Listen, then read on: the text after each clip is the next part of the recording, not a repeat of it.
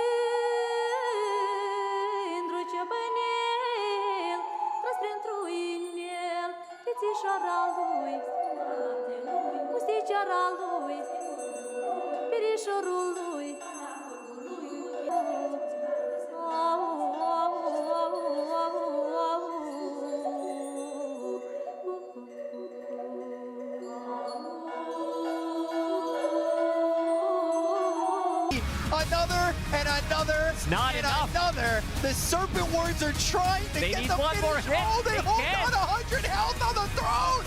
I can't believe it. Uragi, he's gonna die. They have held on with 100 health on the throne.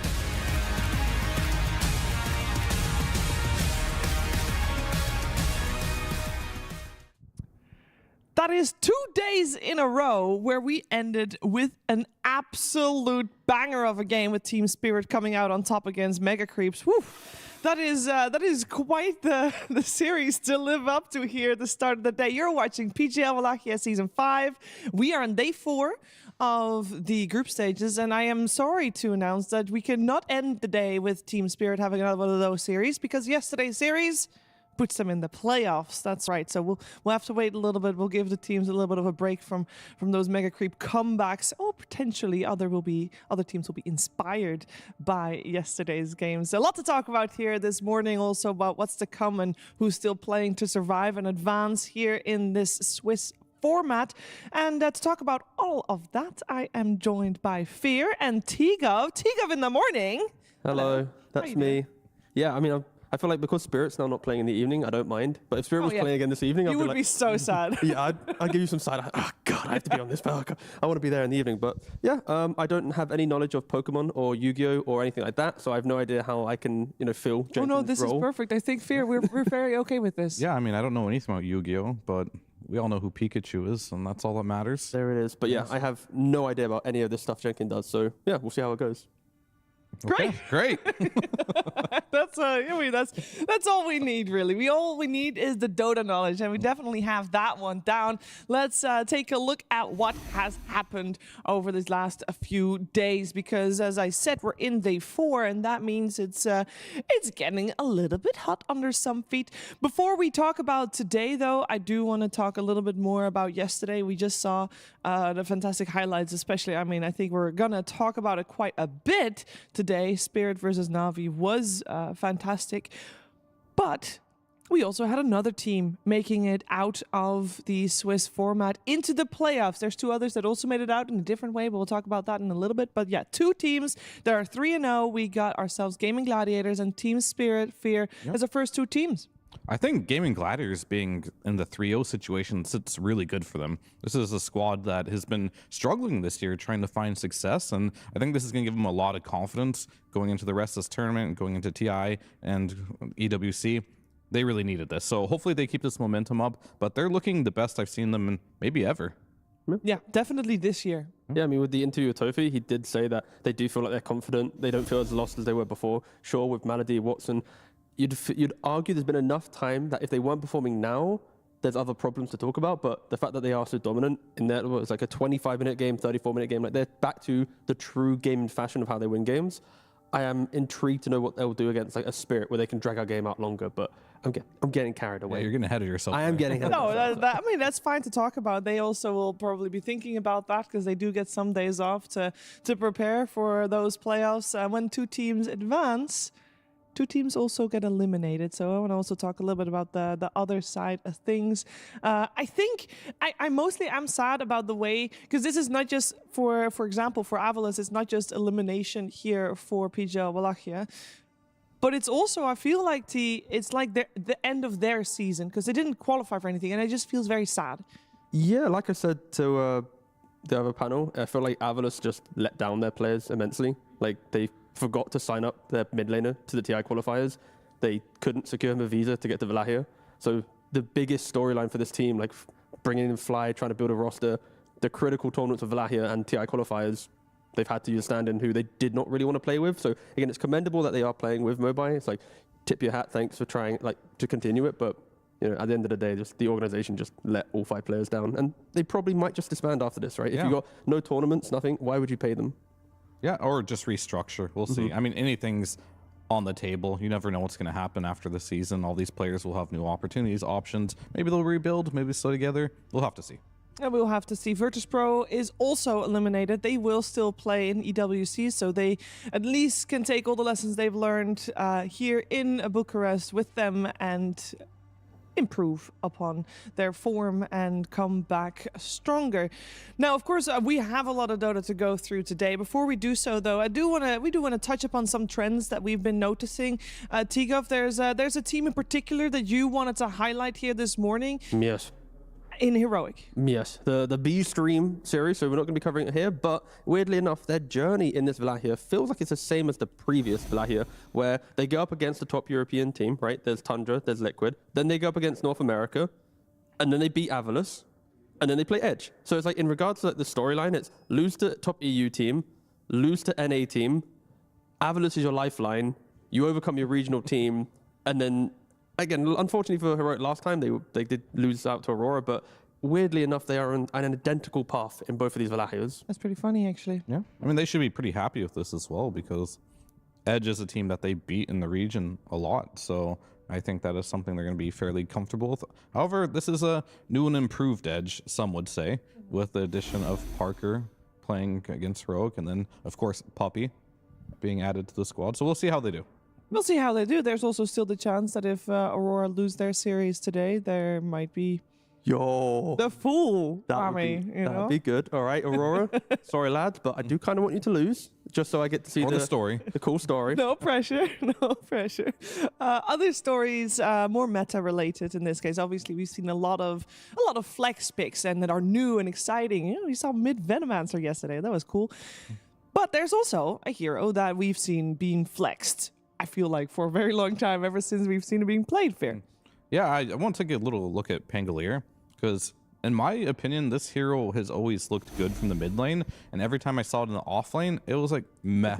But I feel like it's flipped a bit now. Now Pangolier, ASD, he's just now 1-6 in the mid lane, not doing very well, but he's a 7-4 in the off lane. So this hero now seems to be more stable from the offlane position than the mid position, at least so far at this tournament, which I thought was a bit interesting. But Pango is back. He had like a little bit of I would say a hibernation for some time, but you know, he always finds his way back into the meta eventually. But very interesting to see this guy with more success in the offlane. I think I prefer offlane Pangolier for the fact that with the double shield crash facet, you're really hard to kill. And then you're already in the side lane. So when you get your ultimate, you can either kill in your lane or you twin gate and kill there. You're not in the mid lane. You can spot him making that rotation. So, oh, Pango's going bottom, guys, just dodge him. Like when you're already near where all the fighting's happening, it's going to kind of accelerate that. So yeah, offlane Pangolier does feel just better. Yeah, it does so far. Let's take a look what's coming our way today. We have our final day of 2 streams today. On the B stream, it is tough day on the B stream because every single series there is a team. Well, every single series you're losing, you're out basically. All these teams are 1 and 2 here in the Swiss format. So elimination on the line. We got Edge versus Heroic. We got Nigma Galaxy versus Xtreme, and Wildcard versus OG. All 3 of those. A lot of heartbreakers here. Yeah, I feel like they can go either way. Yeah, I agree. There's not a single series there where I'm like, oh, there's a clear favorite. Like Wildcard has had good moments, but not so much. OG had a good day 1, but it has faded. So it's very 50-50. And yeah, just whoever woke up and had a nicer morning. Yeah, all right. I hope all teams have waken up, well, hopefully, and have had a nice morning. That's definitely helping. I know a lot of the teams on A stream definitely will because they're doing quite well. They're cozy. They're all 2-1, and that means that all the 3 series that are on this stream are all for advancement to the playoffs. So we're going to end the day with Navi versus BetBoom. We're going to have Tidebound versus Team Liquid. And before we focus our attention on the first series of the day, Fear, which one of those last 2 series is the one that you're going to keep an eye out for? I mean, I'm still following Navi right now. After their whole run so far, sure, like they've gone 3 games. They've given us the most entertaining games, I feel, or series rather. So them playing BetBoom, of course, within the region, they're making a name for themselves here that, like, sure, there's all these teams ahead of us, like these Power Visions, these Team Spirits, these BetBooms, these Auroras. They want to get in like that top 3 within the region, and they got to beat BetBoom to take that one step further.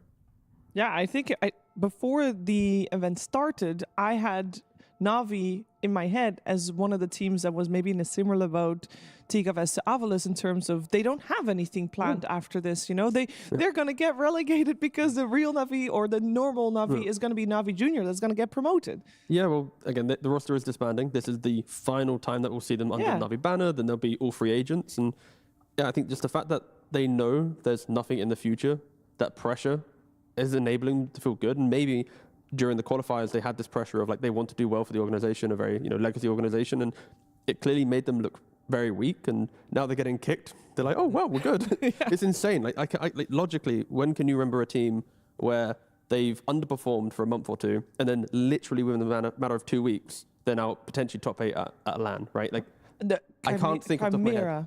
Yeah, other than that one Chimera. The one Chimera. If they do well here, there's a chance they could maybe get a new org with the same squad. So yes, this is their resume card. Yeah, and they're leaving a great impression so far. So very excited stuff coming at the end of the day because Navi will play BetBoom at the 3rd and final series of the day. So only 3 series per stream today rather than 4 as we had previous days. But let's focus our attention on our first series. We got ourselves Tundra taking on Aurora, a best of 3 between these 2 teams. And Fear, these 2 teams, you'd imagine them both are at the top of their craft. I would have thought they have faced each other many a times.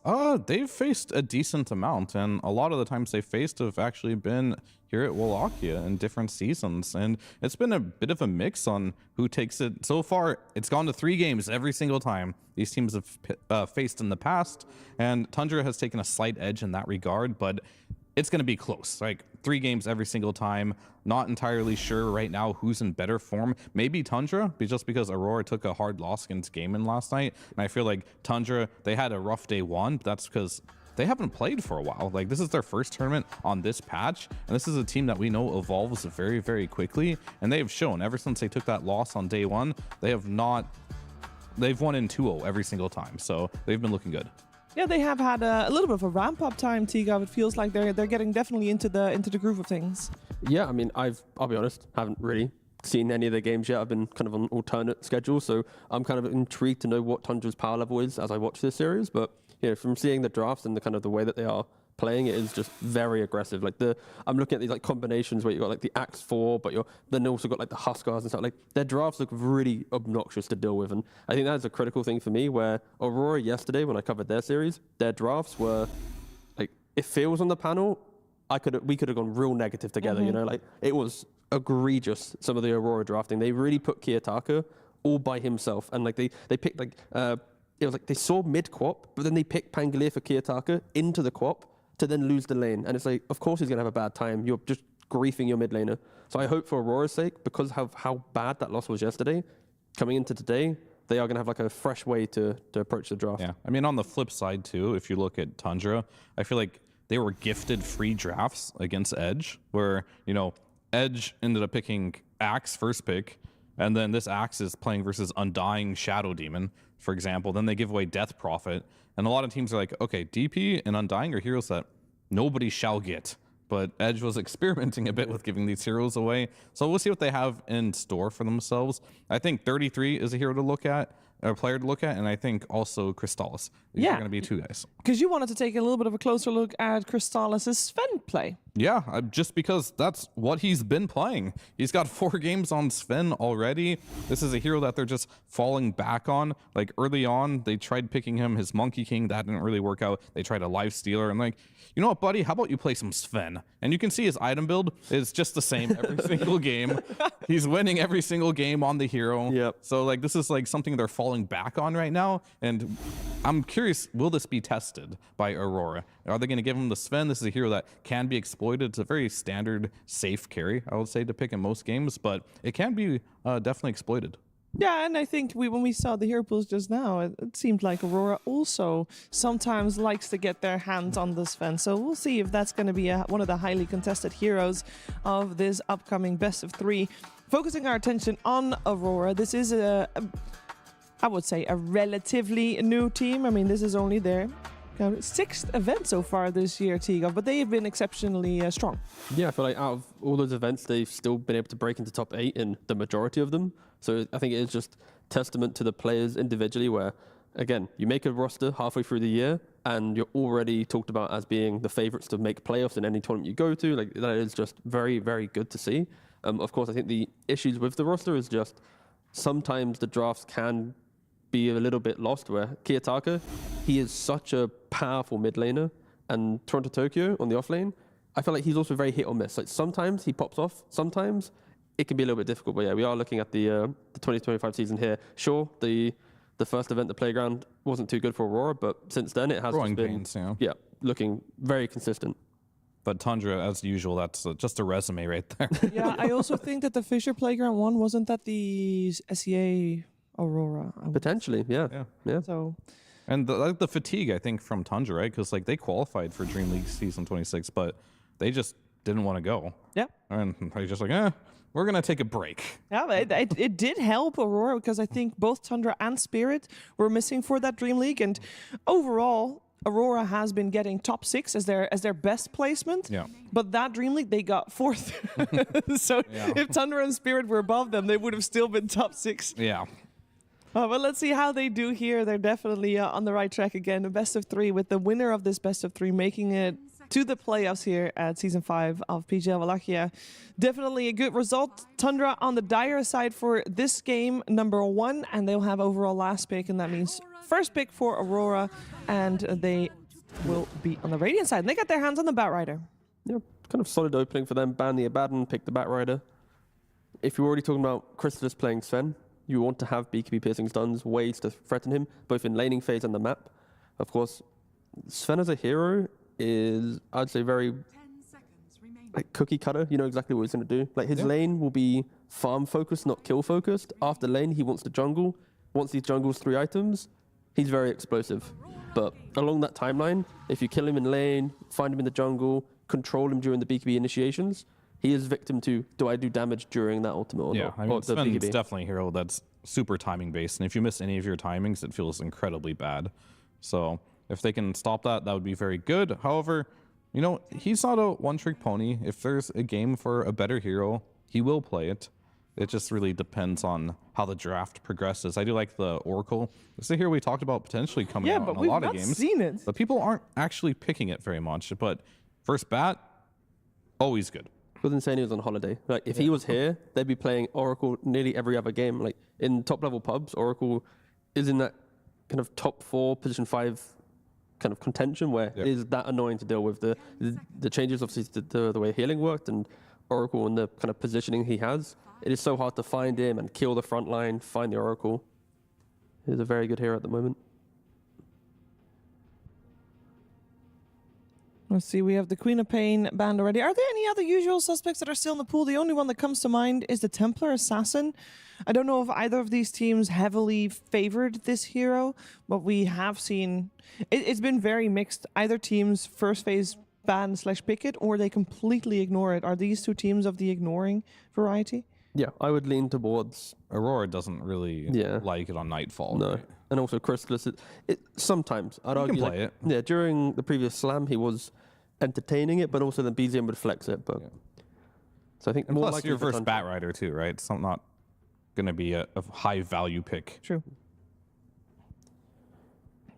We're using a lot of reserve time for this next ban, and they respect 33, they take out the Brewmaster. That is one of the nice things where if you're taking Oracle for your 5 and your offlane is playing Brewmaster, there's so much chaos in the fight, like I said, that it is really hard to find the Oracle. So I don't mind the ban. And that's been one of 33's comforts this tournament as well. He's been leaning back on that Brewmaster on most all his games.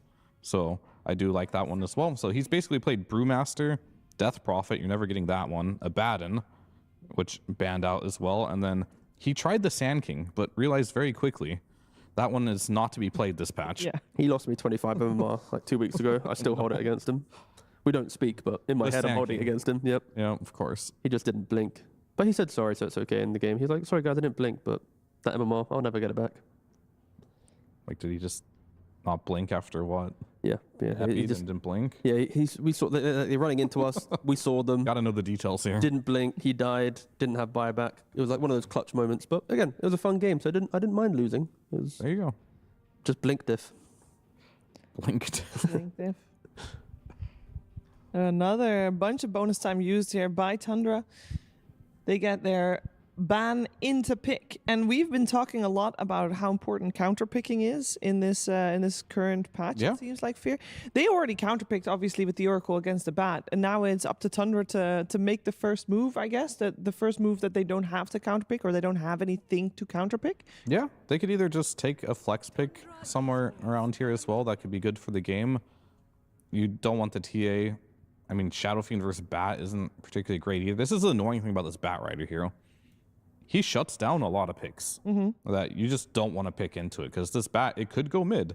We know Kiyotaka does play in the mid lane. If you're not well equipped for that, it could be very bad. It's also really good in the support position. Even if you like are here like Shadow Fiend, if you get sticky enough, flame break back into like some Centaur or whatever it might be, lane could be very difficult. So you have to think very carefully on how you want to do this, and they're just going to go back for comfort. The one thing that Oracle does do for you, it kind of allows you to play any carry you want versus Bat, just because it can, if you get in a sticky situation, no pun intended, Oracle can bail you out.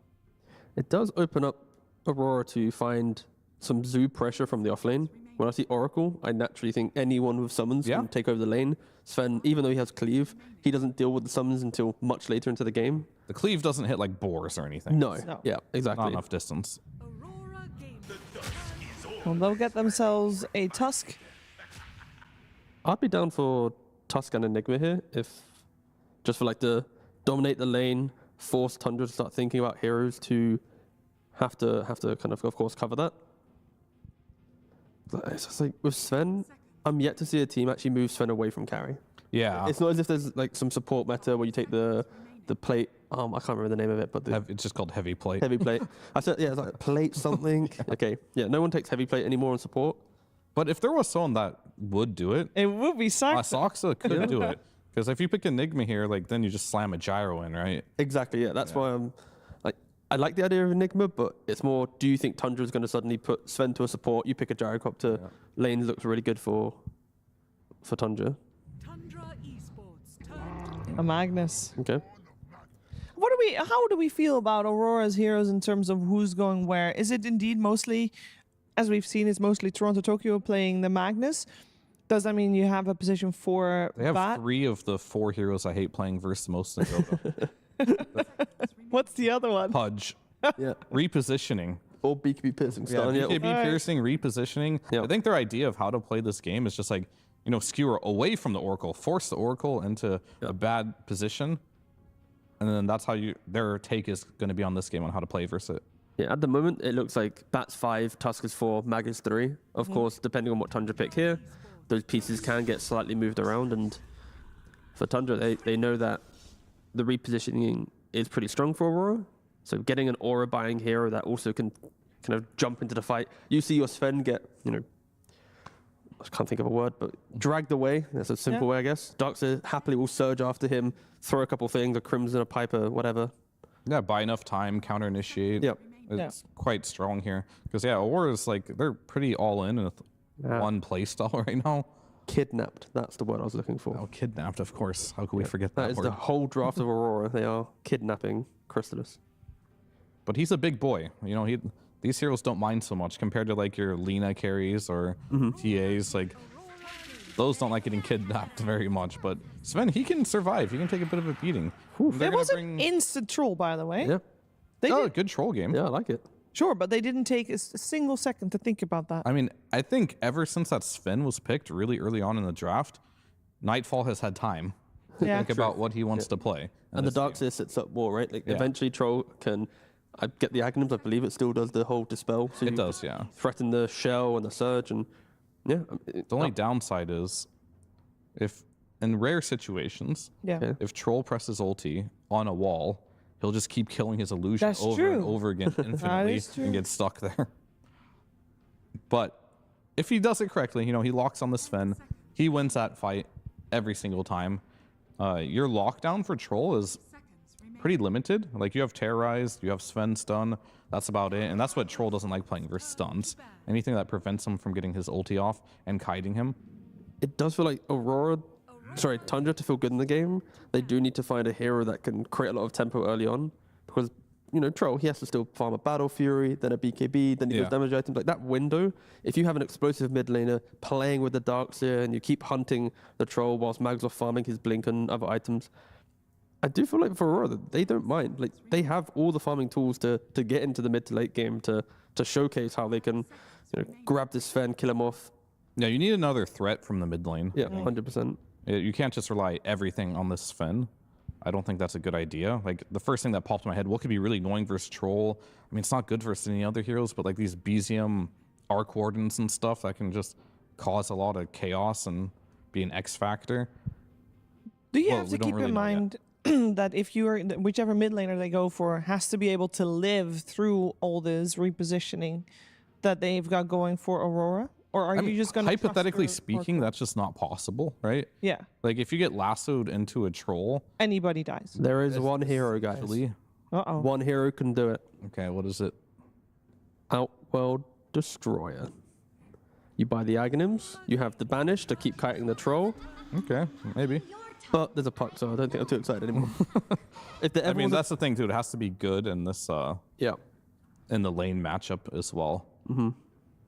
So there is going to be a puck in there, and now Bezium. What does Bezium enjoy versus puck? 10 seconds remaining. Don't think he wants a sniper.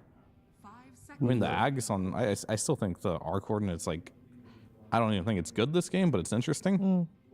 The question is for Tundra, do they want to threaten the puck in lane with Sniper, Monkey King hero, just to stop puck being active, to then play into your team? There's like DK too, which is Yeah. Or do you want more scaling where you understand that even if your mid lane goes well, you're not really going to a Sven lane and killing. You're not really going to the Darkseer lane and killing. They're very passive farming heroes. So you need to be somewhat independent from the mid lane, where you can go kill someone without the need of your cause. I mean, I kind of a would difficult pick. Yeah, I mean, what else could there possibly? Void Spirit, you might look at. Ooh, a Primal Beast. What's that? Is that sound a positive sound or a negative sound? I mean, it's just that. I'm a little. I'm thinking about it because Alright. like the lane itself should be fine. Yeah. You do have BKB Pierce against Troll, which is nice. You have a break, which it's okay. You're tanky, so if you do get repositioned, you don't mind so much. You have a way of potentially getting out. Well, we saw Spirit try to play the Primal Beast in the offlane with Claps. Yep. But it didn't really work out because he was the only one that could go in. I think the key thing here is it's a blade mail hero that will buy BKB, start the fight, and when you jump the Primal with a skewer or an RP or a coil, it gives way more life for the Dark Zero Sven to enter the fight. And I think if you miss execute on a Sven, this game is very difficult. Like one bad blink, one bad God Strength initiation, you are probably just gonna die. So I think they're just trying to make the game easier for Crystallis because BZM is like Primal Beast is such a kind of naturally aggressive hero. You don't care being in the middle. Like, you're And so if tanky. someone else gets dragged off, you can zoom right after them to help them out. Yeah, I mean, it's definitely like a meat shield because if you look at Aurora's heroes, they're kind of lacking damage, and except for like the Troll, he eventually is going to be most all their damage unless Kiyotaka pops off. So, yeah, I mean, maybe BZM's role in this game is just to absorb the damage, reflect a bit back, and buy enough time for Crystallis to carry the game. Yeah. Let's hear some opinions of our commentary duo, the Pixel Kezu. I feel like these two drafts are very, very normal looking, gentlemen. How do we feel about that? What do you think, Owen? I kind of like what Aurora's got. I think, they come in today, done their research, they knew Sven was going to be likely, and they're going to try and hit it with Troll Magnus, which I'd consider pretty strong. Yeah, I'm honestly kind of with Owen here. I'm a little thrown off by the Primal. I do think T made a good explanation for why they wanted it. It's not necessarily the hero I would have looked for. I was also on the maybe DK Void Spirit type train. But I'm kind of liking, what Nightfall and the boys got. Yeah, you're not disappointed by the lack of flex heroes. That's my personal opinion. I mean, we're still getting something a little different, right? At least on our games, we've not got to cover any of the Oracle gameplay, so looking forward to see what Whitemon's going to be able to do with that one. And BZM on the Primal, something different to some of the other mids that we've been used to seeing on at least the morning series. So I think we'll still have some fun looking at those two. Yeah, we probably will have some fun. I mean, I would imagine that that this game, I mean, both teams are playing for the potential of advancing here in Wallachia. So there's a lot on the line here. Surely that extra pressure will create some extra tense moments. Kezu, would you agree? I mean, absolutely. This should be, I feel like most of the first series we've had have been kind of short. I'm expecting this to be 3 games. I think so. 40-minute average on most games. Yeah, I don't think we're going to get any stomps between these two. I think, this, especially with these drafts considered, there's just so much kind of back and forth potential with the team fights and such. Dark Zero on one side, Magnus on the other. Yeah, we could get some crazy stuff. A lot of brawling. Yes. All right, a lot of brawling. Looking forward to it, gentlemen. Enjoy. Yeah, thank you very much, Sheev. Yeah, let's get into the action here, ladies and gentlemen. Game 1 of Aurora versus Tundra. And let's see. I can't imagine one of these lineups just kind of taking over the game and winning it in sub 30 minutes. I'm down to be surprised and proven wrong, but Same. I think we've got something meaty here. Yeah, no, I fully agree. It's also like these two teams, they know how to like stabilize the game, not let it go, out of hand too far, push the side lanes, get your items. They've got the players who like their late games, who like their 4, 5, 6 slots. So yeah, I feel like we're in for a treat. Yeah, let's have a look. Let's have a look here, ladies and gentlemen. And yeah, no, excited to see, as I said, some Whitemon on the Oracle. One of those supports that is not super hot with a lot of support players right now. But Tundra, Whitemon in particular, he's happy to just slap it out as the first pick, ready to make some clutch saves and, of course, enable his cause, Crystallis and BZM in particular, that big old Primal Beast that's going to be looking to get in on the front of the team fight. I'm also just a big fan of Oracle, like not just against the Batrider, which is what they opted for in this game, but just overall, it's so nice for a lot of mid heroes, of course, knowing where the next rune will be, which rune it will be for your mid heroes, another factor into the Primal. Let's see the bounty runes here. That should just be the 2 for 2. Actually, wait, Willow's in position. They're gonna be able to get 3 of them. Yeah, Saxa Saxa with a good steal. was able to sort of chill down there. Nobody was there to hold it, so Tundra will start with the 3 bounty runes. Well, they gave up 1 rune to try a little play on 33 here, but looks like he had a good read. Not sure if he saw any of them or if Saxa spotted them, but nice discipline from him.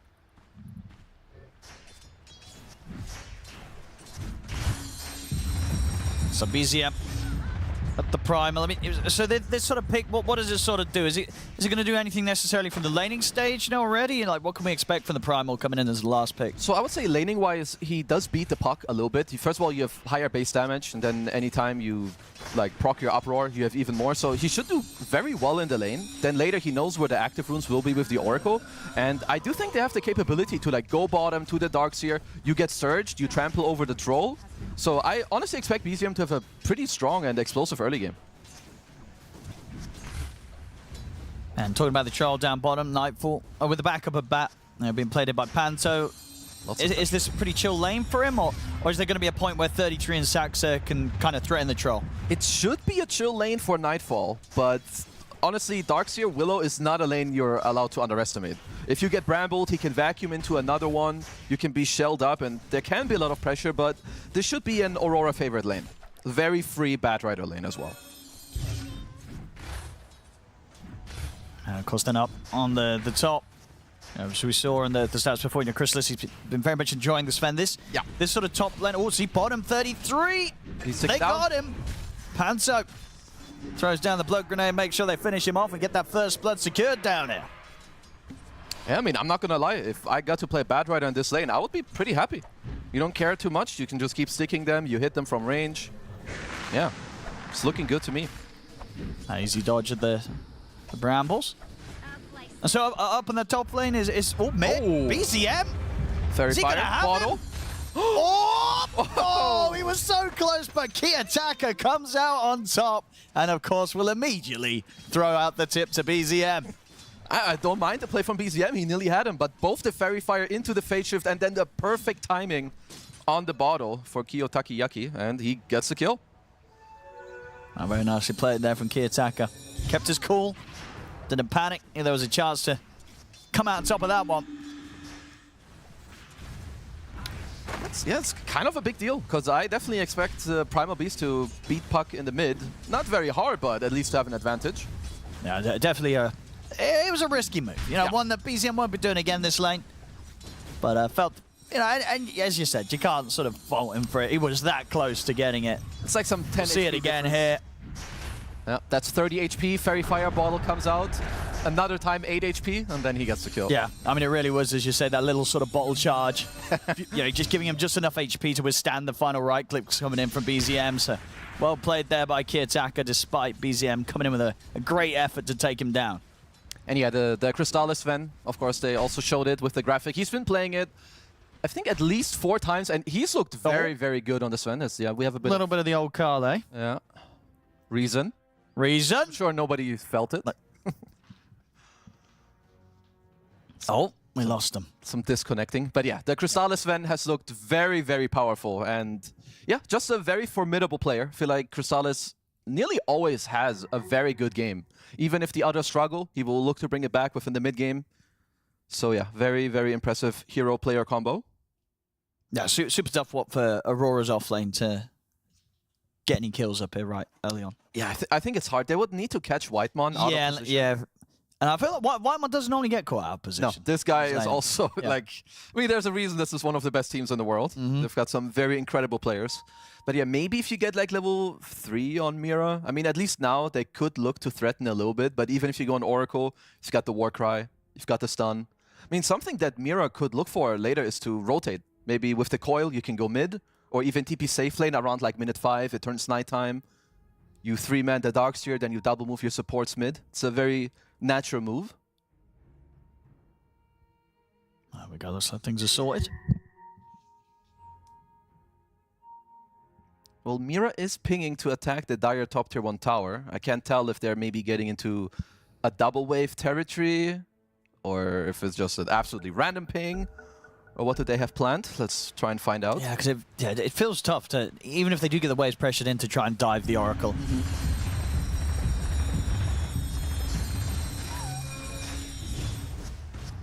Mid continues to be very, very close here between the two of them.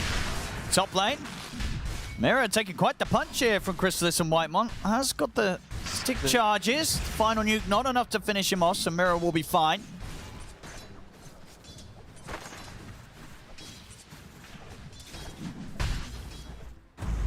Down bottom. Whoa. Panto taking quite a few tower hits for that effort to try and find 33. We'll see if they can get the vision for the Shadow Realm hit. They can't.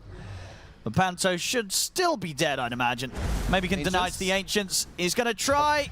But 33 with that Iron Shell damage, make sure that the deny will not occur. Gets the kill. It is a very big kill, because I have to point out, 33 he only has 8 CS. So getting to this Vanguard ever so quick, like ever so, I don't even know what the English way is of saying it, ever so quickly. That's it. That's it? That's it. Because he really needs some gold injection, because he's hurting in this bottom lane. What's the German equivalent? Super schnell. Sehr schnell. Yeah. Sehr schnell. So schnell wie möglich. As fast as possible. Yeah. Oh, BZM, you Oh, he ain't good. good? He ain't good at all. He's dead. And something's happening. Oh, he's dead. My goodness, he's kicking off on both lanes. See if they can get 33. Now he's going to opt for the TP out. We'll save him. Oh my goodness, yeah. What's both Crystal lanes. is doing And look, here? up top. Where's he going? He's dying. That's not his side of the map. He's dying. He might be fine. I think we've got an orb into foil maybe soon. Can he play his way out of this? Oh, he can't. He's really good if he gets out of it. Oh, dude, he might get out of it. No. Oh. No way. Ah. You hyped it up pretty well. Yeah, you know, he nearly. Now, when that shard came in and he gets That's pushed true. over, it's like, whoa. But then again, it's it's a puck. You know, That's true. Kiyotaka easily able to chase. Let's see. Active Rune is coming up soon. I mean, Kiyotaka at least doesn't have mana. Grab him. Oh. Bam. He does. Okay. Lift in the wave. Mirror is here. He just kills him. That's hilarious. Okay. Mirror's gonna be fine. That's probably one of the funnier kills you're gonna have. Just grabbed him and killed him. Yeah. And now Panto's dead. dead Also. too. It's kicking off. This is great. It's kicking off here in this early game. Yeah, it absolutely is. Nice. Everybody's just everywhere. Yeah. I don't know who's like this kind of calm. Who's this benefiting? I mean, this Like, right now definitely Tundra. No, Tundra? like this weird ass double kill mid. Kiyotaka, he had an amazing first 6 minutes until he was like, I'm gonna go mid with no mana And just gets grabbed. and let myself get grabbed. Does TP bottom and find Saksa? And BZM's here. Uh-oh. Grab him. There Yep. we go. Bam, bam, bam. Brambles already being used though, so they have no follow-up route. But they will be able to make sure that the Dream Coil is not going to get anything done aggressively. Kiyotaka's kind of like, he's like, where do I go now? So, we'll Gonna get go Courier. kill some couriers, use some orbs again. He wants to go back to mid or not really? Well, I think he does, but Saxon's not letting him. New orb. Seems like he eventually will make it back to the mid lane. This is so strange. 3-3 has 14 CS at minute 7, but a fully completed Vanguard. What's on? Uh-oh. They're trying to get Chrysalis. They're going to get him hit. Cannot be bailed out quite yet by a White Mom. 3 heroes will do the job. He did probably get skewered back. I will say that Sven overall does care about some of these heroes. Like Bad Rider overall, at least in the early game, very annoying. You get stickied up or even lasted later. The skewer out of position. So they do have tools to deal with him in this game. Dyer's We'll see around the mid. Well, Active Rune is coming up in 15, and Tundra know exactly where it will be We and should which one it will be. expect to see some numbers turn up Oh, here. we hear Grabby. He's going to be fine. Still taking a lot of damage from this. They've dropped the Dream Coil, Oh, he broke it. but BZM's got backup. Whitemon's in. It's able to keep BZM safe. Kiyotaka's going to try and push forward, but BZM's fine. Panto dies underneath the tower. They're going in with the snowball on towards Whitemon, but he's got the stick charges. Saxa and BZM, can they get back in to help out? BZM's still a little too low. He's going to head down bottom, gets himself the rune. Arcane Toronto's rune here. ready to go. BZM's going to consider maybe going back in on this. Does BZM want to save Saxa, or is he just going to let him die? Let's find out. He's going to come in now, but Saxa's already dead. So didn't feel that he could get back in on the 3 of them in time to help out, despite having the Arcane rune.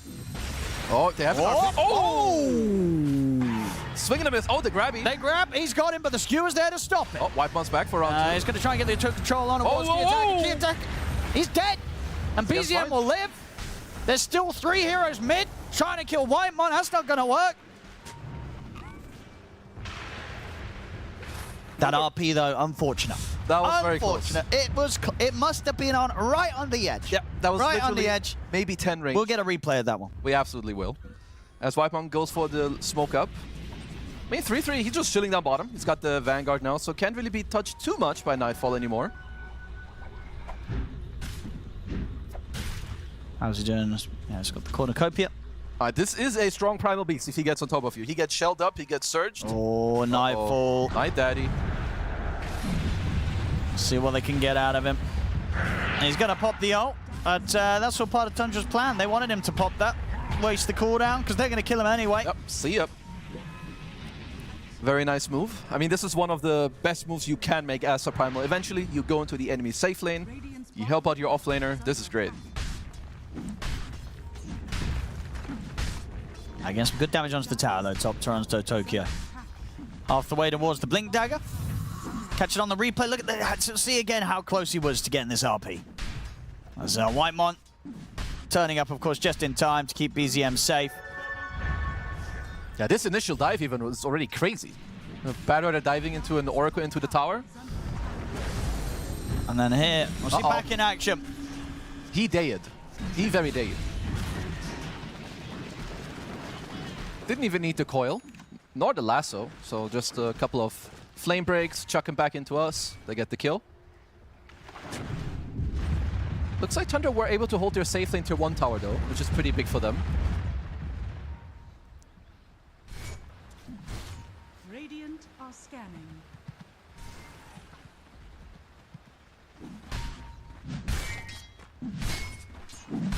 A close game, really. I mean, who is suffering the most out of this? Because both carries are doing fine. Everyone is kind of, I feel like even with that death death down bottom, you know, Nightfall's not that, you know, it's not that bad. It's like the kind of game where everyone is pretty content with what's going on. Like everyone has what they need in order to play. So we'll just continue to see more fighting and more brawling, because really, why not? There's a 2-man smoke, so it looks like they want to fortify Toronto up here, maybe help him take down this tier 1 tower. Panto is coming as well. We'll see how much they want to dive here if they find themselves a target. Mira.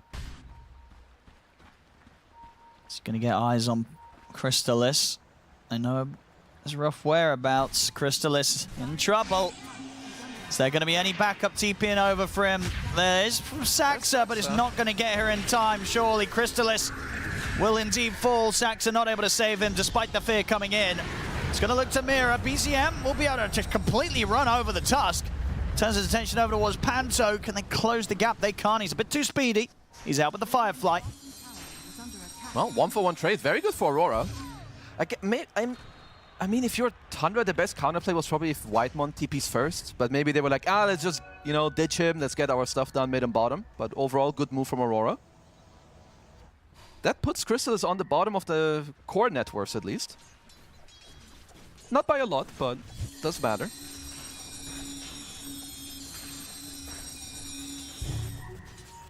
So the 6 down Whitemon. Bottom lane.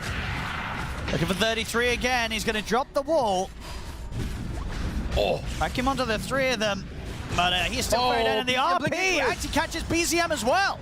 BZM, though, still able to turn and get the grab on Toronto Tokyo. Toronto Tokyo caught by the root. Good angle there from BZM as he goes crashing back over towards Mira. Mira will manage to snowball up to the high ground. And key attacker and Nightfall, they're considering maybe getting back in on this. It's a bit too tough. BZM pretty much full HP. He is a tough target to kill. Just have to be the 1-for-1 there between the 2 offlaners. That was a very, very fortunate vacuum by 3-3. I'm pretty sure he cancelled the skewer when Toronto blinked in. Otherwise, pretty sure he just dies for free there. But at the end of it all, 1-for-1 trade. Timing's going to be there, though. Here for Nightfall, 13 minutes in. He's got the full Battle Fury on the way out. So good, solid timing. He's going to get dove. See if there's going to be any saving. Nightfall, there's not. BZM absolutely just rolling over them. Just beautiful control here between his onslaughts and pulverizes. This primal beast. It's doing quite a number here against Aurora. Did get his blink cancelled. Here's the surge. Blink in 2. He's still going to be able to close in on him, Panto. He's going to try and flame break him back, but yeah, BZM closing the gap on the bat. The miss. Panto's going to live. The good old Sister Shroud. Don't we all love it? Dumbass item. Oh, BZM, he's going back over. He might actually just get the chance for a key attacker instead. The orb's already been used. I mean, sure, he didn't kill the bat, but he just backs off and says, well, you know what? I've still got a pulverize ready to use. I'll kill the puck instead. Nah, BZM is absolutely owning, and this is why item decisions matter so much. He initially had a Blade Mail queued up. Without this blink, none of these plays are happening. The troll wouldn't die bottom, and nor would have the puck died here. Yeah, no, the blink is just way better this game, especially just. You know, you get the Blade Mail to sort of turn them off from hitting you, but as we're seeing at the moment, Aurora don't really want to hit him because they just kind of feel they don't have the damage to kill him. They really can't. Like, so he's going to live anyway in these situations, BZM. It's just all about getting in position, and his positioning has been perfect. Yeah, like if you turn on him, there's a Darkseer Vac Wall, there's a Terrorize, and an Oracle saving him. Yeah, it just never feels good to go on the Primal anyway. Well, at least with that, Aurora still, the game is about even. Tundra did just get a very slight gold lead. I've got the blink ready to go here on Toronto Tokyo. Could be fishing for a big RP down bottom. Good read by Tundra to back off here, at least for now, or to wait for reinforcements. Because Aurora are not showing a single hero on the map. I'll see key attacker now. Sax are going to scout out the situation. Toronto Tokyo wants to look for that big RP. Sax will get the fear on the three of them. Terrorize. Good wall. Sax is going to get healed up as well by Whitemon. There's the jump. They'll get the kill on a Saxa. Snowball over towards 33. They'll drop the coil down onto him as well. He's close to tier 1 and still has backup, so still a bit hard for Aurora to dive on. BZM's ready at the side. Panto's on top of him. No, still BZM's able to blink away. Panto not quite able to get any damage onto the Primal Beast before he could jump out. Well, Tundra aren't too interested in a fight, as Crystallis is still up top. God Strength is not available for him. And they'll be happy with this, Aurora. They don't get big kills, they just get Saxa, but they do get the tower. Free up the space continuously here for Nightfall. Yep, so he does, pretty much keep on level with that at the farm of Crystallis. Continues to be an incredibly close game here to start this day. You get some map control. You still keep your ults available on both your playmakers with Toronto, Tokyo, and Panto on the Bat and the Magnus.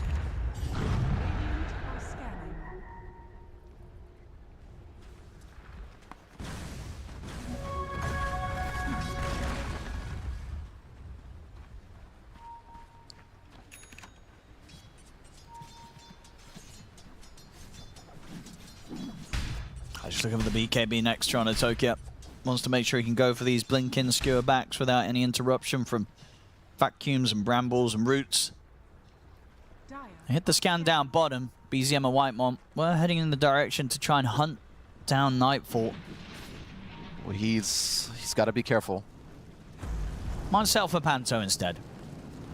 They don't quite catch the trail of Nightfall, but Panto, of course, cutting these waves is a little clearer where he stands. He's very quick, and he's got the blink also. Even if they break, he's got this high ground ward to protect him. It's hard for BZM to grab him here. Oh my! He's still going to get him. Gets in on top of him, and yeah, I guess Panto weren't ready to blink out as he saw him coming around the corner. I mean, you don't really expect BZM to break his smoke and then blink straight on top of him. Check this man out. Considering how BZM's playing so far, I feel like you have to. Yeah, that's true. Like BZM, he will find you. He absolutely will. Goes up top, gonna push out that wave for now. They have a fully completed Yules as well on Saxa. I mean, the game is still very even, but if I think of like maybe how the next team fight start out, Tundra have so much counter engage when you like go in with this lasso RP. I'm a little worried for how the next fight starts here for Aurora. Yeah, I think we're definitely sort of seeing that. See it. BZM. Quick Yules. They got the RP. It's on a BZM. Immediately, False Promise comes out. Lasso's there to lock down Whitemon. They drag him back. They've killed off the two supports. Crystallis, though, turns up in return. He'll be able to cut down both Key Attacker and Mira. And Toronto Tokyo stuck up on the high ground. Gets taken out as well by BZM. So Tundra, the trade is theirs. Crystallis, of course, turning up clutch, making sure that he doesn't miss out on the team fight this time. Oh yeah, I mean, the tier 1 mid paying off very, very big here for Tundra. You can just instantly reinforce. That's a 2-for-3 trade. You only lost your subs, and you might just get the tier 1 mid of the enemy team.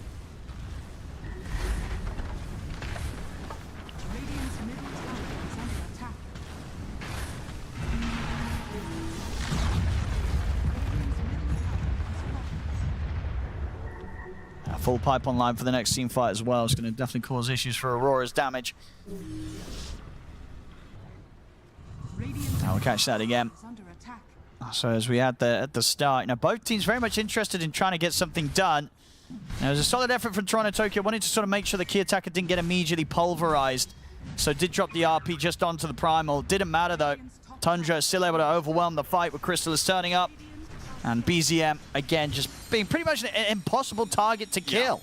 And especially with this Whitemon Oracle backup. Yeah, his game is so good. He's closing in on a BKB. He only needs 1,000 gold.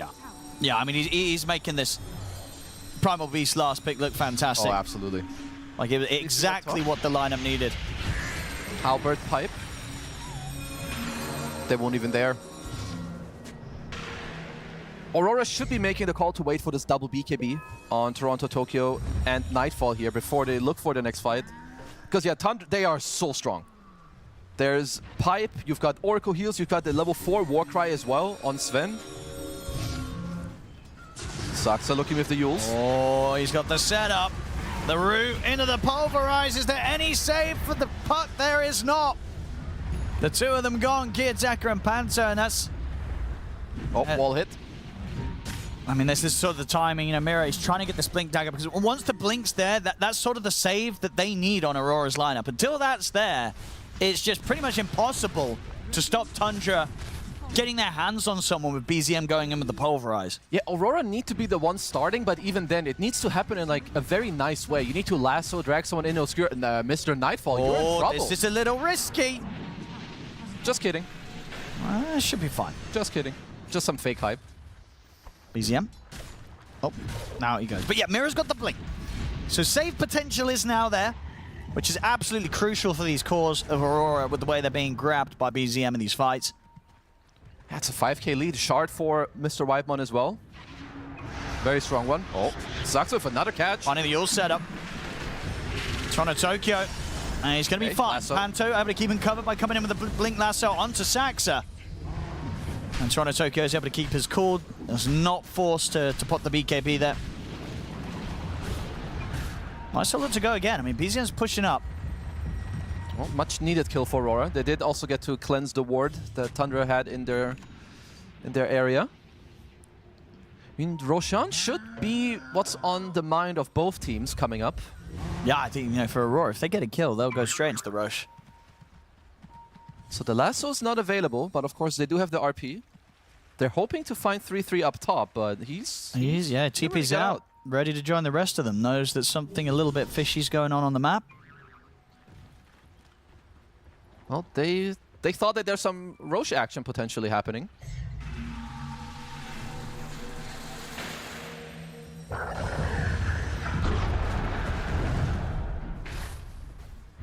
Now, Aurora, I will not find anything but the smoke.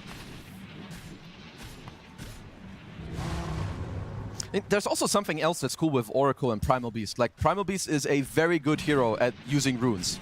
Shield rune, haste rune, amplify. Even now he got the arcane. And they always know where it's going to be and which one it's going to be. Like, BZM's game, I don't think it's going to stop being this good anytime soon.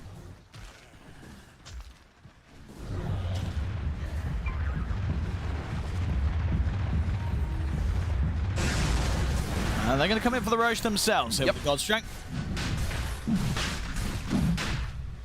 And Aurora not anywhere close enough to be able to have some sort of say about this. They'll start sweeping over towards the mid. Now, isn't the quickest of Roshans, but they're getting away with it. It's more than enough space. They can do it very safely with the amount of tankiness they have. So Crystallis, he'll have that Aegis ready to go for the next fight. It is quite hard to get through these cores now if you're Aurora. All of the cores are incredibly tanky and they have an Oracle behind, which means if you're Aurora, you need to either get the cores out of position or go around and kill the subs first.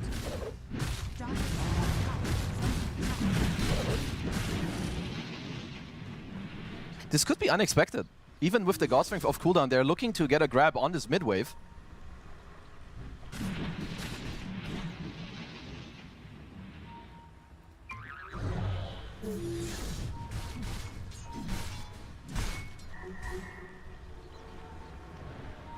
Oh yeah, Aurora just know that any sort of fight they try and enter into right now whilst the Aegis is there on Crystallis is probably not going to be a good one. They need to get the next set of items down the Aghanims, very close for Nightfall.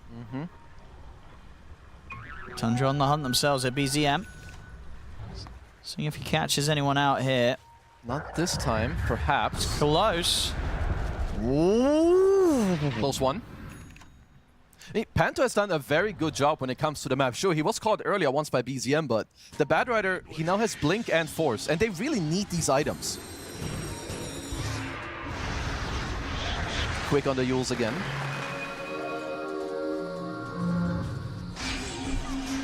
He's going to go with the Dream Car, but Chrysalis is in.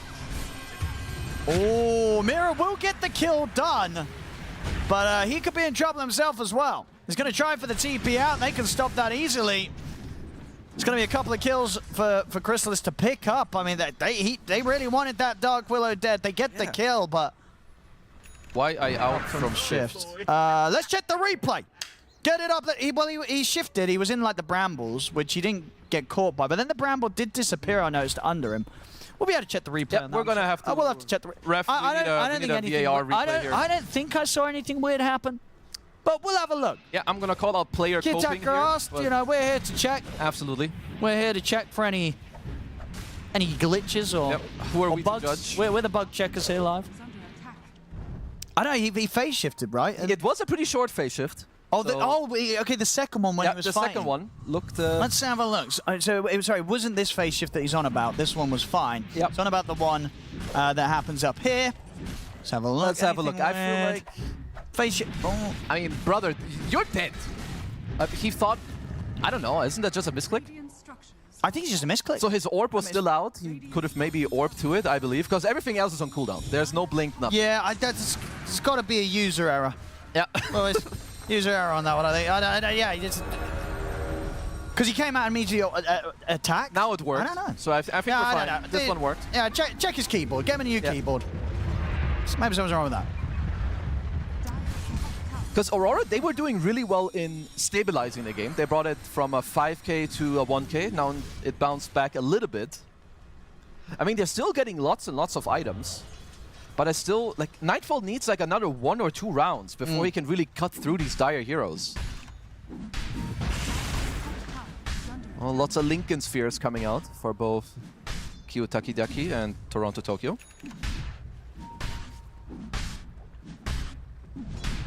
And I'm making sure not to fall too far behind in gold here, Aurora. Again, able to avoid sort of Tundra coming up here. It was kind of funny. Saxa was scared. He went through the gate and instantly ulted himself just in case they were there. I respect it. Let's see. 33 looking to build into a scythe.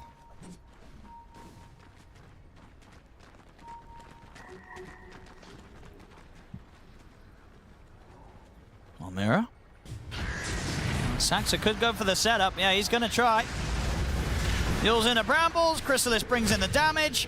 Mira will get the punch up in a snowball. Blink is on cooldown though, so no chance for the blink out. Yeah, Beyond Godlike on the Primal. Shield Rune available. BKB available. Trying to catch on Kiyotaka again. Still be fine.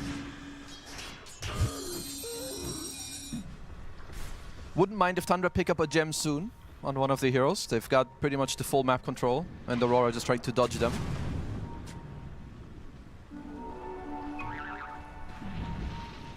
Must be nice as well. They could get the haste rune here.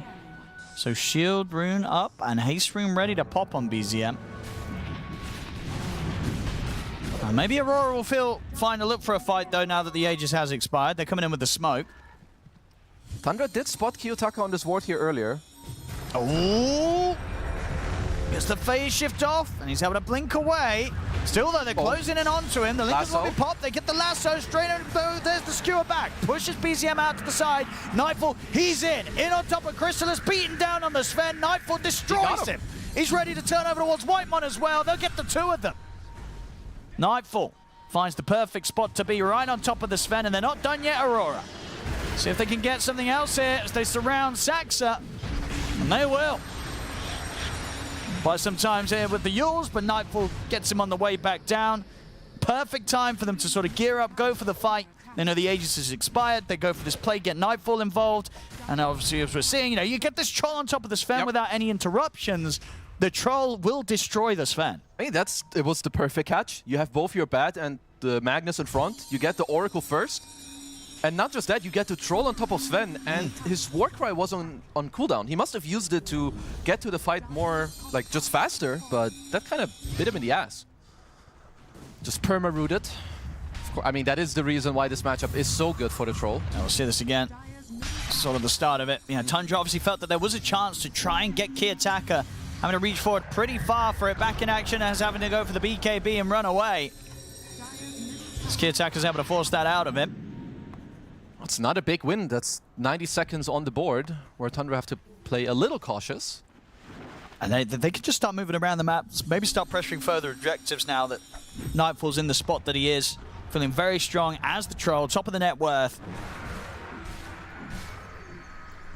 And Tundra, they absolutely have to find a way to lock the Troll down in the team fight, or at least have options saved to be able to separate Chrysalis from the Troll if Nightfall gets on top of him. The Lincoln Spheres are really paying off. If you're Tundra, it's quite hard to initiate now. Your Sven can't go Blink Stun. BZM can't go Blink and grab them either. They're gonna have to find a way to really cut through those. I mean, even 3-3 is Scythe of Ice. It's gonna get blocked by the Lincoln Spheres. Someone's gonna have to break it. Now taking the towers here without much sort of response from Tundra. They finished off the tier 2 mid Aurora, putting a lot of pressure as well onto the tier 2 bottom.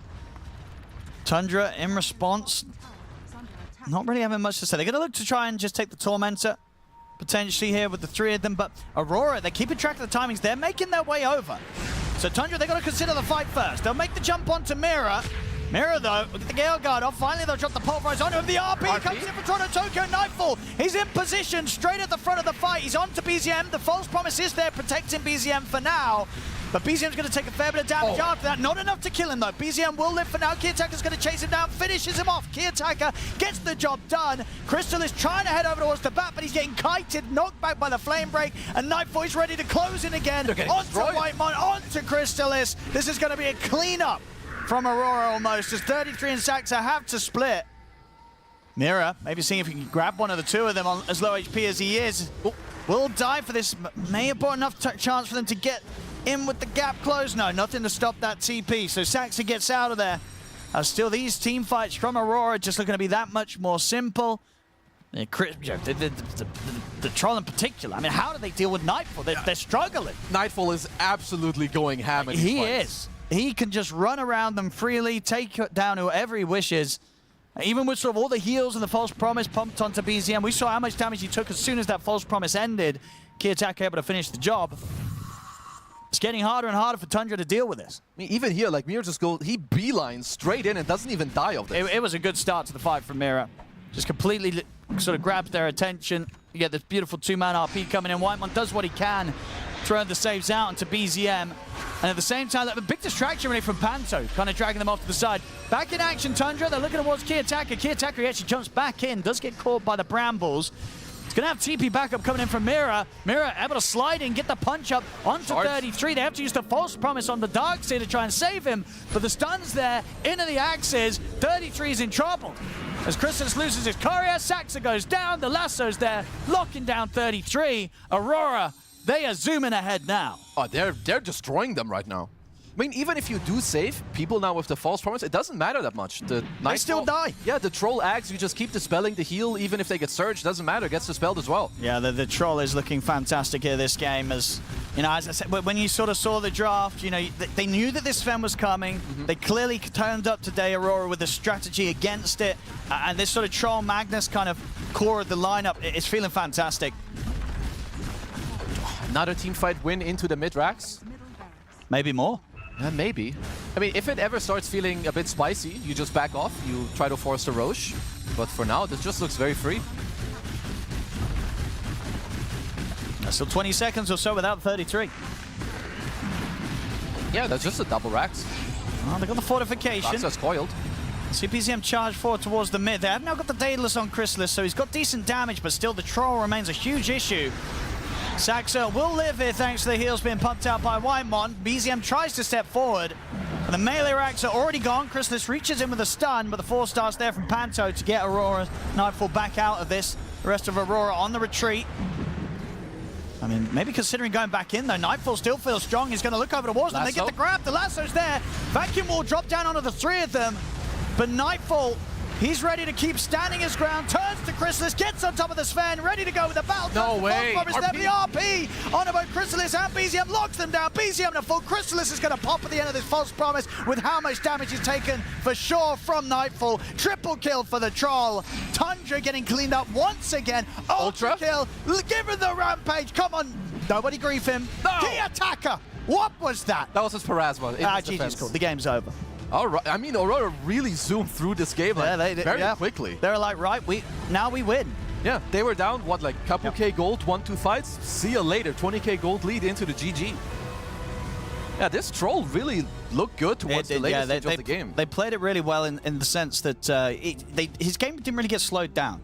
Just what the 3 deaths, but outside of that, Nightfall, perfect sort of farming patterns to get to where he did. And then when they chose to go and they knew that they could go, it was pretty much game over for Tundra from that point onwards. Aurora just were like, right, we're ready to finish this. Yeah, really great spell usage too, like just allowing Nightfall to get all these attacks off in those fights. I will say, I think BZM's refresher choice, I don't know if I like it too much. I think the axe would have been better, but yeah, Aurora looking good. Yeah, absolutely. Very, very nice strat here against what Tundra was coming in with. Aurora able to close up this first game. Thank you very much, ODPixel and Kezu. They do close up that first game. It was a little brawly back and forth, but I think the moment when Aurora won one good fight kind of was the end of the game. I kind of felt like Tundra ran out of steam. Here to talk all about is Fear and Tigov. This game, it started so even, Tigov, and then it was just not. Yeah, well, when the game didn't require the full team to step up, it looked really good for Tundra because BZM, like we saw, the Blink Dagger, this early like pop-off potential he had. There was a awkward death he had against Kiyotaka in the 1v1, but after that, it was keep playing the map, keep going aggressive. And unfortunately, as we were kind of worried about in the draft is, when does Sven enter the fight with confidence, playing into Troll and Tusk and Batrider, all this, and yeah, I feel like they just played the draft really, really nice in Aurora. Like, sure, you have to deal with Primal Beast in the early game, but you weather that storm, you get your items, and then you hit a couple RPs and coils, and off you go. The game's going to be yours. Yeah, we always were worried about the damage that Aurora would have in the early game, and for a rightful reason. They didn't have very much damage. We saw all these early game clips, so you're not getting too many kills. Primal can do whatever he wants, but Primal's a hero that doesn't scale as well as a hero like Magnus does, for example, in these fights. And when Troll does get online, you are playing the Sven versus Troll matchup, which is terrible. It's a really bad carry-to-carry matchup.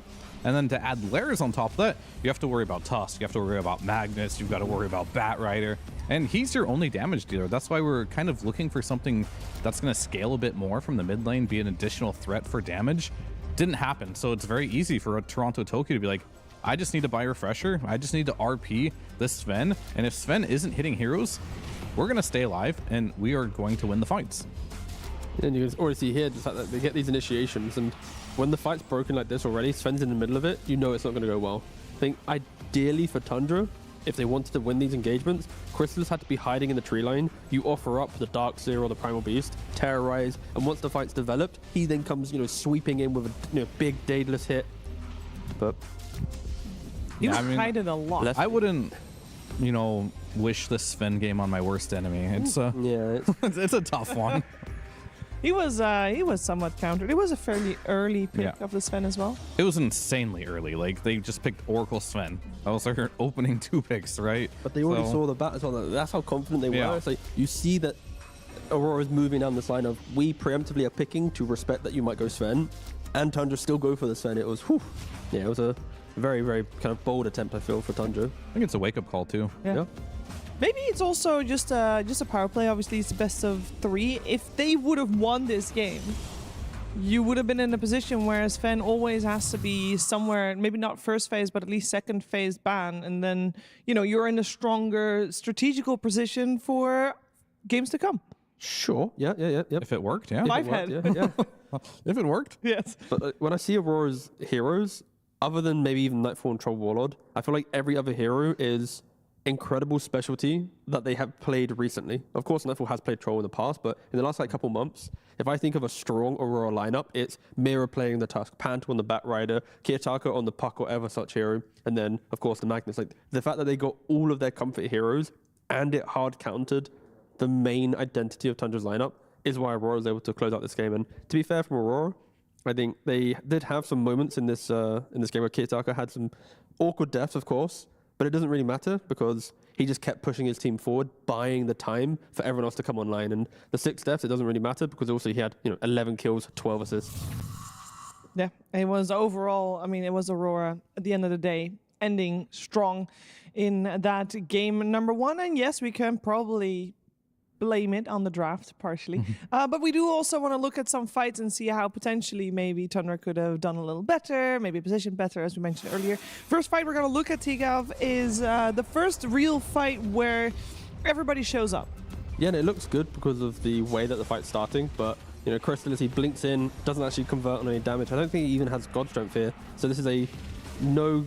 Does he have God Strength? I can't tell. I'm too blind. I mean, it doesn't even matter. It doesn't actually even matter, but the whole start of this fight is like, they have the high ground on Tundra. BZM's in the low ground. You'd think on paper this is how they should take the fight, but it doesn't matter. There's just nothing. And the fact that like we have all this farm, you're expecting at this minute mark, Tundra to enter the fight with more just... Actually, he doesn't have God Strength. It just comes back off cooldown. So that is even worse for the clip. I thought the clip was more about them finding the Sven. That's Tundra taking a fight when God Strength's on like a 10-second cooldown. That actually, that clip's... Oofed. The worst part is like if you're ever in a situation where Troll presses R and you're in front of him as Sven, the fight's over, regardless if you have God Strength on or not. It feels like every clip that we could ever show you, Chrysalis was hugging Nightfall. Yeah. Like, let's see if that's the case in our next clip as well. Fear, I believe this one is for you. I mean, I could take it. I think it's all these are going to be very similar on how they play out, right? It's going to be Crystallis, he's going to get controlled at some point. He can't find the right opening. You get the vacuum. Primal's trying to do things. Here comes the God Strength. He goes in. He's trying to kill a Bat Rider. Okay, that doesn't work out. He didn't even have lasso anyway. How many times and now all of a did he sudden hit? you're RP'd. You have Troll on you. You're dead. So like I said, I wouldn't wish this game on the worst enemy for a Sven gameplay because I honestly can't critique him too much because I feel like this is an almost impossible game to play. Who do you go on? The Magnus, the Bat Rider, the Tusk? You can't go on the Troll. Like, who do you kill? It's the equivalent of how Aurora drafted yesterday, where I was baffled, like looking at Kiyotaka, like how can he play the game? Because they're picking this hero into it. And now for Tundra, it's like they've picked the Sven. And I think maybe the other teams just haven't punished Sven at all. But the fact that Aurora have gone, no, we're going to make sure that this Sven, it's a good hero, but you need information. To pick a Sven blind is very bold. So Tundra have learned a very, very valuable lesson from this game. Like, I think the only way they win fights is like 4-man vacuum, Sven stun, delete everyone. I thought that was their only play option. But Yeah. that's pretty hard to do. I was going to say, I don't think that happened once that game, because you also have to hope that you do enough damage in that time. One more thing we would like to show you guys. It is regarding BZM Tigov and his Primal Beast. A stellar performance from our young BZM, of course, at the 24-minute mark. He was 9, 2, and 5, and I think that we have to give praise to him where he gets the last pick Primal, he goes for the early Blink Dagger, that was his first item, then goes back for the Blade Mail, and a lot of the tempo from Tundra was because of BZM on the Primal Beast, and you just have to say, like, if any other aspect of Tundra's lineup had slightly more map presence in the early game, it could have been a very different game, but no, BZM, he was pulling an absolute shift for his team, but the rest of them just couldn't step up to his performance. They could not. Potentially, they can do so in our next game to come. Game number 2 coming your way after a break.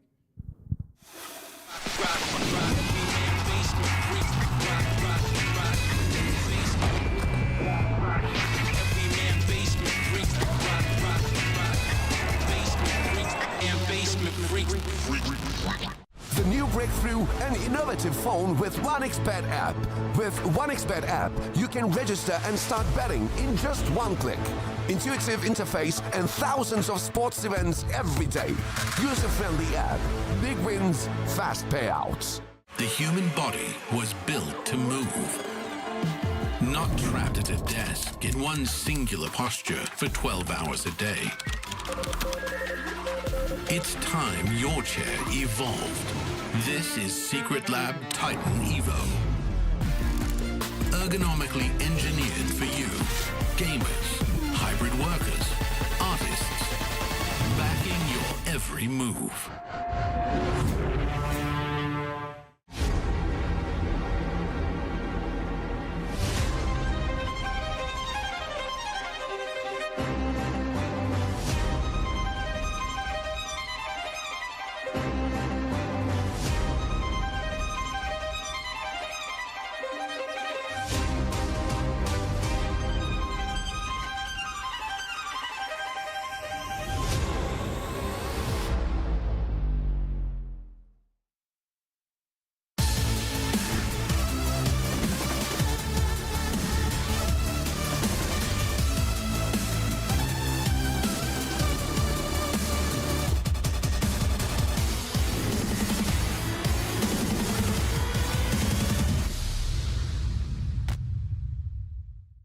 I'm here with Saxa from Tundra, and we're going to have a conversation about how they're looking to do here at Wallachia.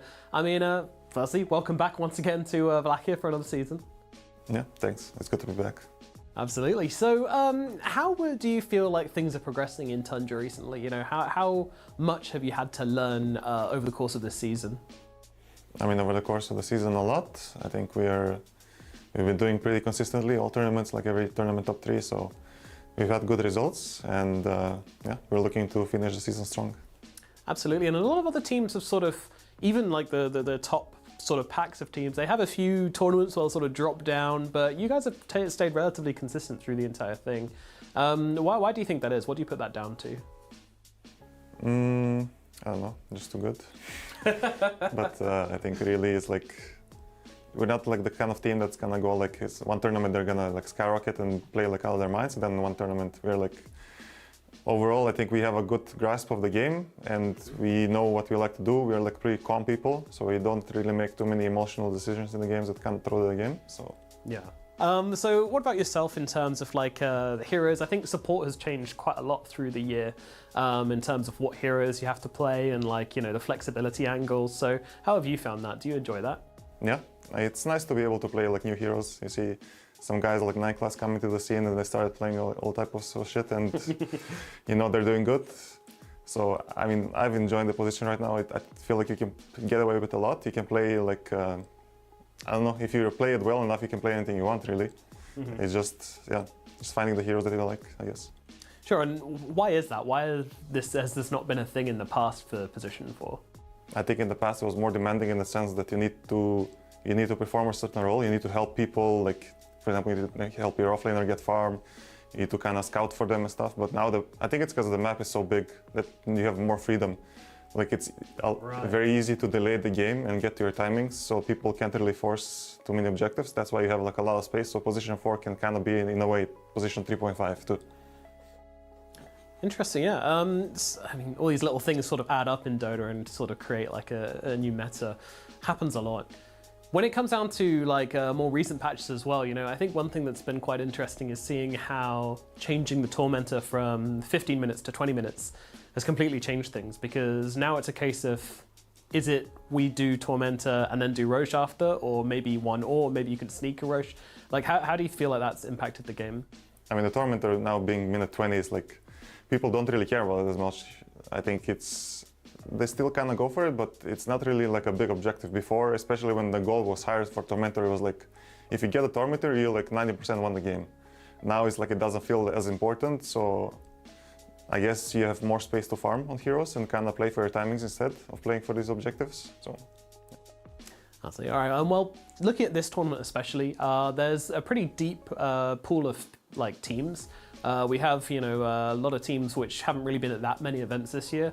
Do you find a lot of value in playing some of the smaller teams rather than just playing consistently against the really, really good, you know, top 5, top 6 teams? I think it's more entertaining from like a viewer perspective. If you compare it, for example, the first Wallachia this season, which didn't have most of the top teams from TI, it was like one of the most entertaining tournaments we've watched, because you have these new teams coming up and it's not like the same old people playing against each other and they kind of use Dota. There's like no kills happening, but here it's like more chaos, I guess. And you know, sometimes when you play these teams, you can also be not in your comfort zone, and I think that makes for more entertaining games, I guess. Excellent stuff. All right, and I mean, are you aiming for top spot then here at this tournament? You know, obviously, I think for a team of your caliber, you're always aiming for top. So, you know, who do you want to play in those grand finals if you are to make it? I mean, I just want to stop Liquid from creeping, I guess. Yeah. Good stuff. Take down Liquid. Yep. See what you can do. Alrighty, Saxa. Well, that's all from me. Thank you so much for coming and talk to me, and good luck at Wallachia 5. Thank you.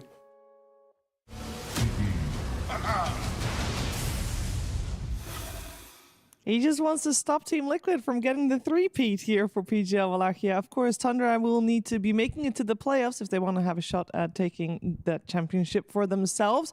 They need to then win the next game and get that instant lock for the playoffs. 2 games in a row they need to win because game 1 was taken by Aurora. Let's head into game number 2 of this series and see how the comeback will be from Tundra. See what they have cooked up for this one, because I do feel normally fair. It is Tundra that we look towards to cook things up, to reinvent everything. Generally speaking, yeah, they adapt very quickly. I think in this particular series, they need to think about a couple things. Either they need stronger lanes so they can get a net worth advantage and play the map Tundra like to play it, because you're playing Oracle Sven lane. You're not going to win that lane against anything. At best, you're going even. You know you're playing versus a bat already. You put a Darkseer in that lane. You're probably not winning that lane either. And then you have this lineup that's meant to be very tempo, very high tempo, and you can't get that tempo if you're not winning your lanes. And if you don't want to have that tempo, then you have to fall back on, do we have the better scale? And they didn't have tempo or scale in that game, and it just became a very awkward game to watch at some point. Yeah, fell a little flat. We have them getting a do-over, though. Let's see how things turn out for game number 2. We got Tundra on the Radiant side, Aurora on the Dire side, and surprisingly, a little bit of a change-up in the old bans, as it seems like both Shadow Demon and Axe are still in the pool, as well as Abaddon. So basically, all first phase bans that Aurora went for previously are still in. Yeah, because both are available. You take the Shadow Demon, which is kind of your protection from the Axe. You don't really care too much about it. So yeah, Tundra kind of much happier, I think, with this opening. And I did double check it just to kind of close the chapter on Sven. Yep. All the Sven games so far in the tournament, he's always seen his lane when he picked it. Yeah. Darkseer twice, Axe one time, Pangolier another time. So this was the first game where Tundra was like, you know what, let's pick it blind, as we only see Batrider. And I think that experiment was, you know, it's fair to try. Maybe it works out, like you said. And now teams have to put a lot of priority on this hero, but experiment failed, and I feel like you now want to kind of develop the draft a little bit more smoother to ensure Aurora don't get all these counter picks and, you know, pressure points throughout the draft. Yeah, potentially will make a difference that it is Tundra that is first pick this game around. So the second phase picks where we saw Tundra get that Sven and basically going for a hero that they know will be counterpicked. This time will be Tundra that has a little bit more information before they go for that second phase picks. Yeah, I mean, I think that has a lot to do with it. Like, the Primal was okay, but if you're not playing second pick and you're not picking these Shadow Fiend TAs of the patch and having this good flex potential, kind of wasting the pick just a little bit. So first pick should be much more comfortable. It's a lot easier to just kind of react to what you see. And this is going to be an insanely early puck pick. Yeah. I mean, it's good for Shadow Demon usually, but is it first phase good versus Shadow Demon worthy is going to be the question. We saw Tofu played on position 4. I don't see the value against Shadow Demon necessarily as like a lane counter. Of course, at one time we did see it was versus Jakiro, where, you know, the phase shift dodge against the double attack does give you a bit more region. Maybe we'll see it, maybe we won't, but this is a very early puck pick regardless. Yeah, I think it's just Kiyotaka feeling comfortable, right? Like you already mentioned that the Shadow Demon alone never deals with the puck. Yeah. So Kiyotaka's entire game plan is now stop the Shadow Demon. Like an early pick Shadow Demon, his identity is to get the shard to buff up your front line to save them. If you've got Kiyotaka always finding you, then the first pick Shadow Demon doesn't really have as much value. And they are now going to have to pick up some ways to lock him down. I mean, the only concern is going to be they're going to maybe get like a Shadow Shaman. Exactly, yeah. Some Void Spirits, and then you're going to be playing against a lot of threats. And this, to me, is pretty equivalent to picking Sven early. There's lots of holes. And, you know, every time these teams have met here at Wallachia, it's gone 3 games. So maybe feeling each other out a bit. I do think the early pick puck is better than early pick Sven, though. We'll see. True. I hope so. It's the Husker that they banned. Also, I after seeing that information about these two teams going the distance every single time in 2025, I checked a little bit further to see how things go. Actually, thinking about it, that would have been a different Aurora. So no, these are the only times that they've faced like that. But yeah. Enchantress, we've not seen that hero be super successful, have we? No. 25% win rate on I've seen one it win. lose twice. Yeah. Miserably, by the way. Yeah. So, Yeah. I mean, for UT, I guess, because I don't know much. I don't know if you play this hero at all or experience it much. What is the strength of the hero this patch? Why are teams picking it? It hasn't looked good so far, but I've been baffled. Why are teams picking it? I don't know what the strengths are right now. It's one of those ones where Enchantress does still do a lot of work in laning phase, right? You go for 2-point enchant, you're playing on Spellbound, you're being annoying. So if you can, one, prevent some of the Zoo offlaners, and you know your laning will be at least enabling towards your carry, I can see why teams would want to play it, at least in top-level pubs. You know, Aui's playing it, Snaking's playing it. I know Falcons are really intrigued by the hero, but They've the always only been. thing... Yeah, sorry, second. I said they've always been. Ah, yeah, true. Like, the thing is, Falcons, at least. when I see the hero, it's must-win lane, and then you might take over an early tower or two, but it's all about the lane. Yeah. Okay. Shadow Demon coming out. Not as much. Shadow Shaman. Shadow Shaman. Shadow Shaman, Shadow Demon. Yes. They're both the there. shadows. There you go. Very heavy Shadow. Incoming Shadow Fiend. Yeah. It wouldn't be that bad, to be honest. Can they do a full roster of shadows? No. There it is. Oh my goodness. We got it. Okay, we're cooking. Yeah, definitely was totally analytical what I suggested. Yes. There's no more shadows, I think, right? Those are all three of them. Shadow Demon. No, yeah, that's it. We got all the shadows. Very cool. Very cool. I mean, I was saying it wouldn't be too bad just because, in general, I think Shadow Fiend's strong this patch. Whether it goes mid, whether it goes safe lane, it's also good versus Ench. Having ways of killing Ench that aren't just right-click oriented are nice. But on top of that, you know, if you do go for Feast of Souls, Mask of Madness, you have tons of attack speed. You can actually just right-click down the Enchantress as a carry. As a mid laner, you just nuke him to the ground. Yeah. How does he do against Puck? You good? Mid lane, I think it's not like a melee hero where you're just gonna like completely destroy him, but there is always the factor that SF can always destroy any matchup depending how many raises he gets and how many misplays happen on the other end, how much damage you get from your early CSing. So we'll see. Who rotates in, and already Aurora taking the Marcy, and honestly, I think Marcy does have a higher kind of value nowadays. I think Ari from Navi has kind of shown it. But why was Marcy good in the 4 position before? It was an early BKB hero that always jumps a ranged core. That ranged core can never truly survive the Marcy jump. Yeah. So yeah, I don't mind it. You just put Shadow Fiend in that awkward position where if it is a carry, you know you're going to have to deal with someone jumping you, and if you're a mid, then sure, the rotations of Ench and Marcy together to your mid lane is very disruptive, but in the game, you won't really care because, of course, you're playing on Blink Requiem. Yeah. I mean, you definitely are looking probably for potentially going mid on Shadow Fiend in this game. Just because, as T mentioned, being repositioned to Shadow Fiend in the laning stage, not good. No. I'm actually just really excited to see Ench and Marcy get to play out the early game together. Like on paper, anywhere they go, they should be able to set up kills, enable anyone else to feel really good. And Aurora at least want to go back for some of the staples. They take the Nightfall Abaddon. Yeah, you would like to see that on Nightfall. Toronto Tokyo is like, nah. Yeah, nah. Nah. Toronto Tokyo at the moment looks like he's moving towards like Centaur or Tide type hero. Even like a Brewmaster, a obnoxious offlaner that creates some timings. Oh yeah, the Axe is still in the pool as well. Oh yeah, it is. Good to keep. Yeah, but an eye Axe on. versus Abaddon, not so good. No, for Aurora. For Aurora. For Aurora, maybe if it makes it through the pool. We'll see. But Their then there's a last pick. Shadow Demon, right? So Yeah, I can there's see a where both Shadow teams Demon. have ignored it so far. Yeah. I don't think Tundra wants it at all. Makes no sense to me.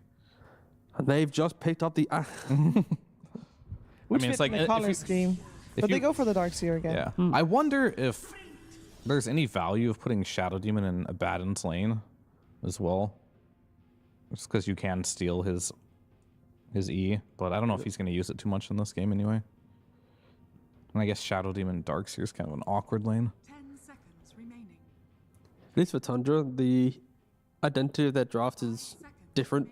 It's somewhat the same as the previous game, but it's easier this time around because let's say Shadow Fiend does go for a right-click build, he's got the SD and the Darkseer to buff him up, and if it's a magical or Shadow Fiend, then we're still looking towards Crystallis finding an initiating hero, and through the chaos of Darkseer and Crystallis, BZM on the Shadow Fiend will find entry. So it's like I like the fact that the Shadow Fiend right-click is enabled, and also the magical version is enabled. Like they're not forced in the draft to have to go just for one at the moment. But of course, Aurora do have ultimate last pick in the lineup, and they actually think that the Abaddon could be the offlane. I mean, hypothetically, it could, right? It's just that if we know Aurora, Nightfall does enjoy his Abaddon carry. It could just be because they picked the Darkseer and they have the SD. They're like, okay, we've got a couple ways to annoy you on the carry Abaddon. You like to buy Radiance, we create an illusion of you. Maybe there's a world where Nightfall does force it upon Toronto Tokyo. He would take potentially this Sven then if he wants one of those heroes. Yeah, no, Sven for Aurora would be quite nice. But their last pick, I'm more curious on what Tundra's thinking right now because they have to make the choice first. Yeah. Is a Shadow Fiend going to be good in the mid lane? I mean, I was thinking heroes that are good as a carry for Tundra, but they don't fit the lineup really well. Like, for example, like a Terrorblade would be very, very nice for Tundra, but then you have like a Darkseer, Shadow Fiend type of lineup. What stops them just going back for like the Underlord carry or a Razor carry? Like anything that's just tempo annoying for Aurora to deal with. I mean, the thing I'm always a little worried about with these Razors and stuff, like Marcy is such a strong laner. I'm not sure how much you can really care about that though. I mean, I would also, they banned the TB anyway, okay, so that makes sense. I mean, the only other hero I could think of, even though we reverse Puck, is like some Weaver or something that could do tempo, but I'm not sure if Crystallis wants to play that. But if you can make Marcy feel useless in lane, there's not many heroes that can do it.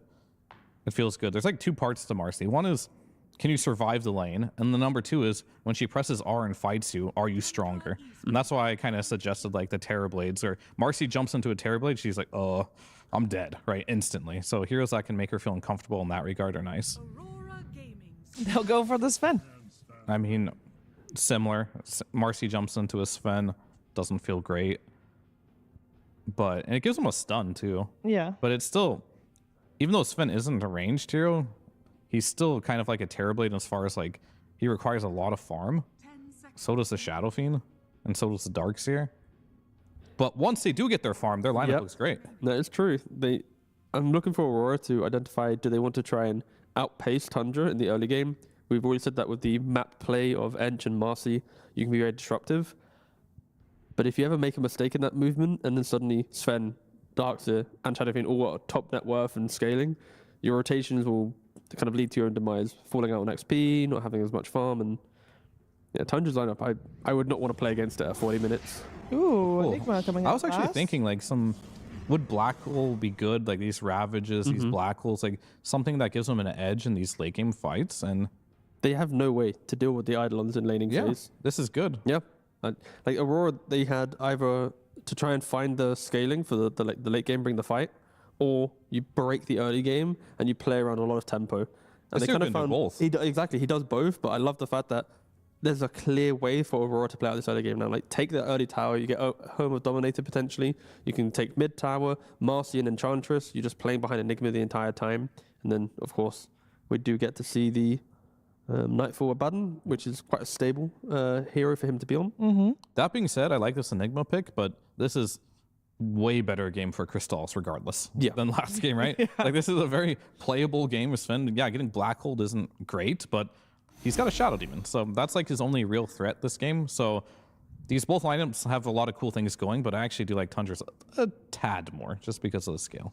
But as much as they scale, do you not think the lanes are a major problem where you got Ench into a Darkseer lane, Abaddon should free farm, Enigma into a Sven? It could snowball very quickly. I am seeing an incredible way for Aurora to snowball, but you make a couple mistakes, and then I agree with Fear that Tundra's lineup, if you could just fast forward 25 minutes and have like a truce on no one hitting towers, then Tundra, sure, they look amazing, right? But I don't think that truce might occur. I don't think they're going to have that pre-chat, but yeah, Aurora, it's go, go, go. You have to win lanes. You have to be really dictating the tempo. Do we feel like, for example, the puck is significantly answered as well? I mean, you mentioned the side lanes. This is one of the earliest pucks we've seen, like, in a very long time. I feel like BZM might go crazy this game, and from the laning stage, we'll have to see. But it's not like super answer. You have Shadow Shaman, great. I mean, Shadow Shaman's very good, but I don't know. I think BZM's gonna have to carry the mid game really hard for Tundra on this one. Yeah. And for the side lanes, we said earlier that the Sven is very dependent on what lane he is up against. He's up against that Enigma, and you've earlier said that it's not that good. Is it good enough? It is a better game than last game, but that wasn't that hard to do, it seems. I mean, it's playable just because he has a Shadow Demon. Like, you're not going to stop Enigma from farming. No way. But he can go jungle, and he'll be farmed too. Yeah, the best way for Crystus to play the lane is to get as much XP as possible to jungle around like minute 6 or 7. If they find a way to defend their catapult and kill it off, that's pretty cool. Then he's going to be jungling. Like, yeah, my guy's happy if he's in the jungle around minute 7 and he's not got 2-3 deaths to his name. And over under, how many times are we getting the vacuum into the sun? We didn't see it previous game. They're warmed up now, you know? Yes, at least once? They're getting it at least 3 times. Whoa. Old. Okay. One I'll time say and 3 2. times. Let's 2. That is still, that's quite a lot. Let's see if they can make it happen. Let's see if we'll get a game number 3 or if Aurora will make it to the playoffs via this series. We're heading over to ODPixel and Kezu. Thank you very much, GVS. Game 2 time, ladies and gentlemen, between Tundra and Aurora. And indeed, the Sven coming through again. This time, a little bit of a different stage in the draft. Comes through as the last pick, which I guess sort of begs the question. You know, do you think Aurora was sort of set up for this anyway? They have a draft that's not, you know, not too afraid of the Sven? Or do you think the Sven coming in at the end of it all actually has thrown a bit of a spanner into the works? I think they're maybe a little more afraid than last game, because in the last one they had all the answers you could probably craft in like a test lobby. But this time around they still have the Enigma, which of course was the last pick for Toronto Tokyo. It is a very, very good Enigma game. Let's see if we have a little pressure or fight coming out here. Nope, not really. So I do like both drafts. For me, what matters a lot is what the 2 supports can get done for Aurora in the early game, because they can be very, very explosive. If they can shut down BZM, that'd be very good for them, or for them to help Toronto Tokyo's game. Otherwise, I still really like what Tundra have going for themselves. Okay. Because one of the things you were sort of mentioning as well was, you know, obviously having 33 on the darks here, they still decide to run the carry Abaddon into that lane, but this is a lane that's not too fun for an Abaddon. I wouldn't, it's not the best carry Abaddon game. Like, the SD can make illusions of you, you've got the darks here against you too, so you're gonna give away the Radiance. Also, your passive on those illusions is very nasty. But of course, sometimes you make switch-ups, you allow Toronto Tokyo to get this 24 pick Enigma. So you take an L on the carry, but you give it to him. So it's just a bit of offset of who needs to do what in a game. Let's see what we get from the mid. Obviously, last game, BZM. The early game was, and the mid game, you know, played pretty much perfectly with the aggression. Yep. This time, you know, once again, Kiyotaka getting the puck, BZM switching it up with the SF. Do you expect big stuff from him this game? Is it easy for the SF to pop off? Or? Oh yeah, BZM, he should be having a very good time. SF does win this matchup, but that's why I'm really looking at the supports. What can Panto get done on the edge? It's a hero we don't see too often. Some people still try it. Hasn't looked too hot.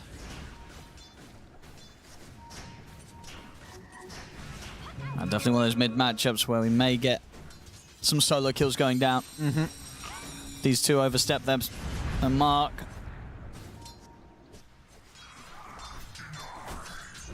We did see this combo the other day, did we not? The Shadow Demon, Shadow Fiend. I believe it maybe was Liquid with Nisha. We did, yeah. Yeah, the bang of an SF game. And so certainly did. Let's see if they can do something similar. Good deny by Kiyotaka.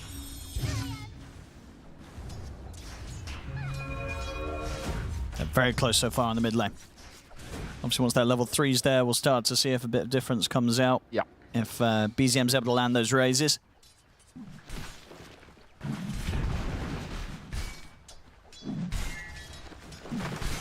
Looks like Mira might want to try and pull the wave. Maybe not. He probably has to give it up. I think Shaman is a little too strong here for you.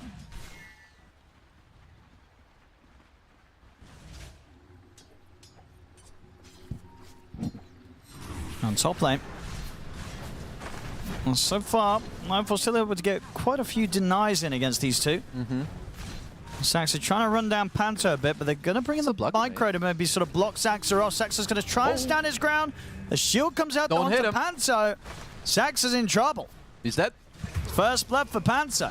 Tried to get aggressive onto Panto, but didn't really account for the shield coming out there from Nightfall. I mean, it is a very annoying lane. Like, these core Abaddons, when they're played with aggressive ranged supports, you're just so strong. He just pops the shield on you. It's not easy for Tundra to fight into this.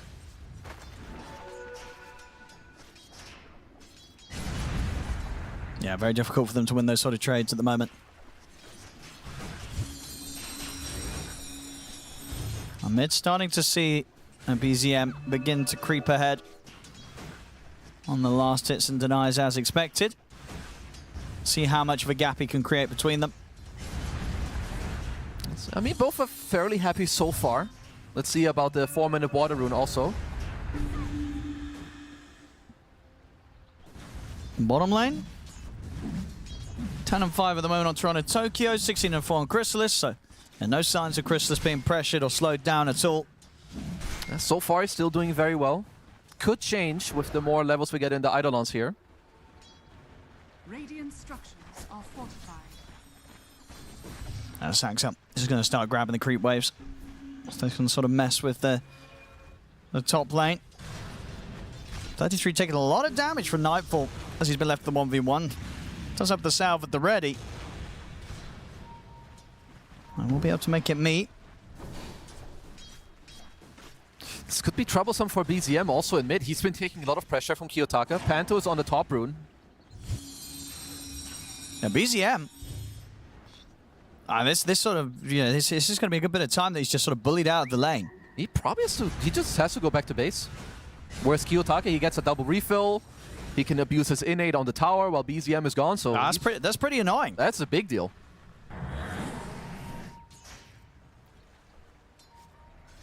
Very good stuff there. Coming out from Panto on the Enchantress. Heading back up top. Comes in with a clap onto 33. Bringing him down pretty low. I mean, again, sort of securing both this top situation and helping out in the mid.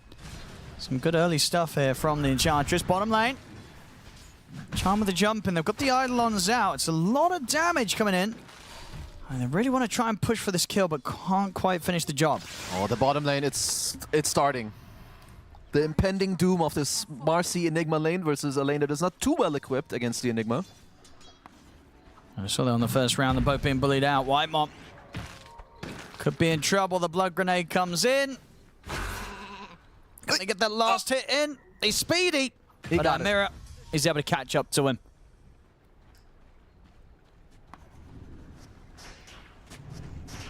Dire's bottom tower is under attack. Still close early game on the numbers. Well, there's a couple of kills going the way of Aurora already.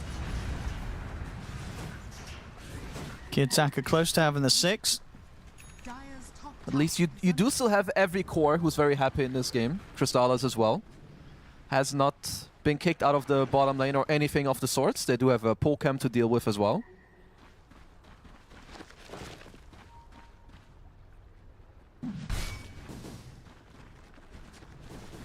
Because if they both sort of get left down here, who's happier out of the two cores? Like if it sort of gets left in this 1v1 between the Sven and the Enigma. Probably the Enigma. BZM gets his rune and gets a kill on top of it. So haste rune in the bottle now for BZM. It's a very needed return, of course, with when we think about what happened earlier. I mean, 3-3 to 1 struggling, but of course he's no stranger.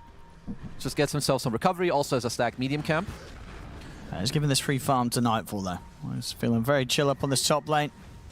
I like this move by Aurora. They TP'd Mira up to the top lane also, but in the meantime, Tundra looking for a turn play. And Whitemon, maybe see if he can get the setup. He's not going to be able to do so. Saxa on the run.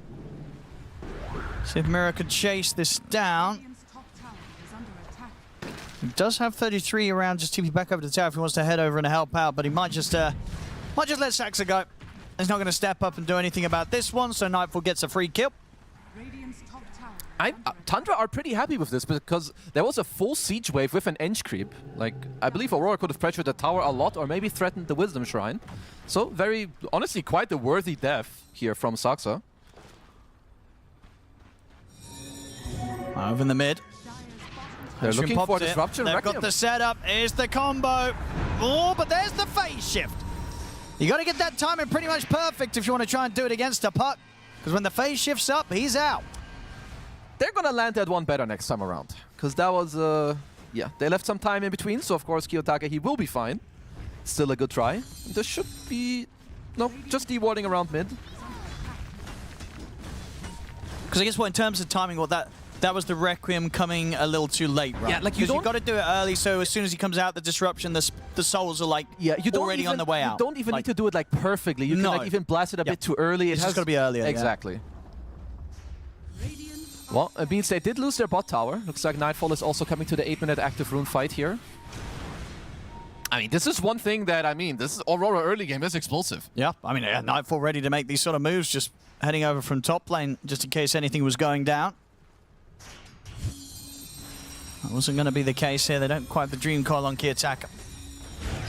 Got the Shackle on Panto. Okay. He's got the heals. There's a lot of burst, but not enough. Panto's fine. Well, they do get to defend their tower this time around, but I'm just looking ahead. The Enigma, Toronto Togi, he pushes through bottom, takes over the jungle, pops into mid with his drums, Eidolons. That could be a hard defense for Tundra.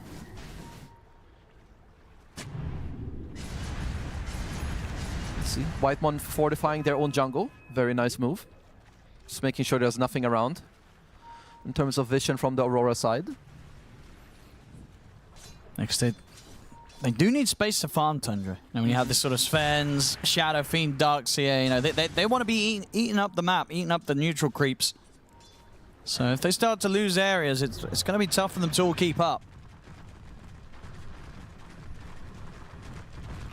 Well, Tundra were one step ahead as in the bottom lane. They did block this hard camp, knowing that the tier 1 would fall, because Mira just tried to also pull it back, so he made sure to deward that, because this camp, you need to make it spawn, because all these carries, you know, they lose their tier 1, then they just farm the bottom jungle, they wait for the waves to come in. You need to stop them from doing this. So both teams, of course, knowing the ins and outs of what needs to happen. Well, active rune again. Yeah, bringing in that heavy pressure around the mid. Saxa will set up with the Iron Shells to allow that Ancient stack to be an amount of HP that's super easy for BZM to finish off. Yeah. As he, of course, tries to get his way towards that Yule Scepter. See mid. Rune's going to be there. Panto does have to pick it up as Whitemon steps out. Whitemon might lose his life, though, for that one. He absolutely will. So, was able to stop Kiyotaka from getting the rune for himself, but does cost him his life. Dream Coil's now there. Kiyotaka's going to look for more. The coil set up on towards Saxa. BZM ready to throw in some raises from the side. Saxa, can he escape? He can. But they'll turn to BZM instead. He has to use the threaten, at least with the Requiem, but now the jump's there. And still to be a bit careful. Silence. Silence comes through. Can they kill him off, though, before he gets the chance to turn? He's able to get him with the raises. This time there's nothing to stop the Requiem. The push back there onto the two of them, but the heal's already out in Panto. Oh, 33 ends up dying to Nightfall up top. Meanwhile, I don't know how that happened, but yeah, Nightfall just killed him solo whilst this was all going on over in the mid. Well, he right-clicked the living hell out of him. He must have. Yeah. You don't expect that to happen, right? I mean, just... No, I guess... Darkseer just dies to the Abaddon. The phase boots Abaddon. Yeah, they were battling each other for sure with the wall, but yeah, Nightfall just with the shields, just overcoming.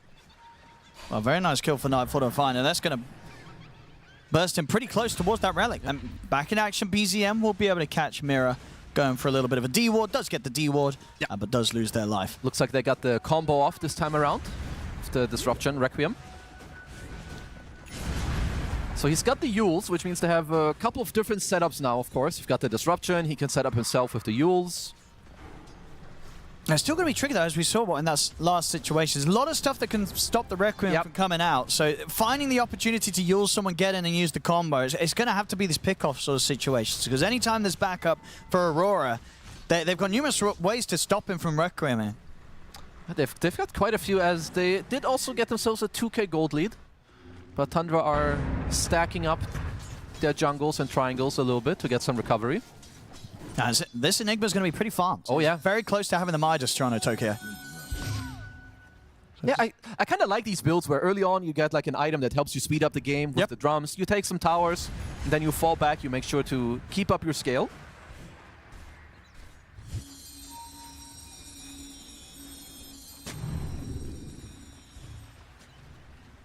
Yeah, strong early game here so far from Aurora.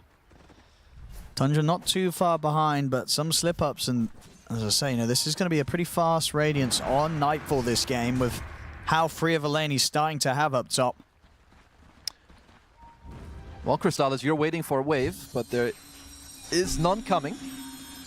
As whole Aurora are doing pretty well with how they're controlling the map, taking over the enemy jungle, continuing to pull this hard camp, just making sure that Crystallis doesn't have any incoming creeps. So they should be happy farming away until they get this Radiance onto Nightfall.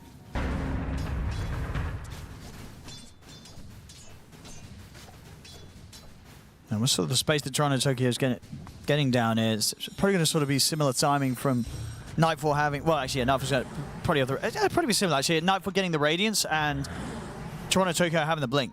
So they're going to have a really good go time, Aurora coming up soon. Tundra, they're going to try and make a move now themselves with the smoke. Need to find a core earlier. Support's not going to feel too good. They've got eyes on Mira. They will try and settle for Mira. They'll get him, but they ideally want more. Not quite going to be able to continue to lock down Panto. As the Mud Golem's out, allows Panto to get away from White Mob. So they do get Mira. Well, it is a kill. It's a kill, but they did also drop the massive Serpent Ward. Doesn't get a lot done. So, Tundra, they definitely wanted more from this. Well, BZM, at least, he's doing very well when it comes to the net worth. Of course, he's got the Yules closing in on Blink. He is coiled. Backup's coming in. He should be fine. Get him with the jump. He's going to be on a Yules back. Look for the Requiem, which he will get off. Pushes back 3 of them. They're able to kill Kiyotaka off. Nothing to stop BZM's Requiem that time round.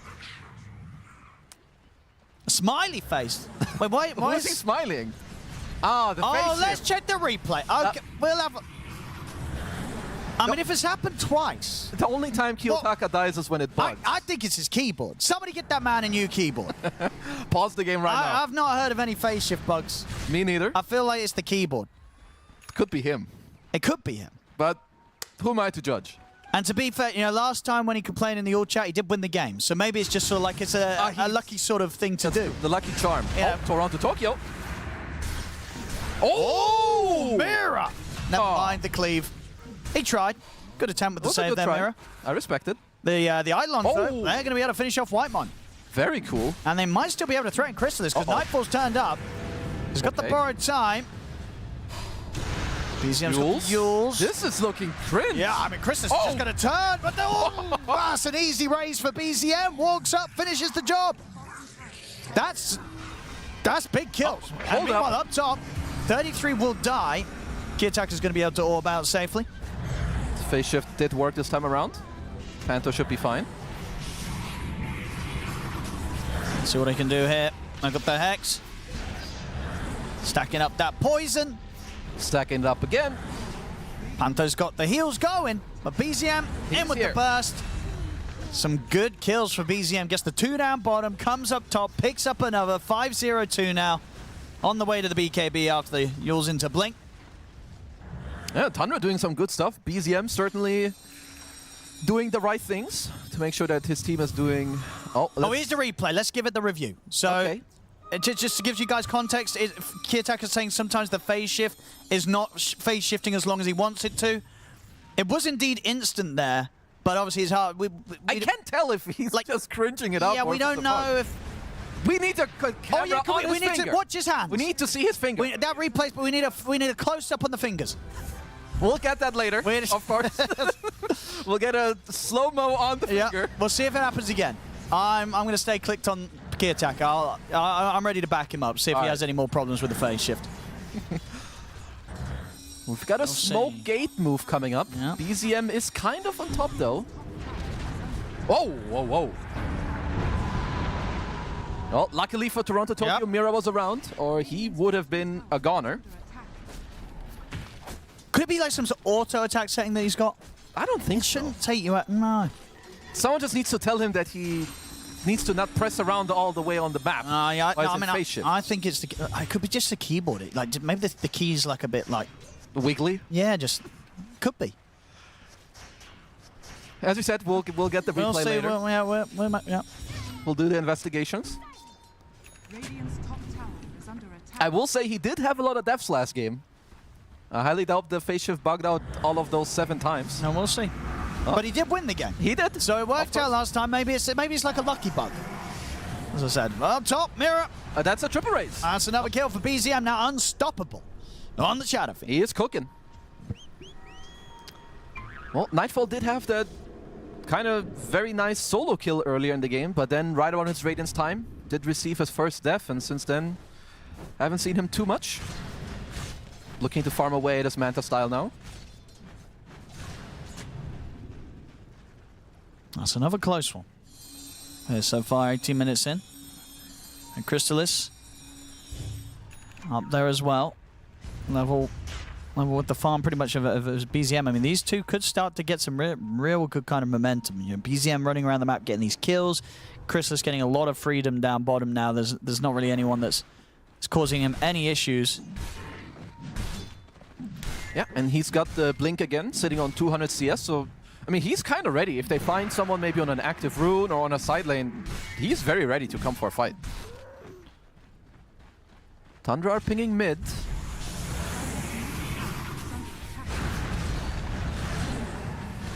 Just some good pressure. Well, 33 is coming around. They might want to look for the entire tier 1 tower here. See what they can get here. Crystalis goes straight in with the God Strength onto Nightfall. He's able to force out the borrowed time. They'll finish off the tower. BZM stepping up. He's got the Yule set up ready immediately with the Requiem to push them back. Under the tier 2, though, they're going to be perfectly fine, Aurora.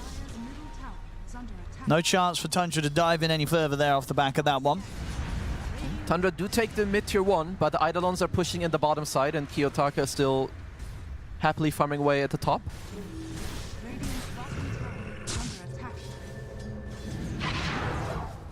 They are super pinging this tier 1, maybe baiting Kiyotaka to go a little too deep here. Oh! It's the Yule setup. Let's watch for the phase shift. It worked that time. It worked. That was a good phase shift. Dream comes down, jump in, Toronto Tokyo, in with the backup. The Black Hole's there, catches the two of them. They're both dead. TPs are coming in.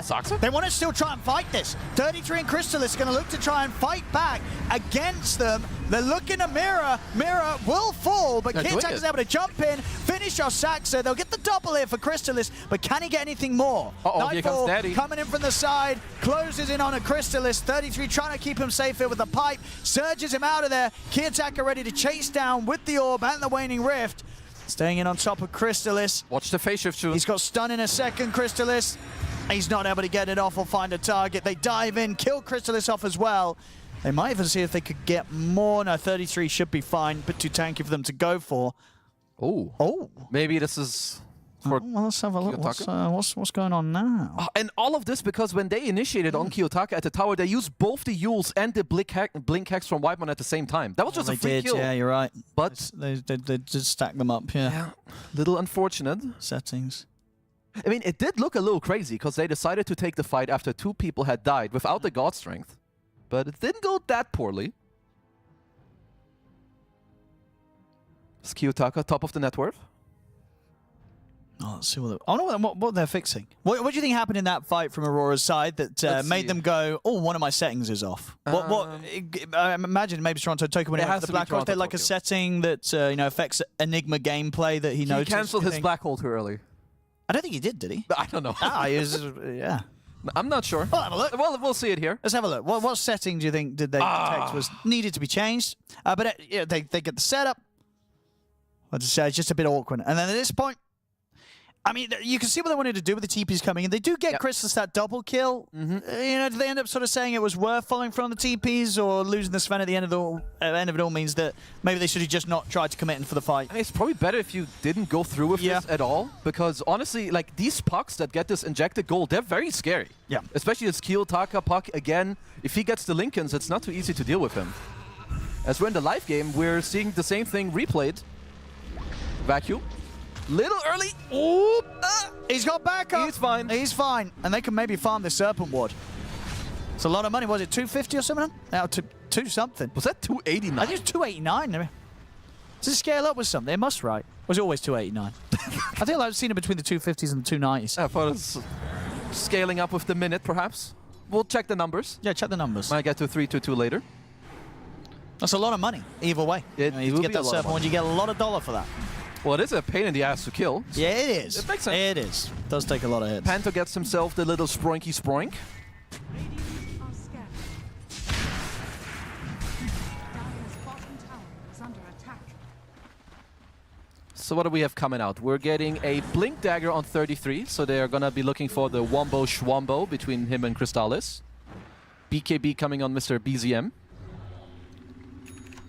We've got the Manta on Nightfall. And then we got a couple of BKBs queued up between the puck. Oh, another catch. Looking pretty dead this time. And this time he's dead. No alt chat this time around. Perma stunt. I did get a press face shift. Next, I said we're watching. I'm ready to back him up. Maybe it is a bug. There might be a face shift bug. I don't know if any other puck players out there, puck players of the world, let us know. Yeah. You know, there's some puck players in chat going, I know Tweet what us, write us an email. Yep. Send it to Gaimin. Yep. Jenkins_420@hotmail.com. We'll read them. Now look at the Roshan here, Tundra, by the looks of it. Aurora, without key attacker, they're not heading over. Will be a freebie. Give it a BZM.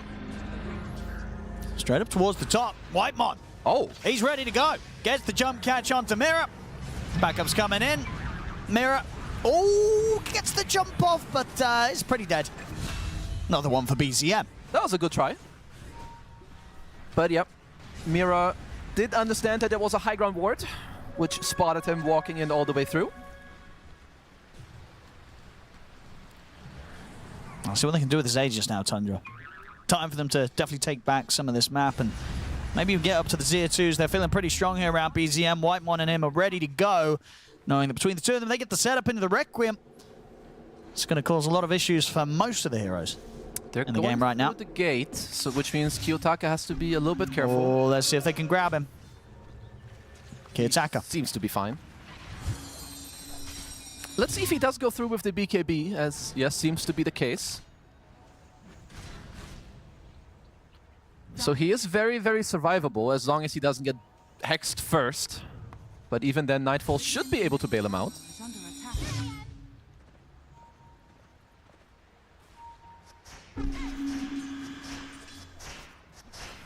Tundra are smoked up, looking for another move. I mean, I like the map split that Tundra are going for right now. You've got Whitemon and BZM playing together because they're the ones that can kill. Crystallis is just kind of on his own, and then Saksa is helping out 33 to make sure that he's fine on the map.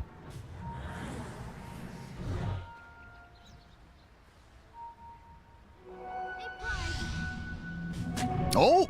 Easy haste room for BZM. Okay. We'll get the spell straight away, but Whitemon's in with the backup. Kiyotaka jumps in, gets the silence out onto the two of them. BZM has to put the BKB. It's in position with the Requiem. The timing's not going to matter because Kiyotaka gets the BKB off himself. He's fine. He's going to be able to jaunt out of there to the orb. Kiyotaka will escape. Well, showing why this is a good item purchase, because he was dead without that BKB. And I believe Toronto Tokyo, he's got his BKB completed also, so he is a very scary hero now on the map.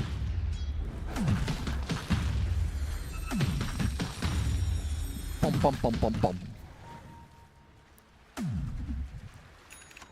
I mean, how much more do you think they're going to try and look to do with this Aegis? You know, where do they go next, Tundra? I mean, you're also getting Crystallis on Crystallis, so he's also ready to go. 2 minutes Aegis. I think they could look at a tier 2, or again, smoke up once more around the map. Oh, Kiyotaka. BKB is not available, but he should be fine. He's even poking Coil. Nightfall's in. Crystallis is going to put the BKB, turn straight towards him. A couple of hits and the borrowed time's out. That's the ulti popped. I've got the disruption set up on a Kiyotaka. See if he's able to get out off the back of the phase shift. He will. Gets the blink away. They'll escape this attempt for now. See how much Tundra want to push on forward. Might still get a further catch. Panto sliding back. BZM. It's in with the raises, but Mirror's in with the save. I mean, Saksa's getting owned by the Ench illusion, which he took over from the Darkseer wall. As Aurora are going for the counter smoke. They're looking to bait Nightfall on the mid lane. Since he has no old Tundra, they're definitely biting They on this might one. be tempted for this. Saksa, he's stepping up. He's very low. He's immediately dead. Now coming in from the side. The Malefice is there. Oh! Why did he pause? Oh, I don't know. He's literally about to black hole them. Setting? Oh, he tried to black hole or stun. What settings are the problem, do you think? I don't know. I guess he's trying to stun him, and he's like started yelling that he couldn't stun him because he's very close. Can't use buttons. So it's not just what's going on? It's not just a Kiyotaka problem. They've all got to change their keyboards. What's going on? Who's the sponsor? We gotta look at the keyboard sponsor. Look at the keyboard. Yeah, what's going on? Well, okay. So they're all saying they're having some issues with the buttons. Yeah, let's look into the future here. We've got a BKB stun black hole on Enigma. Yeah, what's going on? Is he just going to black hole this? Sven, you just BKB black hole this, don't you? Or not? Yeah, you're stunning into BKB black holing the Sven. Okay. And he died. That's the stun. And he's going to do it without the BKB. Yeah, makes sense. He's Which, gone. yeah, it's fair. There's nothing to put a stop to that black hole.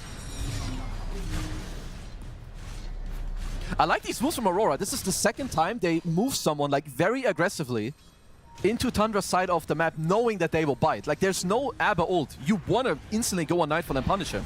BZM, careful there, BZM. Very. Still feels safe because he has this Aegis. So, yeah, Aurora, they'll get the push going. Take this tier 2 mid.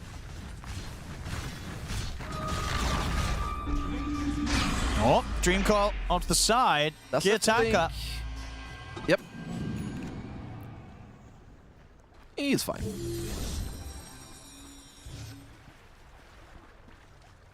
Now, obviously, Tundra, they will have this timing whilst the black hole's on cooldown. They need to look for a move together also where you need to kill the subs or go on the Enigma. You cannot allow Toronto Toki to just sit back and choose his black hole. You need to create a chaotic fight.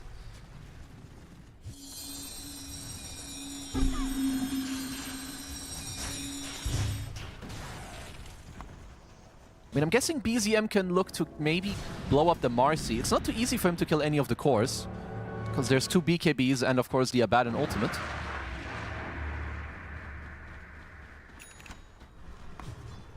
Dire are scanning.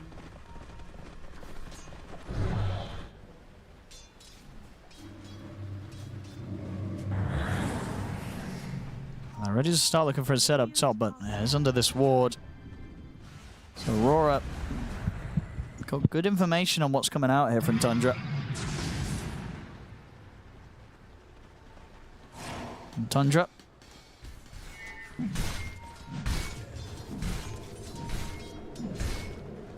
Gonna make their way down through the twin gate. Looking at Nightfall. He is a tough one to kill, and the tier 1's still up, so backup can come in for him, even if they grab him. They need to grab him. Oh, that's not gonna happen. He's got the blink. I mean, they're not getting too much done during this downtime of the black hole, and this is also an amplified damage rune onto Kiyotaka. Aurora just doing a really good job of avoiding these plays from Tundra. It's going to come down to sort of the team fight to be the area in which that Tundra's going to have to settle with trying to get a victory, but as you say, each time Aurora's only going to be fighting with that black hole. It's going to be back up in 15 seconds. I mean, I guess they're waiting for the full Daedalus onto Crystallis, which is coming out soon. But yeah, Tundra rely on a very well executed team fight. I would say it's a lot easier for Aurora to play their half of the fight, because you need to deal with the Enigma, but the fight also can't be too long, because then Sven is gonna suffer very hard.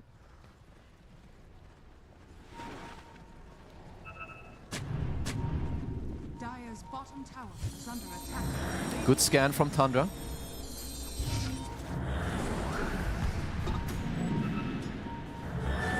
Uh-oh, they're sweeping over to Crystallis. Now there's a Dream Coil and into the black hole.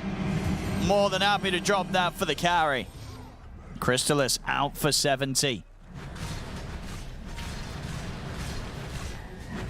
Yeah, just sort of the slowed down pace. It's obviously benefiting Aurora with these black hole long cooldowns. It doesn't matter. Tundra just, as we saw, weren't able to do anything through the downtime of the black hole last time. Now, this time around, a minute of it's going to be without their Sphere. Oh no, BZM in trouble. And he's going to have to BKB Requiem. The pushback onto the 2 of them. Will be able to get Panto. Good Yules. And should be able to run from Nightfall. The wall's going to get dropped down. Nightfall's actually able to get the blink off still to close on to 33. And Kiyotaka is staying in on top of BZM. BZM's in trouble. as Toronto Tokyo cuts off his escape. Aurora, they are kind of starting to make this one look a bit easy. Tundra struggling to get much done at all. Yeah, Tundra will, they have to find a way to get themselves into this fight. Maybe with a smoke, attack their backside. Because yeah, this Enigma, if you just slow the game down like this every, what, 2.5 minutes, Crystals, you're just getting blackholed. They got to do something fast, and we can see it here with their urgency of the smoke coming in before they even have BZM. That they have to try and find a chance of catching Aurora by surprise whilst the black hole's on cooldown, and this is going to be their effort in doing so. See what they can catch. Abaddon ulti will be up in time. It is back up now. Oh, Ravage. Neutral's helping out a little bit, but not enough to allow Tundra to close in. So Toronto Tokyo is out of there. Same to be said for Nightfall. So once again, these smokes from Tundra not quite hitting. They get a Tormentor, but not quite as big as an objective as they'd hoped for. They need to find some of these cores and try and just put a dent into Aurora. And Roshan will be the next objective on the board. Should be up relatively soon. I mean, the Shivas on 33 could help as well, of course. If he gets to blink in with the Shiva, maybe he reveals everybody. He helps Crystallis to find a good jump, maybe even with a Vacuum Stormhammer. I mean, it is one of the biggest counters to the black hole. Would be the Aegis if they can get their hands on it.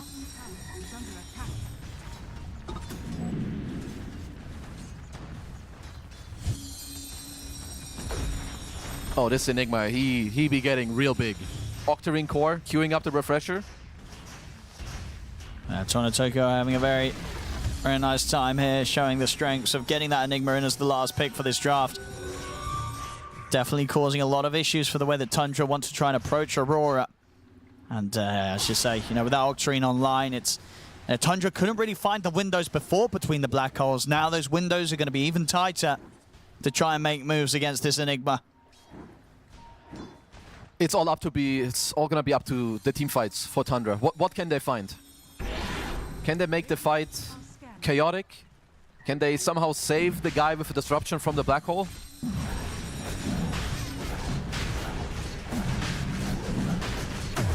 They will be too late for this one.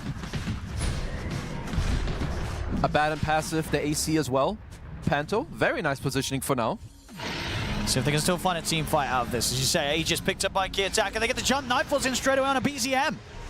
Not off to a great start already, this fight for Tundra. The Dream Coils caught Saxa. Crystals will pop the God Strength. Try to run in. They get the Hex on a Key Attacker. They'll kill him off the once, but of course he's got the Aegis. He's going to be back for round 2. Tundra, can they get anything more from this? They're looking towards Mirror. Nightfall's in with the shield to help out. Crystallis will still be able to kill Mirror off. Turns his attention over towards Nightfall, but Nightfall has the borrowed time at the ready. The BKB's about to wear off for Crystallis. The Malefice catches him. Nightfall moves in. A defensive disruption's there from Saxa, but they can't get Crystallis out of this. Crystallis will slowly but surely fall. Another shield coming into play, keeping Nightfall safe. Does die at the very end, but it's 4 dead on Tundra. As Saxa, the last one left alive, gets dealt with slowly but surely by Key Attacker and Toronto Tokyo. It's a team wipe from Aurora. Wow. I mean, even everyone is just getting so strong in their draft. It's not just the Enigma. It's not just the Abaddon. Key Attacker 2 on this puck. Oh, he's got 2 Midas charges. Come on. Use it. Come on. Maybe the keyboard is bugged. Use it. Somebody check his Midas. The Midas. Check the hotkey. Come on. Oh, this is painful. This is This is worse than the arcade rune yesterday. Oh, for all the great plays he's had this game, Toronto Tokyo, this is dragging him back down this here. Is a downfall. Oh, and he has an Octarine as well. You know, think of how low the efficiency. He doesn't need it. No, this is just to show Sure, this Tundra, is just I don't absolute need the BM Midas. to just be like, I'm not even going to use it. Absolutely. There we go. Whew. But that was a fair bit of downtime. Well, that's a 12k lead, and Black Hole's up again in 20 seconds. By the time you spawn, he's got everything ready. Yeah, and it'll be close to refresher. So, the Enigma, a massive problem for Tundra. As we've been saying. Aurora just playing it like very nice. You know, cool, calm, collected. Panto with good positioning, places the orbs, has the Glimmer ready, breaks the smoke. Nightfall blinks in, immediately kind of stops everything BZM wants to do. Another Amplify rune here for Kyodaddy.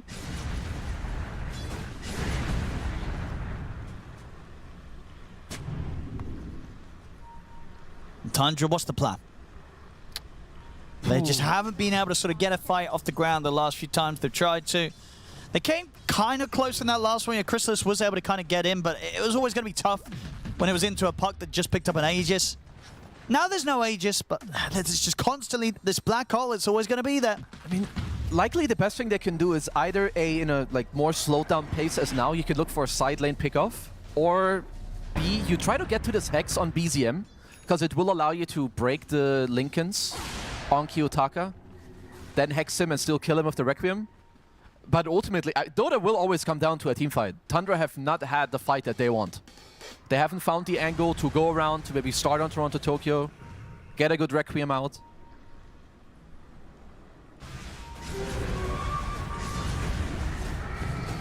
Yep. Lots of outworld staffs to make sure to be able to save themselves, take themselves out of the game.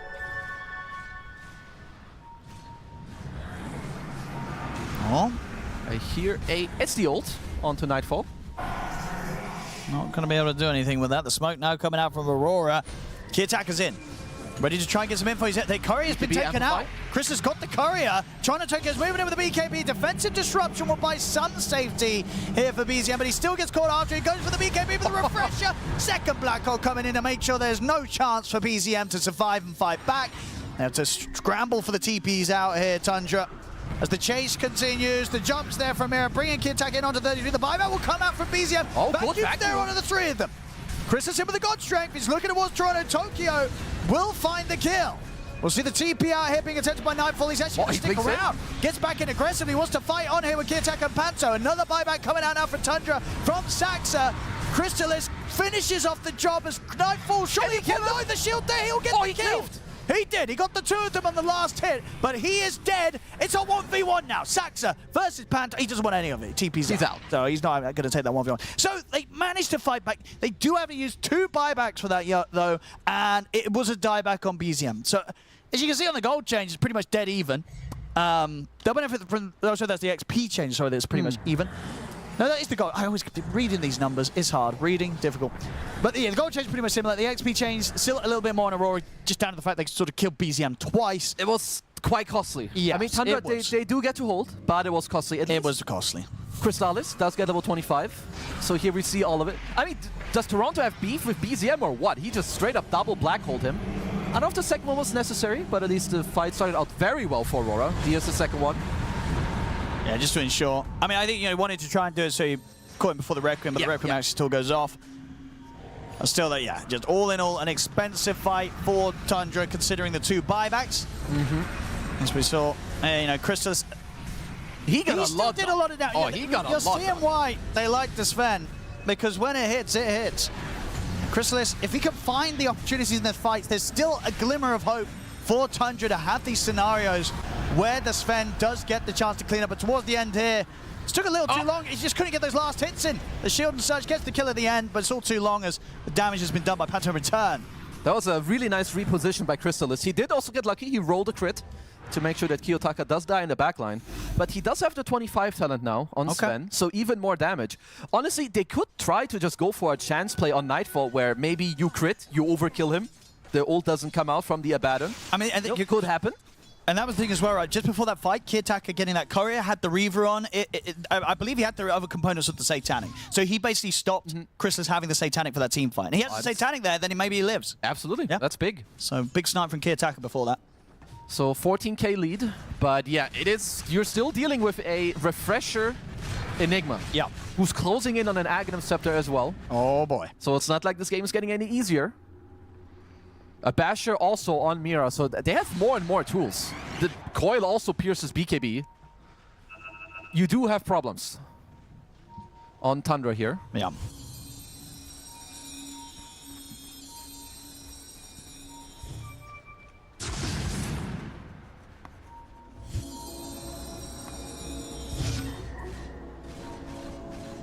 Bringing in the top wave, ready to look to that next tier 2 tower. Here, Aurora.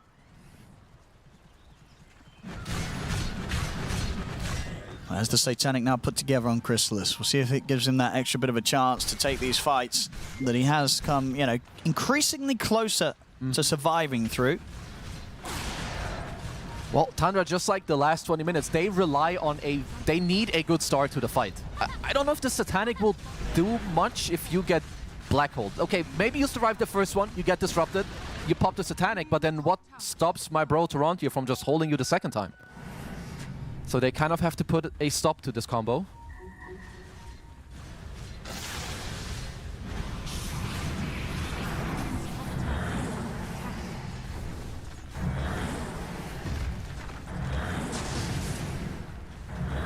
Aurora.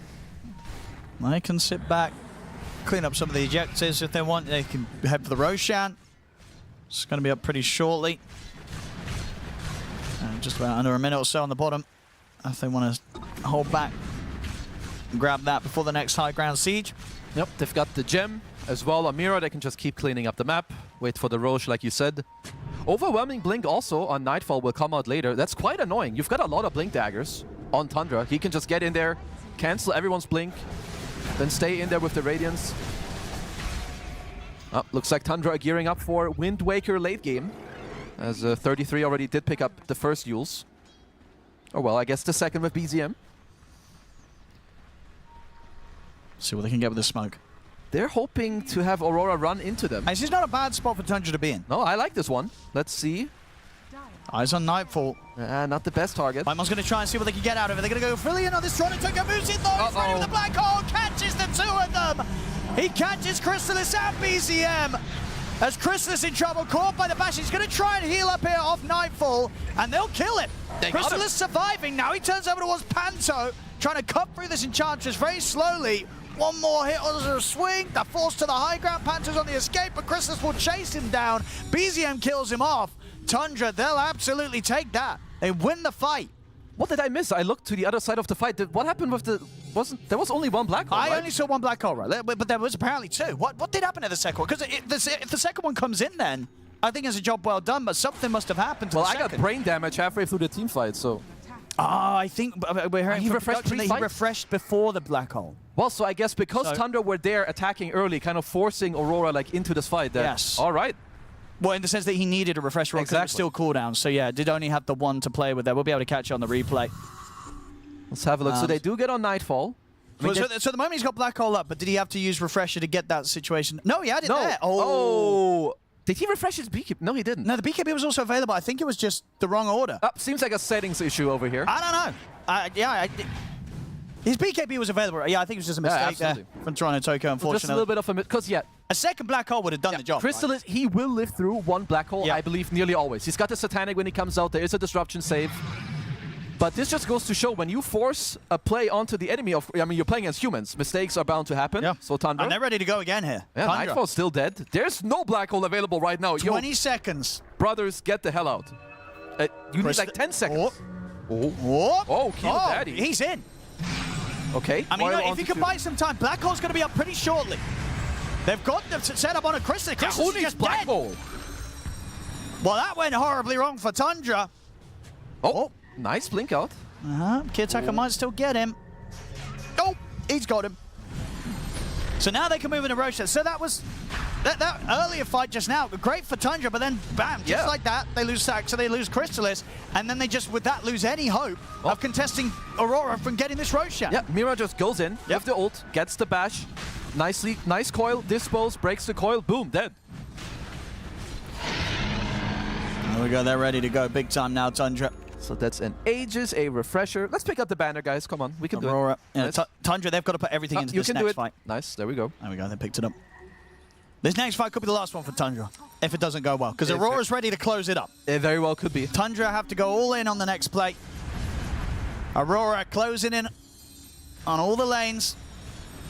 Well, top lane's still pushed out, but mid and bottom are ready to be dealt with. Of course, tier 2's already gone, so they can just go straight onto the tier 3 anyway here. Toronto goes in. He's ready with the first black hole. Oh, the axe. He's going to be able to catch, but there's some time here. Here's the second one. Continuing to lock down BZM, make sure they kill off the SF, and BZM does not have buyback. He's 2,000 gold short of it. Crystallis moves in, look for Toronto Tokyo. They'll kill the Enigma off, but Nightfall's got the borrowed time. Satanic there, but the bashes are coming in onto Crystallis. He can't get the hits to heal up. He's dead. No buyback on him. As Aurora should be able to close up the victory, close up the series here. as they're on to the top set. They're ready to go for the game, and GG is called. As this game, this series, it's all Aurora. They take it 2-0 to move on here against Tundra. Yeah, Aurora looking very strong. I like their last pick, Enigma, a lot. Toronto, Tokyo, very good performance. Honestly, all of them, just the way they played, very cool, very calm. Not too many like bigger mistakes, apart from the potential settings that came through, but yeah. Maybe that might be their biggest opponent. Yeah, they're going to have to check into those, but yeah, Aurora. Check the keyboards. Yeah, something's going on with the hardware, I think. But yeah, the last pick and the play from it, fantastic from Toronto Tokyo. Even with that little slip-up, doesn't matter. The rest of the game, flawless from him.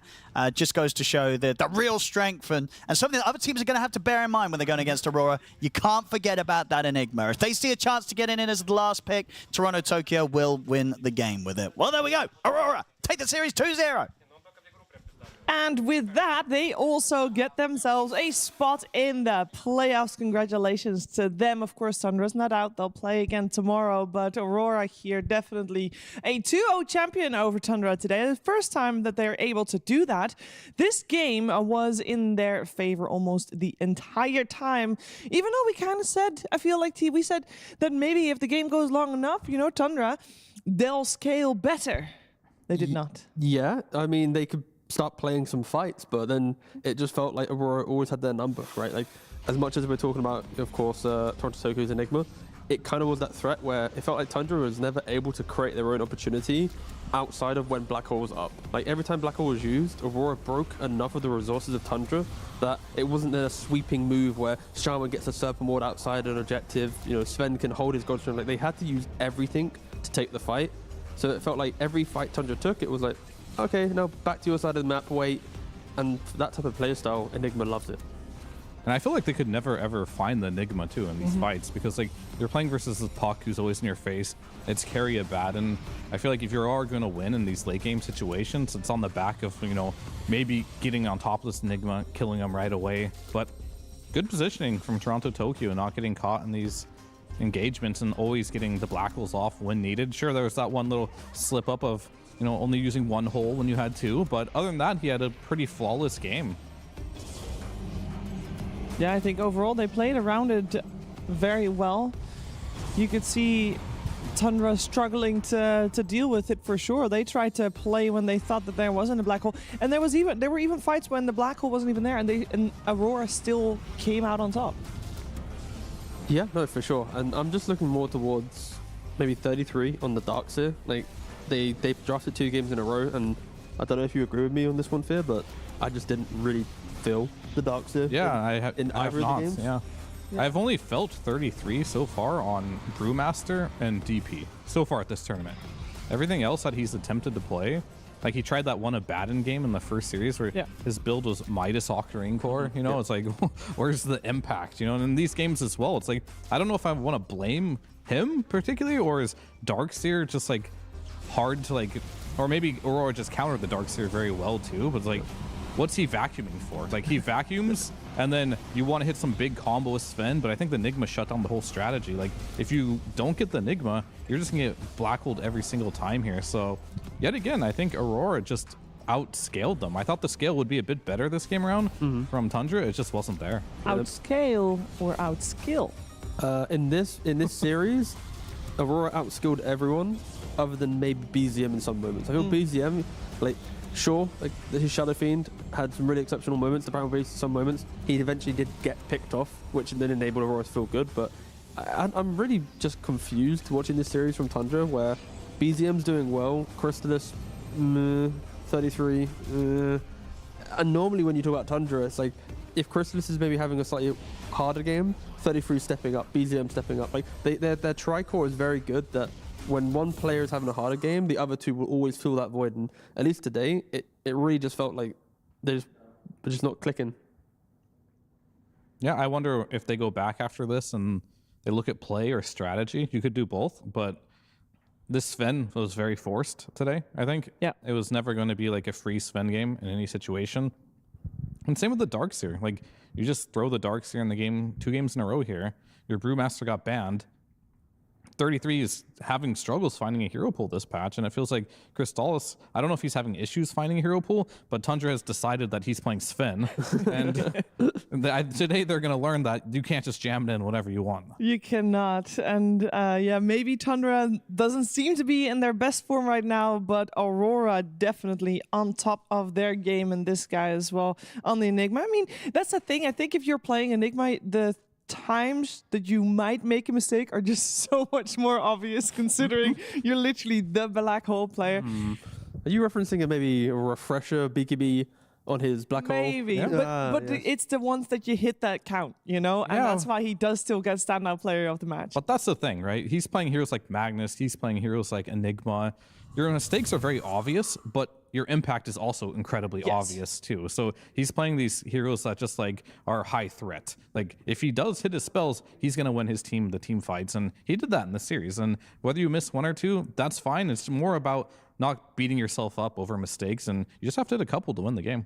I mean, I just want to load up the replay to understand what's happened to Kiyotaka and the phase shift, right? Yeah. I mean, maybe tomorrow we can do it, or maybe after this series, during the next one, I'll load it up and have a check, because he was all chatting, he was confused. There were some phase shifts that instantly happened. It's not this replay, but still, this is a replay about how I feel like Tundra is in a relatively happy position based on BZM constantly being aggressive in the early game, and when you get to like the 19-minute mark, Aurora finally was like, you know what, let's stop BZM, who's like low-key popping off, commanding the early game. And the story of both of these games was the same thing. BZM has a good early game.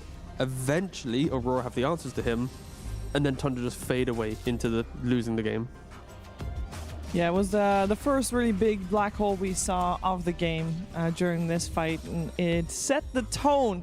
Aurora come out ahead of this fight, and you see Crystallis running, because this time at least he was not the target of the black hole. Still He still dies, but I think if you're Crystallis, you're probably very happy that at that point, oh, I didn't get black holed. Little did he know.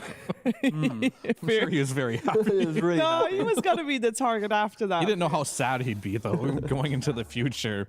But yeah, this is essentially, we're going to see in all these clips here, just the game really did shift the moment we saw this Blink BKB come online. Of course, you didn't even need to use it in a lot of situations, but once you have it online, you now know that there's nothing that can stop your black hole in this game. The best you can do is just maybe throw a disruption in there, but black hole lasts longer than disruption, and when you have two black holes, well, it's over at that point. So you have to find a way to get on top of that Enigma and kill him, but it's just a difficult thing when this puck is always in your face. This Abaddon's in your face as well too. So Toronto Tokyo with probably the best last pick possible in that game. Yeah, very well-rounded draft coming out from Aurora. And speaking of Abaddon and Abaddon players, we are going to be joined by Nightfall, who is, there you are. Hey, Nightfall, congratulations on the series. How you doing? Hello, guys. Yeah, thank you. I mean, doing good since we managed to once make it not with 3-2 and not play last day, and we can chill tomorrow. So that helps. A little bit of extra time. This was also the first time you guys were able to 2-0 Tundra. Of course, you faced Tundra this year quite a bit, but every single time, apart from today, it was it went to distance and went to game 3. What do you think was different today for you guys to be able to get this 2-0 on board? I mean, yeah, Tundra is quite a good team, so I'd say we're at some, I would say, similar level in terms of gameplay. But today, I think just 2 drafts where we had way better drafts than them. Both games, I'd say, it was pretty easy draft-wise.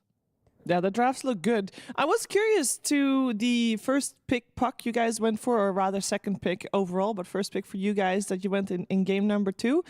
What made you confident enough to just open with that for you? I mean, Kiyotaka is a super good puck. He's probably level 30 puck, so he's quite good on the hero. And besides that, we just saw SD, and puck is just the best hero in Dota against SD, so we just pick it. And I'd say BZM don't really have that much good heroes against it. Fair enough. If you don't mind me asking, I feel like today was your strongest drafts in the tournament, and yesterday, in my opinion, was your weakest drafts in the tournament.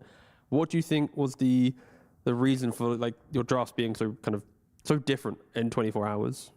I mean, I would say I put way more effort for today's drafts and just having some ideas of what we want to pick. So I put more time on it. And yesterday, I'd say game 1, we got pretty destroyed on draft. So game was unplayable. So I can take blame on first game against GG. Yeah. And on top of that, as a team, I feel like you're destined to make it to a grand finals, to eventually win a tournament in the year. Do you feel like you're hitting the form now that maybe this Wallachia is the time that Aurora, gets their first place before, of course, we move into like the TI season? Hard to say like this, but we're definitely getting better and better with every tournament. And I'd say we're like better than ever, like now, since we're improving from tournament to tournament. And yeah, hope we get even better to Riot and TI. And for this tournament, yeah, I think we can like make it to top 3, and then it's like not like coin toss, but then it's gonna be just some like 2 deciding games against good teams, and anything can happen. Any team can always win there. Cool, thank you. Sure. My question's, what's your opinion on the state of the carry position right now? Feels like there's a lot of different players playing different heroes on carry. Why is it this patch that we're seeing so much versatility? I think patch is pretty balanced in Dota for like 6 months or even year. Like you can pick a lot of different stuff, I would say, for most roles. But for carry role, I think it really depends on players. Anything can work. Just if you're good on the hero, you can pull anything out. Like if you have level 30 on some hero, you can make it work. Yeah, but for this meta, I would say it's kind of fits me very well.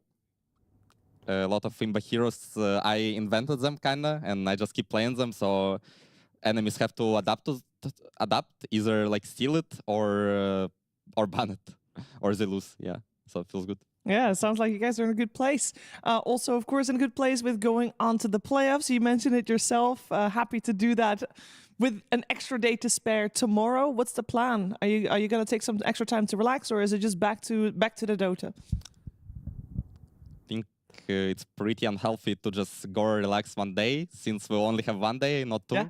So just gonna play scrims and prepare for playoff. Yeah. Sounds very good. Looking forward to seeing Aurora play their Nightfall. Congratulations once again, and a great series. Thank you, guys. See you. Thank you very much. Yes, Aurora, they make it 2-0 here, and that was against the odds from what we were expecting with these two teams, because as good as Aurora is, I do feel like Tundra kind of dropped the ball on this. I feel like also we've talked about this fear that Tundra has. This is the first tournament they play on this patch, and they have not yet found what Nightfall is describing. He found his hero pool. Yeah. He found what works for them. He invented this meta. He invented it, yeah. I mean, if you look at the old patch, right? Like these TA doesn't really play the Morphling, didn't play a whole lot of the Terrorblade. Like a lot of these heroes he likes playing are good now, and he's confident. Not seeing that from Tundra, not seeing the confidence. So hopefully they can find their groove and get confident, but they're looking shaky. They are looking shaky, but they have another day. They're not eliminated. They will be joining the last 6 teams tomorrow. For all the teams that will be 2-2 by the end of today, they'll play tomorrow in the final day of the group stages here for PGL Wallachia. We're going to move to another series, again with the playoffs on the line in a best of 3. This time it is Team Liquid versus Tidebound after this. The new breakthrough and innovative phone with 1xBet app. With 1xBet app, you can register and start betting in just 1 click. Intuitive interface and thousands of sports events every day. User-friendly app. Big wins, fast payouts.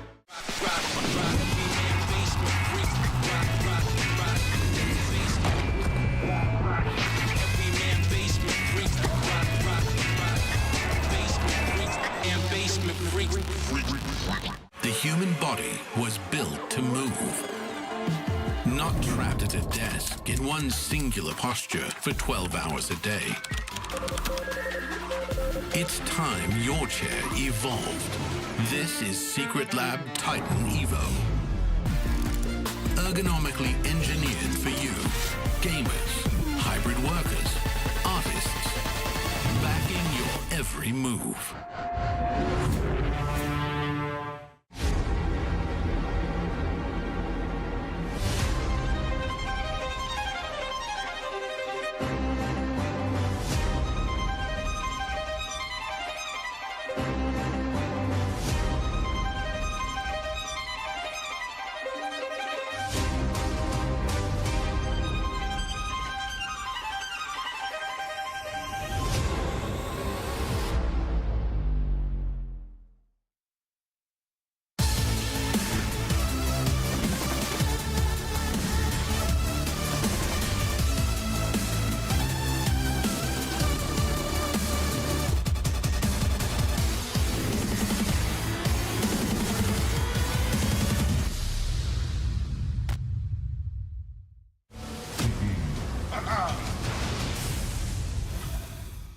You are watching PGL Wallachia Season 5, and we have Team Liquid and Team Tidebound going head-to-head in a best-of-3. Winner advances to the playoffs. A lot to talk about with these two teams, and I want to focus our attention first on Team Tidebound, and I'm sure that we're going to say a lot of things about their Dota 2 that they play. But first things first, Fear. What do you normally do if you celebrate your... Have you ever had your birthday at an event? Have you ever had a birthday, Fear? I've never had a birthday at an event. Actually, I have, but I keep it on the down low. So, yeah, I'm a How? mysterious Because guy. literally, all you can see it, and I would be bringing it up anyway. I mean, maybe, I don't know, but there is a thing called the birthday buff, where you have a birthday, that team often wins. It's true. T knows. Yeah, 100%. The stats, it's like 17 birthdays and 100% win rate. It's incredible. And of course, Planet will be utilizing that to eliminate. Utilizing his birthday. Utilizing his birthday. They actually waited. They purposely crafted their run in this tournament to ensure that in their 2-1 series to get to the playoffs, they have to get Planet on his birthday. So it was very smart from them. It is very smart. Congratulations, Planet. 27 years today. I will say, that's how old I was when I won TI. It's a good age. 27's a special age for me. Is it? Wait a second. It's... Could I still win it? I'm 28. I mean, you could, yes. Well, thank you, Fear. I'm just saying that I'm number, taking that clip. That age is special to me. It doesn't have to be special for everyone. No, I just want to understand that you've now confirmed it, so I'm going to go back. Sania won at 30, so that's true. Oh damn! Oh yeah, I forgot about that. Yeah. Depending on when Boxy's birthday is, maybe he won it at 27 as well. Because if he is a summer baby, he would have been 27 when he won his TI. There you go. Is that a stat that we would like? The most common age of winning TI? No, let's focus our attention on the Dota. Are you I sure? mean, as much as I would be very curious to see if the stats around birthday buffs are actually playing out, but the Dota today is maybe a little bit more interesting here. Tidebound, on your screens, what's up? I can never get over the fact that for some reason, I think mainly in the Chinese region, they love playing with tissue on top of mouse. Yeah, because I understand, because sometimes it's you like just get sweaty. sweaty hands. Yeah, I know, it's impressive. And, I think- couldn't do it. I think also it was a lot more common because I forgot who it was, but one of the very prominent old school Chinese I know what you're players talking used to about, do it. yeah. Was it Ice Ice Ice? I don't think No. so. Also not Chinese, but still. We get the point, yeah.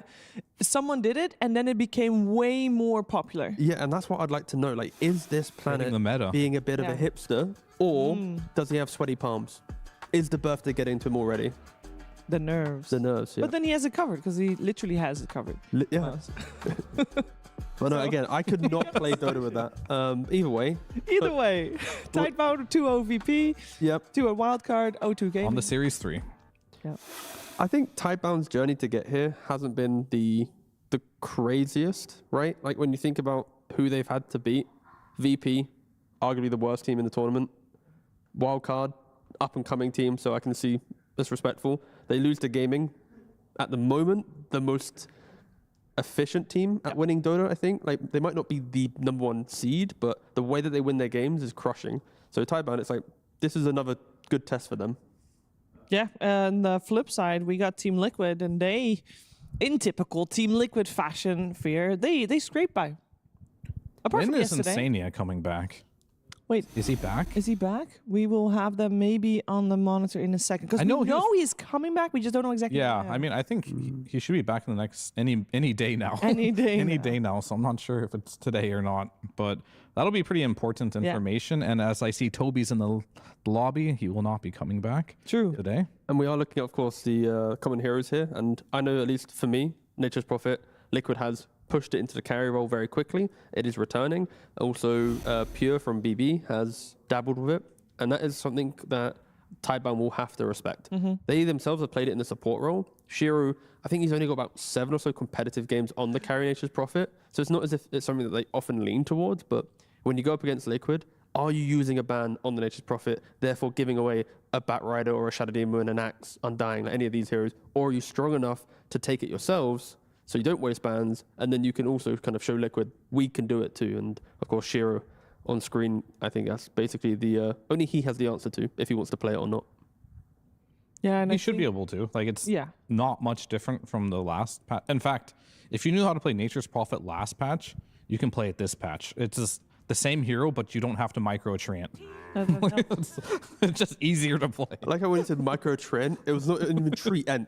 It was just Treant. just one. Like that intense micro of A clicking it down a lane. Now you don't even have to do that. Yeah, that is, yeah. I guess in the Wildly late game you do, but Well, we do have our answer because we are in the draft for game number 1 of this best of 3, and Nature's Prophet has been removed by Tidebound, who also have first pick, so they don't want to pick it themselves. Notable heroes still in the pool. Have to mention the Axe, as that is one that the Team Liquid really, really likes. The Batrider is still in.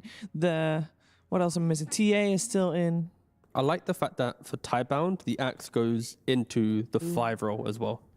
Like the fact that you are playing on buying an urn and you buy utility, your carry can be any ranged tier, pretty much be anything because of how annoying the battle hunger is in the laning phase. So yeah, I think for Tidebound, Axe does have higher value in that sense where if Shadow Demons and big counters get picked, Y is going to happily be like, lads, I got this. Yeah, but they do ban it out. They ban out Axe on the side of Liquid. I mean, I feel like whenever you see Team Liquid and they're ever in like, I'm not saying they're in a slump right now, but hypothetically they're not showing like a bunch of strategies. I feel like not giving them NP and not giving them TA is a good idea because no matter the patch, this is a team that can utilize those 2 heroes as a core. Yeah.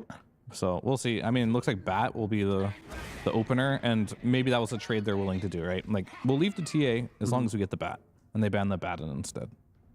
Yeah, perfectly fine with this opening. Of course, Batrider, we've seen it have great strengths. Yeah, but they do that with the Shadow Demon still in the pool.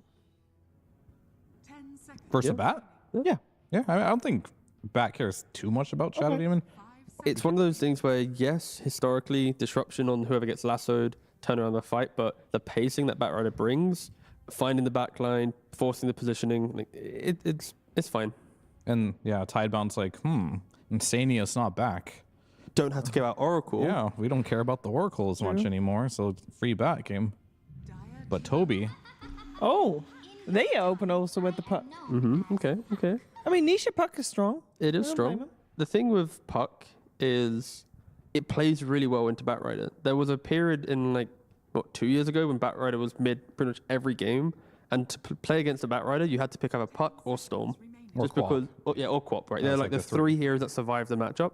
So I can see Liquid going, you know what, we respect your Batrider, but it can't go mid now. Like, we have our Puck here. If you put it mid, it's just not going to dominate the lane. Yeah. So it's Liquid's way of saying, you cannot flex this hero. We kind of control the draft.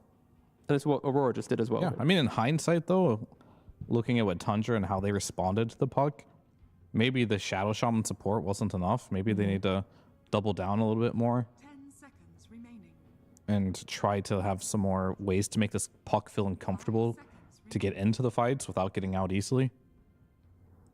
Because, yeah, they picked the Shadow Fiend.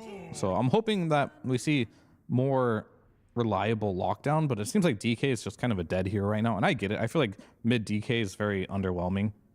It's like you do well in lane, and then what do you do after that? It's Did you know, very slow. based on Dota buff, Nothing to say, he's only played 2 Batrider games in his life. In his lifetime. And actually, one of them, it wasn't even a game. He has 0. Yeah, so I think it's just 1 game, actually. In his life, you mean a professional? Win or loss. Professional, yeah. Yeah. He won it. He There you played. He was on LGD Gaming 2021 DPC. Did you know? Nothing to say. Has a 100% win rate on Batrider in his professional career. Yeah, I do now. that is really impressive. Undefeated. Undefeated, surely. Because when I said, oh yeah, picking the puck, respecting the back and go mid, I'm just like, wait a second. I'm pretty sure I don't think Nothing to Say is a Batrider player. And No. yeah, Well, not we really see the case. that so far Bach has played it for them. They didn't win, but he was playing it on the off. I mean, I would not be surprised just seeing that Tofu played this puck, that Boxy might just pick it up if needed as well. Like, I'm sure it's fine in position 4 as well. Like, maybe you can curveball trade and get out type of situation. Do you remember when Puppy played at 5? Okay, it's about Long 2.5 time years ago, It was like 2.5 years ago, 3 years ago, but yeah, it's been in the support role now and again. It's a possibility. I think I would prefer Liquid just to put the puck mid. Just jam it in there. Just go mid. Who cares? Like, they're banning out Huskar. They're Block pick protecting the the lane. Shaman. Yeah, block pick the Shaman. Oh. Question about the Shaman. We have seen twice now people going for the Mass Serpent Ward. It has 0% win rate, unfortunately. But... I mean, I think Shaman's win rate's just not good in general. yeah, exactly. So Mass Serpent Ward surely is where it's at. I personally, I don't know. I've got mixed feelings. I think in some games the Mass Serpent Ward's great, but I also feel like sometimes you're missing out on the laning stage by not having the chicken fingers. The fact that we see chicken fingers more based on the stats, but like you just mentioned, the laning phase with chicken fingers is good. It's good pressure. But in the game, when you want to play for objective pressure with Shaman, Mass Serpent Ward is undoubtedly the better facet. You put that next You to a lose the tower. ward trap too, though, which sometimes is useful in team fights. Sometimes it's useful, yeah, but that's where you're now moving towards team fight. Team fight, chicken fingers, Serpent Ward trap, it's good. Yeah. Objective pressure, taking an early Roshan, getting to a tower and just placing it and knowing that it's going to inevitably kill the tower, that's when the Mass Serpent Ward's better. So depending on what the team thinks they need, do they want team fight and map play, or do they just want take Roshan, take towers, then you take the other one? But it's kind of fun that the hero actually has a choice compared to other heroes. That's true, for sure. Tidebound, though, want to apply a lot of pressure in this game with the More Beastmaster. stuns. Yep. I mean, they're just going to really test the puck on this one, I think. Just tiny mid first puck. You've got the Beastmaster, Batrider. Sure, you can face it dodge a lot of these. By that, I mean, like, animation swing for the roar is really long, but you've got a lot of threats. At some point, he will catch you with a roar, and you probably will die. And this is a classic counter to the Beastmaster. He just drops a roar in the early game, and then you just bring your Dawnbreaker, turn the fights. But it is not looking too good on the win rate, 27%. And Dawnbreaker, you like a game that's somewhat stable. You want to get your Blade Mail, then like an SMY, then you buy Aghanim's. Like when the game's being played at I can also farm, you feel fine. But when towers are dropping, any Solar Guardian that you make a mistake on, you know that big window of pressure gets applied on them. It's drow time now, I think. Yeah, no, it would look pretty good. Yeah. Liquid, they just don't have much damage with their heroes. And am I correct in saying that the one that we're missing is highly likely going to be Toby's hero? So generally a position 5 that also wouldn't add too much on that damage, I would imagine.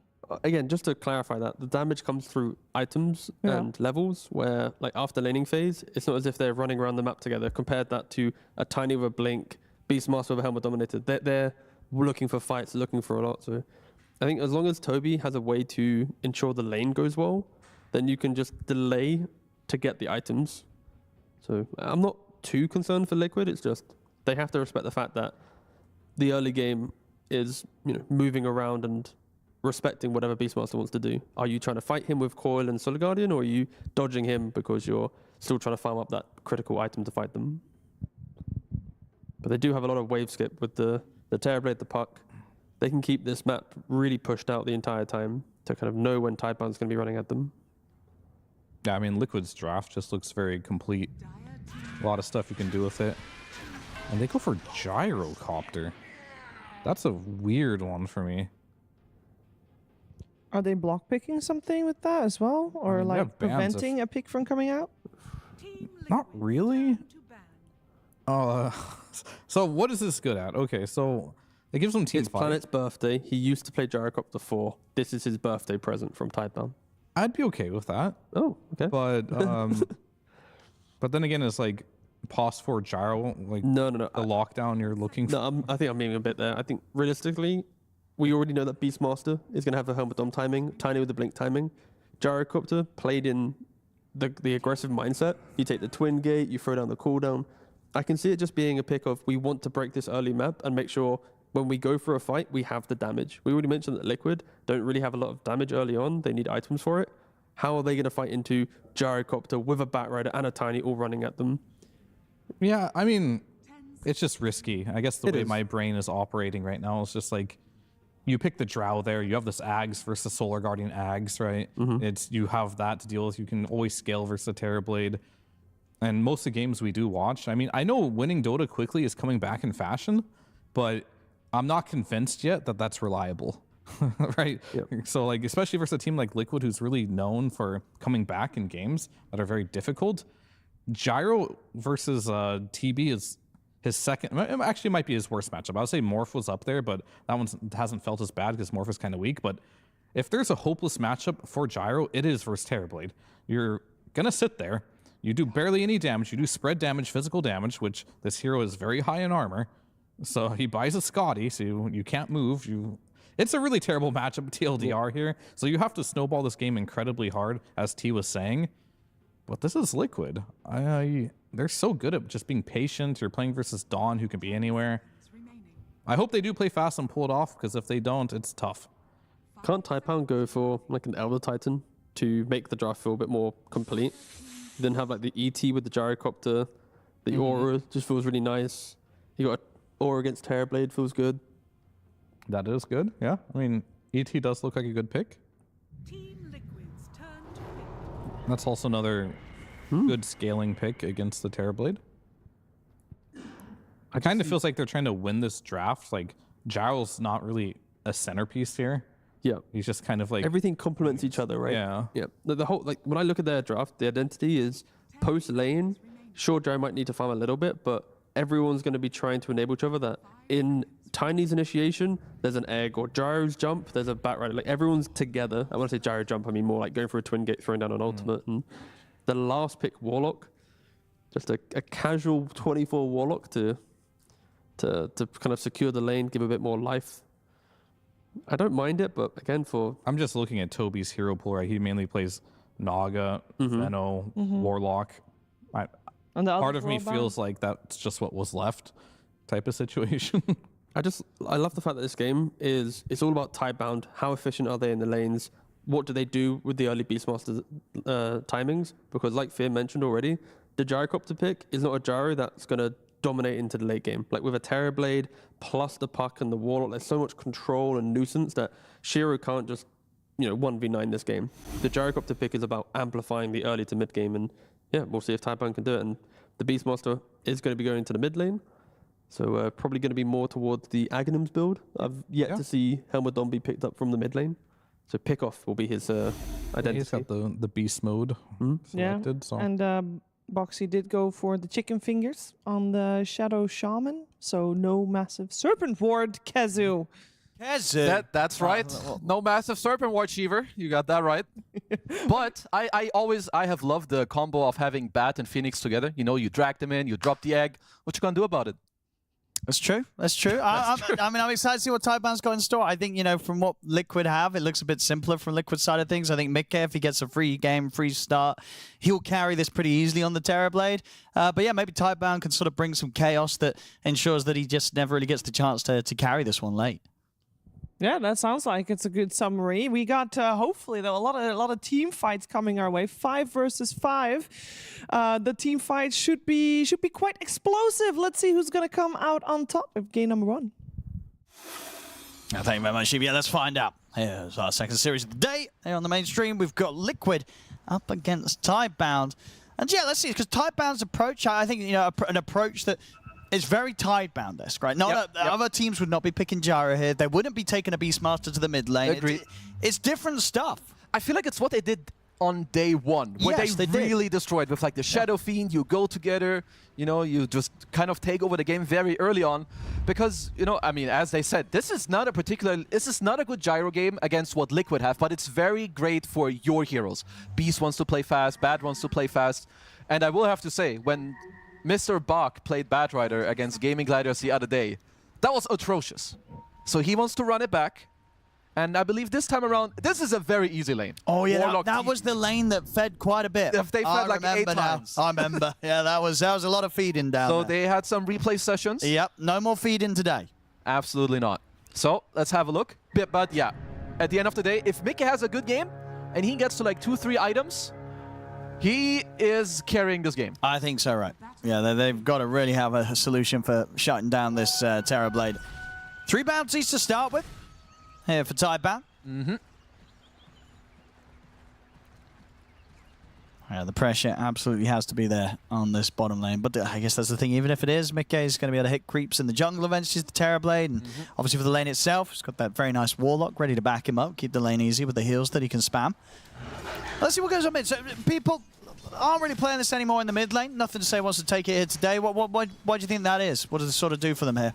I mean, mid Beast is very strong, especially against heroes that don't deal with the summons too well. Like Puck, he's low damage, he's not the highest armor, so I expect Nothing to Say to do very, very, very well in this mid lane. And to be fair, same down bottom. Like Bad Rider in this lane, they don't really pressure at all. So just faster tempo, and it's good against the Puck. Now, what do you sort of make of the top lane? You know, is this a lane where Saberlight and Boxy can get kills against these two, or is it difficult with the combo? There's definitely potential for them to do so, but I would say that the Tidebound lane is just a little bit stronger. Like, Gyro is very good against most range 4s, because they don't like being flagged. You do have to show yourself to like kind of hit each other, so there is potential, but I do give Tidebound the edge.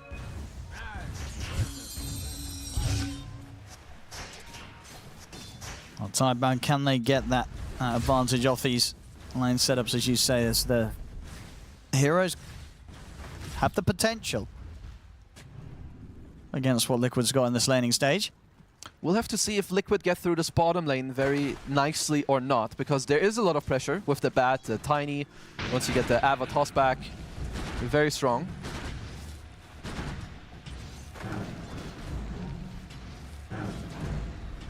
And why? Some good spirits here. Harassing back the two of them.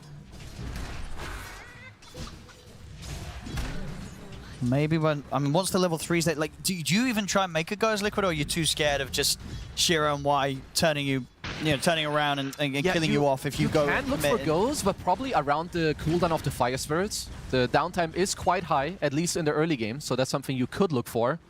But I will say that I just really, really like the Phoenix pick, especially against Dawn. Like, oh, let's hold that for a moment. Just kidding, just some fake Avalanche. Like, when you play against Dawnbreaker, you know Dawn is going to ult to save the guy. But if you have enough stuff down that when Dawnbreaker drops in, it's just too hard to fight, it's really annoying for this hero. And Phoenix does just that. Like, you don't want to Dawn ult into an egg.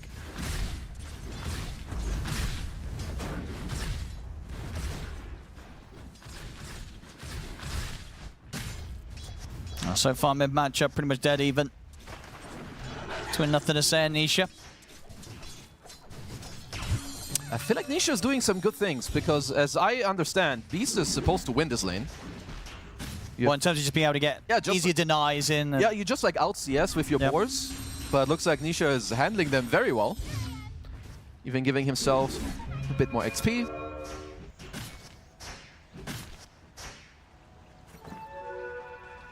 A very clean start from them so far in these first waves.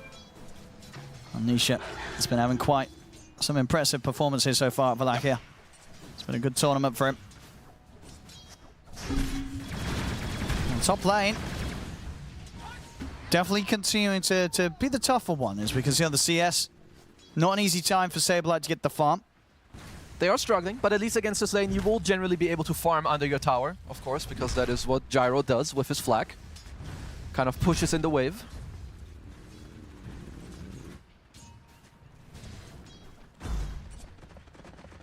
We'll see Planet starting to get some of those stacks at the ready. And ready to swing across here for the water rune. Anisha won't be able to grab the bottom one, but will have that top one safe for himself. He's constantly pushing the wave in against, nothing to say. Nothing to say, not really able to early on get any pressure onto Nisha's tier 1. See, Bark is going to get bonded to the creeps here, so take quite a bit of damage. Mickey's able to clear up the camp here with the Metamorphosis. Planet not going to have the setup. Top lane nearly dying there to the Blood Grenade. Boxy able to hold back Shira to make sure those last few hits didn't come in. So it's going to have to be a walk back to base for Saberlight. Not having a fun time up here. Let's see if Boxy can maybe hold the wave. I assume they will not allow him to do so in front of the tower. And they're letting him. Oh, they do. Okay. So doesn't hurt Saberlight too much, to be honest. Sure, has to walk back to base, but Boxy is just holding it for him. At least some of them. And the next wave is coming, so yeah, it's all okay for Liquid. I'm going to try and make a go. So if they've got enough damage to burst through Shiro, dive forward. He's dead. They got him. Nice read there from Boxy. Says, hey, you know what? We've got the setup, we've got the damage, and they have. Only just, but it is there. Yeah, well, that is at least one of the downsides. They don't have any cancel for the Shackle. It's level 2. Maybe slightly underestimated how fast Saber would get back to base there. Of course, he's got the hammer, he's got the boots. Can they go for another one? Chicken fingers. Dives on cooldown. Why is in trouble? They're going to get both of these kills. Huge. That is massive stuff there for Liquid's offlane duo. Very nicely done. I mean, that's Boxy level 4.5, Tranquil Boots, and a full magic wand on the courier as well. And not bad at all, again, considering that the CS situation wasn't great, wasn't having an easy time getting the creeps, but getting the kills, they got that sorted, Liquid. Let's see, active rune coming up. Nothing to say, we'll grab that one.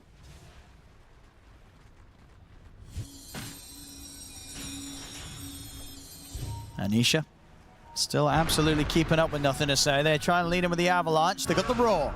Okay, Toss is available also. Yeah, there should be enough lockdown to kill off the puck. So bringing in the support back up. It's enough to make sure they can get Nisha out of the lane. Deal with the siege creep wave. Very good kill for them. As it's already have a lot of stacks as well. I don't know how Boxy was able to destroy the top lane and already get the stacks up. Wisdom Shrine in 20. Radiant's middle tower is under attack. Now, it doesn't look like it's going to be possible for them to try and go for any sort of steel Tidebound. Liquid, they should have this area covered. Yep, everyone just kind of getting what they want. I mean, Mickey's net worth, though, very, very high. So, again, you've got this Bad Rider lane with very little pressure coming out, just playing for their own game with some stacks. And that's definitely the thing with Liquid's lineup. It seems like it's going to be pretty set up to hold these early objectives, right? Turn up, clear waves, push waves back, hold tier 1s to ensure that for the most time possible, they keep this game going so that there's that much space on the map for Mickey to be able to clean up. The Terrorblade is going to be a big problem. Like Mickey gets to farm this game, the likelihood of him out carrying Shira's Gyro feels pretty high. Yeah, and currently they're not doing much to stop him, as Boxy does tank the tower from the left. Figures there's a ward, he wards that quickly. I mean, the way they pressure Mickey is by bringing Gyro through the gate, maybe later. But for now, there's going to be some active runes on the board. Y returns to favor with the D-ward. They've got the grab, they get the Dream Coil, in fact, onto the two of them. There's a haste rune as well, picked up here by Nisha. So unlikely to be able to run from him. They kill off Y underneath the Dream Coil. Planet should be fine here by the safety of the tower and nothing to say. Easy little moves there for Liquid. Still pushing a Tidebound, maybe not getting as much as they'd hoped for out of these opening minutes. Certainly not. And this is all of this stuff is happening currently without the Dawn ult. I mean, Saberlight not having the most XP as of now. Planet was camping the top lane earlier.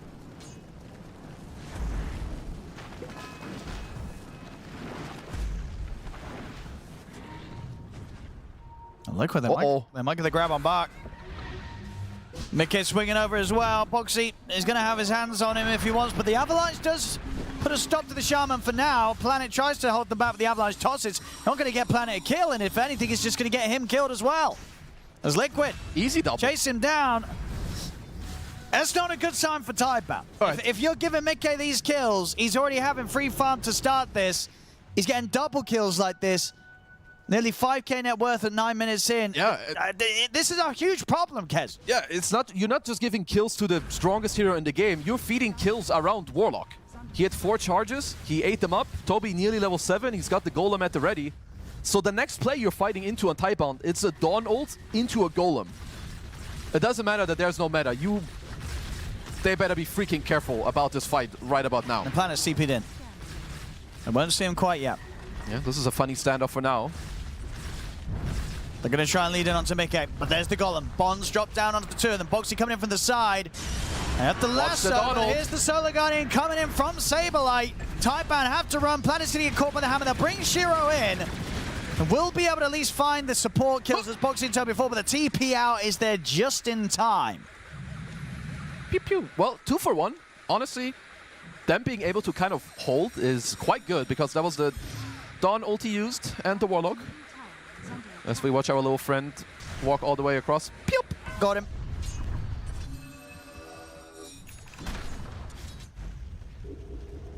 Shiro. He wants to try and get back to the other side of the map. He's going to find Mickey. He's got the back of the white. Toby's going to come in and help out as well. Mickey.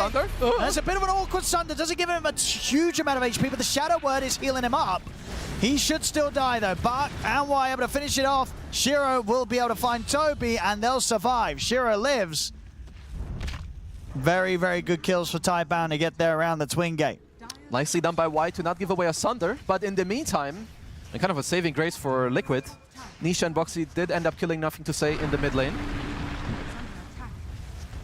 Got the Amplify Damage rune. That's a lot of pressure on this mid tier 1.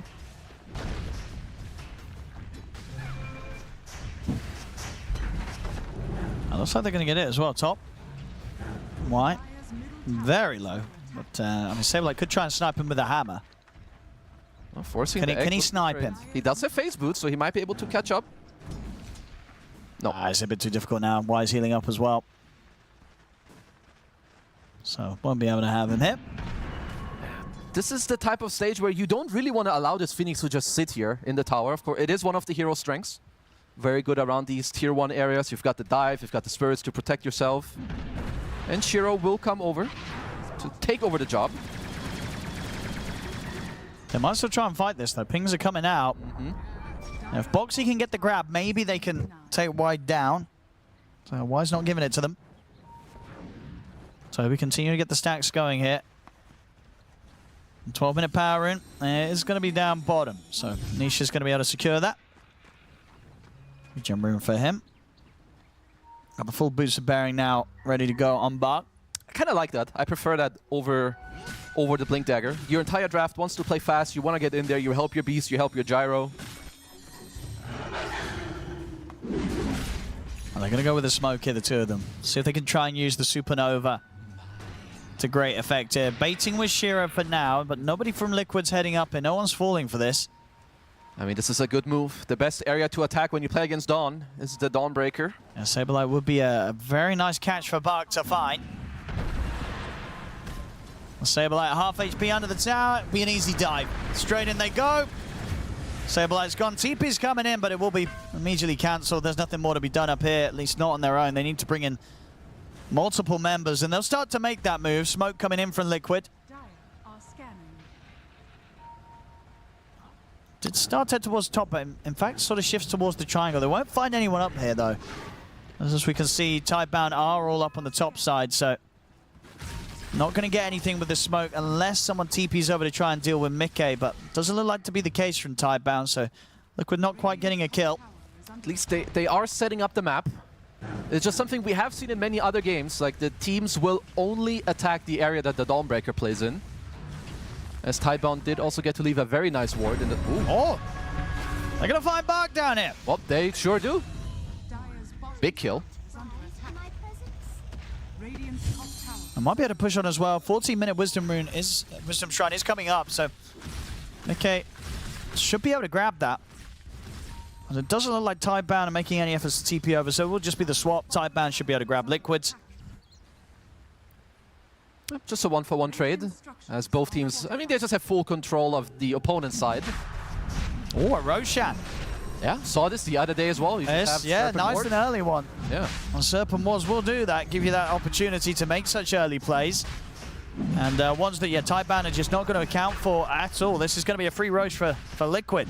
Tidebound not bringing the fight over it. I mean, it's already hard to deal with Nisha as is, with the golem behind the Dawn ult. Now there's an Aegis on top. Boxy will TP to the top tier 2, getting close to his blink.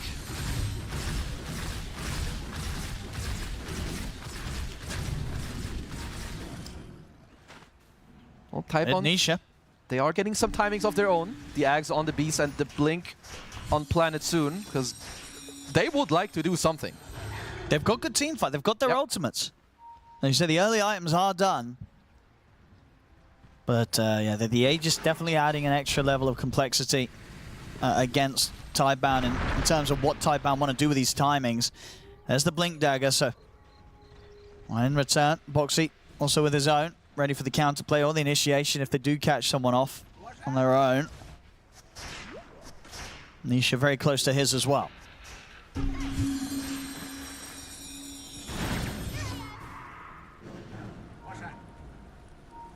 Making their way towards top. Shira's already out of there. Maybe Nisha ends up catching Y on the escape. No, Y's out with the TP before Nisha swings by. And Shira ready to shift down towards the bottom lane. Knows that this sort of pressure is likely to be coming in from Liquid top. Let's see if Liquid want to take a fight around this, or if they'll just give it up. Bak wants to go for a Crimson Guard, okay. So not looking for much more initiation, instead looking for the tankability against the TP, against the Dawn. I can see that. You do have the tiny blink to work with.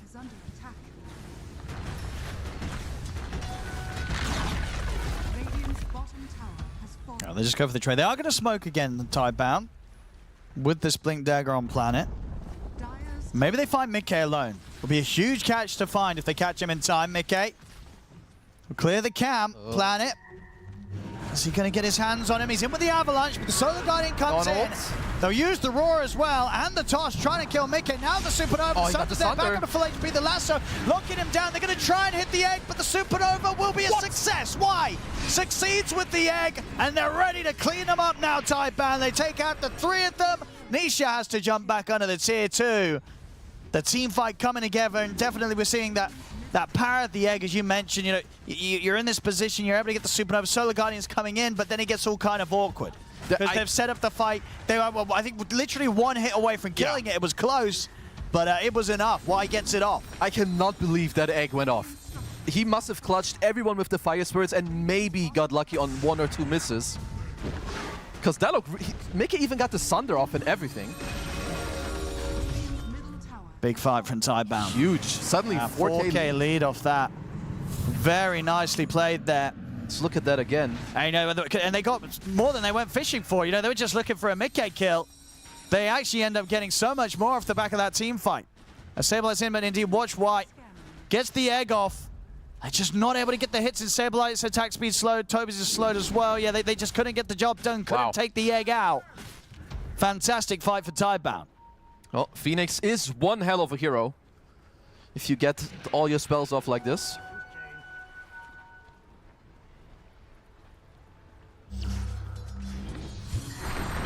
Planet. Toss back. He's ready to find another. Gets the toss back on Toby. Just a freebie. As a dead Warlock. Tidebound feeling in their element now that they've managed to really get the ball rolling after that last play. Nothing to say. He found the Roar up top on Boxy. It's going to be another one. Liquid. They've got to gather themselves together, starting to let some freebies go the way of Tidebound. Also, whilst this is going on, in the mid. He does have Crimson. He's pretty tanky. And the Dream Core put to an end, he can just get out of this. So that's a Coil and a Solar Guardian. It's not even getting them a kill. Yeah, he's just being chilling.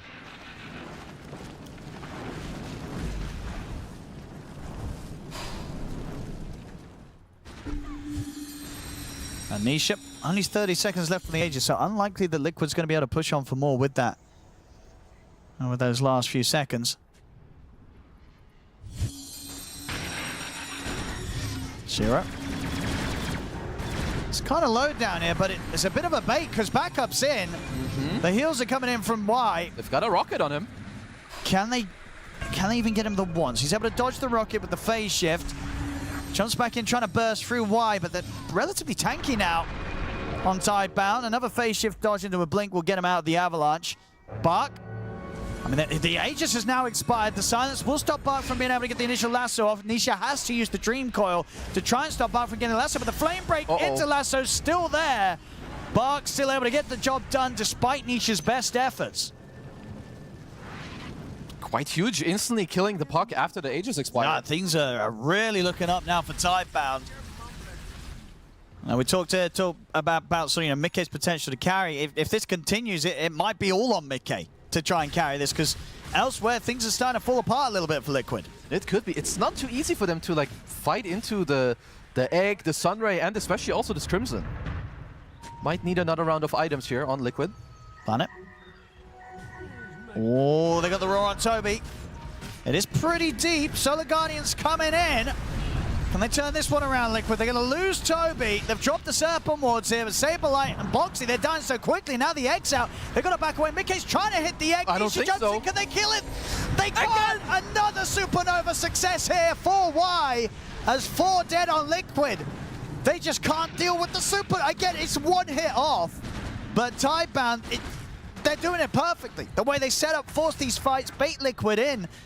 Liquid get tempted every single time to try and do it, but each time, one hit away, Y gets it off. And it's another massive win for Tidebound. No, it's a 10k lead. Even if that egg dies, they're all getting team wiped on Liquid. And those are the great type of eggs. The ones where you're like, can we kill it, can we not? You man up, and you just can't. And even before that, it's not just the egg, the level 4 Sunray on the beast going in. Planet. He's able to grab it. Shrine of Wisdom for him. See if he can get out of this. Probably not. Well, no. Nah. Surely not. Yep. They got it.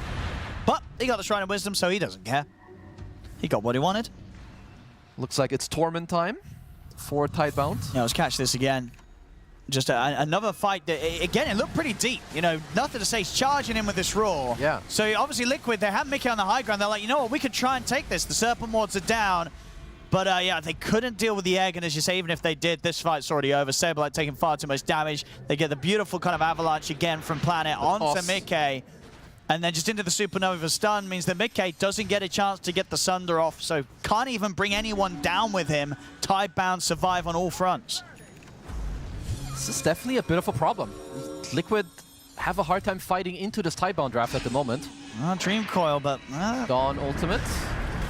See if they can get Bark. Again, it takes quite a bit to bring him down. They got him this time. This time they do.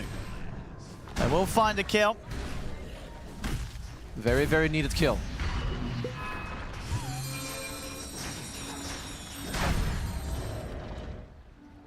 Well, Liquid cannot afford for another team fight to go the way that they have been. Nothing to say. Already back on the hunt here, ready to look for action with the Roar. Very high chance that Liquid are talking about BKBs. This is an absolute necessity against this dire draft. Nothing to say. Finds the perfect one. Gone. Absolutely terrifying now, this Beastmaster charging across the map. He is massive on the Beast top net worth. Level 18 now. It's 23 minutes in. Well, Liquid will just have to play the map for a while. It is at least one of the strengths of your TB and the puck. Need to try to get some items. Now they'll just drop some Serpent Wards here to cut a creep wave or so. It's the best thing they can do. Yeah. I also like that Boxy is lingering for now, because there's nothing they can do on the map right now. You want your TB to get some gold, you want your puck to just farm away, maybe get to his Lincolns, so they can be more of a threat. Need to delay. They do still have the... Okay, now the creep wave here gets wiped out by the south. They won't be able to push on to the tier 2 bottom. Boxy has had enough of the Supernova. Bought a drums. One of the OG counters. If you don't have a good lineup to kill the Egg, you might as well buy Boots of Bearing or drums. Yeah, because I wondered as well if this would be a game for the Dawn. Obviously, I think what we do see what Solar Charge being taken every time, the cooldown one. But you do have the other one, right, where you give your team attack speeds. Could there have been an argument for that this game, or is the solar charge just that good? I mean, the solar charge is generally just better. Like the cooldown is, it's quite OP. Like lower cooldown just as a concept. But maybe, you know, maybe there's like someone else goes drums, you do that, and the egg will just die every time. Yeah, because I haven't really checked, but is it pretty much all Dawn Breakers take solar charge? Is that the only one they play with? Pretty much. Yeah. It is just straight up better. Yeah. Let's see, they are going for cross smoke. Cross map smoke. Mickey with the shard, of course, super fast. They did see Toby run through their observer. Oh. Nisha. He blinked into the wrong neighborhood, I believe. See if he can get his way out of this. He's going to have 4 heroes hot on the chase for him. Oh, good blink. Bark. Can he close in on this? Oh, he might get him. Yep. He's got him. Bark finding some very nice lassos this game. And on tricky targets as well, a couple of times back-to-back onto the park. He's had Nisha's number. Yep, really like his build too. The bearing, the crimson, into the blink. We've got a double catch by Planet 2 with his own blink Yules. I mean, Bark even going for the pipe. I mean, their draft is more about enabling each other and themselves. With like, you help everyone go in because it's what all of the heroes want to do. You take the fight this second, Roche. Liquid will not contest this. They need more time. Need more breathing space on the map. And how much is Tidebound going to look for with this Aegis? They definitely want to close down the map with this one. Maybe all the tier 2s, the enemy outpost. We might have a high ground poke. Okay. I mean, they do have okay high ground. You can Sunray the Gyro who goes up there. You've got a potential tossback or lasso. But tier 2s will be the first task. We see that as well with the state of the game.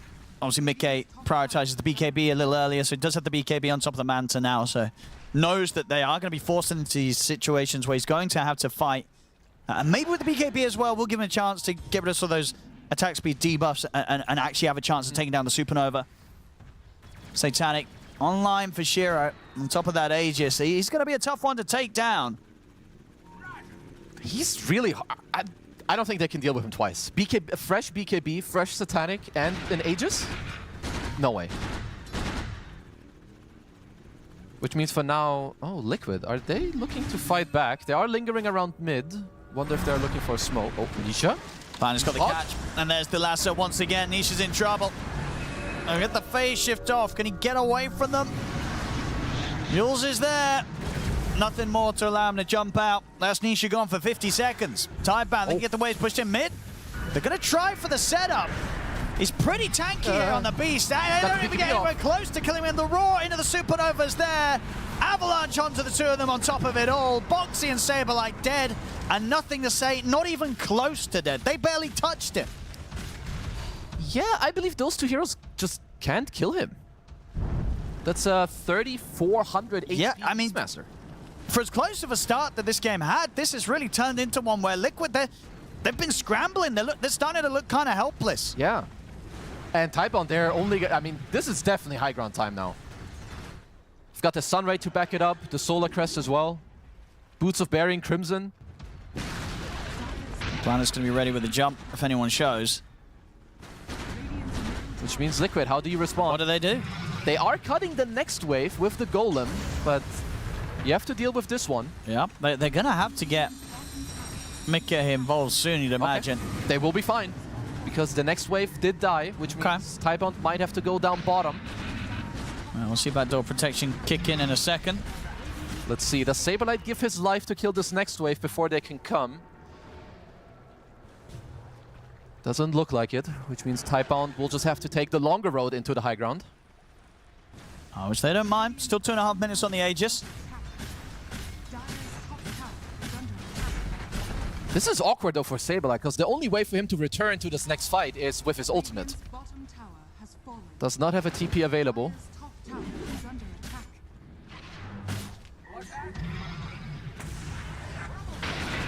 And back on with the mid push.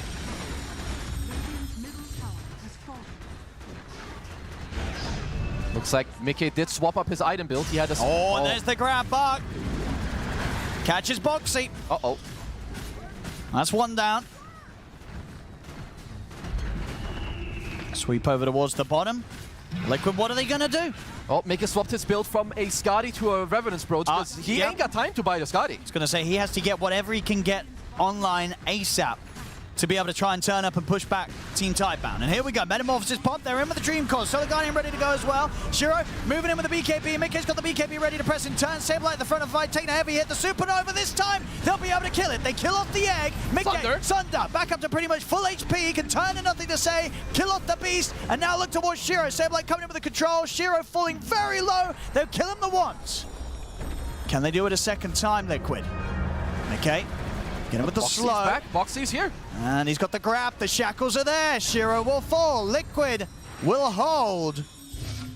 As Mickey able to do the damage. As you said, itemization perfect from him in terms of the timing. They needed him online right now, no later. So BKB into the Revenants gives him the maximum output and impact in this sort of fight. Turns up, they hold the defense. Very, very clutch from Liquid.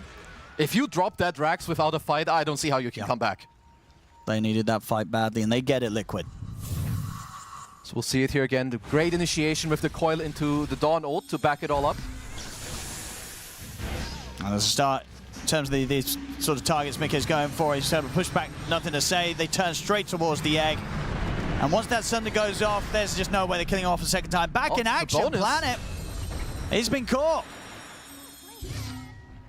Uh-oh. Careful here, my Tidebound Bears, because you're still up, but we've talked about it before. This Mickey TB in this game, he's still got room to grow. Yeah, he's set to carry.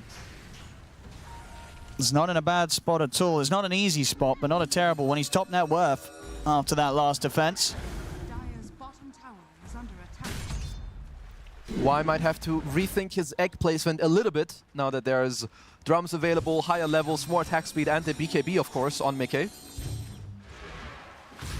Might want to designate one of the roars onto the TB during his BKB, as Nothing to Say is working on a refresher.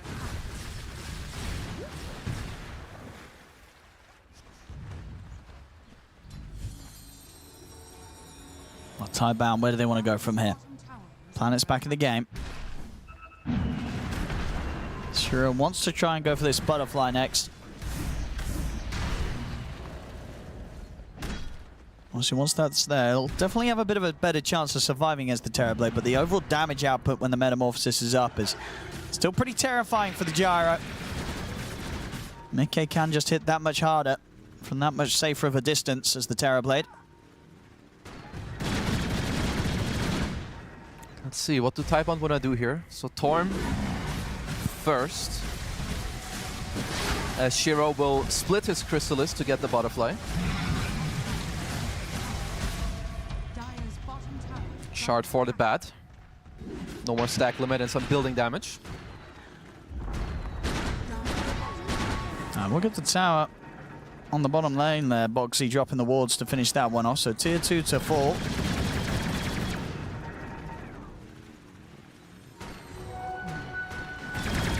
I must say, I would have preferred the Daedalus over the Butterfly. I think that Tidebound have a lot of defensive capabilities already with the Pipe, the Crimson, the Sunray.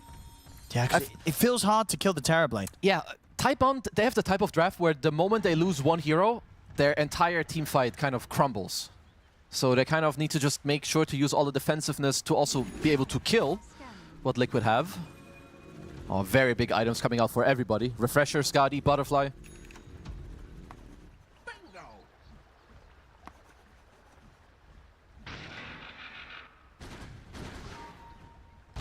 Dire's middle tower is under attack. Gem on Nisha. I do like that pickup, as currently Tidebound have 0 wards on the map. They do have 1 on Y at the moment.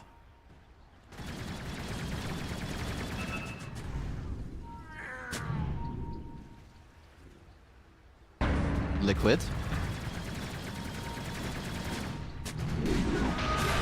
There's the jump. Solar Guardian comes in straight away in response. They're trying to burst through the Phoenix. Can they kill him in time? The egg's out. Can they kill the egg? They're looking to kill him, but the roar's there. Out onto Mickey. The egg will die, though. They get the last hit just in time. Mickey, Sunder back up to full HP as he takes the health of Planet. They'll kill off the Tiny. Bark has the lasso controlling Mickey for now, but Mickey, can they actually bring this Terrorblade down? The BKB's out from Mickey. He turns now over towards Shiro. Shiro trying to stand his ground against Mickey. Shiro will get hexed up though. The Starbreaker comes in. Shiro will fall. But Mickey does go down. Nisha, face shifts there. Coming back in with the shackles. Boxy has the grab into the hex. They catch out. Oh the two of them at the end of it all as Liquid get the team wipe. What a crazy fight. That egg, I think it barely died this time around. It was so close. Nothing to say. Instantly refreshed his roar to get a second one onto Mickey, but it was not enough.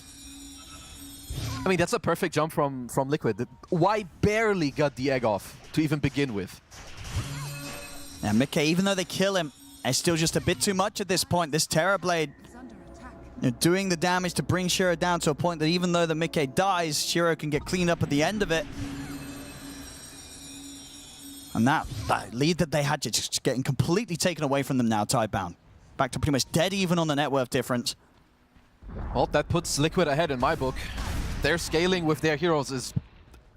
It's just better and stronger than Tidebound. Yeah, Tidebound needed to maintain that advantage. And any fight that Liquid can start is good for them. Because Tidebound, they really rely on this roar into egg or like a lasso into the entire team type of play. If they don't get this, if there's any chaos, it will always benefit Liquid. That's a full Abyssal onto Saberlight. With a smoke into a Amplify damage rune. Well, that's just the third Roche. Yep, they'll go straight for it.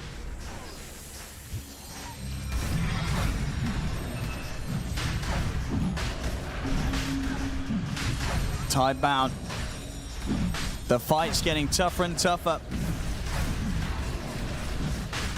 Is Shiro going to just be able to provide enough firepower to tackle Team Liquid in the team fights? It's seeming harder and harder. Especially with some of the items that are going to be flying out soon here. And Mickey ready to look towards the MKB next. We're seeing as well, Boxy also very close to being able to treat himself to a BKB.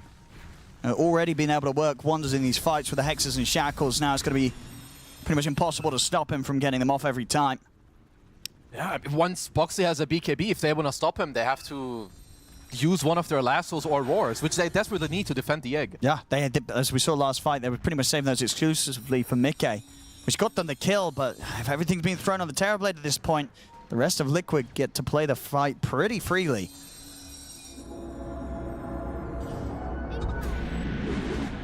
So a lot of problems now for Tidebound. Can they somehow set up one of those fights like they had earlier where Y gets this chance to succeed with the Supernovas? It's looking harder and harder.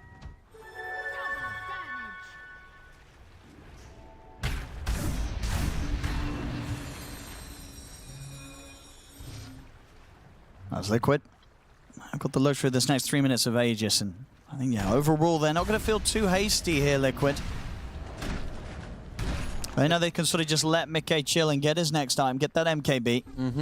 Yeah, they might be trying to get closer to their 25 talents, the MKB you just mentioned. All three of their cores starting to kind of close in.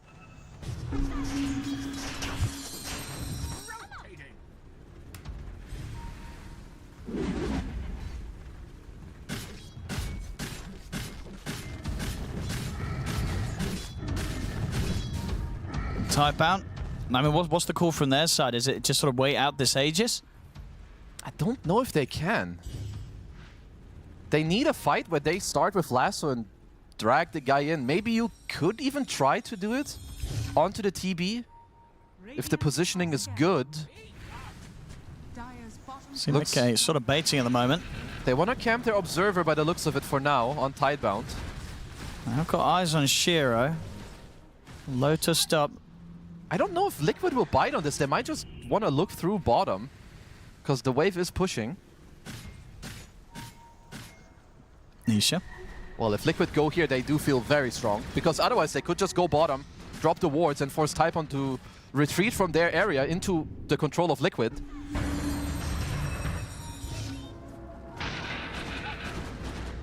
Looks like they'll do that for now. Mickey bringing in the bottom lane. Yeah, Liquid will not bite. And they have full control of the way over. Is under attack. Tidebound. What's the move? Serpent was dropped here from Liquid. It's tier 3 taken out.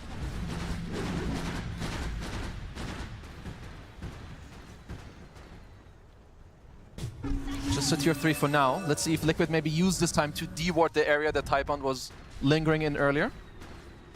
Nisha is absolutely on the case. More back. Oh, that's the axe They'll pull. get the double lasso. They've got 4. The Avalanche is there, but the Solar Guardian's coming in. Poxy's having to get the BKB off. Oh my God. The bonds. The Golem slammed down onto the 3 of them. Mickey's ready to turn up. Looking towards nothing to say, nothing to tell. Put the refresh. The Supernova goes on successfully this time. The second Raw. Enough to bring Mickey down the once. Can they take Mickey out a second time? Nisha poking at the backline. Still has his eyes on Planets. Very low at the moment on the Tiny. Nisha doesn't feel confident enough to jump back into the 5 of them. Tidebound. They deal with the Aegis, and they are able to kill off Saberlight. They don't lose anyone themselves, Tidebound. Despite the fact they kind of get caught in what, like a 3-man, 4-man Bonds Golem. They survive through it this time, and the Supernova is back to going off successfully. I mean, what a goated jump by Bach there. Grabbing 2 heroes into the Egg Avalanche combo. I mean, this is picture-perfect teamfight for Tidebound. It doesn't get better than that.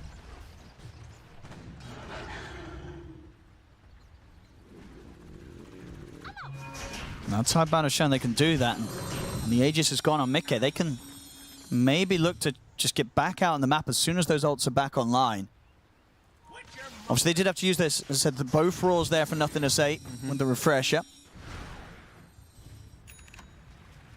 Well, they do have the Agnum's plus 25 talent now on Nisha. So big power spike for him. Shira's got the Daedalus, so now going to start be kicking out quite the damage here with that and the Butterfly.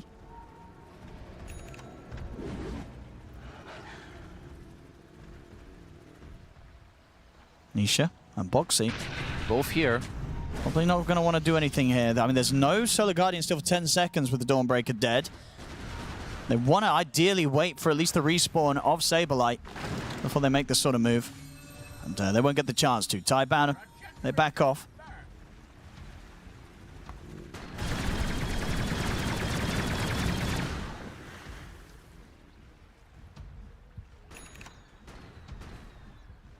And Mickey might just want to get his Satanic done before Liquid look for another fight. Yeah, won't take him too long. We'll probably have to drop the treads for that one.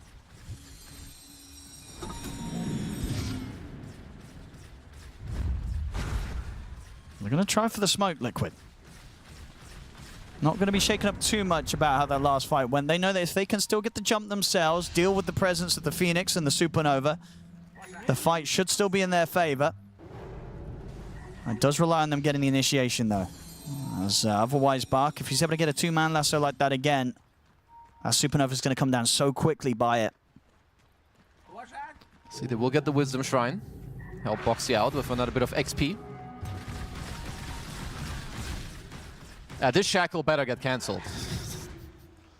Because it lasts for an eternity. 5.7 seconds.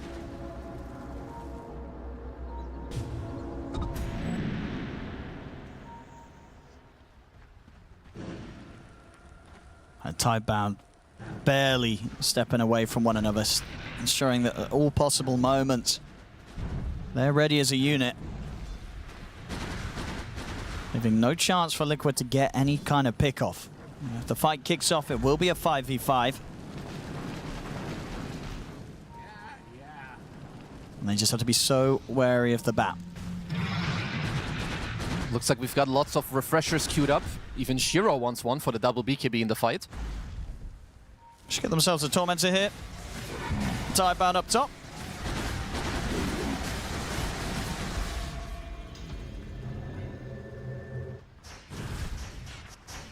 And TPing straight over to the mid. Liquid, though, they're not going to be pushing up to the high ground yet. Still ready to just hold the lanes in. It's going to come close to finding out when the Roshan's back in. What's the Satanic done now for Mickey indeed? Getting rid of the treads to get that in.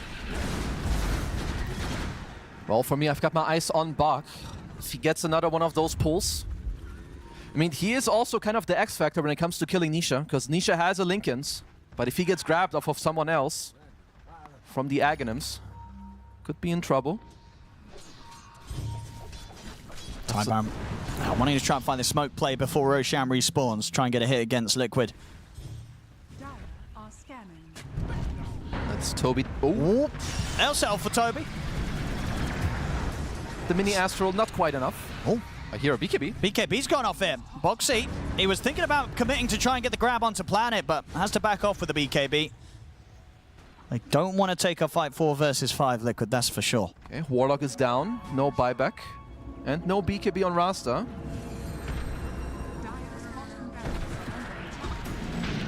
Roshan just about to spawn. Tidebound, they'll grab the tier 2 top. It's the final tier 2 that Liquid had standing. So both side lanes now open for the taking. They'll get the tower.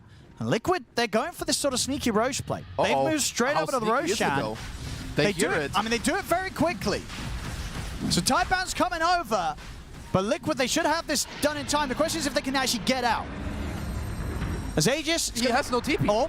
Okay, yeah, Mickey's going to be forced to fight by the looks of it. He's in the pit, pots the meta. They've got to try and fight their way out of this one. Look at Nothing to Say. The Solar Guardian comes in. Nothing to Say will fall. Supernova will be a success. They're trying to heal up here. Shiro here on the Gyro with the Satanic. And Mickey's still standing strong. The bonds are in. Bark's getting slowed up by the Skadi. He's dead. They're buying back the mass buybacks on Tidebound, but they can't turn this fight. They have to run.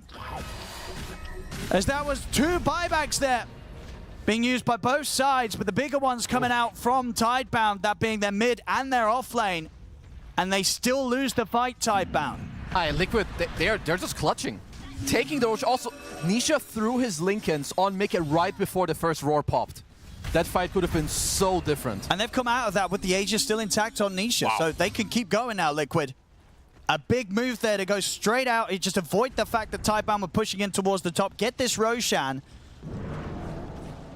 And now they're ready to start forcing the high ground, see what they can get done here, Liquid. 50 seconds, no Shiro. Does have the buyback available. We'll see how much he's happy to sort of sit back and let happen at the base. There's Nisha on the way to getting the full nullifier sent out. Will likely be happy to spend up now that he's got the safety of that Aegis. Fortification comes into play, still 30 seconds, no Shiro. Mickey. He's got BKB back up in 15 seconds. For now, though, Nisha, he's going to be able to finish off the racks himself. It's the full bottom set here, taken by Liquid. Very nice position for them. Wow. Also the full nullifier, like you mentioned, on the puck. And Nisha, he's an absolute monster now also. It's not just Mickey.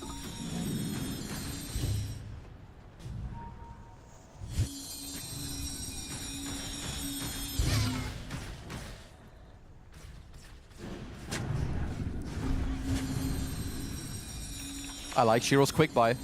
He does finish the Swift Blink, but Rapier is on the deck. He's ready to, I mean, these fights, right, he sort of just has to get straight in on top of Mickey and hope that he has the damage to threaten the Terror Blade before Mickey can get his Sunders off and heal up himself with the Satanic. They have to kill this Terror Blade.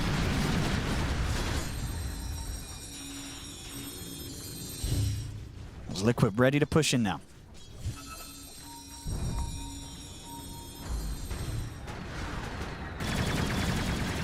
Let's see, do they want to go top? That's a banner with a double siege creep. Shiro is going to jump in to try and kill up the banner. They'll go straight for him. The Avalanche does clip on Anisha and Mickey. Anisha jumps out. Okay, looks like that's all for now. Both sides, of course, or at least Tidebound see nearly everything outside of the base with this Observer.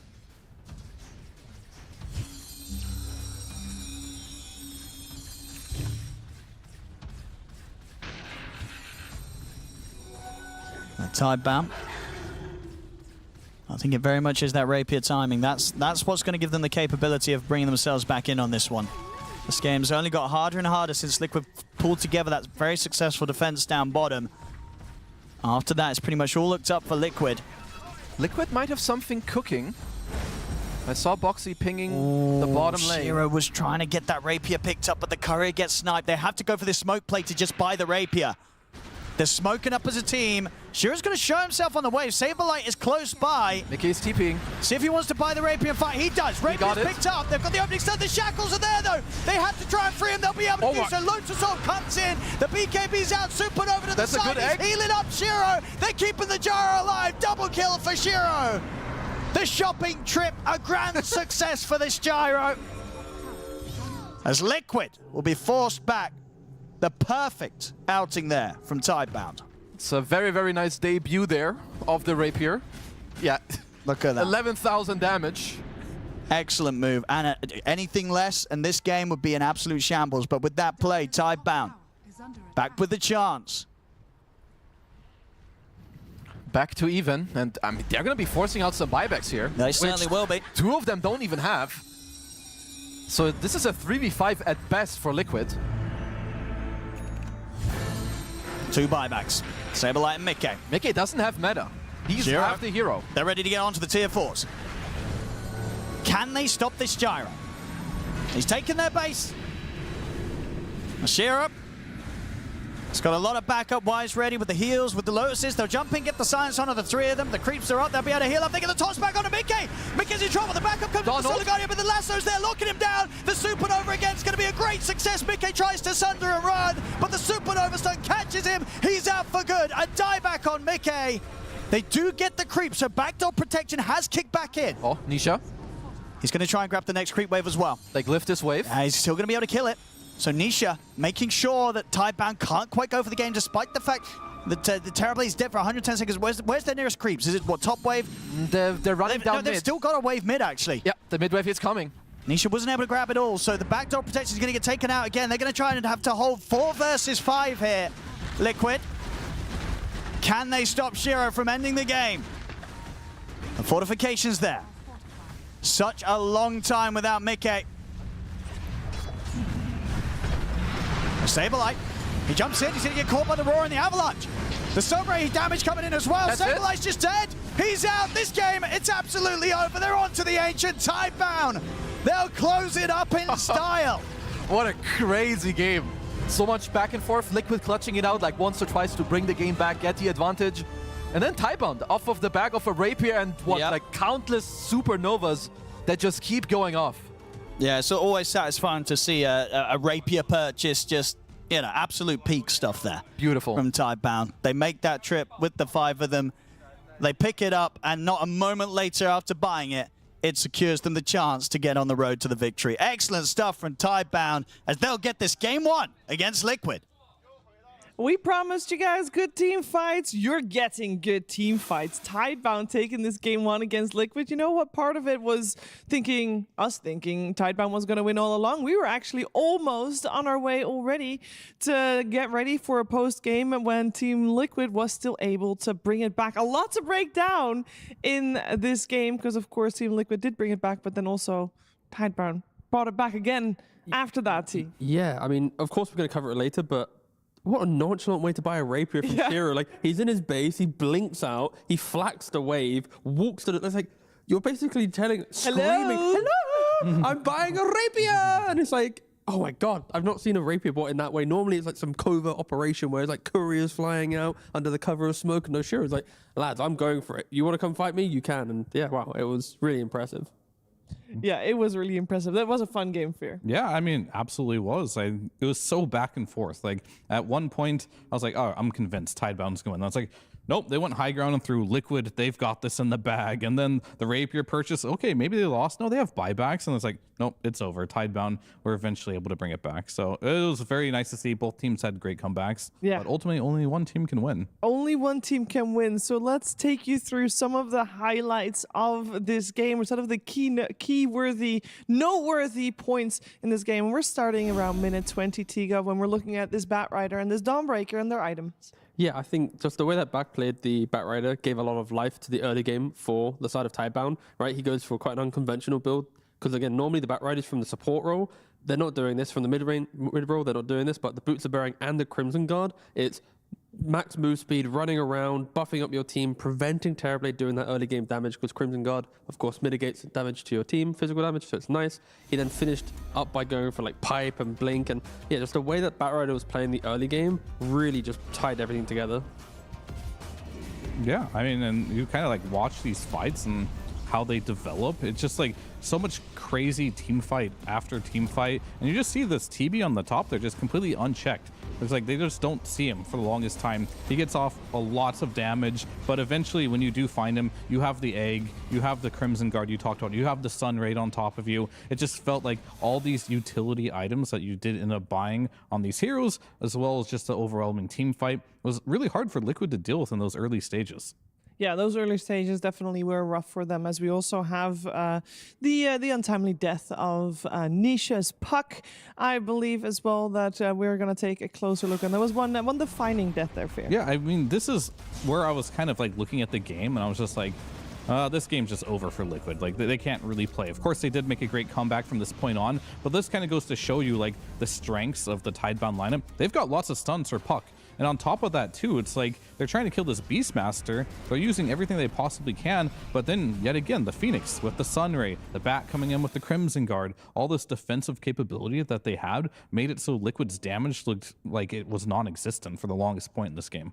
They had so many layers of fight that even when Liquid looked like they were going to maybe win a fight, it's all on, can Mickey stand his ground in the moment? Is the Bat Rider in position? Is the Beastmaster in position? And it's just the amount of, I don't know, it's such a fun draft to look at, because fight, damage, everything. Like everything you could ask for, Tidebound had. Yeah, they did have that, past tense, because at some point, Team Liquid does manage to hold. Yeah. I mean, this fight here from Tidebound, this is going to be the moment they're watching back in the replay. They're up 15,000 gold, 16,000 gold. They're taking the fight. And look at the positioning from the Phoenix. You know, he's playing on the right-hand side. He knows exactly what he wants to be doing. But this dive into egg, it is the critical mistake that gives Liquid the comeback potential, right? Like if he just hugs that right-hand side, Sunrays into the fight, eggs, Sunrays back into the fight, it's probably completely different. But the fact that Y dove in, sacrificed his life, forced Tidebound to pretty much have to retreat due to the egg dying so quickly, this was the beginning of Liquid looking like they could have maybe made a comeback in a game that had multiple different comebacks from both teams.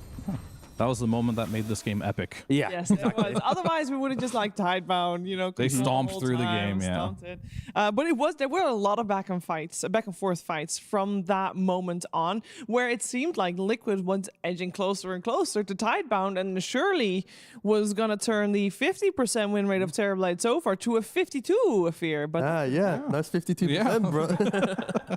Arbitrary number I made up because I'm not entirely sure what it is. But yeah, this hero now has a positive win, or a negative win rate now, unfortunately for him. And you can see they're like, no, Saberlight, he's running at them, don't buy that rapier. But unfortunately, imagine if that was Boxy there instead of Saberlight to stun him there. This game could be completely different, because without a doubt in my mind, if that rapier is not in the inventory of Gyrocopter, they don't win that fight, right? So the fact that they allowed him to walk all the way over there, and then we're just probably 1 or 2 seconds late on that Shaman to be able to hex him before he got to that shop, that just ended the game. But again, Batrider with the Aghanims, he then gets the lasso onto the Terrorblade +1. Like, that's enough to also facilitate the fight and not enable Mickey to potentially clutch it up in his own way, right? So yeah, again, Tidebound, the way that this game moved towards Shiro, the confidence of going for the rapier, Batrider throughout the entire game doing really well. And okay, I will be with confidence. This is, in my opinion, the wrong standout player.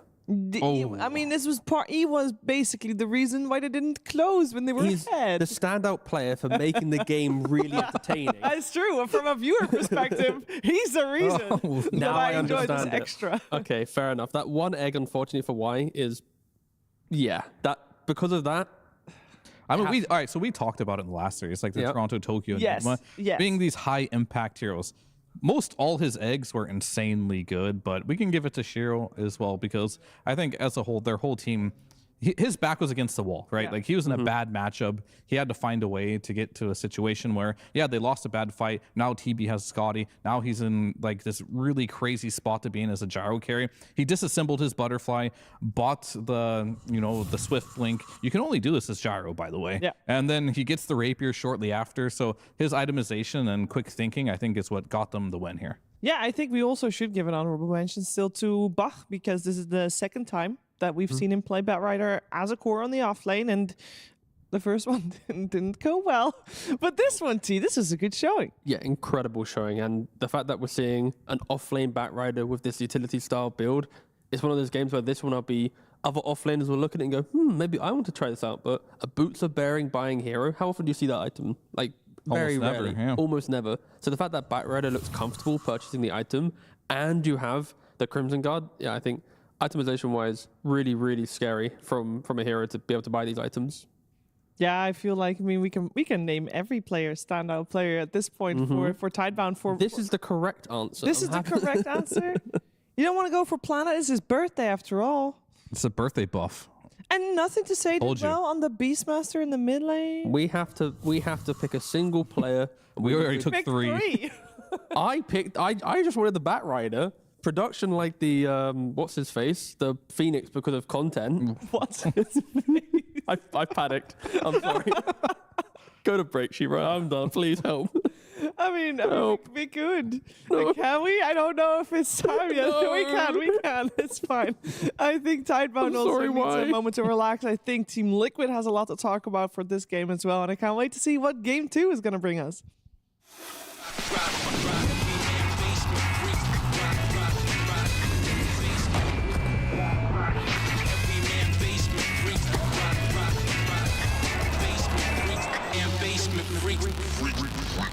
The new breakthrough and innovative phone with 1xBet app.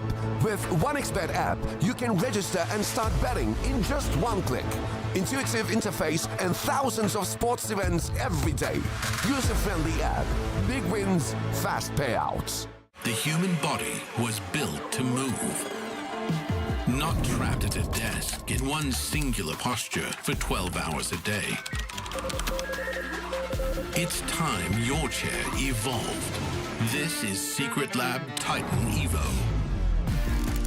Ergonomically engineered for you, gamers, hybrid workers, artists, backing your every move.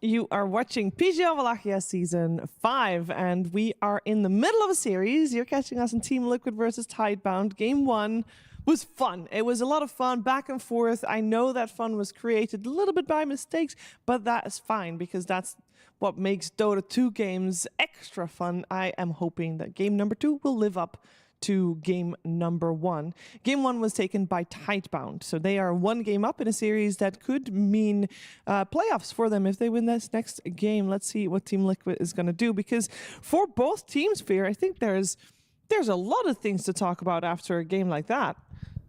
I think there's far less for Tidebound to talk about because it was pretty obvious. We already went over the mistake they made. Yeah. It's pretty easy cruising after that. But I think draft-wise, if you're Liquid, I don't know. You're going to be in a weird spot, right? Because like you first picked this puck, it went 11-5, had the most hero damage, looked pretty good still.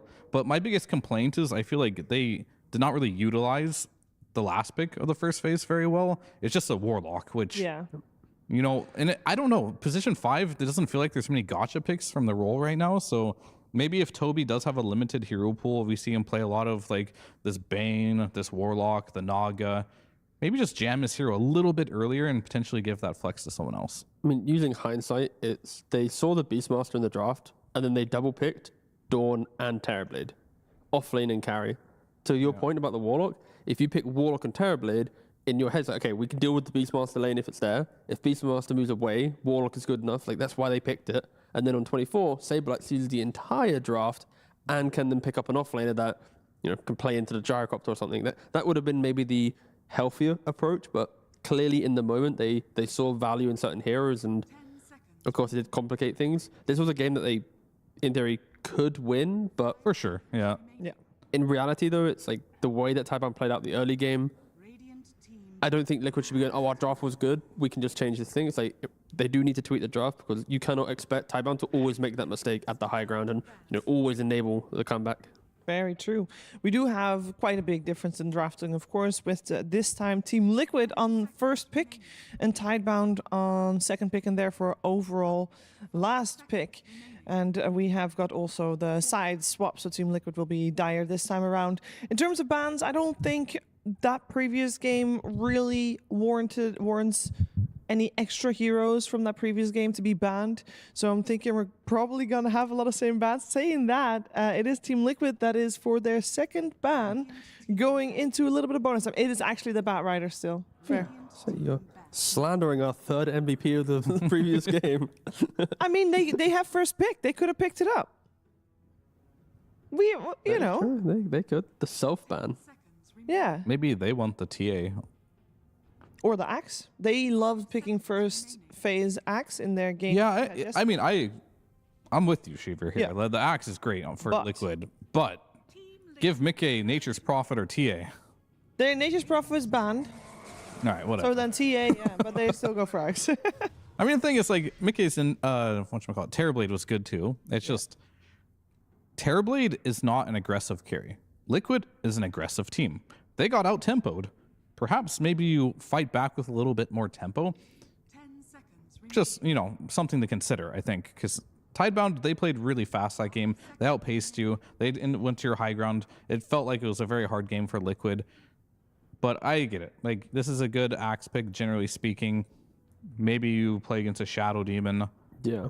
I mean, you're going to play against some counters. Yeah, a Bane, a Shadow Demon. The last time that Tidebound did pick up... Toby plays Shadow Demon. I guess Boxy could.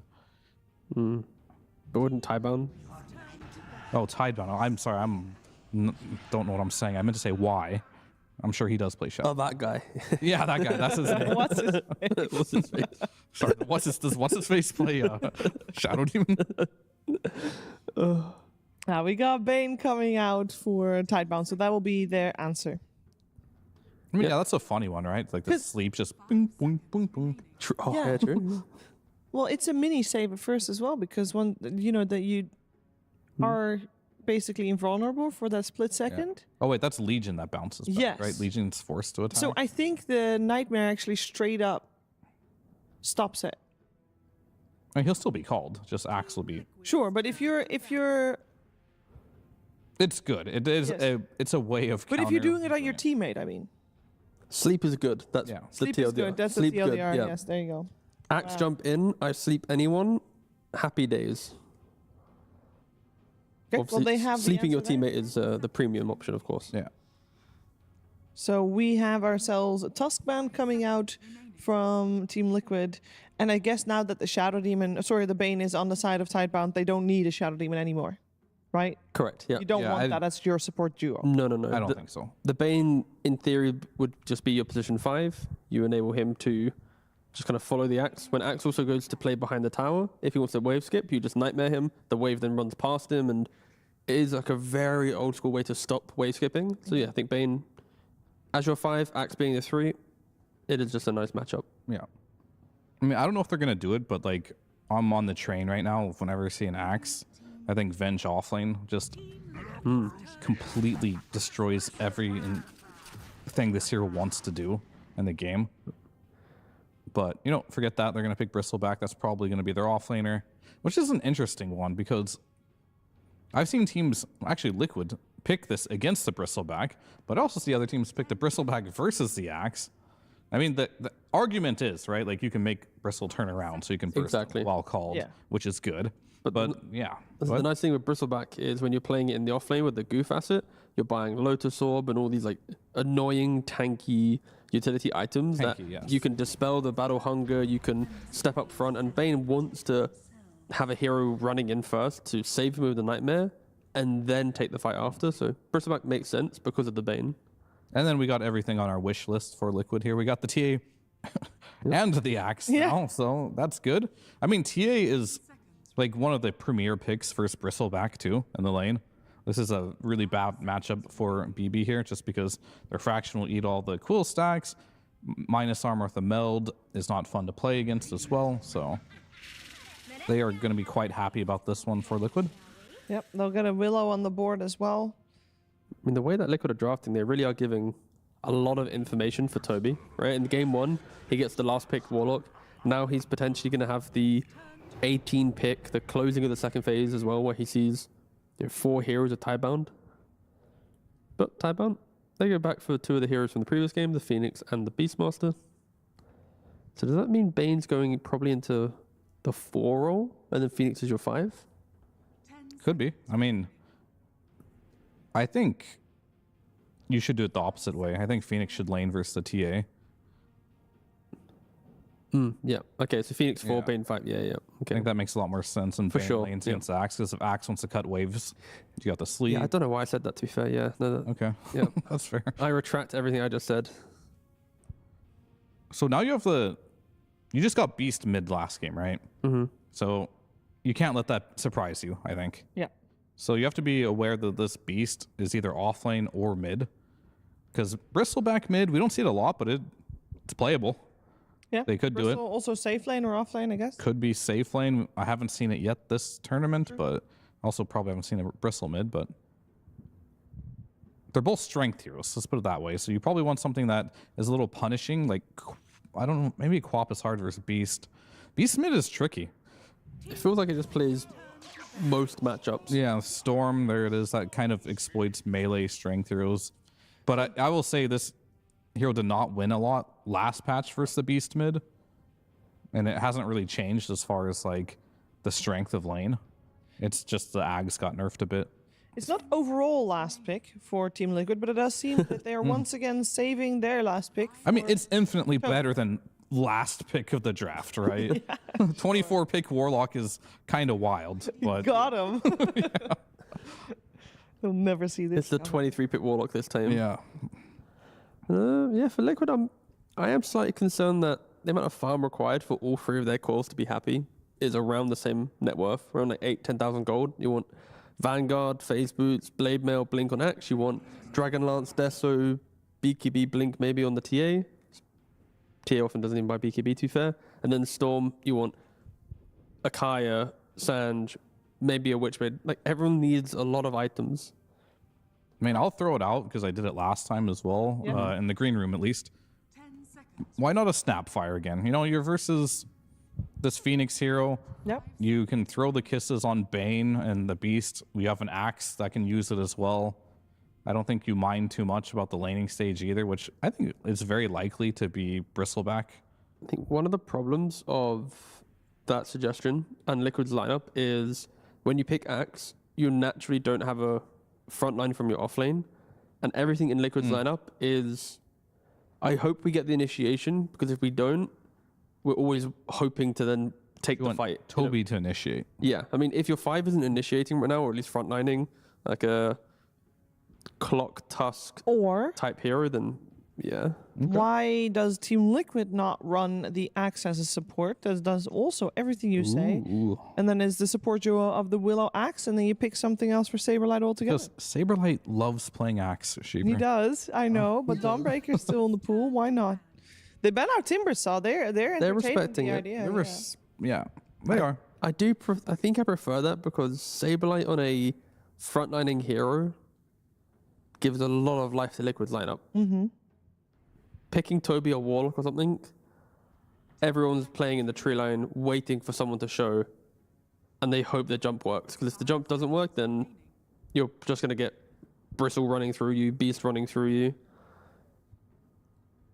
Again, to be fair, Storm, no real stuns for him. You've got a Roar and a Nightmare and a Fiend's Grip. Nothing reliable to truly kill him off. I just think there has to be some off-the-wall cool position 5 pick that's like really good for the game. I don't think in terms of position 5, so I don't really know. But I'm sure it's out there. an initiating 5 that can also give kill potential to the TA. It's laning versus Phoenix Bristle, all right? Yeah. Obviously Undying, but, you know, we're never going to see that hero. Yeah, that's gone. Are there any initiating 5s? Just straight up other than Undying? Clockwork. Yeah, Tusk and Clock, but Tusk is already banned, you know, in the earlier phase of the draft by Liquid. Clock's kind of, I mean, classic counter to Bane, but... I mean, initiating 5 is Axe. Exactly. Like, you could technically get that in there. Well, there is no bonus time left for Team Liquid. They will. That was very creative of them. Nobody ever saw this coming, guys. I forgot about that hero. Oh no. The 23-pick Warlock. You told me. Look at him. He's like, look at us. He knows. You told me you initiate sometimes the Warlock. Yeah, true. To be fair, yeah. You get early charges in that Grimoire and off you go. There you go. Just imagine joining Liquid as a stand-in, and you get the honor to be last pick in their draft 2 games in a row. What do you want to pick to? Well, let me tell you. I can play Warlock, Warlock, or Warlock. No. Naga and Tusk there too, but they're banned. He plays Bane too. Taken. That's a Queen of Pain last pick. Quap carry? Quap carry. Is it time? Carry? It's Bristle carry, guys. Yeah. Unfair. Unfair. For who? For us. For Shiro. Quap carry versus Axe is fun. Shadow strike him. Got him. Make him sad. Isn't Quap fun to Shadow Strike a Storm Throat as well? It's just fun to Shadow strike, I think. Yeah, fair, yeah. How does Quap fare against Storm? Fine for I both? assume with like the new With the Blade Mail tech, it's pretty happy. bondage acids, quite nice. And I think they really wanted to put this Beast versus TA as well. Because I think Bristleback, one of his worst matchups are Morph and TA. I think those are the 2 worst matchups in lane. And he dodged that. And Beast is one of the better heroes versus TA. Because if you step out of position, the side blade range is really, really low. And you don't even want to level it to like level 4. So you can't deal with the Boris at all. And you can just hunt him down and kill him. I just like the change from Tidebound. The fact that you've now got Quap to apply pressure to the Storm. Storm has to have a good game. Because if he's not leading the fight, Axe and TA are kind of just playing on the side lane farming. So Storm getting shut down is a hurt for Liquid. Then you have the Helm of Overlord Beastmaster to break open the game whilst TA's farming, while Storm's farming. It feels like Tidebound, they should be able to dictate a lot of this early game. They're able to get, 16,000, 17,000 gold at the 29-minute mark. It feels like this draft should be able to have an early game lead once again. Yeah. I feel like Tidebound is really thinking as a collective for the team and not Shiro carry the game. He just kind of plays what's needed for the game, and they try to get the best hero possible to make their draft look good. We did see the first 2 picks that Liquid went for, the Axe and the Templar Assassin. I mean, we're talking a lot about how Tidebound will do well, especially early stage of the game. Axe and TA, are they really going to lose? Because I feel like they're invincible. They did lose earlier today on the B stream, specifically the TA. So if we want to use that knowledge, then they can lose. I don't think Liquid's going to lose a TA, just because they don't usually. Well, that means we should be getting ready potentially for game number 3. But let's see if Tidebound can prove that TA are wrong as we're heading over to Kezu and OD Pixel. Thank you very much, GBS. Game 2 time here between Tidebound and Liquid. And indeed, Liquid getting some strong stuff this time around. The TA and that Saber Light Axe that they do love to fall back upon. Yeah. And when they can, they get that as that first pick. Tidebound, do you think, are they going to be able to deal with them again? 2-0 here, or you kind of favor Liquid's chances with this one? I'm not. I mean, I like Tidebound's draft. Yeah. I mean, I like both drafts. They've got a lot of good things going for themselves, but again, I'm a huge fan of Phoenix myself. I would consider this to be a very good Phoenix game once again. You've got lots of people going in. Sure, you have the Axe against the Bristle, you can turn him, but you've got Beast, Quap, Bristle running in, again with a high-level Sunray. I mean, I like what I'm seeing, Owen. I can't go against the Phoenix. Let's see what Planet can do with it in his hands this time. The battle begins. Not going to find any action here. Mickey, not going to risk his life. That's the 2 for 2. And you feel this? Oh, still want to try and mess with him getting to the tower. Seems to be okay. Toby is pressing the TP. Yeah, I won't be able to mess with him here.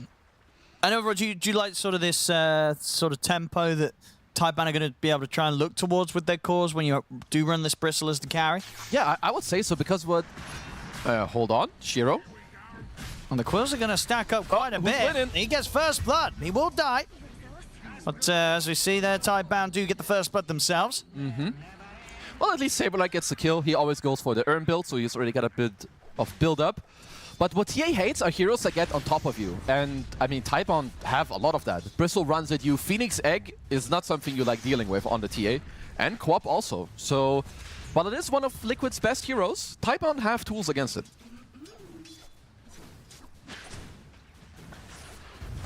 So bottom, the brawling continues. Saberlight's got the stick charges this time, so we'll be fine despite the quills flying out from Shiro. I like the Bane against the Axe. I mean, if you've watched any Liquid games, you know that Saberlight might just bust it out. But Bane, fairly okay in the lane. Of course, you have the Brain Sap against the Battle Hunger to like trade through it. You've got the Sleep against the Cut. We're going to get the catch onto him with the Brambles, but it's not enough for Saberlight to continue chasing. Wants to make sure he doesn't miss out on the CS. And still as it is, White taking a lot of damage there as he gets harassed back out of the lane.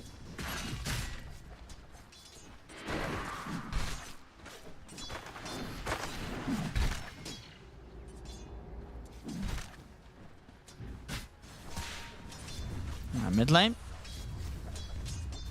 So far, Nisha getting quite a few denies in against Nothing to Say's co-op. Nothing to Say very low. Does have the bottle on its way out, at the least. Nisha. At least for now, seems kind of even. They both just freshly got their bottle. Planet did sneak the top water rune.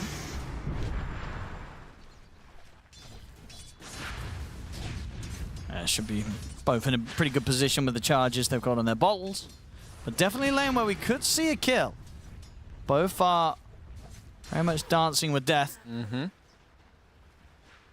Well, Nothing to Say should slowly win this lane over time, especially if something else happens on the 4-minute water rune.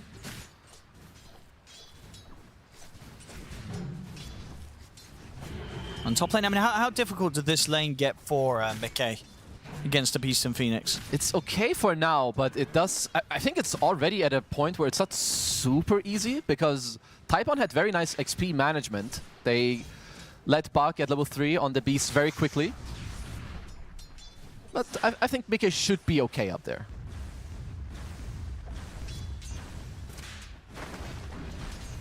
I've got to be careful with that level 4 being hit now.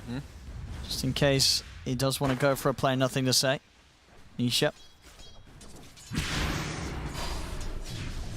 We'll be able to dodge the Remnant there. And we'll start to clarity up so he can continue this dagger spam. Nisha has to respect this a little bit. He's going to be able to get another dagger in. Same time down bottom, Saberlight. It's going to be fine. And mid completely out of mana now. See bottom. They can continue to chase out Boxy here with the quill stacking up. Shiro, Lotus. He's going to have him. Saberlight trying to get wide, but the Nightmare's there. And Saberlight will not be able to stay on top of this Bane, so Y will live. Still in the mid, the pressure continues, and this time it's going to be surely too much for Nisha, especially with Planet diving forward. They take Nisha out. Boxy. Planet with some good moves. Wise here, drops a ward.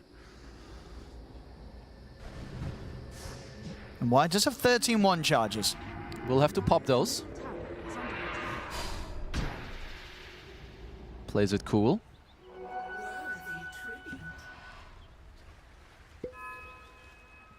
So they're able to sort of get the chance to get Nisha again before he gets the level 6. Definitely, you know, having that first chance to take him down bottom. Shiro only just surviving, but not in great shape. Yeah, didn't quite die, but low HP with bad lane control. Do have a pull to deal with, so that is very, very important. Yeah, he's going to salve on his way out as well.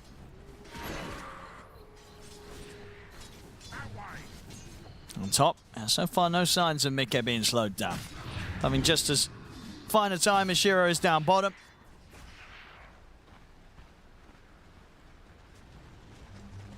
And keeping the pressure on against Spark. That's a close start again. I mean, we saw last game how evenly matched the teams were at the opening. We're getting that sort of outcome for the lanes again here. They did get level 3 on Planet. They're not just moving him, they're also moving the little summons from Bach into the mid lane to fortify this active rune play as much as possible. It's a big deal, nothing to say. He's level 6, they have a ward behind, heroes behind, summons behind, and a siege creep. Doesn't get much better than this. Oh, Straight in. Hello, brother. They're going to be able to punish Nisha once more before he hits the 6. Tidebound, good focus around this mid lane, making sure Nisha does not get an easy start to this one. Hey, that's a very, very nice play. And this is all set up from the very start, even in the draft. You get the counter pick, you play towards it, you bring the Phoenix, you're bringing him again. Very nice stuff. Now Nisha, once he's back up, imagine he'll just try and find a 6 from the jungle. That mid lane getting a little too spooky to show up at. Absolutely will have to, as Toby is currently taking over the mid lane. Tower didn't fall, so that's a good sign for Liquid. They take a lot of damage. And just not a safe place for pretty much any of Liquid to go right now, with the good levels coming in so far for nothing to say. Why? He's got the Nightmare. Toby was going to TP, actually just cancels it, realizes they're not really going to have the chance of chasing the Bane. Yeah, it's good to cancel. He just needs to continue to hold the mid tower, get some experience for himself. Still chasing. Boxy is running over, so they do have some brambles. And they got Nightmare in a second, though, and nothing to say is ready to help out.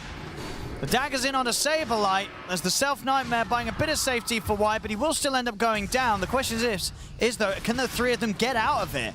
Because nothing to say, he's looking towards Saberlight. Saberlight will die for this. He doesn't mind losing a Bane there. I mean, nothing to say, he'll be happy with that trade anytime. He doesn't mind losing a Bane there.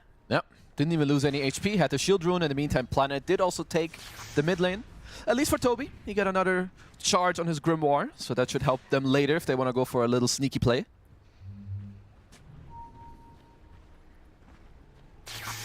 We're looking for the 8-minute power rune.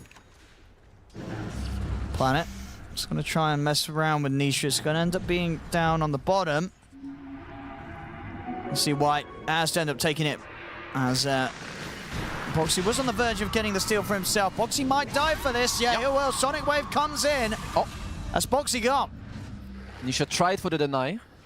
Couldn't quite sneak it in. This area just proven to be deadly, this mid area for Liquid. Anytime they turn up, it's just giving more and more kills for nothing to say to find himself involved in 3-0-1 so far, and it hasn't really had to leave the lane that much. They're just continuing to play through their strong hero in the Queen of Pain. He's looking for an Orchid. I like that this time around. I mean, you're already investing so much to own the Storm, so you might as well just continue investing into keeping it that way.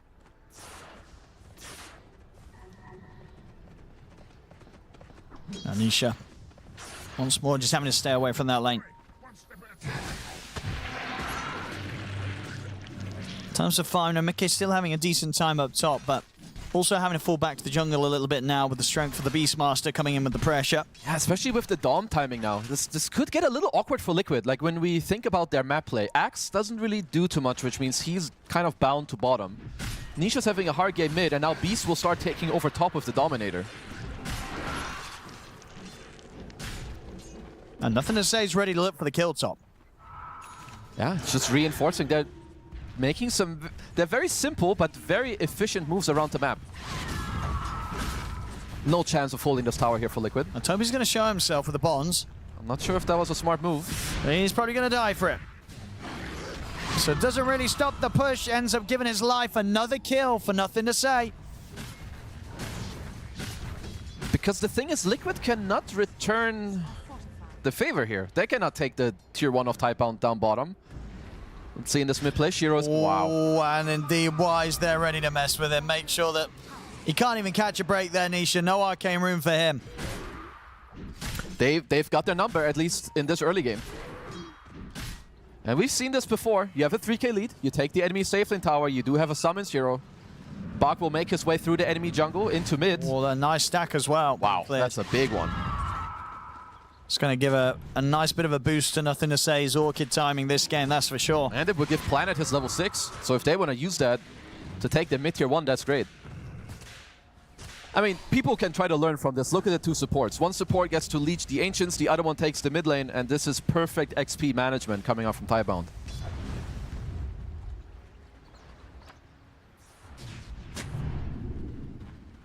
I do, of course, have 6 ready on Toby, so call him at the ready. But I guess the question is, you know, if you're Liquid, how are you looking to sort of set up a team fight at this early stage if Tidebound do continue to just pressure and dive these towers? It's all gonna be off of the back of Toby, I believe, at this point, because your TA need, all your cores kind of need time, which means they need to allow Boxy to get level 6. Bak currently pressuring Mickey. Got him with the dust, but of course TA traps are quite strong.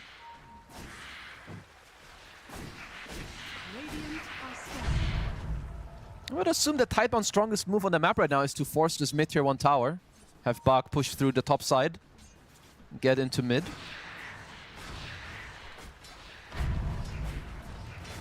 And nothing to say. Did sweep back up to the top, but not really in any position to catch out Mickey. It's really not easy to take over like the TA side. You're gonna run through a lot of traps. If you're smoked and you don't pop him right away, he's gonna slow you down. I mean, Planet, he's not stopping on the stacks.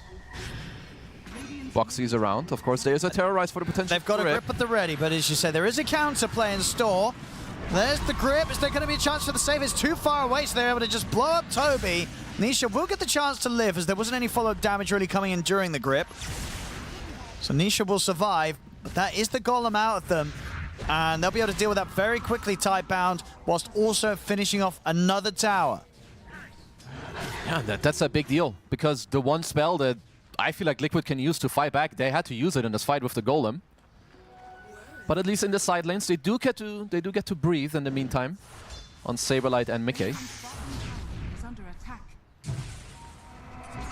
Close to the Blink Dagger for Saberlight on the Axe. Blink Deso should be the fight back timing. I mean, of course, you can look for a potential play with the Axe Blink before, maybe Boxy and Saberlight together. It would be really nice for them to smoke into their safe lane and kill this Beastmaster if Bak does overstep.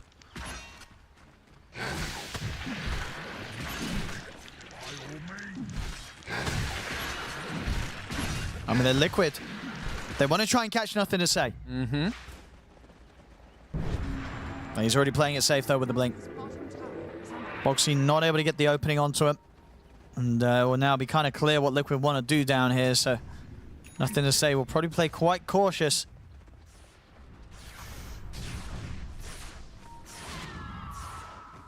I love Planet's both item and skill build. Like, we might see it come into effect pretty quickly. All that Liquid can do is jump one guy with an Axe or Storm and hope to burst that target down. He already has a max out Sunray. You don't see the skill build very often. He just wants to make sure that this counterplay that they have available will just really ruin Liquid. The smoke might just catch them by surprise. 14 minutes. Saberlight, Boxy.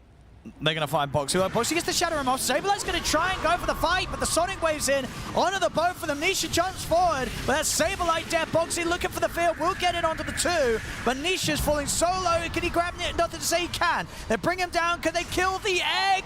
They can. They can. Mickey takes it down. Double kill for him, but Shira and Bak are still fighting strong. Mickey not going to get out of this fight. As Shira and Bak chase him down, they kill the egg. They do get a trade. Ends, what, 3 for 3? But it is, what, just the fact they lose the 2 cores on Liquid, whereas it was just the 2 supports and 1 core on Tidebound. So still not quite the fight Liquid need to get the momentum back. I mean, they did get to hold and they got a lot of levels. I don't mind it too much. You got the Deso on Mickey, and they're looking for a quick play into mid here. All right, I mean, yeah, if they get this on top. Ooh, nothing to say. This is a big one. He blinked in.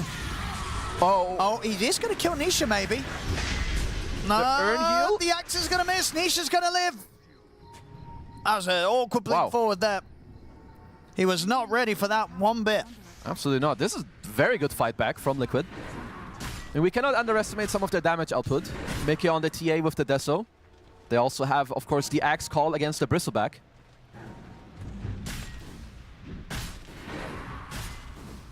See what they can get. It is nighttime, and they do have Desolator, so Roshan could pop more into the minds of both teams.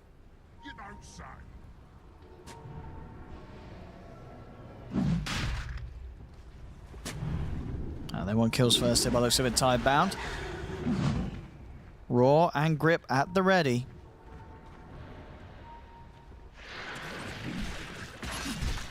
And Shiro still feeling pretty unkillable here as he can push on in the mid. Knows that it'll take a lot from Liquid to take him down. That should be the Roche. Liquid, they'll probably want to have a say about this, surely. They've got their ults, they've got the Golem. So Nisha doesn't have a TP, which means he might just stay around the bot area, but you could look for just a little sneaky play. Fear's coming out at the side. They're trying to heal the Bane up. Actually able to get the Nightmare off here, White, but he still dies. Sablelight's going to go for the TP out. Boxy won't be quite as lucky with the Sonic Wave coming in. It's just a 1-for-1 between the supports, but there's enough space for Tidebound to finish that Roshan, get the Aegis on Shiro.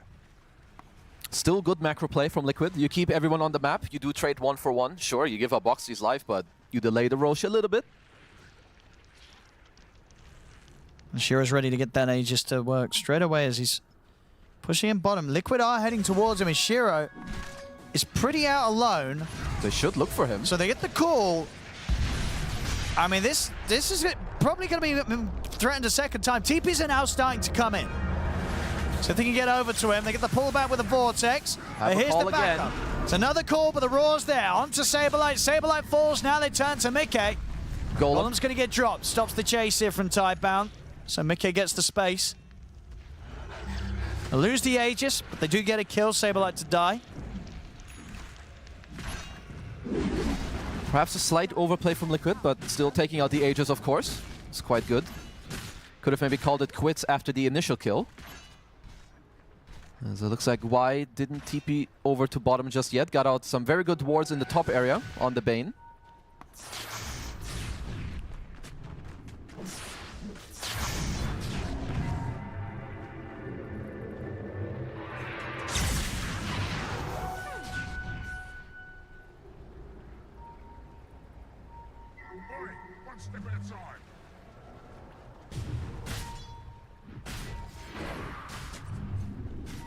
See what they can get at top. Blink on Mickey. He's more than ready to get in position in these fights. Mid tower under threat here from Tidebound. Mickey. It's going to start with a D push. Tidebound still feeling confident with the push. There's the Ancient Granite Golem done. Easy 250 gold. Trying to slow this down at the side. It's only onto the Bane. Boxy, he's dead. Can't TP out of this.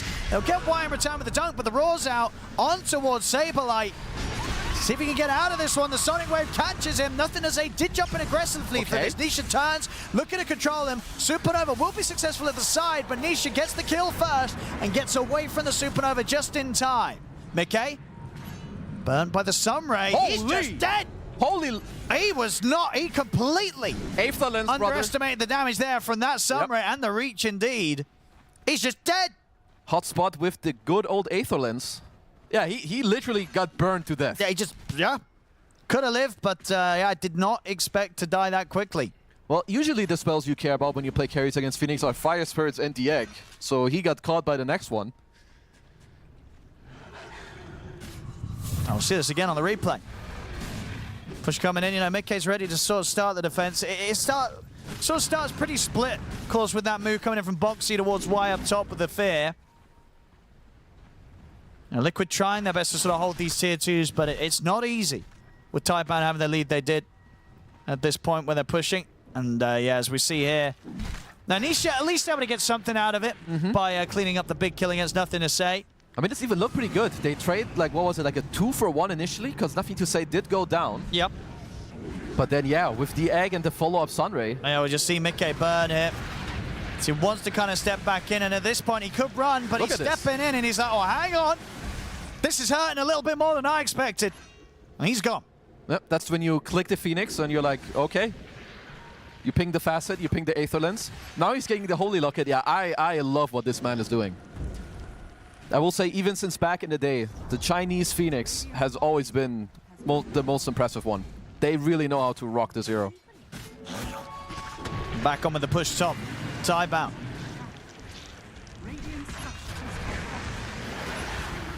Liquid. And just still managed to keep the tier 2 up in the mid lane. Obviously took quite a beating. This top tier 2, they might not be able to protect even the once, as this push from Shiro ain't stopping. Tier 2's gone. Yeah, and a lot of survivability coming out again. It's not just the Sunray buffing people up. You've got the pipe completed on Bach. You have a Pavis also on Y with the Nightmare save. Let's see how Liquid get to play through this.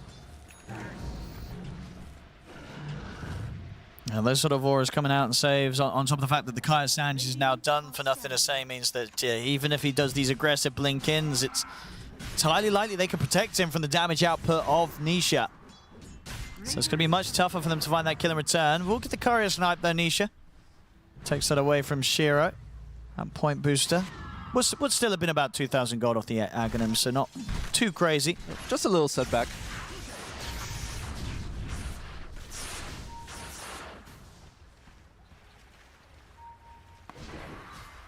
Well, Liquid are doing a good job when it comes to the map at the moment, but there is a smoke from Tidebound to try and break this motion.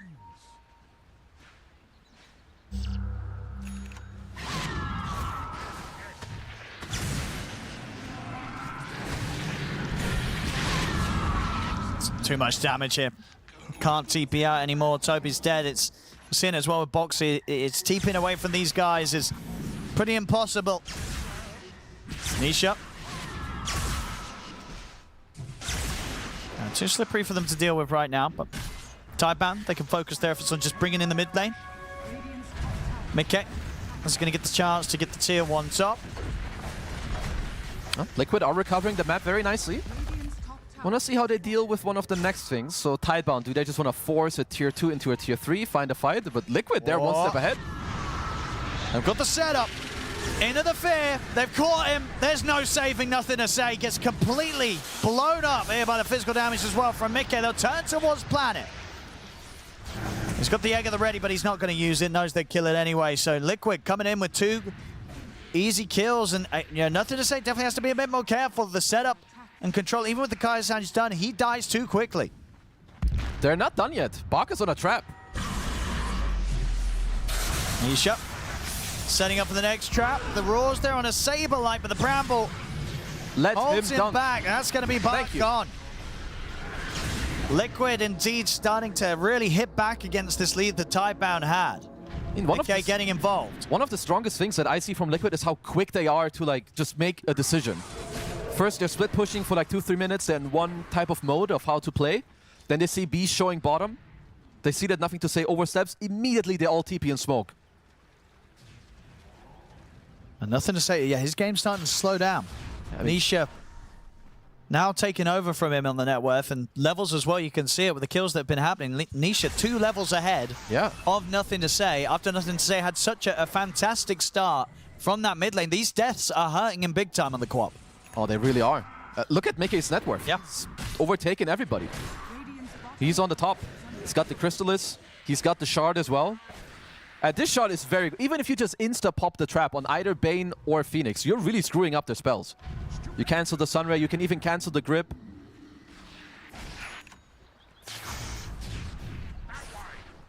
That's Tidebound. Yeah, he got through a very hard phase of this game. He did. They put a lot of pressure on him mid. He's climbing back up there, Nisha.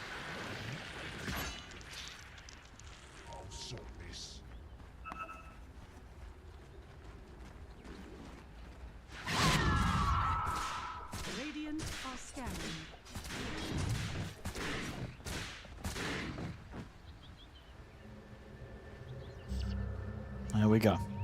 Tidebound. Groups up. Ready to sort of back up Shiro on the push on the mid lane. They want this tier 2 gone.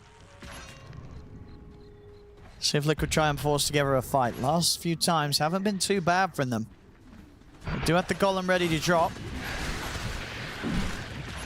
And tier 2 is very, very low though, so Tidebound.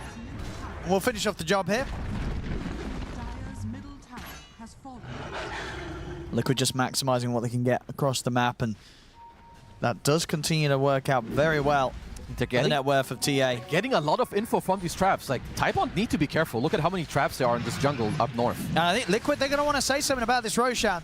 I think so. They're going to want to do something about this one for sure. This will not be a free one for Tidebound. Liquid, they're going to look for the fight. As Boxy trying to get some sort of reaction out first. Shiro continues to chip away at the Roshan. Well, Liquid have no stress. There's a trap in the pit. They know everything. That's a nice rune here for Tidebound, though. It's about Shiro, the best he'll they can grab get. that. Amplified damage rune to help potentially finish off the Roshan and be prepared for the fight if Liquid do try to set up onto him. The smoked up Liquid trying to find an angle to catch Tidebound by surprise. Boxy in again. Oh, that's the Bristle Axe down. It's kind of low mana too on Shiro. Bark will lose the summon. But he is keeping them sort of, their attention focused away from the pit. Liquid, they're going to have to jump soon, but they don't manage to time it. Shiro gets the chance to just finish off the Roshan, get the Aegis. A little surprising there. Liquid, they had the full team, but they just didn't feel that they had a sort of timing or opening to make the jump in. Yeah, didn't feel it, which can be okay, of course. You don't need to overforce. Nisha, it's clipped by the silence. Obviously trying to get out with the Shadow Realm, but still getting burnt so much by the Sunray. Again, another failed TP out there. Boxy's dead.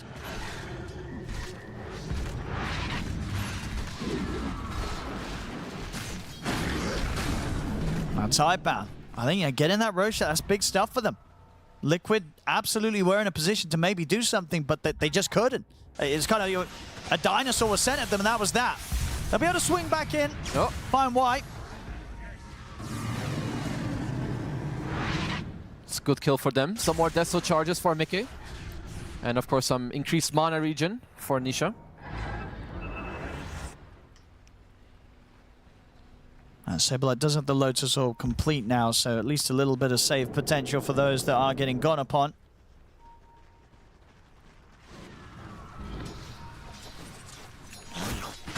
Getting very close to having the AC online though, Buck. 1,300 gold, and he'll have that.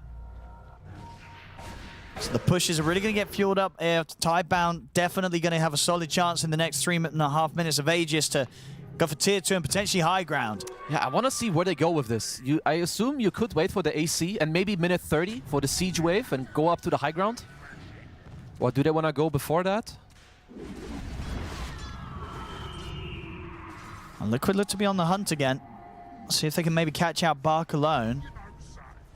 But the rest of Tidebound are very close by. I'll start to get some indicators now that Liquid's down here. Saberlight. Get the blink off just in time before the Quills hit Boxy. This time the TP should be enough. Yeah.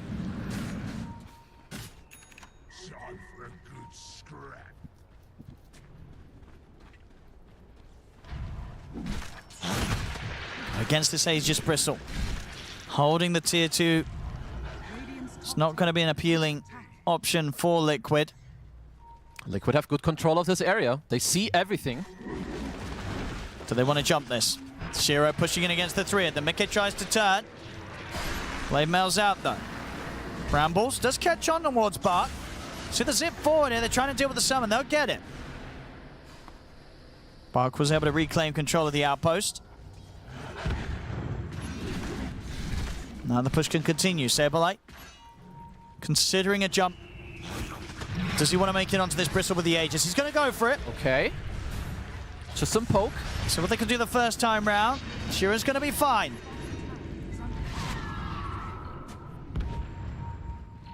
They managed to keep him low. They're going to go again. They want that Aegis out of him, but the heals are coming in with the Sunray. Doesn't matter. Aegis still lost. The Fear pushing back the 2 on the back lines. Jumping over now towards Y. They get the call onto the Bane. Y, he's falling low. Will die. The Supernova's down. Liquid, they've got to bail out. Look at the Sunray. Just burned down by Planet once again. These Sunrays, my goodness, they hurt. There's so many like big plays coming out from the supports. First, Boxy going into the backline, terrorizing 3 heroes with like a ward. Y sleeps himself to keep himself alive, and but this Phoenix, man. It's just ruining Mickey. Mickey can't fight. Yeah, put some respect on this man. This Phoenix, he's popping. Planet's tip is really strong on this Sunray. Like with this facet and the lens, yeah, he hurts. Keen-eyed on the neutral also, even more cast range. Yeah. And here's the push. Saberlight's going to try and stop it. Comes in with a call, but again, this is without Nisha and Mickey, so Liquid have to be careful how much they try and put and stop in this, unless they want to commit the buyback of Nisha. Fortification out. Tidebound, they're not going anywhere anytime soon. This tier 3's gone. Onto the barracks. Liquid, they don't want to use Nisha's buyback. They're going to have to accept that these racks are going down whether they like it or not. Saberlight trying to draw their attention away. Toby will be able to get out there with the Ghost Scepter. That's the bottom set gone. Tidebound in a great position now. It's a similar position as the last game. Gold lead, 1 set of racks. Need to make sure they keep it clean. As Liquid are by no means out of this game. So they have very strong scaling heroes. Nisha closing in on his Parasma.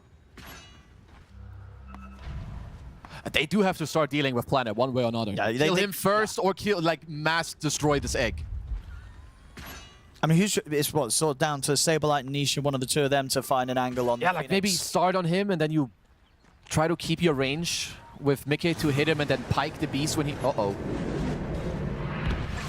That's too just, much? yeah, so much AoE damage to burst him through that Shadow Realm. Again, nearly 1,000 being kicked out there through the duration of that Sunray. I mean, people better start looking at this facet more. Because I only see it very rarely, but after seeing this game... should be something... Uh-oh. It's going to be another one. The Raw's there on a Saberlight. Wasn't ready for Tidebound to sweep up here. And Tidebound can go overclaim the Tormentor and potentially get that push going on the top lane. 50 seconds, no axe. Long time to be without Saberlight here, Liquid. Blink on the beast now as well, so another added layer of catch.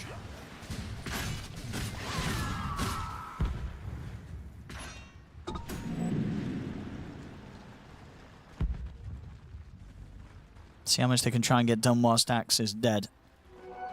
Might be difficult. Bottom lane's getting shoved out by Nisha and Mickey. As Mickey is very close. What's he looking towards next? I mean, yeah, it's having the Silver Edge queued up.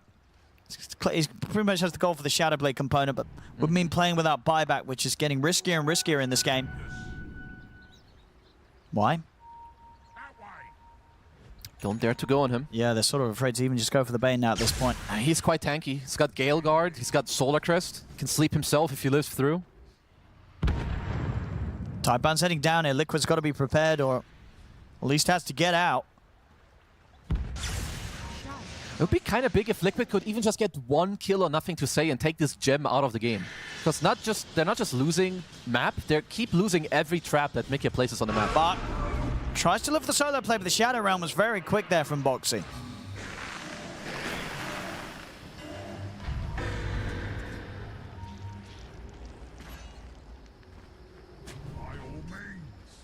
Why? Not quite able to get a grab onto Boxy. Got the zip in from Nisha. He's going to go straight for White. They're looking to try and burst through the Bane. The heal's coming in for the Sunray. Not enough to save him. Golem gets dropped here. Saberlight gets the call onto the Phoenix. Planet still gets the Supernova off. And here's the Sunray. Burning through Saberlight. He has to run. They've got to back off. We're going to see Mickey go for the TP out. He'll make it out just in time. But Boxy and Toby will get left behind. The supports of Liquid cleaned up. As Tidebound only losing the 1 support themselves. Shiro coming out on top again as he clears up the double. Did I see that right? Was that a Centaur that stomped Storm and Axe while they were trying to kill the Phoenix? I'm pretty sure. Which is why Y is also pinging out some neutral camp. Even the neutrals are helping them win. Oh, there we go. Would they have actually killed the egg if that didn't happen? They could have maybe even killed it before the egg came out. Well, if we have some downtime, we can potentially look at a little replay. Let's have a look at that. So, of course, they first initiate here. They try to get onto Y. Let's put some attention onto Planet and the Centaur. Oh, here comes the Centaur. He's already starting his efforts against Planet. He's calling the call. That's a pretty long stun. Yeah. Not gonna lie. And they have the dunk available. Well, there we go. Liquid having further issues coming out against them here. They're now down 13k. As Tidebound into the pit again.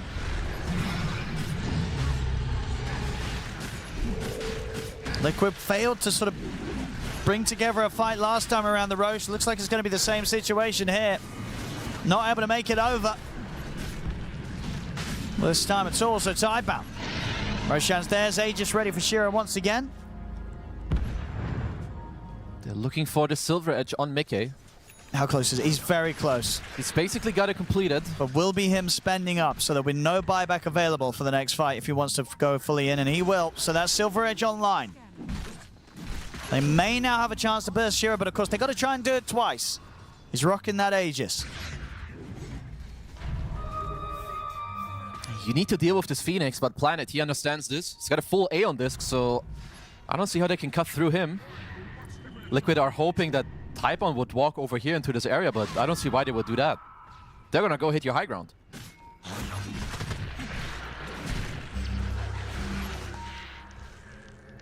Dire's middle tower is under attack. Liquid, can they stop this Aegis push?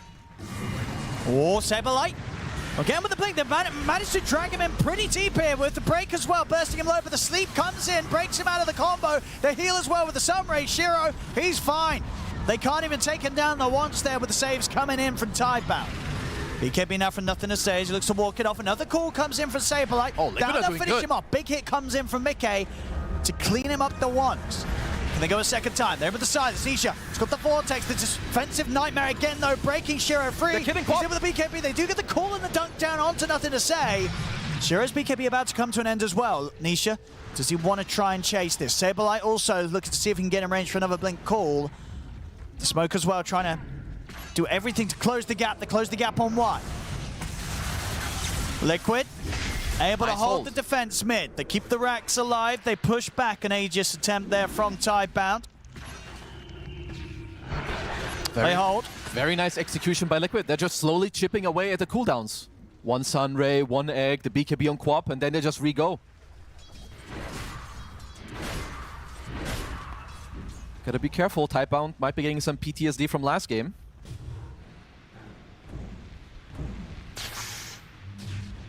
And Nisha very close to his Lincoln Sphere as well, which is going to help him in his efforts to just sort of get in, get on top of these key heroes like the Phoenix at the start of the fight. It will let him play quite freely. No grip, no roar.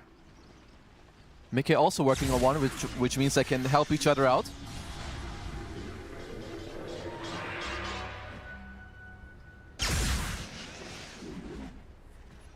One side bam. I'll have everyone back up. In terms of cooldowns, it's of course still the longest one being that chaotic offering, so they might try and see if they can go for something Tidebound whilst they know that the golem's on cooldown. Still over a minute.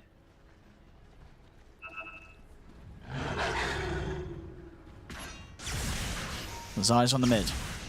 We say though, Nisha a very tricky one to catch with the Lincoln stunt. Also having the shield room ready in the bottle. Do at the nullifier for Shiro though, so they can really kind of full commit on a target now.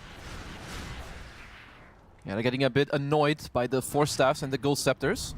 See if they can make this move, as I say, before that chaotic offering's back online. About 35 seconds still. Tidebound did scan them out. I mean, Boxy's in the front. He's got the A on disc. They look pretty set up for this. They're going to find Toby and Sable off to the side. Sablelight's in trouble. Dive forward. They get the roar in. Does get Lotus back up towards Bark. And now Nisha, he's looking towards him, but doesn't want to fight under the egg. They'll back off. Kite out the Supernova. Sablelight's thinking about getting back in. Shiro's going to continue to try and chase down Toby. Dive forward. They'll kill off the Warlock, but Saberlight dead as well. Can they still keep this fight going? Liquid Nisha trying to use what he can to take nothing to say down, but the blink out's there. Double buyback comes in from Liquid, but they're going to lose Boxy as the fear will not save him. Toby TP's in, drops the Golem. They get the break on Shiro, but the BKB is at the ready. Shiro is going to be fine for now. Mickey trying to chase on. Look at the trap slow. No mana. Another trap slow in place as well. Planet's going to go for the TP out. Nisha's not got much mana to play with. Shiro trying to heal up with the Vortex. It's all that Nisha needs to lock down the Bristle and ensure that Mickey can finish the job. Really, really good fight from Liquid. Once again, Nisha at some point used all his mana to get onto nothing to say, and the Parasma actually ticked him out. Still 5k lead for Tidebound. But you can really see the power of Liquid's heroes. I absolutely can. They did have to use the 2 buybacks to come in on that one there, Saberlight and Toby. And it will set them up for quite a push to come in from themselves now, Liquid. Still a minute without the carry Bristle online. We'll see this again play out. You know, a fight that very much Team Tidebound they wanted to go for at the start. You know, it looked to be kind of awkward. The Roar gets reflected. The Supernova's pretty much completely kited. They have to chase Toby down for quite some time to kill him off. But of course, at the end of it all, he's not afraid to buy back and TP back over to this outpost that Liquid did have under their control. As you say, Nisha chasing down nothing to say, forcing him out the fight, who ticks out anyway. And then towards the end, even though Shira looks like he's going to start clearing them all up, can't underestimate the damage here coming out from Mickey. Yeah, Tidebound, they need to be careful how deep they go. They have to fight around the Sunray and the Egg. They chased into Liquid's ward quite a bit, and all their 4 staff kiting each other out. And Shira there at the end did have the Satanic try to start healing up, but the Vortex was enough to stop it. And sure, you're using some buybacks on Saberlight and Toby, but off the back of that, look at your cores. TA level 26, Storm level 26, they have level 25 talents. Yeah, they're massive. Whereas as Tidebound, they have only one hero who's even close to being 25. And these are big talents. Yeah, they've got to somehow break through these Lincolns, get that Hex or the Roar on towards either Nisha or Mickey, because otherwise these two will clean up the team fights.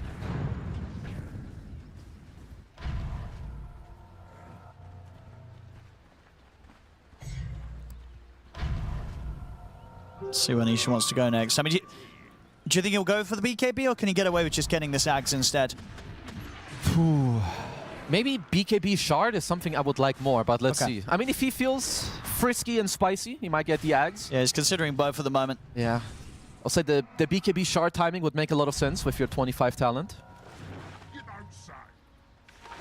We've got the D's Bloodrite on the Phoenix as well, with the Timeless, more debuff duration and the Spell Amp.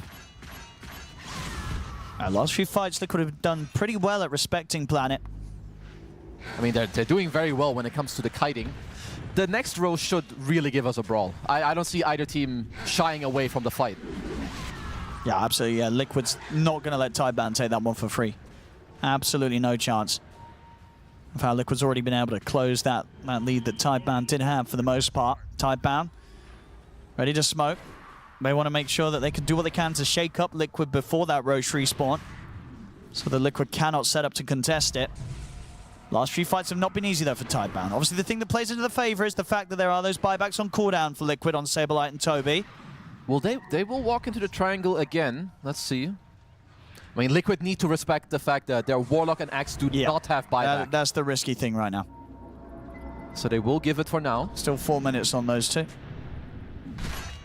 Let's see on the Roche timer, as the overlay is always wrong.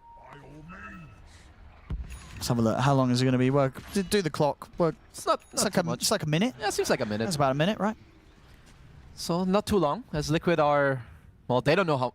actually, they do know. Unboxing? With the TA, of course, they know exactly when it spawns. And they're in, they get the call. It's a good call. But the Nightmare's there, and the Eon Disc as well will protect Planet. Tidebound, they have the high ground. Mickey gets him with a break hit. They'll quickly turn to deal with the Dinosaur instead. Tidebound ready to smoke up, so they can get back in on this. If anything, it was the fact that, again, the Chaotic Offering was dropped, and Tidebound, they themselves still have everything ready to go. Let's see. Liquid might think that they have a free go on Planet, because the Aeon Disc is on cooldown, but he's got a refresher. Need to be careful that he doesn't get to pop that midway through to refresh it. Yeah, Liquid's got to be careful showing around this mid lane. I mean, they're surely going to know that Tidebound will want to try and do something whilst the Golem's on cooldown. Well, looks like Roshan will spawn on the top side. 5 seconds for nighttime. So Liquid are already 1 step ahead. Yeah, will shift themselves into the superior position. I mean, they can go straight into the pit. They really can, especially they're going to take it so quickly. I mean, this Golem's sort of drawing Tidebound's attention back to their base. I mean, it means the Tidebound, they're not in any position. But they got it instantly. To get to the pit. This Roche is going too quickly. Tidebound, they're running over now, but I mean, there's nothing to say want to try for a steal or jump in with the Sonic Wave, but Roshan's already gone. Nisha's got the Aegis. It's Tidebound. Do they really want to try and force this fight now? It's into Aegis Chief's Refresher. I don't think they do. All in all, worked out great there. Such a Toby kind of just bringing in that mid-wave with the Golem. Seemed to be enough of a distraction. The Tidebound, they didn't bring together the team in time to get to the Roche. That's an absolutely illegal steal with nearly no counterplay. Sure, you leave behind a Greater Lotus. Just kidding. You pick it back up. That's huge. Yeah, tough times now for Tidebound. Liquid. Aegis, as I say, on Nisha. Refresher shot as well. Ready in the backpack. And Mickey just continuing to grow here. Absolutely massive on the TA. Getting close to being able to treat himself to Swift Blink and even being close to having buyback on top of that. He's got an amplified damage rune. Liquid, they're going to want to go. Let's see what they can find. Liquid are leading in the game now. Aegis in hand, of course, as well. And he's finding themselves to get a small objective as they clear up the Tormented Tidebound. Blink Dagger ready on Y. I mean, we have seen Y in the last few fights. The Nightmares have been pretty annoying. You know, he has been able to sort of break apart any attempts that Liquid have to fully commit on someone. So definitely got to keep on an eye on Y for the saves. Nisha did actually go for a Wind Waker. So he can, they can help each other. Granted, the target is not nullified, but they do have some Lincoln Spheres, of course, to protect against that as well. And nothing to say. Eyeing up the Shiva's guard, but wants to make sure he's in a position to also have the buyback available. This creep wave, very scary, whoever shows on it. You know, Liquid is setting up.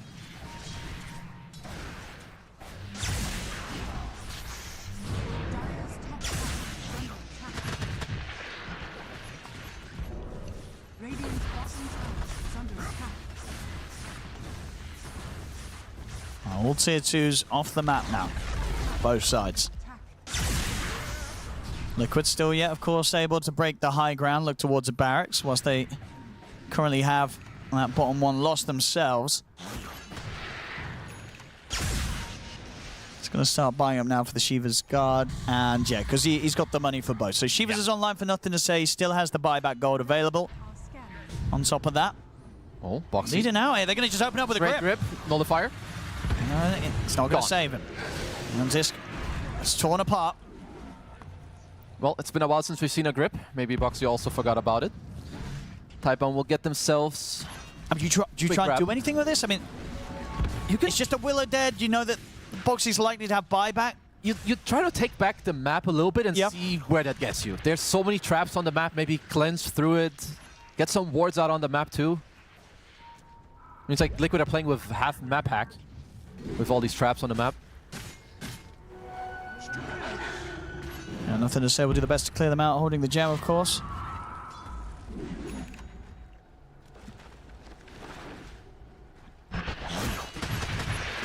Shira. We'll see where the money takes him next. I mean, what do you think you're looking towards here on him? Are you going to get kind of this basher into Abyssal? What do you still need on the Bristol? Yeah, you eat the Ags and... Yeah. What, you buy a Blink and you get in there? Honestly, I don't know. You buy a Wind Waker also? Play some settings? Settings? What's going on? Reason? Question mark? Reason? Tell us. What do we got? Yeah, I'm honestly not quite sure where Shiro takes it from here. Like, what is... I also wonder what their idea is. What do they feel like they need to do? Does everyone need to get, like, a Blink and you get in the back line? Just make sure you force the fight and get the egg on top? Would it feel kind of too... yeah, he's got the refresher queued up. I'm like, do they need more hexes? You throwing another hex into the mix? I guess he needs to be the damage dealer. Okay. Eating your Ags into the refresher, honestly, that's the best choice. I like that. The double BKB, you get the double Satanic. Double ult, of course, also does make the most sense. The only... Like, for Tidebound, they rely very heavily on these... On the stuns, right? On the roar, on the grip, or fighting in the egg. And Liquid have so many items to deal with this. The Force Staffs, the Yules, Wind Wakers, you can zip out.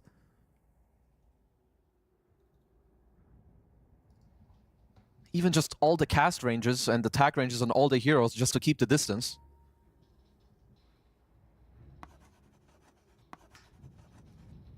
Well, tense times it. Less than 1k gold between the two teams.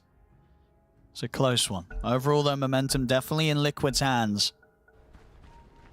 After they did manage to claw this one back from Tidebound, but we did see sort of a similar trajectory last game, right? It was kind of Tidebound getting ahead, Liquid clawed their way back in, but bam! Just like that, the game kind of shatters and Tidebound closes it up. So even though Liquid are going to feel that they are getting this control this time round once again, they're definitely going to be that much more careful to make sure they do not let it slip away. Let's see, they put Nisha in front to break the ward that Boxy scattered out earlier. Let's see if Liquid can do anything. Aegis for 40. You still have a banner as well. Yeah, pretty low on the timer, though. It is risky. Yeah, it really is. But maybe feeling confident enough to take those risks with how the last few defenses have gone from Liquid's side of things. I mean, they could look to do something with the 50-minute siege wave and the banners. For now, just taking over the map and seeing what comes of that. Uh-oh, nothing to say. Oh, he's got the BKB, but the call's there. Mickey's in with the damage. Nightmare. The Nightmare comes in, buys him a bit of time, but nothing to say, gets dunked, killed off. They've got the roar in. Get the cap on Anisha. His Aegis about to expire in 5 seconds, so they'll have to back off. Sonic Wave comes in, but the cheese is popped by Saberlight back up to full HP. Nisha ready to swing back over, has the Aghanim's Vortex, back onto the two, and the big case in with the angle, nothing to say, he's dead. A dieback on the Quap. He's out for 2 minutes. As Liquid, still with the full squad fighting fit. They could push on. That's the gem hitting the decks as well there with nothing to say going down. That was a really sick catch by Boxy. He knows that nothing to say. Not only did he buy back, his BKB was also cool, and he just beelines in with the blink, with the use, curse crowns him, and they can just follow up and get the kill. This is a huge window. Yeah, they've really had sort of the answers for nothing to say in this late game. They've caught him multiple times. Now 5 versus 4, ready to push on, they get the call. Nightmare again. The counter sleep. Still though, Nisha wants to push in. Shiro very tanky though at this point. Not easy to kill him under his tier 3 tower. Now focus the objectives, Mickey. Where's the banner? Toby, get over here. They need the banner. A minute still without nothing to say. So much damage to be done here with the right clicks of Mickey. Jump in for Saberlight, tries for the call, won't get it this time. The Hex is out, it will get forced back to safety. Trying to burn through Mickey again. You see the damage from the Sunray still pretty crazy. Nisha in with the jump, gets the Vortex onto the two of them, dive away from Planet. Oh, nearly dies there on the Phoenix, and they're going to try and finish him off. Nisha gets it, finishes the job. That's Planet gone. He has the buyback available. Shiro's in trouble. BKB and the Nightmare trying to get him away from Mickey. Shiro will live. They'll use the fortification. 20 seconds still until nothing to say is back up. Why's been found. Nisha straight on top of the Bane. The Bane's out. Another buyback here coming into play. Liquid though, they've got the space to finish up the mid-rack. Saberlight, he's in with the grab. The call's there. Another Nightmare. Why gets Shiro away from the call. Wind Waker. The Wind Waker's way out of this. Liquid, they got what they came for. They get the mid-racks and they force 2 buybacks out from Team Tidebound. Liquid, they know what's up. They're just slowly chipping away at Tidebound, 1 cooldown at a time, 1 buyback at a time. 14k lead and set of racks. And these fights for Tidebound, I mean, we see each time, even Shiro, as tanky as he is, he's lucky to live. Now, if somehow, some way, Y is not around with these Nightmares, these targets that Liquid go on will die every time. I wouldn't put it past Tidebound to go for like a crazy smoke soon. Like, try to find a way to go around, drop your roar and an egg, and just keep the guy there with a nullifier, because they're just getting toyed around with. Now, it looks like, Shiro's going to switch it up as well. Does want to get the Abyssal rather than the Refresher. Wants to be able to get in with that lockdown, stop this TA from getting the damage out. Put some sort of halt to Mickey's damage output in the midst of a team fight. They've been hit with the scan. Liquid know that they're around. Nisha's going to go for the jump off the bar, but the BKB's out. Nisha zips back over towards the Bane. They're trying to get rid of Y this time. They've caught him with the call. Y's gone. Dead for 90. Nothing to say. Has to blink out. Shiro will buy back immediately. Nothing to say. In so much trouble as Saberlight reaches and gets the dunk off. Bard caught by the fear. He's gone. That's the 2 of them out for good. Nothing to say. Out Y. Make that Planet as well. Also dead without buyback. Shiro tried to run in. It's over. GG's called. We're going to a game 3. Oh, this is a great series. Liquid keep being forced to like try and clutch out the game. Tidebound taking it to them into the high ground. I wonder now for game 3, do Tidebound like double down and just try to fix this one high ground? Or do they try to slow down the game and match the late game pace of Team Liquid? Yeah, I mean, it's exactly as you said. You know, both times we've seen that be a struggle for Tidebound. Last game, and they managed to get away with it with a crazy Rapier pickup. Oh, yeah. But definitely similar issues in the way that they couldn't close this one up, despite getting that opening where they get the bottom racks. Liquid, they hold fantastically in those last few team fights. They play them perfectly. 1-1 right now between Liquid and Tidebound. It's just really difficult to go high ground. That's just something that Tidebound is experiencing time and time again in this series. This is going to game 3, so I think us viewers are definitely happy on that one, because this series does deliver in the back and forth and the team fights coming out of these two teams. Yeah. That's a very disappointed yeah. No, I mean, I was like, how do I want to spin this, right? It's like either I can hype up the quick thinking of Liquid, the pick-off potential that they have throughout the entire game, or do I want to critique the fact that Tidebound pretty much threw what was an exceptional early game once again, right? Like the fact that, again, some of these clips, it's going to be nothing to say dying on the top side of the map. Like they had opened up this bottom racks, like everything looked really good for them, but 2 or 3 critical pickoffs in a row where Tidebound just aren't playing together gives Liquid so much life. And I feel like if Tidebound just ironed up their positioning ever so slightly, this would be a game where we're hyping up the fact that they did dominate Liquid in a 2-0. And yeah, this second game, it really feels like Tidebound kind of threw away the game and Liquid capitalized on it, rather than Liquid doing anything too crazy to win it out. It really is just Tidebound just not playing to the standard of what their draft demands. Well, we are watching two teams that don't have a flawless record after all. It wasn't the cleanest of Dota from both sides, but I think Liquid is the type of team, when you do watch them, you get to appreciate the longer the game goes, the better they play, typically speaking, yeah. Right? And this is definitely a game that exemplified that, where the early game, lots of mistakes, lots of mistakes, but once they get into that late game situation, everything just looks so crisp and so perfect. Or on the opposite side for Tidebound, I feel like their late game decision making, sure, maybe they won the last game, but there's a couple of critical errors on that road to winning, and maybe it required a Rapier to do so. But Shiro in this game, he's just a bristleback. There's only so much you can do.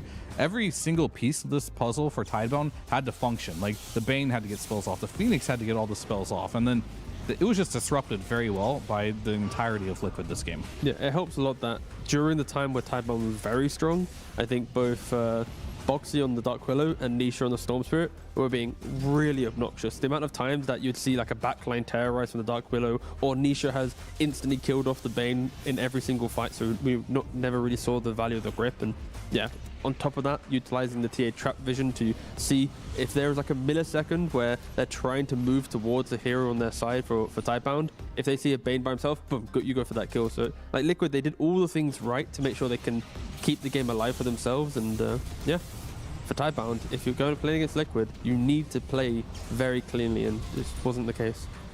Now, would you go for a lineup that has a better shot if it does go this late, or you just go back to, well, we should have won, we just have to do it better? I kind of feel like there has to be a balance between the two, potentially. They had a Beastmaster that could do everything for them, yet nothing to say, just kept playing on the opposite side of the map to him. And that was one instance. And then the second instance is they're taking high ground, where the Bristle and the Beast are trying to take mid racks, and then nothing to say is, taking a holiday into the tier 4s. Like, I feel like if he just stopped clicking, they probably win this game. But he just got so carried away. He was so energetic to try and do more. And sometimes it happens, right? When you are popping off, you kind of want to keep going for that next kill. Like the whole thing with Kiyotaka, right? It's, the next kill, suddenly you die, and now it gets kind of weird. But yeah, for Tidebound, it's follow the Beastmaster, and the game's going to be very, very, very different.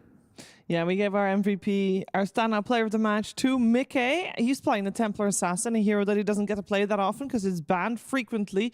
Played it very well, obviously had to play a little bit of catch-up at the start of the game, I feel like, but with the Templar Assassin fear, that's never going to be a big problem. It definitely feels like when Mickey gets this TA or Nature's Prophet, he's in his element throughout the entirety game, especially the late game. They're making small little plays here. Like even when Tidebound was really far ahead, like they saw like the Beast on the top lane, they saw the Quap on the top lane, and they saw this Bane just walking towards the team. They pick him off immediately, blink away. These small little decisions to make to kind of like get Tidebound paranoid a bit by playing the map. they do it very well with heroes like Nature's Prophet, TA, these vision heroes that can just play this like rat style.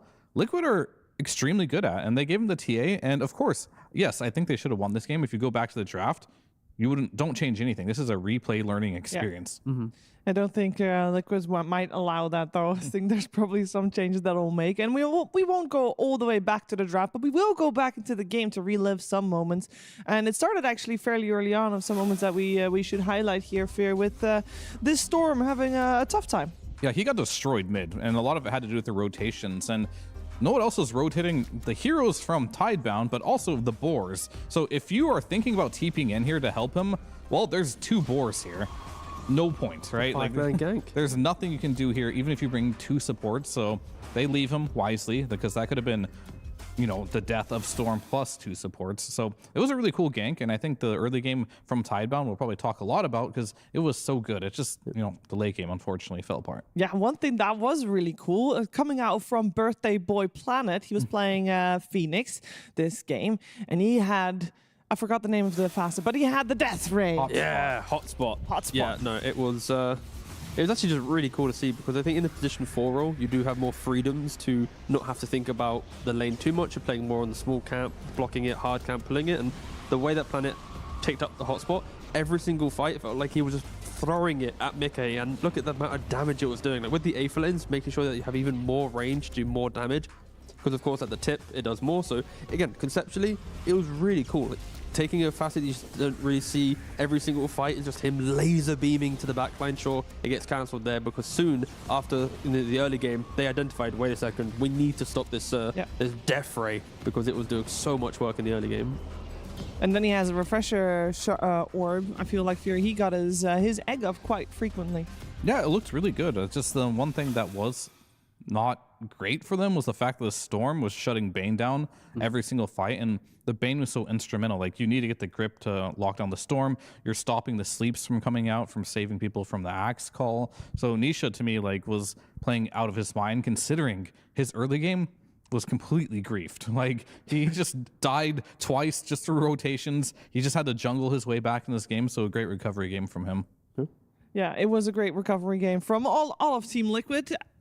Might be making a case for Tidebound, giving them the comeback a little bit there as well. So there's a little bit to work on for both teams. Team Liquid needs to be a little bit more sharp in the early game, and Tidebound a little bit more sharp in the mid to late game. Let's see who is coming out on top of game number 3 of this best of 3 series.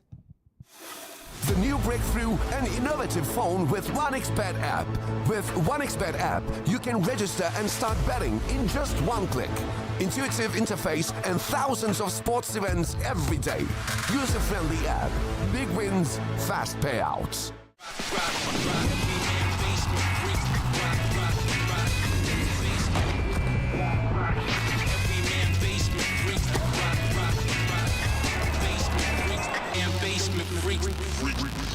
The human body was built to move.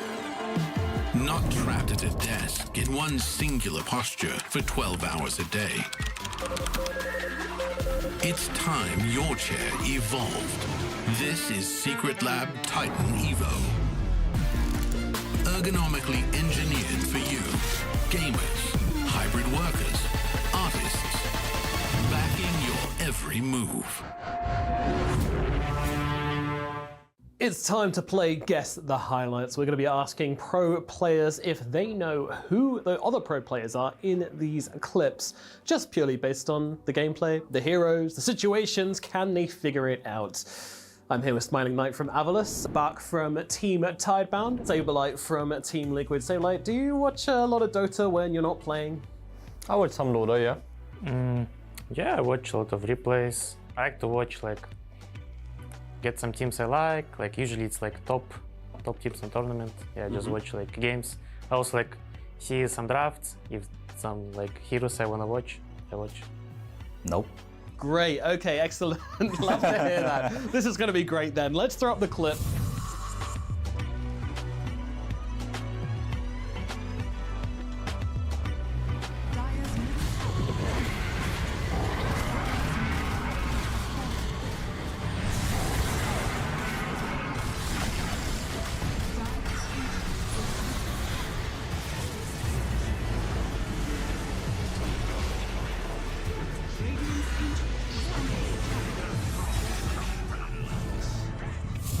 Yeah, I mean, they're like going for some insane push through backdoor, and it doesn't seem to be working, unfortunately for them.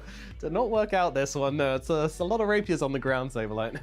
It's like, oh damn, and it's like a game 3 of some series. Yeah. I mean, I actually don't remember watching this, so I don't really know. But I feel like if I were to guess, a team that would do this would probably be like Aurora or maybe some C team, like maybe some Talon. You were very much on the ball with the region for your first guess, but not that team. But this was actually season 1 of Wallachia, so it was a long time ago. Huh. I don't know what's happening. 3 rapiers going for the backdoor finish, and it's. I think I saw this game. Yeah. Looks like some OG. I don't know. Talk to me. What are you seeing here, Buck?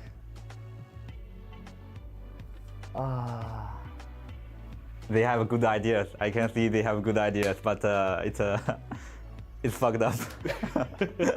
They tried to win. They tried to finish and they failed. Yeah. Not one of the big Eastern European teams, at least at the moment. But they are at this event. And the player on the Batrider is still the same. Uh-huh. In fact, I believe he's the only player who's the same on this team from this time last year, which probably doesn't help you at all, but it is quite interesting. How can I guess?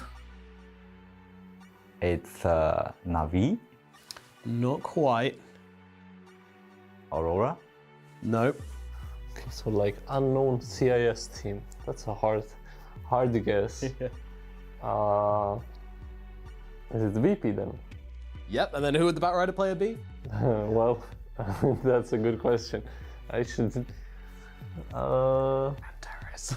I think it's Antares. Well done, Saber. Yeah, Thank absolutely you, right. you. That Of is course indeed I Antares from VP going for this base push against Team Secret, and well, as you can see, didn't work out. But you know, I applaud the, going for it. That's good. That's good. Playing to win. That's important. Absolutely right.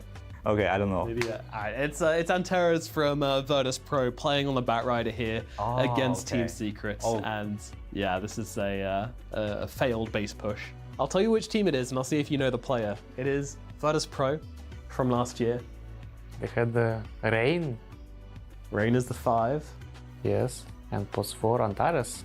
That's correct. Yes, it is Antares. He is the Batrider in this clip. Doesn't count. You got there eventually, but I had no idea. bit of prodding, bit of poking, but yeah, indeed. Antares playing the Batrider in this crazy clip from season 1, and yeah, it's pretty exciting, pretty fun, and in the end, it was Secret who took this one. Wait, is this actually the play they're going for on Well, Terrace? he's got so many rapiers. Oh my god, oh my god, oh my god, he's gonna go for it. They're keeping it, they just went out of the game! Virtus.pro! Coming in for the finish, do they have enough? The lassos are there, they try and take him down, they get the disarm, it's not gonna matter! It's not gonna matter, no! Squadix goes down! They didn't have enough! Oh, Virtus.pro, you went for it all and you came up short. How?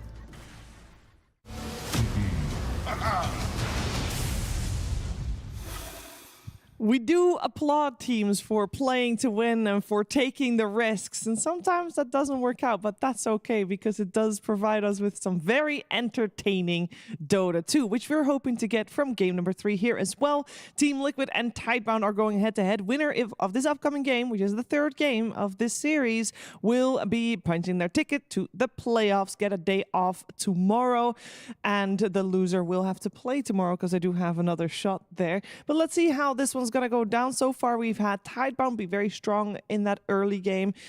Liquid is stronger in the later game, Fear. It feels like that should be relatively easy to fix and to analyze.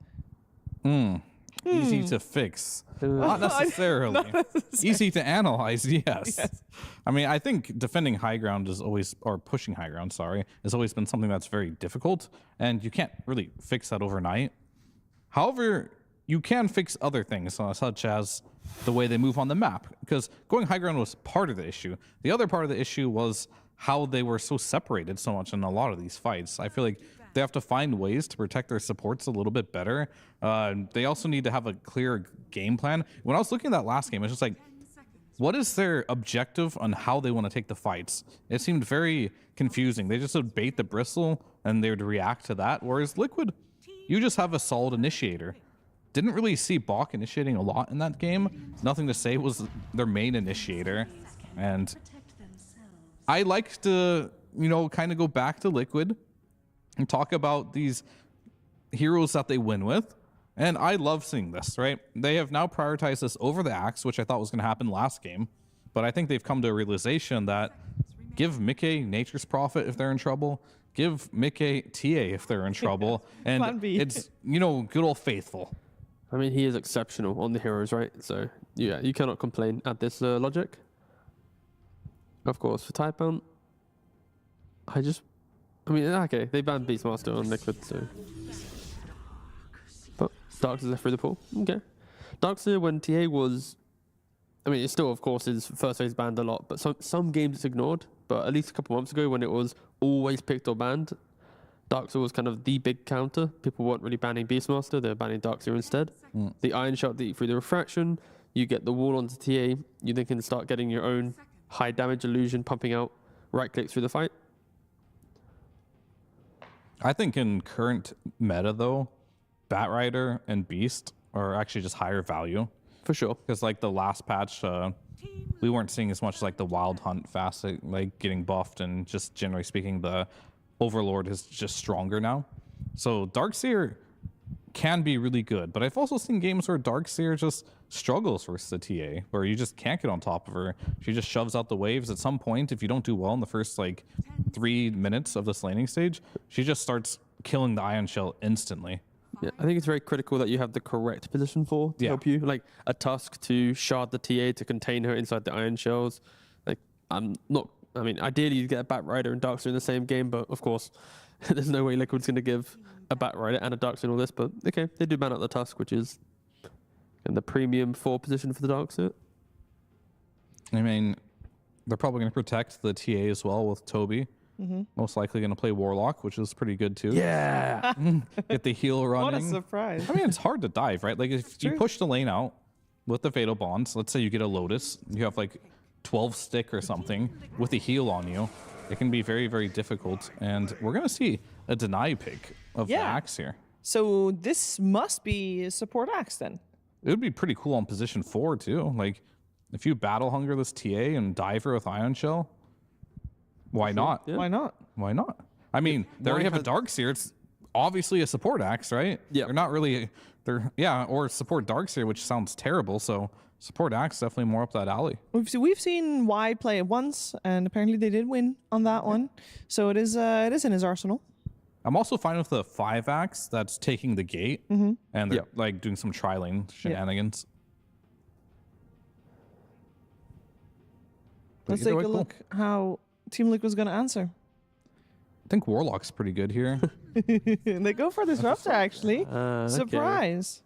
Okay. It's good control for like the Darkseer throughout the whole game.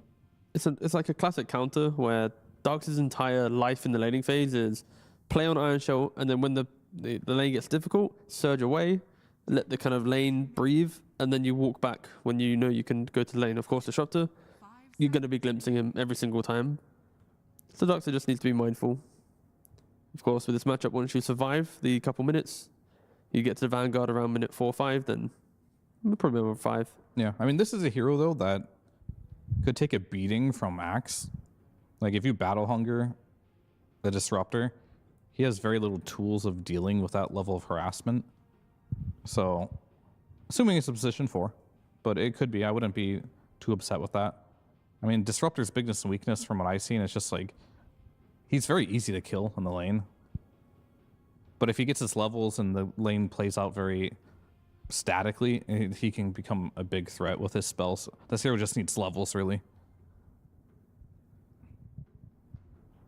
And now they need to add another potential boxy hero here. I think if you want to show as little as possible, they'll open up that 18 pick here for either Nisha or most likely Saberlight, because you Yeah. still have that flex for the TA.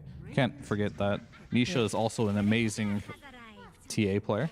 They'll go for the Willow, which I would imagine is Boxy hero. yeah, not a very big surprise here.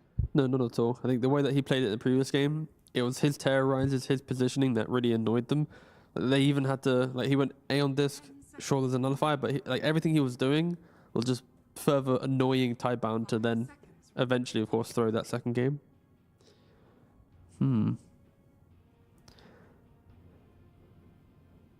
and the Brambles are never bad if you're up against a lot of melee heroes, which is already 2 on the board for the side of Tidebound. Depending on what Tidebound pick here, I actually would love to see Tidehunter on Liquid.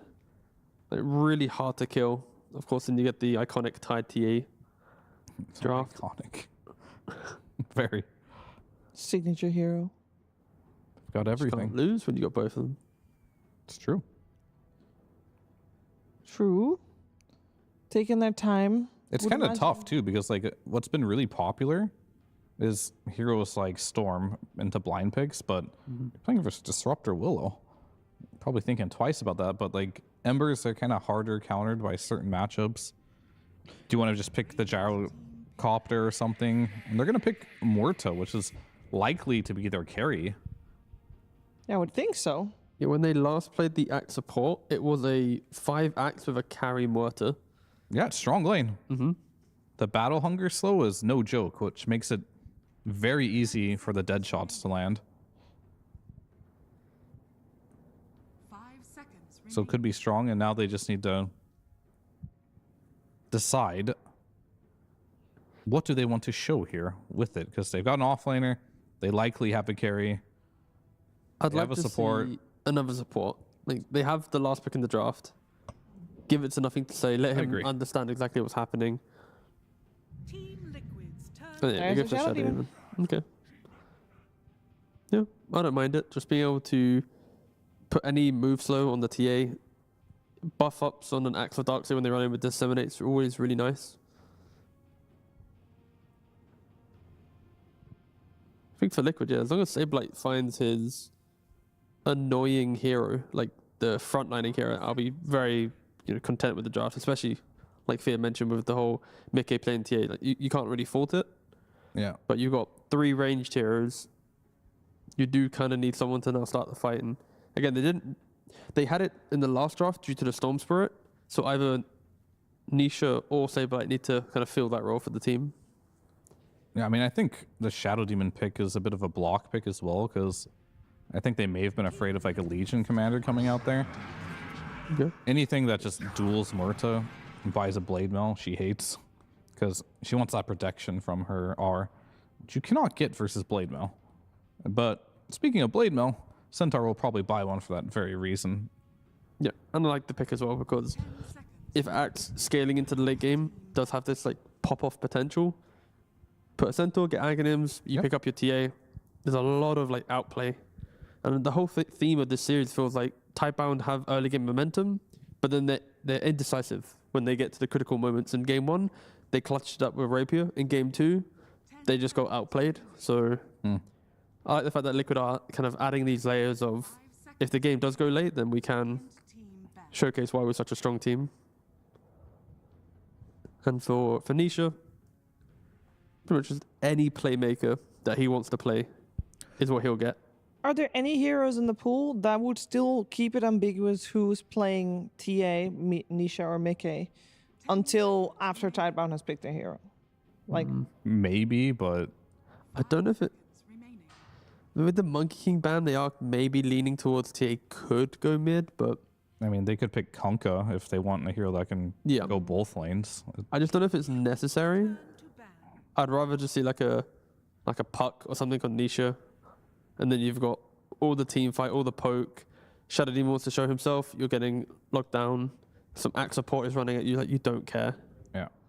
I mean, if you do want to pick here for... I agree. I think Nisha should pick here, but if you are picking a hero for the safe lane, I feel like it has to be like some lifestealer that can just sit there by himself with no assistance. That way the supports can go play mid. TA will have time to farm.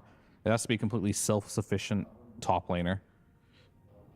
Yeah, I don't know if I'm missing a hero, but again, still to me, Puck is just the one that screams to me to do the most. Yeah, I mean, Puck is like versus Shadow Demon versus Darkseer. I mean, Morta's quite good versus Puck, but it's people. These Puck players don't care, you know. Yeah, they really don't. Like we saw in the interview last time from Nightfall. It's like we saw Shadow Demon. Yeah, that was it. We picked Puck. True.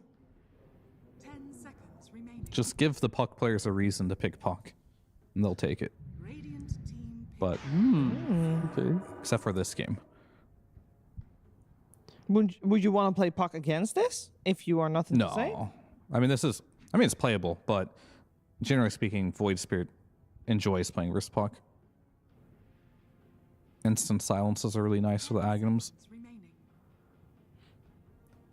Okay, so what's Will Nothing to Say go for? Not expecting it, but a hero that I do want to see more from the mid lane is the return of Necrophos. Again, not expecting it right now, but when we see like low damage farming side lanes and a melee mid, this feels like the start of the hero having some life. But again, I'm just overcooking. For Nothing to Say, at least. He played Leshrac again. He does have a history with that hero. Yeah, he does. Good versus Dark Willow. If you get on TA, you kill her. I mean, he has a lot of options. I personally don't know all the counter picks to Void Spirit. He's kind of a hero that's been reintroduced as of lately. I mean, people obviously like their Huskars and, you know, Monkey, anti-melee. All those apply as Shadow Fiends, but those aren't really in the game.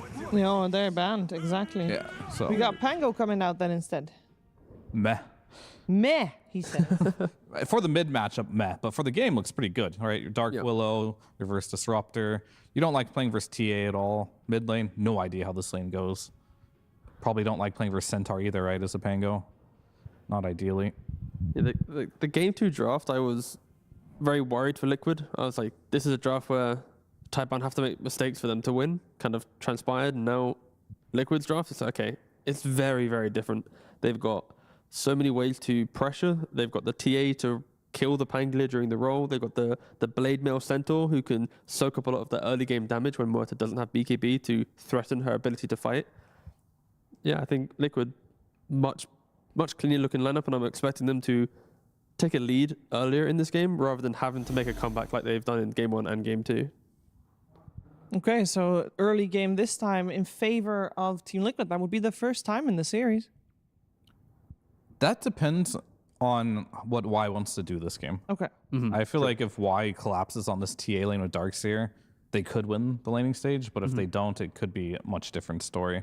And yeah, I mean, mid lane's pretty boring. It's like two shield heroes just trading with each other. Oh, I've got a barrier. Oh, you've got a barrier. Oh, no, I've got a barrier. No, you've got a barrier. It's like, great. Pretty even lane. So. Okay, so the lanes are maybe not that exciting. Maybe not in the mid lane. Are any exciting side lanes? I mean, the Darkseer lane, I think, is really exciting. There's so much cool stuff you can do there with the axe.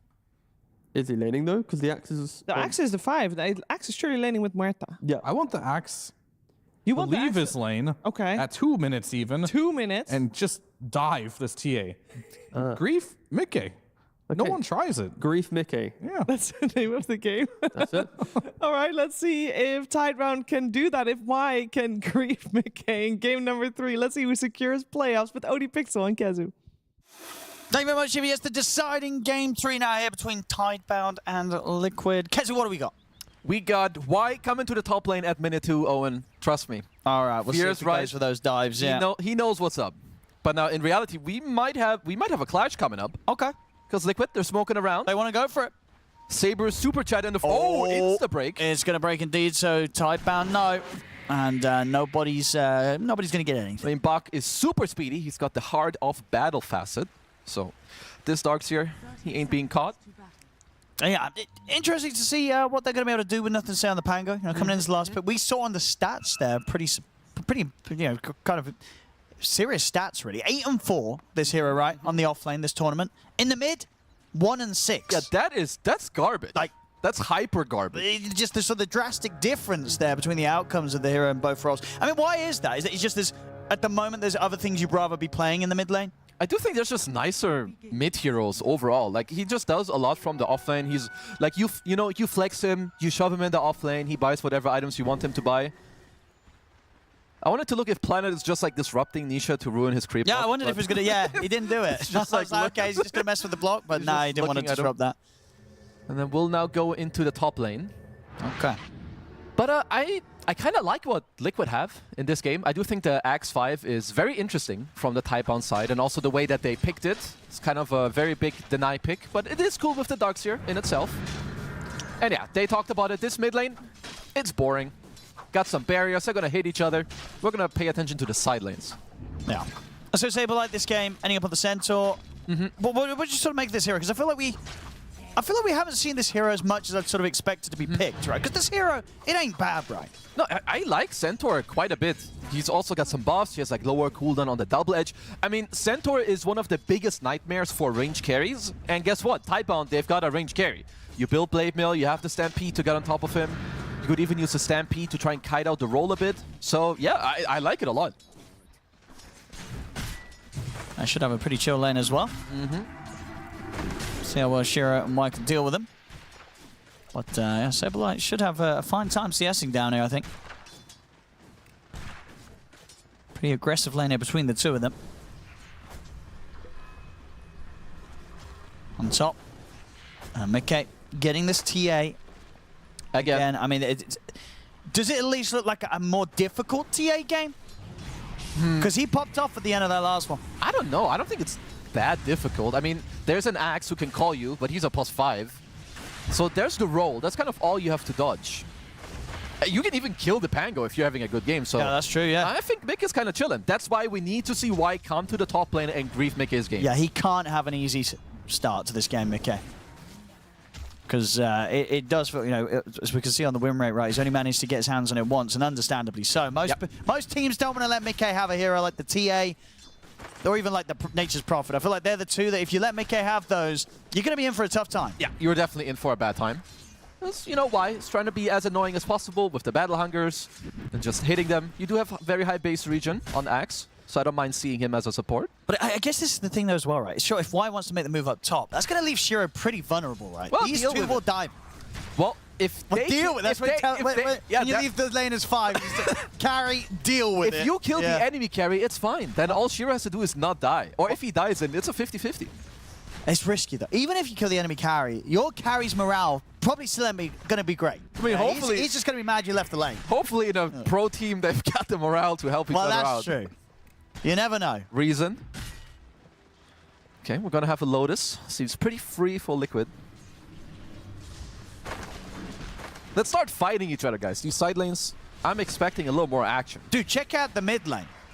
Checking it out? Yep, look at that. Got a lot of CS on the hero who always loses. Mr. Nothing to say. And Nisha, he's getting destroyed. He's struggling. Is it expected to be this rough? This is rough. 19 for 9 against 10 and 2. He might just currently be getting diffed a little bit. Okay. Which, I mean, Pango's a good laner. I don't mind it. I think Void Spirit's... Oh, Void Spirit's he's a good laner. It shouldn't be quite this bad. Yeah. This is impressive stuff for nothing to say. You know, let him cook. Let's check in again in 1.5 minutes. Let's see how it's going.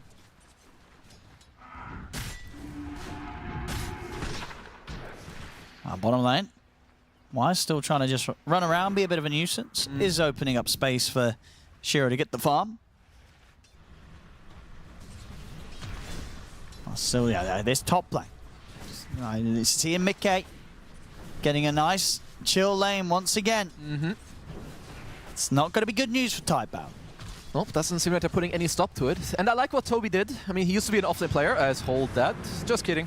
Just gonna dodge the glimpse. They used 2 sentries before the game started on the medium camp and the hard camp behind the lane of the Darkseer and SD. So we'll not have any stacks back there to help them out. Double Fairy Fire on the Disruptor, also kind of interesting. Got another glimpse soon if they want to be spicy. Well, just messing around with Planet.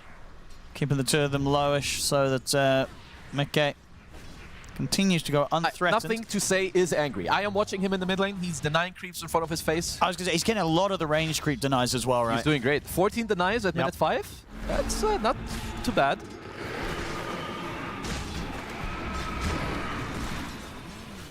It's got to be careful, because in this mid matchup as well, obviously with nothing to say getting as many denies as he is, he's going to get the quicker 6. If they bring in like a support, there might be a chance to play for a kill against Nisha if a good Rolling Thunder catches him on the steps. Yeah. I mean, I guess the one thing Nothing to Say will not have in this game is a lot of follow-up damage from his supports, being Axe and SD. But of course, they can still just go mid, maybe set it up with a disruption.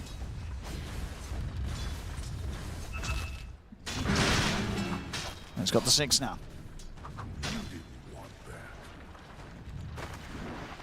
Active rune at 30.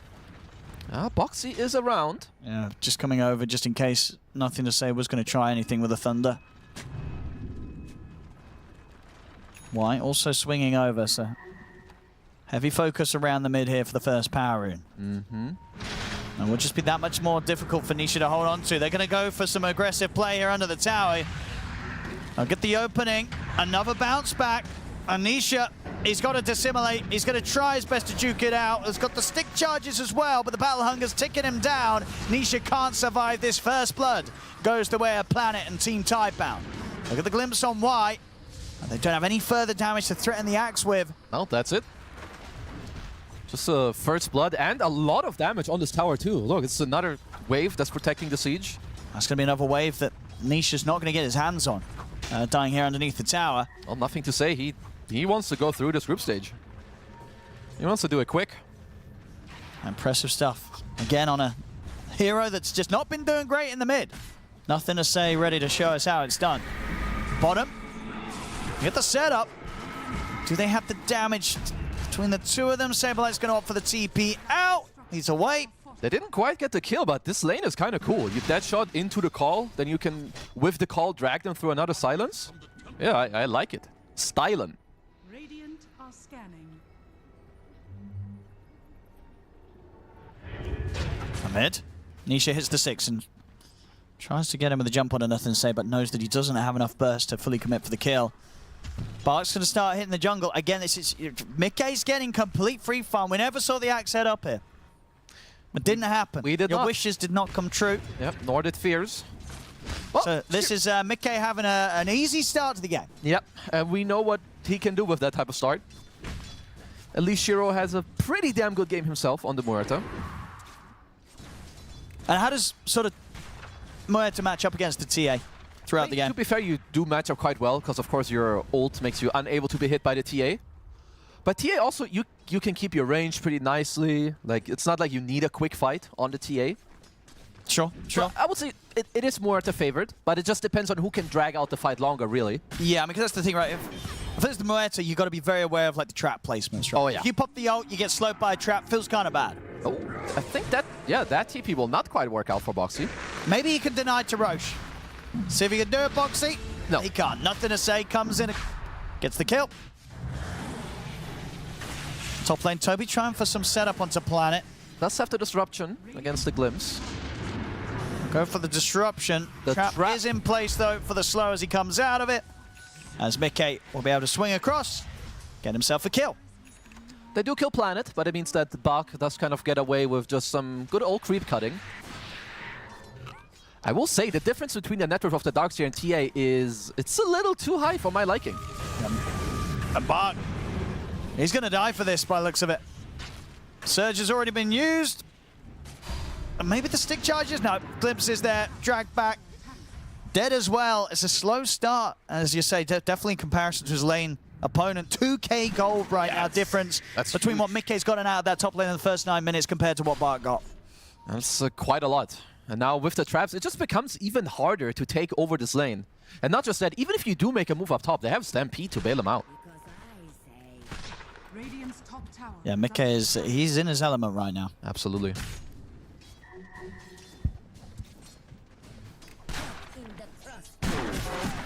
Look at the setup. That shot, ult. And this time with the ult, they've got the damage. Smooth moves there between the two of them, Shiro and White. Yeah, this is a very formidable lane. I like this Axe Muerta combo. Haven't seen it before, but I like it. They've got the 6 now on White. So, yeah, super strong kill potential down there. Makes it difficult for Saberlight to just be able to turn up and farm the wave.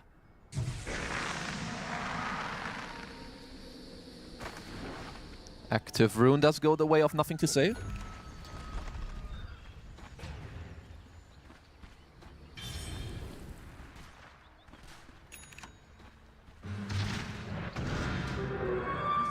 So overall, just sort of seeing that little bit of imbalance coming out through the laning stage. Sure, you know, on one side for Tidebound, Bark's not having the greatest of time, but in turn, the difference between the mids, very favorable. Oh yeah. For Tidebound. Nothing to say. Having that excellent lane against Nisha. They are going for smoke. Toby and Nisha together. That's the time. Look, 10-minute diffusal here for nothing to say. Yeah, that's crazy. Y is not quite breaking the smoke. That could be Shiro's death. Shiro scored in the Static Storm. No way to get him out of this one. So they're going to put the Stampede here to get away for nothing to say. He's closing in with the Rolling Thunder.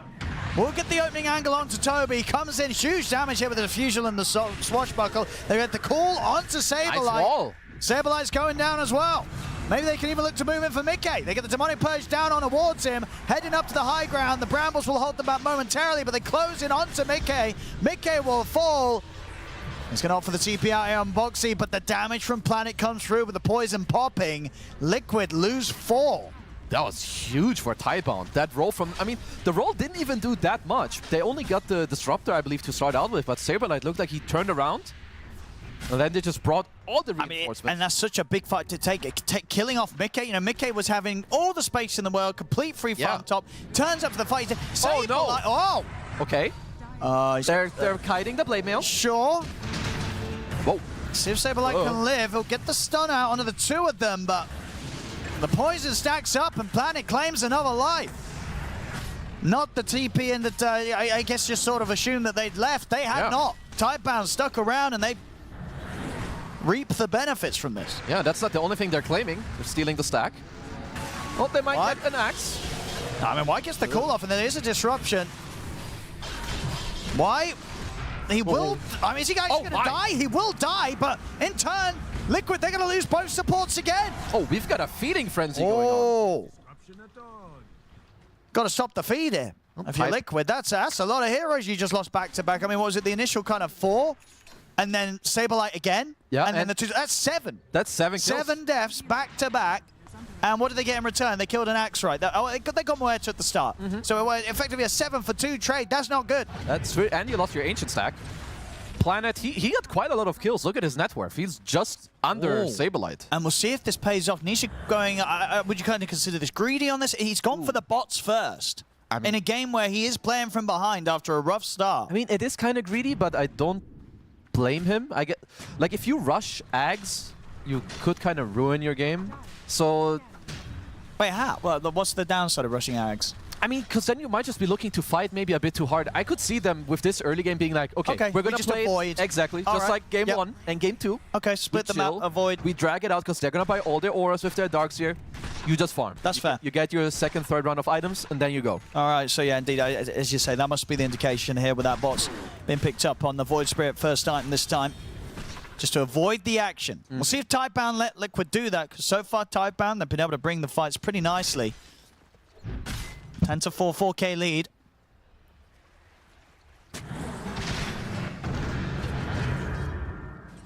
Yeah, nothing to say. Continue having an excellent time. I mean, off the back of that move from Mickey, it's sort of allowed nothing to say to catch up to the level of fun that Mickey was having on the TA. We'll see around the runes. Roll. It's there. They get the opening angle. Into the call. Static Storm's laid down, but it's beautiful bounces here for the Rolling Thunder. He'll get out with it. Wow. Oh, he knows where he's going. Nothing to say. In with the Swashbuckle. Looking fantastic this game. Did fall off a little bit in that last one on the quad, but this game 3 coming in hot in the Pango and not looking to slow down anytime soon. Wait a minute. 4-0-5. Okay. We'll get out with the TP just in time. That's a very wise Blink pickup. Without that one, Mickey is dead. I mean, there's a reason every mid player used to watch Nothing to Say's replays, even years ago. Shiro looking for a gate play. Saberlight. We'll get the setup here. Should be the kill. Freebie. Same time, Arlu's in the top tier 1 tower. Yeah, Blink done for Nothing to say. In terms of blinks, we did also see this game, Mickey prioritizing the blink in his build a bit earlier, gets it before the Deso. Yep.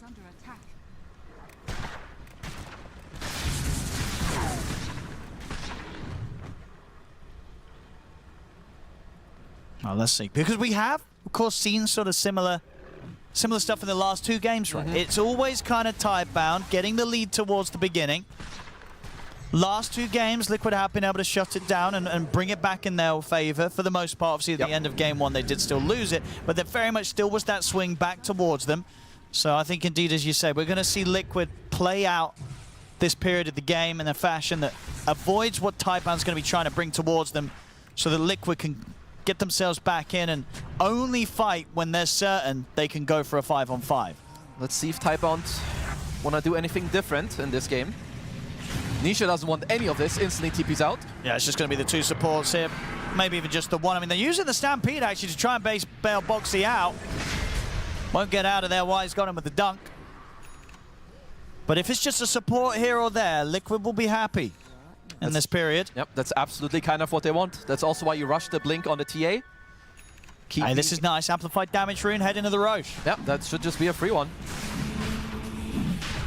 And in the meantime, I mean, you will see Liquid push in those side lanes. You've got the blink on the TA. Void Spirit also very elusive. Yeah, pretty crazy timing there we're seeing there on the Ether Lens for Planet. Fastest by far.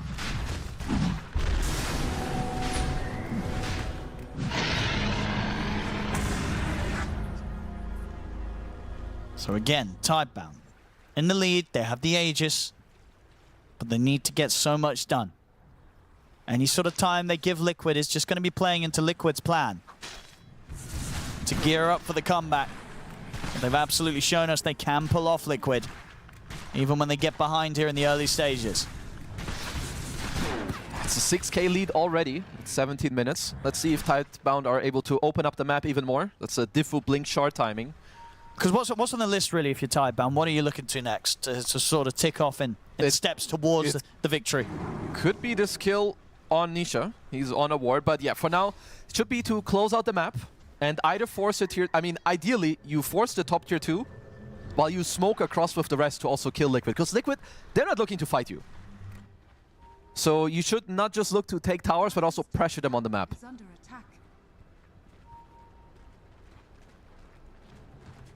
I mean, they could look for a smoke. Nothing to say. He is the strongest hero on this map. Let's see what they go for. Saberlight did finish up a pipe. I know that he's in here. Don't want to commit too heavily onto him though with this blade mail pipes. The least appealing target right now.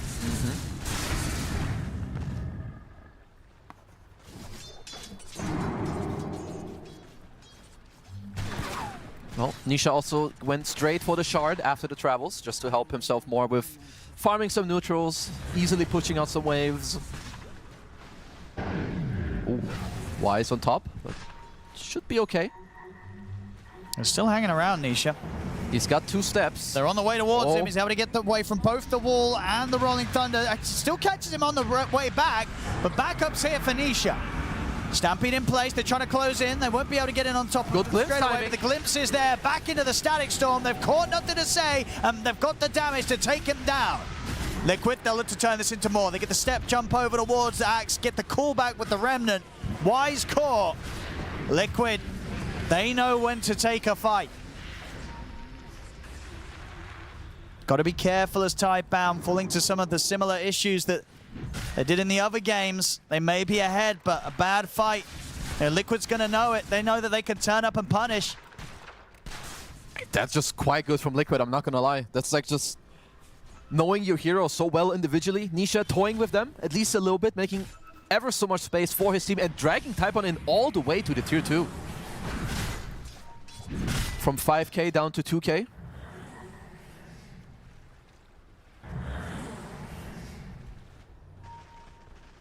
A new smoke being rolled here by Tidebound. They've got to find something big with this. It has to be a core.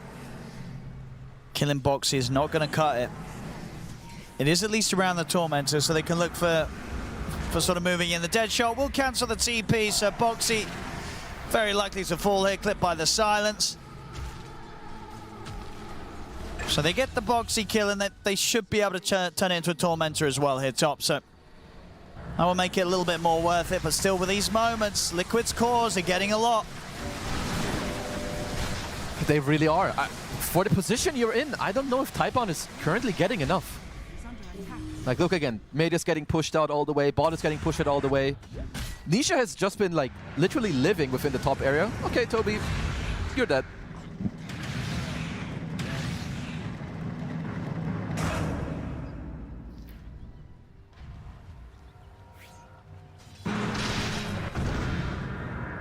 This tier 2 top seems a bit scary. You can see, you know, Tidebound don't want to immediately go for the push onto it again after what happened last time.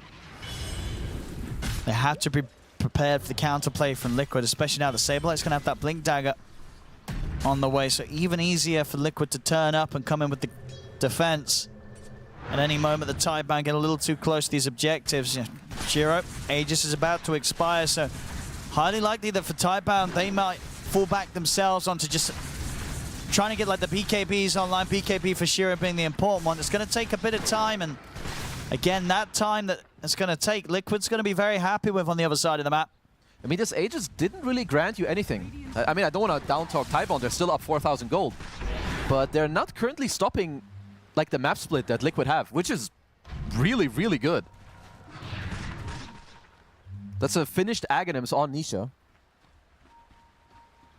I mean, he might be lowest on the net worth in terms of the cores, but his hero is starting to be really useful. No, it really is. The sort of for the pace of the game, the bots have definitely paid off.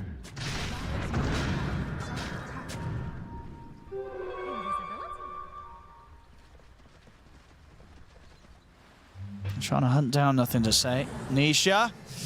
Oh, they got him. They have indeed. The disruption from Planet's there. Any way to play his way out of this one? It doesn't look like. Good kill. That's the Blink Dagger gold secured here for Y. That could change the state of the game quite a bit. Planet also queuing up a Blink. Should have it if he wants to finish. And Bach too. So that's triple Blink. That really helps you with your map play. Yeah, it makes it much more difficult for Liquid to sort of make the calls to turn up and try and turn the team fights. Just sort of how many ways Tidebound have to get on top of them and punish any positioning. Won't be easy. Let's see also where Shiro decides to take his item build. Of course, he does have the BKB queued up. I believe that makes him nearly invincible in combination with his ult. Oof. Quick one. He was shelled. Actually, if Saberlight pops his Blade Mill and blinks on top of him, then maybe Bach wouldn't be able to blink out. But either way, very quick on his fingers.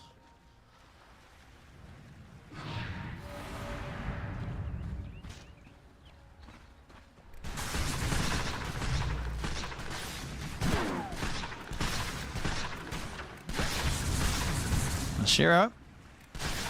Very close to the BKB for the next fight. Liquid, they're definitely looking to try and bring it towards them. You know, with their own BKBs online on Mickey. They are not afraid of a fight. 8k down. If they get a good jump, Liquid, the team fight will not be simple for Tidebound. See what they find. They're currently hoping for an active rune pickup. No one is biting though, so they're gonna advance a little further.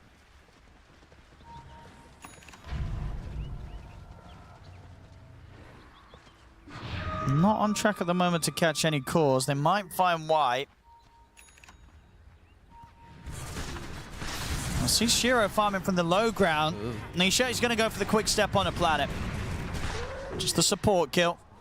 And we'll get the information for Tidebound.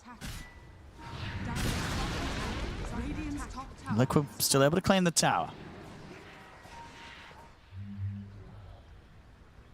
Doesn't quite feel like a 6 to 8k lead, does it? Yeah, not with the sort of way that Liquid's been able to move around the map, and Tidebound haven't really been able to get a move going themselves. See them go for another smoke here, Tidebound. Will be before they have Planet back in play. They're trying to bait at the moment a little bit, maybe with Shiro showing. He's got his full BKB on the way out. He is very, very strong.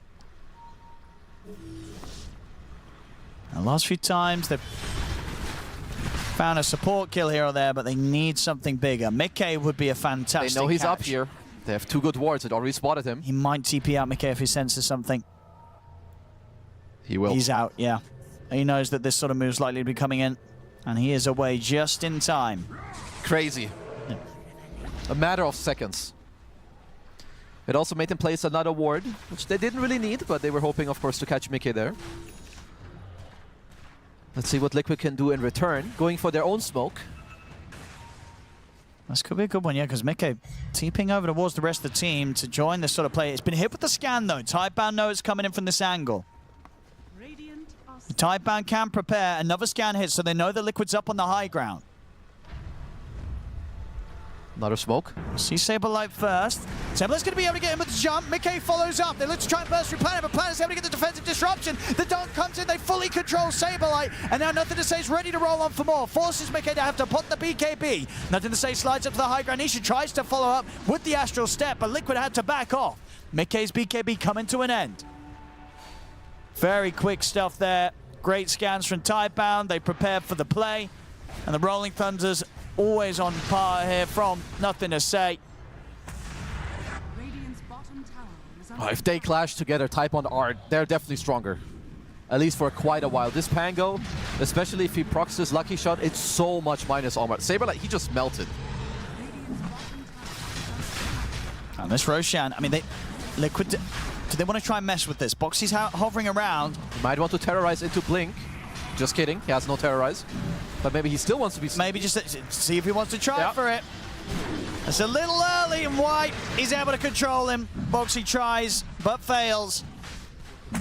It's Tidebound. Roshan's going to be theirs. Shiro, another Aegis. We'll see what they can get done with it this time round. Why already charging straight up towards the top. They're seeing if they can maybe catch out Nisha. Cool's going to be off the mark as he tries for it blind. They do have eyes on him now, though. Nisha. See if he can get his way out of this one. He's going to step off to the side. Anything to stop it? They do. They've got the vacuum straight up on towards him. Toby's going to try and help out with the Static Storm. Anisha. Stampede there as well to try and get him out. But why? Jumps in, gets the call upon him. He's got one step left. Dissimulates back up. Nisha still falling so low, though. The dead shot hits him from a mile off. Shiro sniping him. Sets up for Planet to kill him off. Toby's going to take the fall as well. The neutral's helping out. Why? On a killing spree. Popping off here is the support axe. Mickey trying to do what he can with the space on the other side of the map, pushing the tier 2 bottom. Top lane, Tidebound. They've got the creeps coming in. They're going to be able to take this tier 2 themselves. This time, Tidebound definitely getting more done here with the Aegis. Big kills. I don't know if they want to turn this into more yet. You do have the banner. You can go high ground if you want. They still have BKB. They still have the ult hit for Shiro. Yeah. Oh! Another pause. What's going on here? Any reason? Reason? G. Okay. Back in the game. I hate it when we don't get a reason. I agree. What's happening? What's that? Here we go. Back up.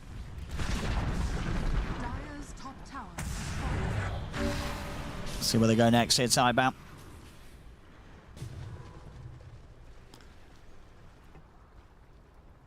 And Mickey. Chrysalis picked up. Tidebound really going to want to give it their all, though, with this Aegis. As we saw last time around, they didn't get a huge amount with it. It did sort of give Liquid the comfort to get back into a point where Liquid were the ones looking to make aggressive smokes themselves. This time, they should get more. It's also around the time where you have to pick up a gem if you're Tidebound. Again, it's the same story. You're playing against the TA. If they ever want to go bottom, you have to cleanse like 10 traps. Let's have a look. Tier 2 in the mid. Trouble hit. Well, Liquid have all the information in the world with this observer right behind Shiro. That Boxy did just sneak out. Boxy. Ooh. Careful. I mean, why? Yeah. Next time around, why would be down to jump that? Let's hit high ground. See what happens. Shiro on the push. Not quite. Seems a little indecisive. I don't know if they want to fully commit. Oh, Y has an idea about the Wisdom Shrine, perhaps. Well, protects himself. He's not able to get the steal there. Oh, and Y nearly on the mark there with that. Not quite. Nisha gets out. Big item also, nothing to say. Does finish up the Basher. So very hard to BKB TP out.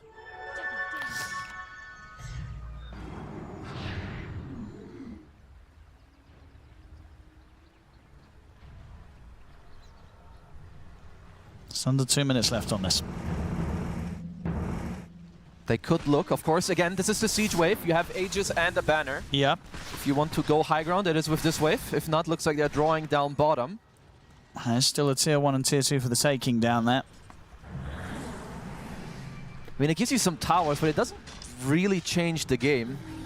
I mean, again, just pay attention to Nisha. He wants more. He's just living within this top lane and the side.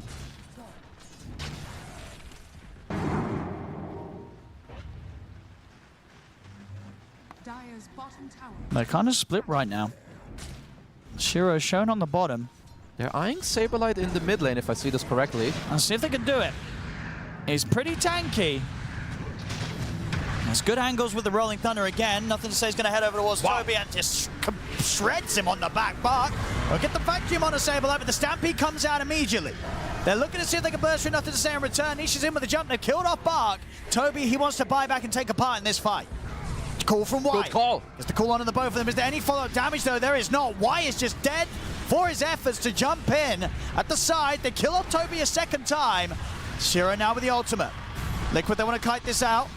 He's committing a Slide lot. forward. He has to BKB TP out. He doesn't want to part of this fight anymore. They'll bail out of that one. So,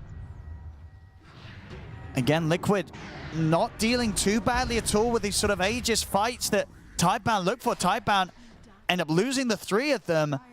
They only get the Disrupt to kill twice. Any sort of push, it's put to a stop. Tidebound are going to be slowed down. I mean, they're doing it really well. That call could have been quite good, but I think Toby, with the buyback, he held them in place around the outpost.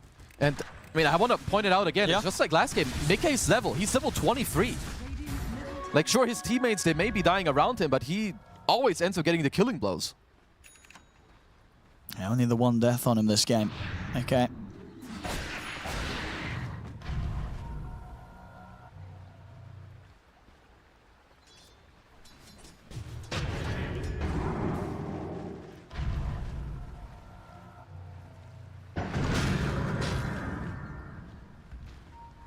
Well, I can set up to say the Sawments are out for themselves, Liquid this time. Show up for Boxy. I mean, what do you do if you're Tidebound? You know, so some of these attempts with the Aegis haven't gone great. When you don't have the Aegis, are you still looking for these moves? Anyone you find in like a nice way, they are dead. So you should still look. The problem is they need to buy a gem. They cannot play against TA like this. There's too much info on the map being given. I'm pretty sure Mickey has 15 traps out on the map. So let's see. Are they showing anyone? I don't think so. Liquid should be able to read this move. They are pinging, so Toby will break this one.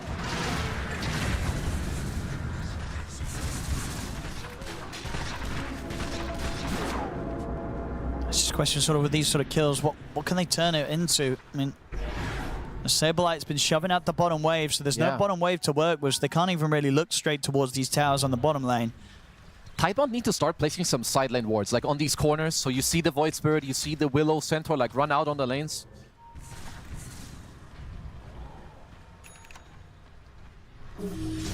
Because this mid control is not giving them very much. Again, Nisha, he knows his job. He's up top, fully pushing it in. Yeah, he's played a really nice recovery game. You know, had such a tough time in the lane, but you're seeing now he's level with the farm of nothing to say. I mean, at this point, the boots of travel, they've very much paid off. Yeah, this approach was absolutely the perfect thing to do in a game like this with as tough as a start as they did. You know, Liquid are managing to get this game into their territory, into the way that they like to play. And it's not just giving them mobility. Like, the reason, like, he gets to push out the lane Nisha, he goes back and now they can instantly smoke. They know that Tidebound may want to defend one of their pushed-in lanes. They're a little split. They don't have Bach with them.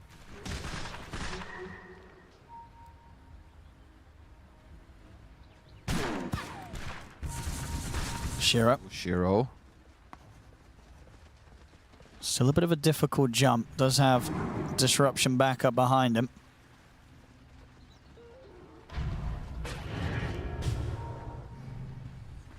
Yeah, Liquid happy to chill a bit themselves. They know Roshan's potentially up soon. Next Rosh would be a big one for Liquid. As that one, I'm sure they'll spend no time holding back from. They will not let Tidebound take that. Let's see where we're going to see the Rosh. It is, it's going to be the slightly longer respawn this time. Which, of course, does favor Liquid, because they know exactly when it spawns with the TA. So there'll definitely be that, indeed, extra bit of sort of stress from Tidebound to try and hold the area around the Rosh pit. As you can see already with the TPs coming over towards the mid, they're already trying to set up. Liquid definitely going to be able to make more happen with these moments, as they know that there is indeed less pressure. I mean, it should also allow Mickey to set up traps all around this jungle area and the Roshan. I'm going to smoke for a kill here, Tidebound.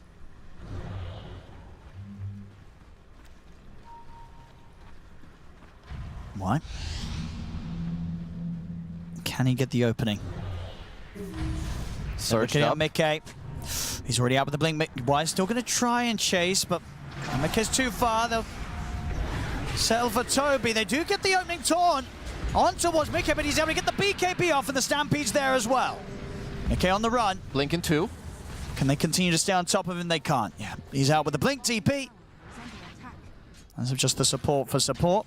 They get out with a 1-for-1. Wow, Liquid are really getting a lot done. They are. In the meantime, double siege wave bottom, of course. Yeah, Nisha's chilling. He's making as much as he can happen down on that bottom lane. You know, he's ready to join when he absolutely needs to. They need to deal with it. Nisha is doing some criminal freaking activities in this game. They need to kill this rat. We'll have the Daedalus for the next fight. Swift Blink now online for Mickey. That's the Daedalus for Shiro. Roshan. Still a minute to go. Tidebound, they have to be ready.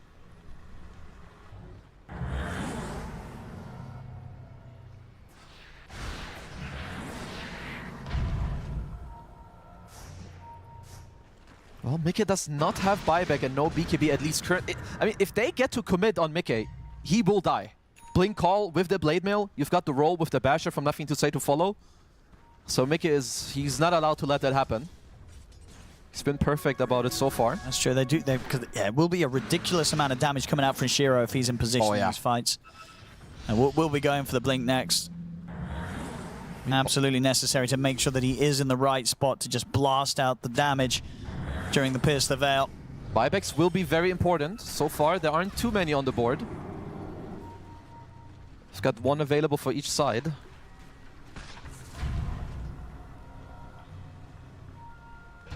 Now Roche is up. Who makes the first move? Boxy is wandering around, seeing what he can find.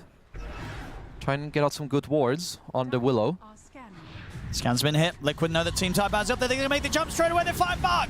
Immediately onto Darkseid. They're bursting. Buyback straight away. They get the call onto Mickey. Bash is coming in as well. Mickey wants the BKB, but Shiro's in position to finish off the job.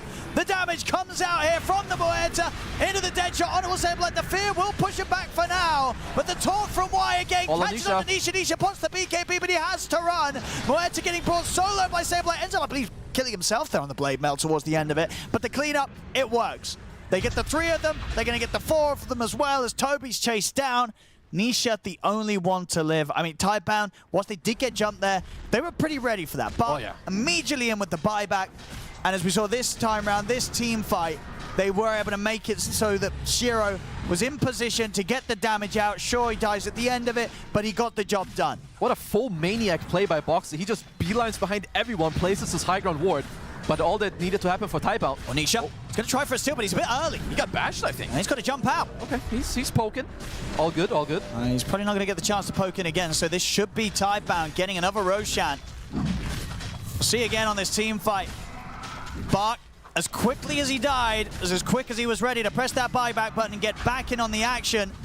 And again, just Mickey taking so much at the start of the fight. The BKB comes off, but it's at about 20% of his HP that he has left after Nothing to Say set up onto him. And at this point, you just can't escape it from the damage that Shira's doing. That was actually...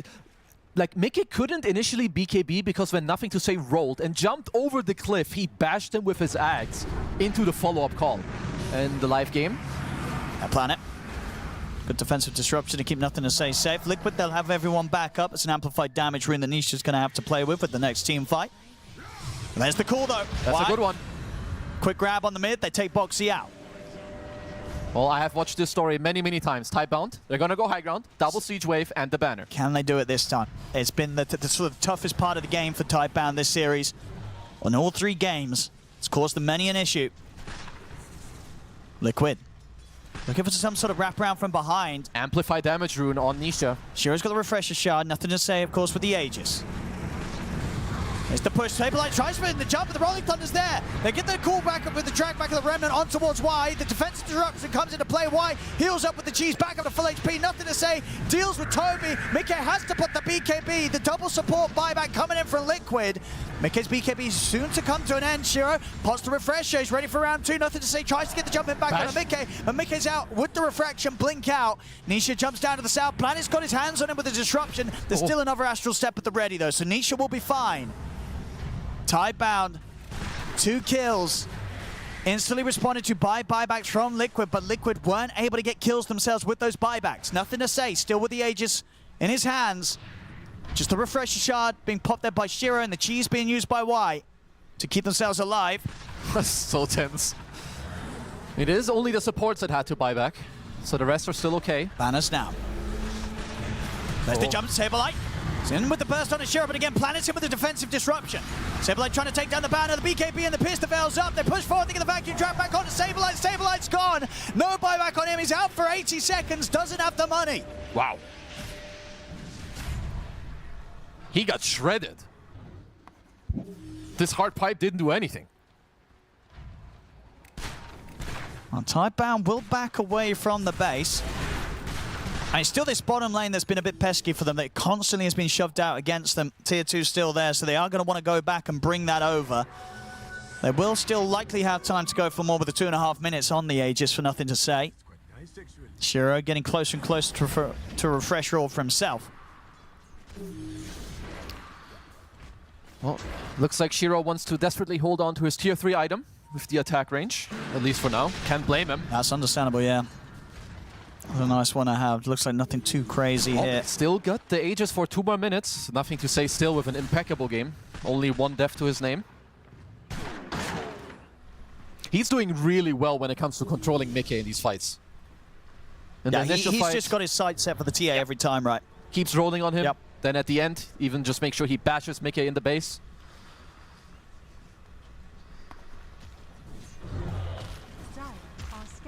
There's a little bit of a slowdown again from Tidebound, though. Not really feeling too much urgency from them. That maybe now that the refresher is done on Shiro. They need to somehow clutch him, but it's not easy. If you do want to kill the Muerta first, you have a Shadow Demon problem to deal with, which means you would need to designate Nisha to get on top of the SD while you try to blow up Shiro.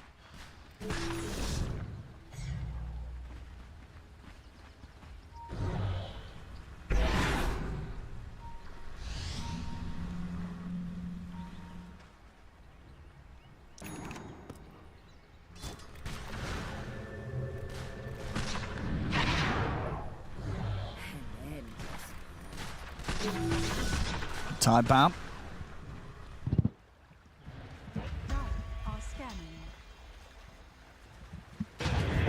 Not going to quite look to smoke up. I mean, again, this is the Aegis going to be expiring. So Liquid at the least able to wait that out from their point of view. Okay, wants to look towards the butterfly next. Just closing in on the gold for it if he wants to spend up. We'll see how they hold on to buyback gold now in this situation. Both teams, it's definitely getting to the point where buybacks are going to be very important. Yeah. A second life on any of these cores really turning back up to the fight could make the difference of the outcome. Well, Saberlight wants to go for the card. Of course, quite good against the Axe Call. Can save your bros, especially Mickey on the TA. Can keep hitting away.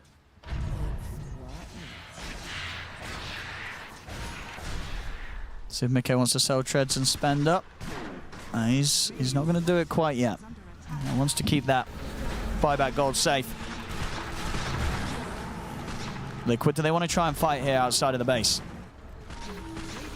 Tier 2's already gone. Liquid just seeing if they get an opportunity to catch anyone stepping out alone. They're looking at Shiro. They've got to be so sure they can burst him. He's got BKB and Refresher. Oh, but the Mans, they're going to try. They're in with the jump forward with the Remnant, but Shiro's fine. Why? Has the BKB forced out him early. Park just to vacuum under the two of them. The Rolling Thunder comes in. They've caught Saberlight and they kill him so quickly. He does not stand a chance against the pistols of the Muerta.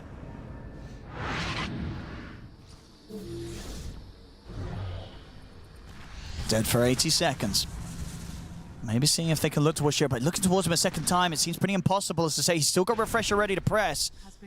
Nisha will at least cut down a courier. Well, this push from Tidebound is absolutely going to come in now. So maybe see if they can force out the buyback from Saberlight. Liquid do have a very good high ground ward. Why will put a stop to it. Let's see what they can get out of them. There's a buyback available. Before the fight, Nisha will get himself a shield room. Nisha returns for the defense. Holding off on the buyback for now, Saberlight. They're going to get the jump in. Defensive disruption again. Keeping him safe. He's going to pop the ult and push forward. Shiro doesn't find any targets, though. So he'll back out with that used. They'll settle for the tier 3. Looks like they won't try and push for more. So Liquid will get to rest with their racks not going down and not having to use the buyback on Saberlight. Not too bad after all for Liquid. Let's see how Tidebound get to regroup, as Shiro did TP mid to push out the lane all the way.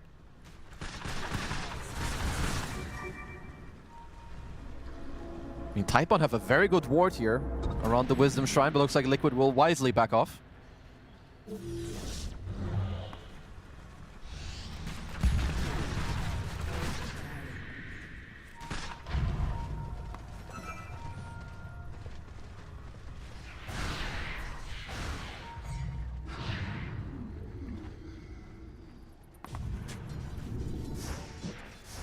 Tidebound still hanging around.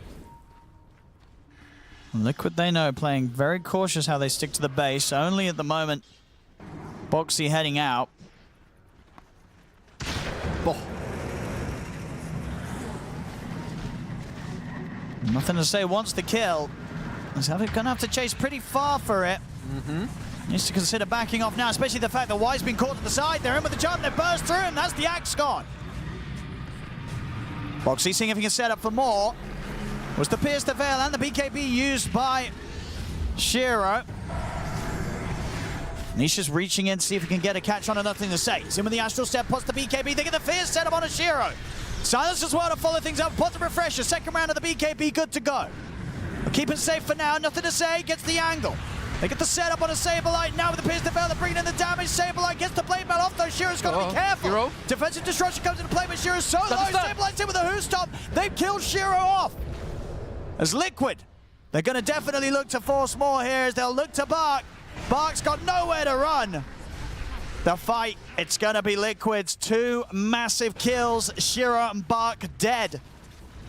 And that's against a double Refresher usage also from both Shiro and Nothing to Say.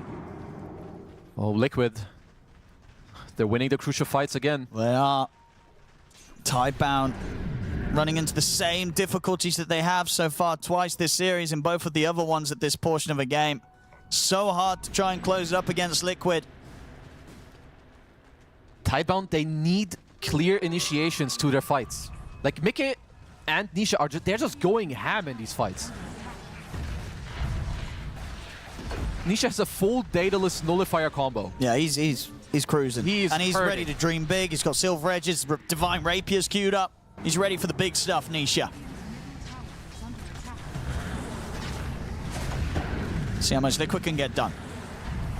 Of course, despite all that lead that Tidebound's had for the majority of the game, Tidebound just never were able to quite take a racks away from Liquid. Liquid now ready to pressure Tidebound zone. Off the middle racks. It's gone. Swing round to the bottom as well. They get another tier 3. Bark not up for 30 seconds. Shiro up in just under 10. Fortifications there. We'll see how much they respect sort of the respawn of Shiro if they don't care because Bark's still out. How safe do Liquid need to play it? They'll play it safe. Well, they know the Roche timer. It's not very long. 30 seconds for the spawn. If they're set up quickly, they could look to take it. No, it's going to be so quick. I mean, they're smoking up type, and they have to run straight over. Oh, yeah.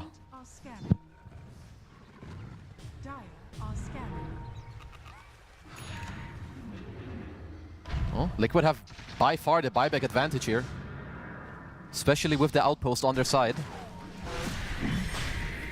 Ooh, good dead shot. Smoke as well up from Liquid.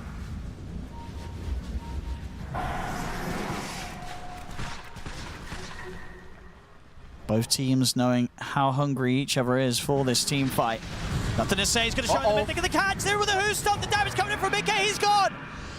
Has the buyback available and he's going to use it. Liquid, they'll pull back a little bit as they reassess the situation. But they'll still be more than happy to fight. And eyes on Sableye, but again, Y doesn't want to make the jump on her. And Sableye's actually going to get the jump on a Y. There's the follow-up here from the Void Spirit. That's double BKB. They baited out the BKBs. And the Pierce the Veil. They're dragging back in Sableye, but he's so tanky, and this time he's able to survive through the damage that was coming out with the Pierce the Veil. Nothing to say. Finds his way to the backlines. He's in with the Rolling Thunder, ready to roll out the Static Storm as well. Continues with this angle, controlling both the two of them. There's the call on Tanisha. The damage this time comes in, a big crit from Shiro, but Sableye's back in once again. They have to use the defensive disruption to try and protect Shiro. Shiro's in trouble. He's looking towards Sableye, but Nisha's closing the gap onto him. The nullifier down on Shiro. Shiro, he's got to try and get out of here. Why? He's in with the call. Holds back Nisha. Nisha, he'll survive, and that's Shiro gone. Buyback from Shiro. Mickey, he'll die. Also with the buyback.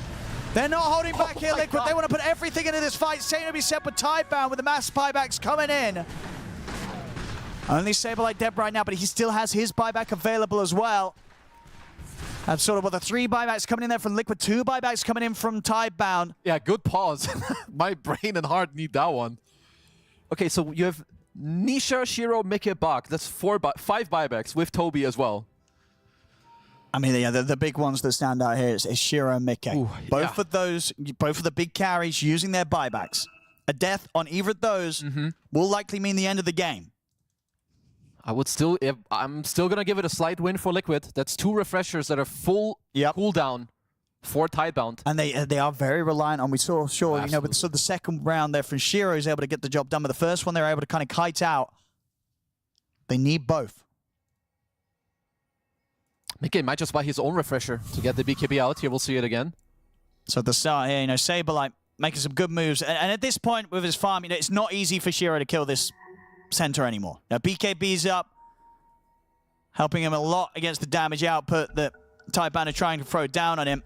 Just takes a bit too long to get those kills, and even when they do, Liquid were very quick to come in with those buybacks. Oh, some crazy fights in these games.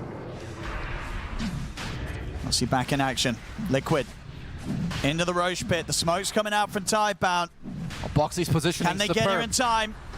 Boxy trying to block it up, but he gets caught by the dead shot. His Boxy will die, but he makes the space. Mickey has the Aegis. See if they can chase on for more in Tidebound. Sableye now going to come in with the buyback. The bash catches on to Mickey, but he has the Aegis on him. Even if he's threatened the ones. Nisha is caught. Nisha's in trouble with the cheese. Back up to full HP. Nisha able to jump out with it to simulate. Shiro's got to be careful. He's so low. Tidebound, they've got to bail out of this one. Bark's dead for good. Out for 2 minutes. They've got to run, Tidebound. Oh my god. Shiro? Nisha? He's going to find him on the way back to base. Shiro's... If he goes down, he's out for good as well. Nisha finds Shiro. Did they just do it? Taking the warp back to base. I guess, was it TP on cooldown? He just didn't sort of find a position to TP out in. I mean, with the 2 of them dead, I think that's game over, Kezu. I think it is. Aegis at the ready. Refresher shard on Nisha also. Nisha survived with 1 hit to then get the cheese off. Yeah. with buyback on cooldown. Yeah, if he didn't get the cheese off there, this could be a bit of a different situation, but the cheese was there. And now looking to close this game up. 3 versus 5. Can Tidebound do anything to stop them?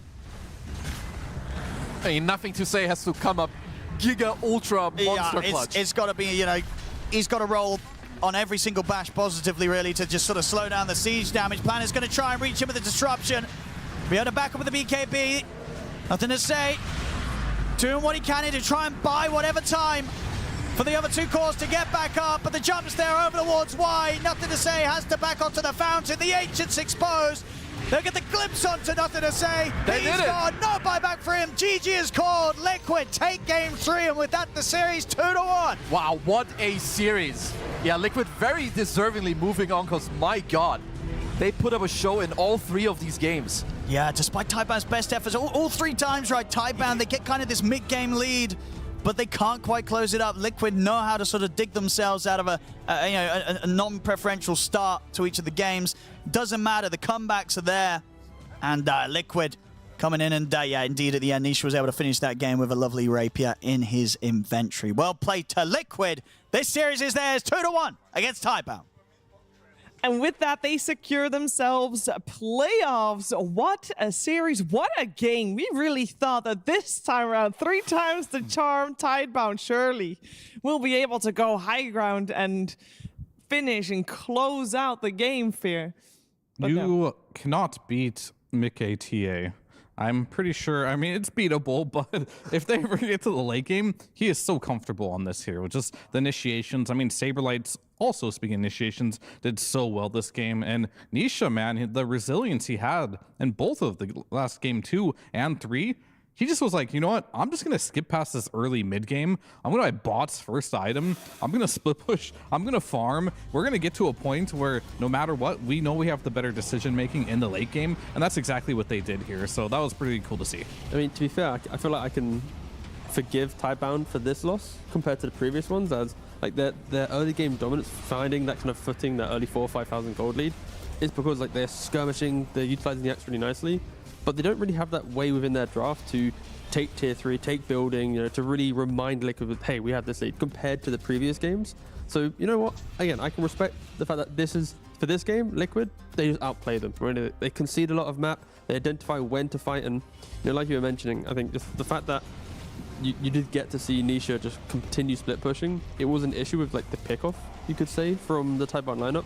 To get a kill, you need Axe jumping in, or you need the Pangolier with the roll. So it's kind of easy to read the map in that degree, where Voicebrook can pick and choose where he split pushes. But it was a very good game. It was another test of Liquid being able to identify when to actually take the fight to try and, you know, cripple an early game advantage that Tidebound had. I feel bad for Nothing to Say as well. Like, he completely redeemed himself from the last game, playing out of his mind, especially in the laning stage. But at the end, still wasn't enough. Dota's a team game. it is a team game, I will say. I think if I'm thinking about standout players for Team Liquid, you can make a case for Mickey, obviously, on his TA. But I think actually I'd give the standout player to probably Saberlight on his Centaur. I mean, you gotta be very confident in your unkillableness to stand in front every single time and to know when to maybe slightly dip out and come back. Yeah, I mean, not only just that, it's just to just be that front line for the team, not be scared to die. He did die a lot of these fights, but it was necessary. So Mickey could get the right clicks in, so Nisha can find the perfect target. He just went in, and it's like, I don't think he cared if he died or not. Obviously, he doesn't want to die, but he just did the job that he had to do. I mean, that's half the fun of playing Centaur, especially when Murta's on the enemy team, because Murta is kind of the equivalent of like a Sven, right? In Sven, you have your god strength, you have to get the kill. Murta, same thing. Like, while she's in that field form, if she's getting kills, happy days. But as soon as that expires, you're kind of on the retreat. And Centaur, when you throw your body into the middle of the fight, you will force out BKBs and, you know, all the spells required. So yeah, just as soon as Saberlight got the heart, I felt like the heart pickup was like his trigger to go, boys, I'm going. And poor Shiro had to be so careful to not hit Saberlight when that blade mail was out time and time again. It felt like a massive handicap to having that Muerta as a carry and having to deal with a tanky frontliner like a Centaur that just gets a blade mail, and you basically can't continuously go on him. He just lives.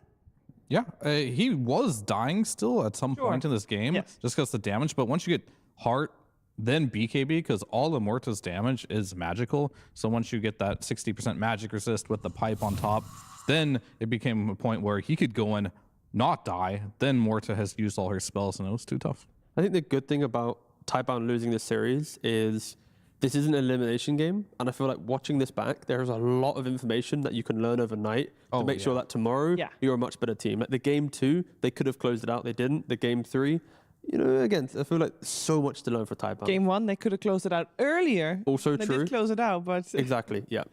No, there's a lot to take away from a series like this. I'm sure that that's not just for Tidebound, but potentially for Team Liquid as well. And speaking of Team Liquid, we get the chance to talk to their current stand-in, Toby, joining us here for his winners interview. Toby, congratulations on a great group stage and, of course, making it out to the playoffs. How are you doing?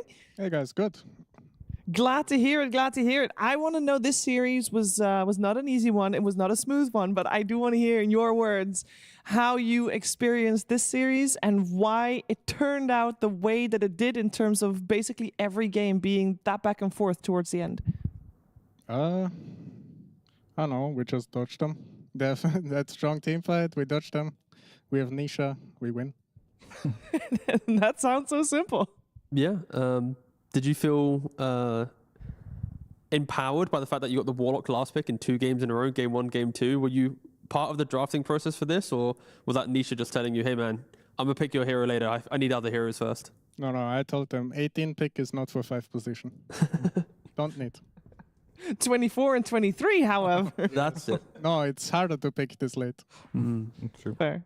I guess a key question is in regards to, obviously, you're playing position 5. Obviously, you played offlane before.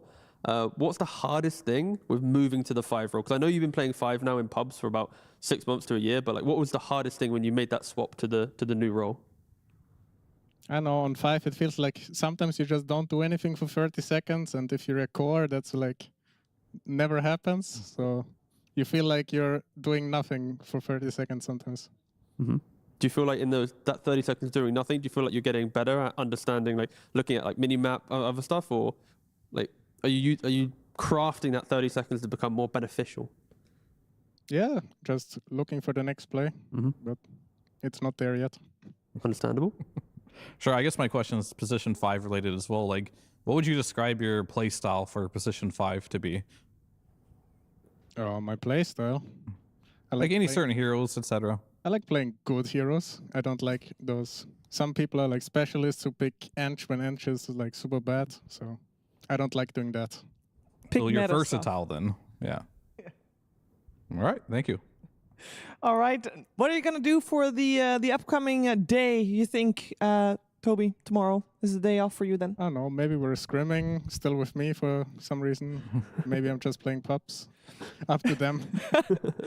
Toby, talk to me about what your plan is. Obviously, you're standing in at the moment for Team Liquid. Is position 5 something you want to do going forward? What's your current status in professional Dota 2? Like, what's your goal? I want to be a professional Dota player in the 5 position role and look for a team. Okay, I mean, you're making a great case here with the playoffs, of course, reached in this group stage. Congratulations again. We're gonna let you get back to your team, and we'll see you again in a couple days. No, that would be insane. Yeah. We'll actually literally be in 2 days for the playoffs. Yeah. No. Okay, well then I want to know, Toby, your final words coming out of this group stage, because you know this is your chance. Floor is yours. I don't know, guys. This was above average group stage for Liquid, so. Enough said. Enough said. Nice. All right, congratulations, Toby. It's been a good group stage. Wish you luck. Thanks. See you. Thank you. And that is good to know as well, that it is indeed insane that will be back for the playoffs in 2 days. And I mean, for Toby, I guess it means potentially he's still going to be joining them for scrims and whatnot. But otherwise, he'll just play more pubs, and potentially you'll see him back on your screens if he finds himself a team, or if he builds a team that he's happy with and a team that he's successful with. So looking forward to seeing what Toby has got to offer later on. But of course, looking also forward to seeing what Team Liquid will have to offer in the playoffs themselves on full strength with their full roster. Don't worry though, Tidebound is not eliminated. They'll play again tomorrow. But for now, we're moving on to another series, the final series of the day. It will be a NAVI versus BetBoom. There will be another playoff spot on the line for that best of 3, and you'll have Tsunami and Lizard and Jenkins to talk you through that one. The new breakthrough and innovative phone with 1xBet app. With 1xBet app, you can register and start betting in just one click. Intuitive interface and thousands of sports events every day. User-friendly app. Big wins, fast payouts.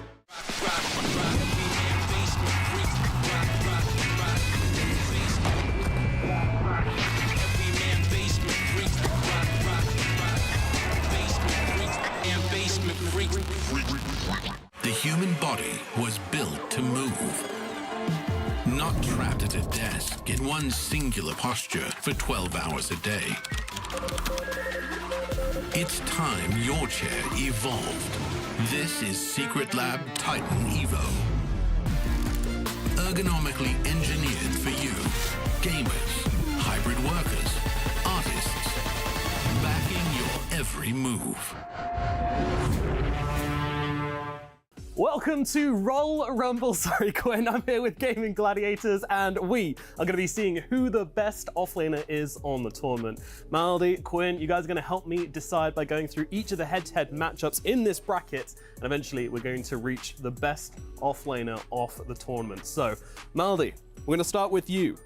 Your first matchup is XXS versus Boom. Who do you think is the better offlaner between the two of those at the moment? XXS and Boom. I don't really like Chinese players. I feel like they're kind of bad. So I'm gonna take Boom on this one because that's crazy. XXS is Legenda. No, I'm not. I'm gonna put Boom in it because because I played in the same team with him. Okay, all right. We got some favoritism going on there. And what about 33 versus Collapse? That's a really hard one to go about. It's like 2 goats meet in the first round. It's kind of hard, but I'm gonna root for CIS players, so I'm gonna go with Collapse. All right, Collapse is in. Alrighty, let's jump to the other side of the bracket. So, Quinn, can you help me decide between Noob and Whisper? Yeah, that's a Whisper freebie. Whisper is my goat. Boy's a beast. He's a better mid player than like half the mid players in this tournament. So yeah, I'm going Whisper. So that makes him the best offlaner. Exactly. All right. Okay. Transitive property. Makes sense. What about Saberlight versus Toronto Tokyo? I think I'll go Bing Bong. Okay. Liquid's had some decent results this year. All right. Yep. That is very true. Alrighty. Back to the other side of the bracket. Ace versus Mixer. Maldi. Keep in mind, Ace is standing like right there. So. Man, it's a hard choice. I have a teammate and my best homie from Dota. I think I don't want to diss both of them, but I'm gonna choose Mixer. Oh my goodness, that was brutal. He's right there. Okay. And what about Jibe and the Hack? Jibe and the Hack? Yeah, two of the lesser known offlaners, I'd say. I don't know much about them, but I know for sure the Hack hates me for some reason, so I'm gonna go with Jibe. Okay, all right. Personal beef. I love it. Why does the Hack hate you? I have no idea. He had me muted for like 10 years. Okay. All right, Quinn. Bark versus Fade, your NA brethren. That's a tough one because Fade B is the GOAT, but Fade is NA, and there's like 3 of us left, so I'm going Fade. You got to rep the NA. All right, excellent stuff. All right, and what about Vitaly versus Miero? That's a Miero. Miero's pretty good. All right, fair enough. Okay, back to the other side of the bracket as we move on to round 2 for you, Maldi. Boom or Collapse? Who are you saying between these two? I think it's an easy choice. It's a easy win for Collapse. I'm sorry, Boom. I know we played in the same team together, but I'm gonna choose Collapse. Alrighty, let's lock in Collapse. And now Mixer, the guy who defeated your teammate, or Jibe? Holy shit. Some of them gonna make it to semifinals? Yeah, looks like it. All right, Mixer, Jibe. I'm gonna take Mixer because he's my homie. Excellent. All right, Mixer making it way through pure skill and no bias whatsoever. Quinn, Whisper or Saberlight? Whisper the GOAT. He's the GOAT. Why is Whisper the GOAT? He's just high skill. You can just see it in the way he clicks. The way he clicks, you instantly see he's just heckin' good. Excellent, excellent. All right, good clicking from Whisper, but who clicks better between Fade and Miero? I think NA bias can only take me so far. I'm gonna go Miero. Fair enough. All right, sorry, Fade. You made it to round 2, but no further than this. Alrighty, it's time to get your finalist. Who do you want to put in the finals, Mr. Malady? I'm gonna put Collapse, of course. He has more achievements. I believe he's more skilled than Mixa, so it's an easy win for Collapse. It does seem pretty straightforward. Alrighty, let's put Collapse into the final for you. And Quinn, who is your finalist? Are you going Whisper all the way? Yeah, Whisper, run it, go Whisper. Alrighty, and now we have our finals. We have Collapse for Malady, Whisper for Quinn. So let's make your points for who should be the winner. Quinn, starting with you. Yeah, it's a Collapse freebie. You're supposed to put up some fight here, dude. This is your boy. I ain't putting him a fight. He's got 2 TI wins. He's got heckin' 2 rings. No, it's a Whisper freebie. Nah, that's cope. That's cope. I mean, I'm gonna root for the CIS people, of course. So Collapse, of course. Yeah, that's a Collapse freebie. Alrighty, we'll put him in then. We're all in agreement here. It is Collapse, the best offlaner of the tournament and the winner of the Royal Rumble for the offlane. Malady, Quinn, thank you very much. Good fight between you. Can we get a fist bump to show that after that vicious fight, Skadoosh. you're still good friends, and that'll do it for this Royal Rumble. Thank you.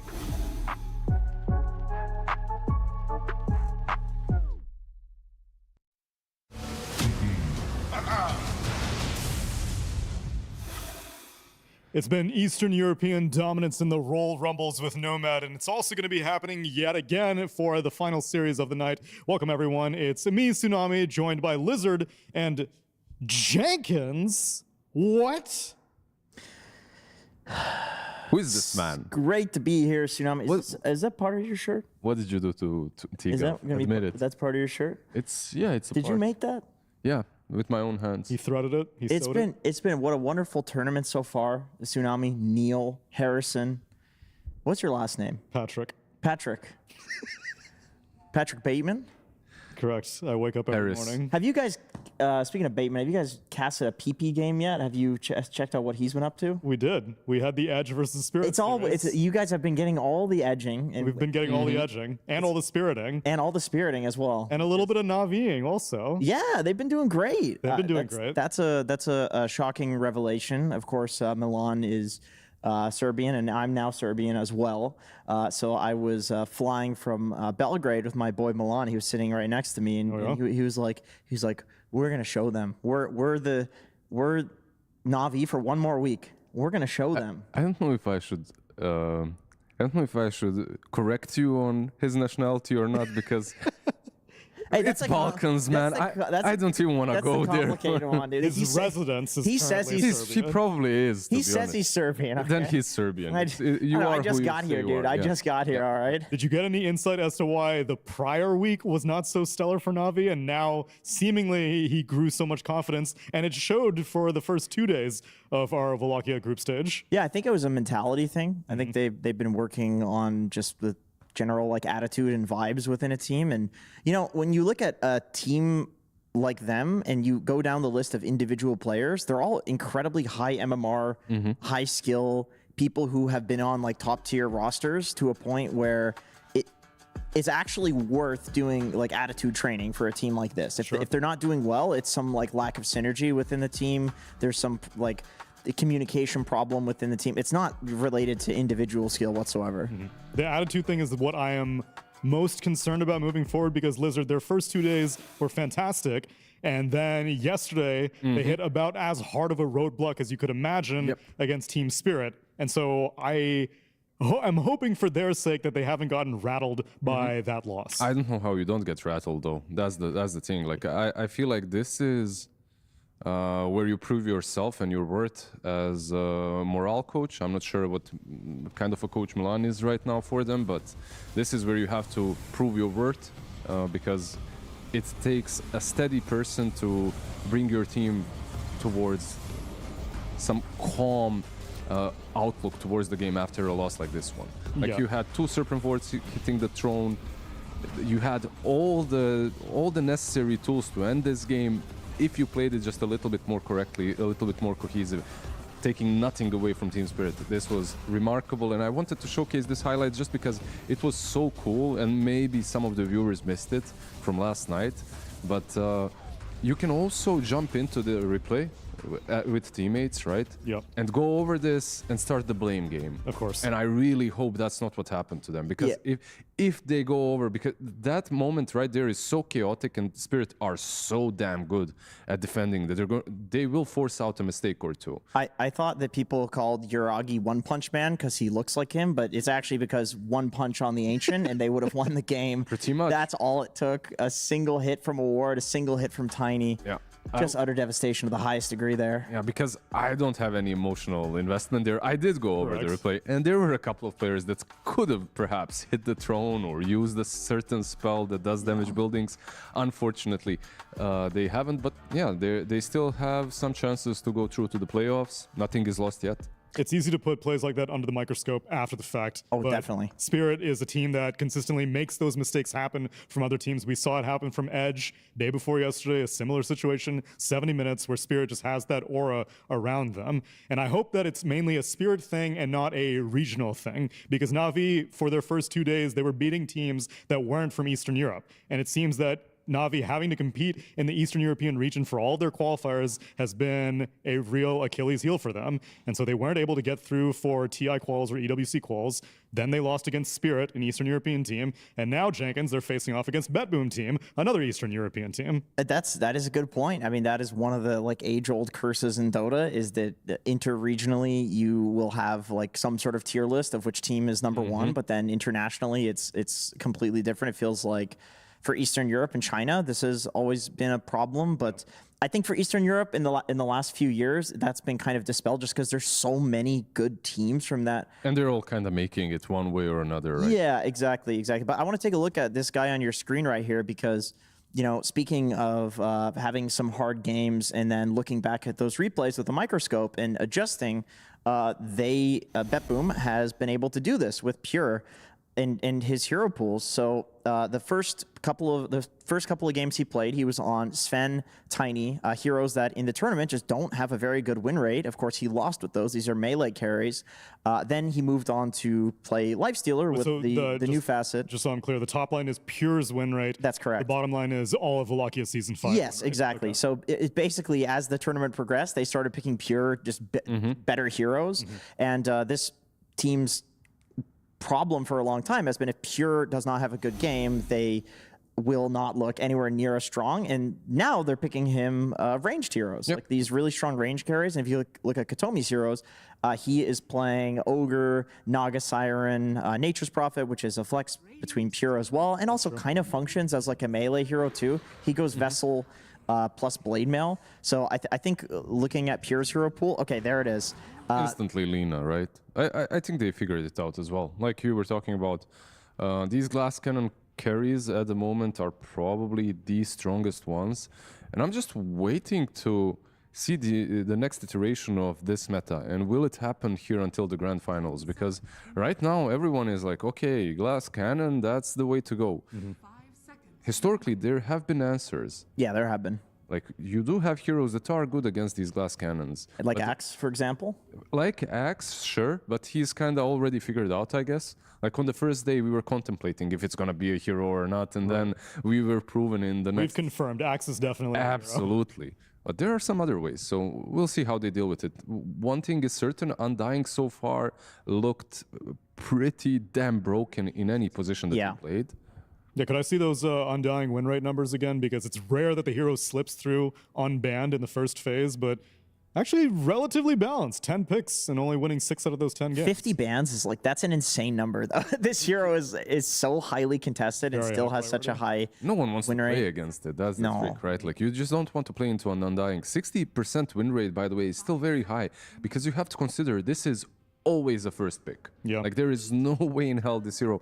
Okay, probably there was one odd game where it was forgotten. One out of every 10 games, maybe it'll happen. But usually it is the first phase pick. And a flex pick at that, and we saw it's been off lane and support, so we'll see how Navi choose to use it. Yep, they played it, by the way. They played it already, of course, when given the chance, so they're not a team that will shy away from it. They played the Undying on offlane. They did. Yeah. I feel like with Lina getting picked up first phase, you probably look to, at least if it's a Lina carry, you probably look to play the Undying as a 5, just because the Tombstone and lane against Lina is not going to do much. the decay spam. I don't think she really cares. Like, you're not going to sit there and solely out harass. She's already squishy. Decay ain't gonna soften her Yeah, up it's at true. all. It's true. We have seen yesterday how well you can deal with Lina with something like Ursa plus Shadow Shaman.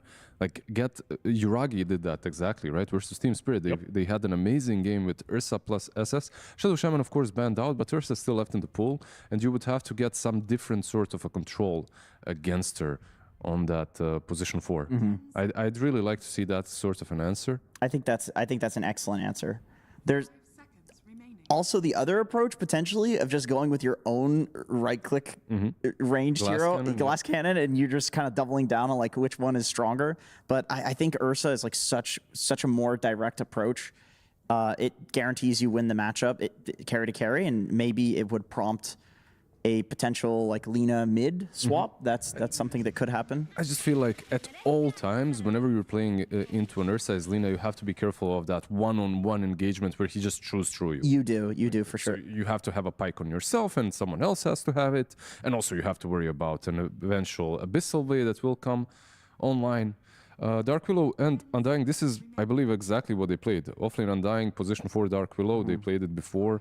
With an Ursa carry, by the way, that we just discussed, in a Tiny mid. And by the way, Ursa, Tiny, both amazing heroes into Lina. They could just copy-paste their old draft, and I'd be fine with it so far.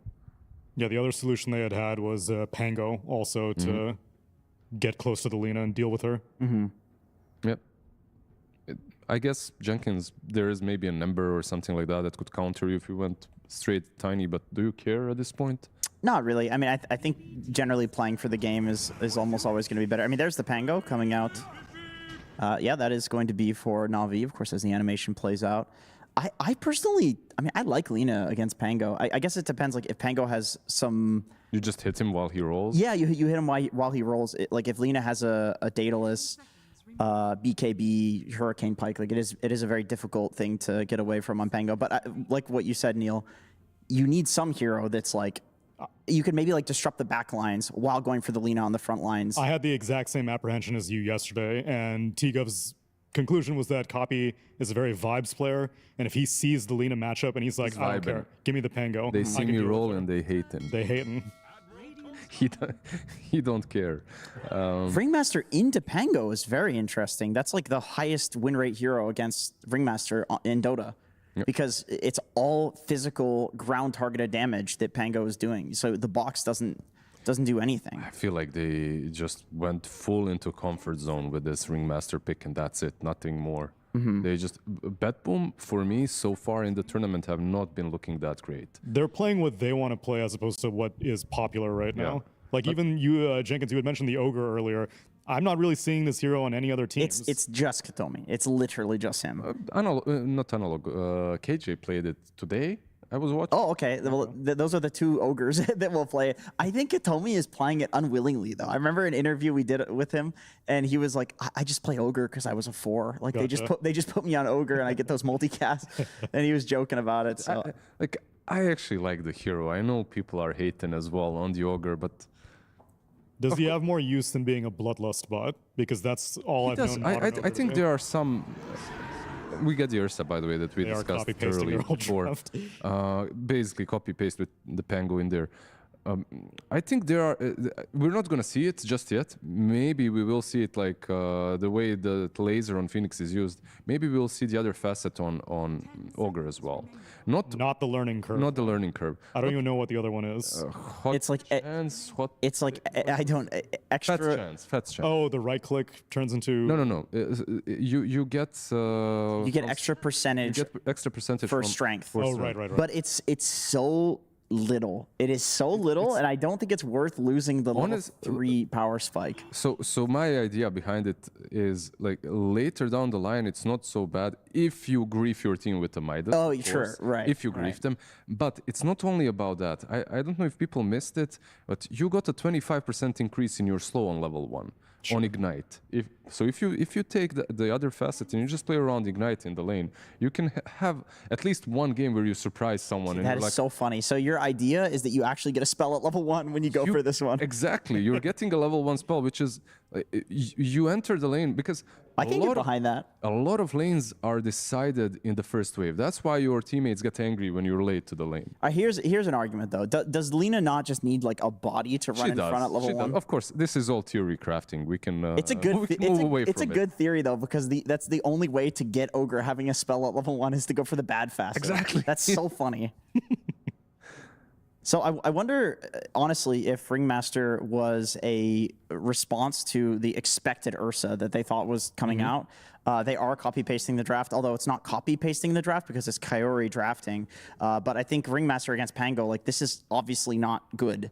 But if you're assuming that Ursa is coming out, it is a great save versus Ursa. They have a lot of and it will be save. Mobility things and saves, right? Like you have X marks the spot, you have both, you have the save from Ringmaster. So, yeah, of course, played by save as well. So it's a lot of things that can come in handy against the Ursa. So what was Navi's last pick in the other draft that they did against Lina? So they had a Death Prophet instead of an Undying. Oh, so that changes the equation a little bit also. And then they had a Shadow Shaman. Just get any sort of a...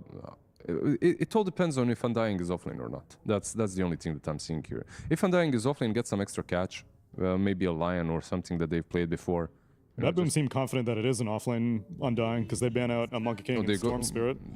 It's not necessarily catch, but it's good team fight. It's a way to say, okay, this Ursa is going to have a decent lane, almost no matter what you pick. Do you guys think this Kunkka is mid or offlane, by the way? Into an Ursa, it would be a terrible lane. So it's mid. Yeah, I feel like GPK is such a Kunkka enjoyer that he'll take it if it's like a decent game for him. And I think Pango doesn't do the greatest against Kunkka in lane, right? You can't sustain through the harass super easily. Is there something outright broken, like an Enigma into Ursa, and is that why they picked the Warlock? Very good call. Yeah, this is a next level draft. I think you're definitely right that both directions they're anticipating the pick, and I know that guys just didn't care, I guess. Yeah, I know that teams 100% do this. 100%. Like I've talked to coaches, they do this because with the current drafting order in Dota, and with how strong counter picks are, you have to cover for the counters that are going to come out to your hero. So I'm pretty sure they're like, okay, Enigma is probably going to come out. Also, it's good with Ursa in lane. You're playing against probably a heavy harass lane, and they go for Enigma anyway, because other than that, it's a good Enigma game. Yeah, they're smiling as well. I feel like they were really prepared. They knew exactly what was coming their way. Whenever you see an Ursa pick, Enigma is banned out to cover for that, right? Yeah. They didn't ban it out this time. They got the Ursa and Insta Enigma picked against them. Now I wonder, will this Warlock, it's kind of fine in the lane in a way that you farm as Ursa, right? And later down the line, you do have the Golem against the Black Hole. Right. But doesn't this Enigma just play the standard drums, Helm of Doms or something and go straight at you? Ursa shouldn't on paper have the easiest time post level 3. I think you're definitely right, but I do believe also Yuragi's played a lot of Ursa games. That's true. They know this combo. If any duo can handle it, they can. Would you like to summon some more insight that may be able to help you? I will go ahead and chaotic offering some casters into the mix. Bring them in. Peek up. Lacoste. What's poppin', friends? Not much. I am. I'm prepared today. I'm ready. Jenkins, ask him a Dota-related question. B-Cop, what is Warlock's innate? That's a good one. Anyway, so the draft looks really good here. You said you were prepared. Yeah, prepared for what I was going to say, not some question on a test or anything. What would you like to say, B-Cup? I don't know. I think BetBoom's draft looks really good. It checks a lot of boxes. They've got sustain. They've got lockdown. They've got themselves some push. Perfect. Got all the boxes checked. I'll let you cast the game then. Gentlemen, take it away. You know, I They got you dirty. You had everything prepared this time. The first couple of days, they're like, oh, give us the analysis on the draft. And then they hit me with a curveball, and they're like, what's the name of the innate? It's like, I spend the entire game looking at the screen, and my obs also points it out for me. I remember most names, but, you know, I can give a little bit of a cheat. I can look. I can... You know, now it's Eldritch Summon. You just need a PC, obviously. basically. Yeah. You need to sit down. But looking at both of these drafts, this is the combo that they did run before. They also did run offlane Undying, which did look good. Navi yesterday I'm not gonna say unfortunate. They had that game in the bag, but Collapse also did some insane things. This is also a team that is still currently 2-1. Both of these teams are, considering how the Swiss does work. So none of them are gonna get eliminated yet. So we're gonna be seeing them at least one more time. And these two teams, they feel really strong. Especially in NAVI, I've been pleasantly surprised how well they've been playing. The drafts, they look pretty damn good every single time. I don't think NAVI has been outdrafted yet in any of the games. Every single time it does look solid. And we can check some of the hero stats for Ogre. Ogre has not been defeated yet. Yeah, it is 100% overall wins, 1 on Radiant, 1 on Dire. I mean, the stats don't lie. This is a really good hero.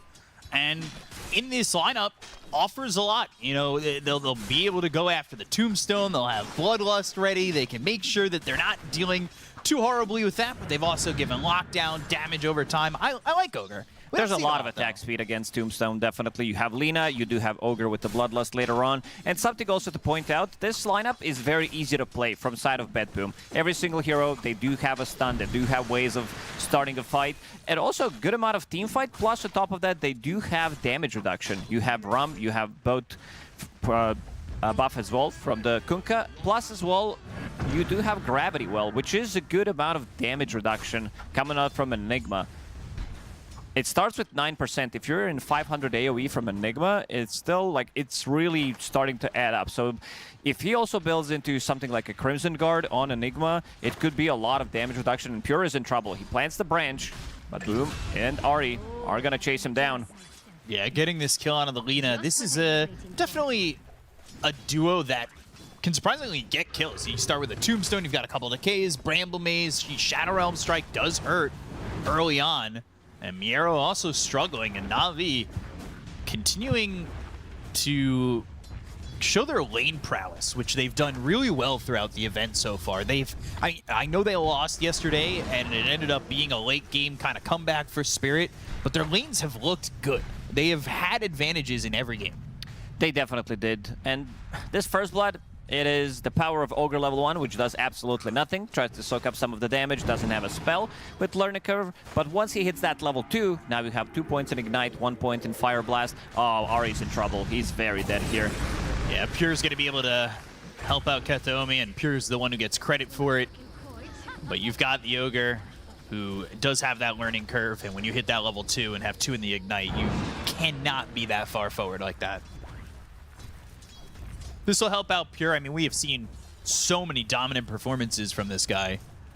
One of the best carries. I mean, this is going to be a fun game with him on the Lina. But the counterpart of the Ursa, how do you feel about just specifically Lina to Ursa in a carry-to-carry? Lina doesn't like to play into this matchup. Anything that can get on top of her, but they don't have that many heroes. You have Pangolier, Lina also builds into Hurricane Pike, so this time around Ursa, I don't think he can allow himself to get something like a Nullifier. It's gonna need to be a Basher after he gets, you know, his standard items. Boom is in trouble. Yeah, they're trying to also That's another decay. Lotus, and they get Kethomi, and they also go into the Shadow Realm. They'll throw a strike over onto Pure, but they can't be too far forward. Pure does hit pretty hard. Lotus is on Ari, at least for the moment. Pass that over to Boom, make sure his lane's a little bit better. Fitabon's onto these Eidolons, as well as onto the Ringmaster. We're not seeing a lot of Ringmaster. No, the hero did get nerfed. It was pretty much the most contested hero in the last couple of months for a good reason. And also not the standard pairing when you're playing the Enigma with. You do have stun, you do have slow, it's a lot of damage. This is something that Ursa doesn't like to play into, Enigma plus pretty much whatever, but Ursa needs some kind of a help, and with Warlock in the lane, this is going to be his way of stabilizing the lane, providing him with extra HP, and also allows him to stick onto the target. Once you get the boots, we also didn't talk too much about the mid matchup. This is a very good matchup for Kunkka, as we're seeing already. Kaori is going to die in the bottom lane. Yeah, Eidolons are what get the finishing blow, and now Yuragi actually taking a lot of damage here from Save, who is just in on this. He's got himself an Impalement Arts in 4 seconds. Yuragi's got to be a little bit careful about where he positions, because that Save is chasing. He has enough mana for both spells, actually, if he pops the stick. Iragi gets over to the trees, comes back over towards the lane, and now with that Shadow Word, things will end up being a little bit different. They did drop the Tombstone over in the top lane. They're still looking for the Tame the Beast. That lands with the Eidolons doing damage, but it's just not enough with the Shadow Word that finally wears out. Kaori did bring Ursa's boots, so that also did save him, plus the healing cell. It's gonna go back to full HP. Doesn't have much mana to work with. Got Naomi. Gets a very good ignite on both of the heroes. That's a level 2 ignite. Now he's also got a level in that Bloodlust too, who'll be throwing that on a Pure if they want to go for a couple of these kills. They know Tombstone's on cooldown. It was dropped a second ago. I believe Pure might have actually even killed it. He's got a good chunk of gold. Another ignite onto Ahri, but it's not like he's got himself those infused raindrops. He should feel relatively safe. Especially constantly landing these decays. He's stolen himself 12 strength at the moment. He's working with 1100 health. And the Torrent, Tame the Beast. Oh, the damage on a copy. Save.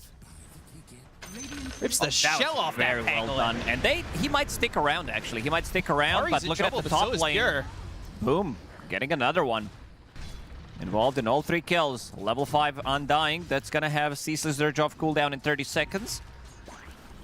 Could definitely look to play more aggressive when you got Ceaseless Surge available, but Kethomi is Fatal bonded up, and the upheaval slowing him down. Boom should be able to run this up and has the decay. Kaori ends up getting the kill, but Boom helping out with another one, still involved in every kill for the side of Na'Vi. Kaori also came. He wants a charge on his Black Grimoire.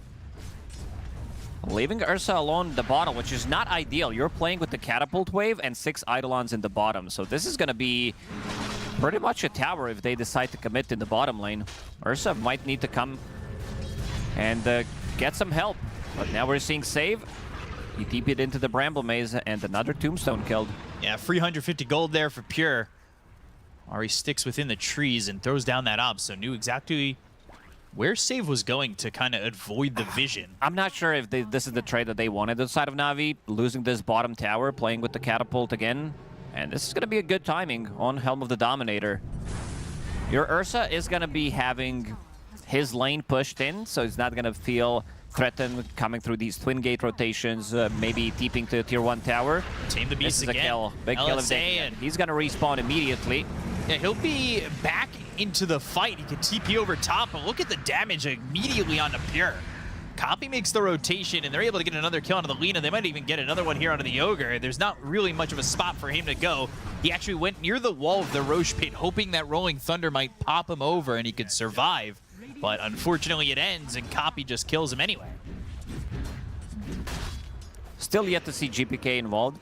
Kunkka as a like mid carry, this hero farms extremely fast. Once you get to level 7, 4 points in Tidebringer, you kind of don't want to be joining too many fights because you can farm 2 camps pretty much at the same time. With your cleave, the AoE is big enough.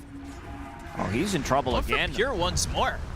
Tombstone Chaotic Offering, where do you even go if you're Pure? The answer is into another respawn timer, and Pure has died 4 times in 8 minutes. Still third on CS chart, but at the bottom of net worth at the moment. We'll need to recover in the jungle. Lina definitely can do it. This is the hero that farms pretty quickly. But they're also putting a lot of pressure onto this mid tower. Miero is coming with the dominated creep and Eidolons, Black Hole available. Definitely a little surprising. Lina's still ahead of the Ursa, despite the fact that Lina's died 4 times and Ursa is 0-0-0. Just ahead for the moment. I mean, Ursa is catching up. But Ursa not getting much out of the lane, especially with that tower gun. Fast Helm of Dom for the Enigma. Where can they go to help out this Ursa, who is just going to take the lane solo without the tower? I mean, the Enigma's left, and this has allowed Ursa to at least sustain some farm while he's gone. Everybody right now from Na'Vi playing the bottom part of the map, which does allow BetBoom to get some extra farm. Boom is in the top lane, but everybody else in the bottom doesn't have Ceaseless Surge available. I want to see which type of a build he's going to go for this time. We saw Blade Mail on Undying plus Pipe try to tank up a little bit more last time when he played it. It's still a good pipe game. You're playing against quite a lot of magic damage if he wants to go for the same item build. Haven't really talked too much about GPK at the moment. He's going into the Blade Mail. He's level 8 compared to Copy, who's also level 8. Copy going to Fusel Blade. And the chase is on to try and get GPK with the Rolling Thunder. He's up by the trees. He will try to survive here, but does he have enough help? GPK throws out that Ghost Shape and gets the kill after he dies, but it's just not enough to survive. There's no level in Escape Act for save. Just 3-0-2 at the moment. Supports on BetBoom are still level 5. They would definitely love to be level 6 for that multicast, and most importantly have Wheel of Wonder available. On the Clown, there's a lot of pressure. Miero, as soon as he sees people showing in the mid lane, he immediately starts to put slightly more pressure in the bottom lane, try to push Ursa out of the lane so that he needs to jungle. They're still grouped up here for Navi, though. They could try and get this kill. They have smoked up. They don't have Rolling Thunder for 40 seconds if they try to go for this, but they should have the damage with everybody showing up in the Chaotic offering there. So whether or not Miero sticks in the area, he's going for these Ancients, and he's trying to pick himself up a pretty quick Helm of the Overlord. They will find him. They've got the Fatal Bonds. They go to the Black Hole. It does land under the wall. Ooh. Lasgs. That he's dead. I mean, he is he's definitely very dead. The question is, can he maybe get a kill? The answer is probably not, because he got a Shadow Realm, and it's gonna expire. Black Hole still up and running for another good 2 seconds, I would say, but yeah, I don't think he's going to be getting the kill. They also have Golem available if necessary. Probably they don't have to use it anyway. There's a lot of damage shared between the neutral creeps from Fatal Bonds, and also Ursa's coming. A little bit surprised that he decided to go for this play. Maybe thinking that he can surprise him, kill him with the Eidolons. It was a good Black Hole onto two of them, catching Warlock, but still not good enough. That's going to delay his Helm timing. I gotta say, I haven't really been impressed by some of these Helm of the Overlords on Enigma. Right. I think they also have damage to kill it this time. Especially with Ursa. This is the hero that can actually kill it. Then +1 actually gets him in the end. Not able to cut through those Eidolons in time, ends up at least trading. Kind of getting that gold back. That was worth 315 gold. And another pause now, this time from Boom, getting 20% packet loss. Wonder where the packets go. But we'll find them. Hopefully on the reconnect. This seems to happen, right? Sometimes when somebody disconnects, reconnects, everybody else gets a little bit of packet loss, they come back. Fixes it works. Yep. Some of the heroes were also causing the problems, like Monkey King. We still need to reconnect with Monkey. Yeah. Yeah. Looking at the win probability from Dota Plus, almost 60%, which is pretty high considering everything. Like, this lineup from BetBoom is very, very good at team fighting. We talked about the damage reduction, talked about the attack speed, the damage they can put out. The problem is they got shut down slightly in the laning stage, especially this Lina, who does have 4 deaths, as we said. But eventually, I would say in the next 3 minutes, if he doesn't die, he's on top of the net worth. Sounds very plausible. GPK, how far away is he from this Blade Mail? He's got 7 gold to go, and then he'll have it. We'll grab that Blade Mail. Maybe I don't know if they'll smoke anymore with Black Hole on cooldown for 2 minutes, but they do have good pick-off potential. Laguna Blade is certainly good enough to get that, especially with the lockdown that they have, and X into a turret with a ghost ship. You can pretty much kill anybody if you start off with a stun. But Boom's draft should be pretty easy to execute, but it's all about how Navi try to respond. And right now, they've responded really well up to this point. Save off to the side here with Kathomi. But still no skirmish. Enigma back alive and definitely wanting to focus on that Helm of the Overlord. This is going to be the big timing. Like, you have good, I would say, 5 minutes where this creep can't really be killed that easily. There is some damage, some like damage over time.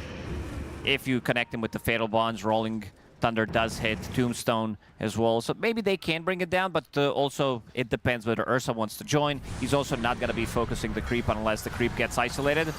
They will go for this Undying, and there's the Laguna Blade. Boom will eventually die. Pure gets the kill and is going to pick up a Tombstone. An extra 200 gold there, but staying for the Tombstone makes him vulnerable to the extra follow-up that was there with the Chaotic Offering and the Rolling Thunder.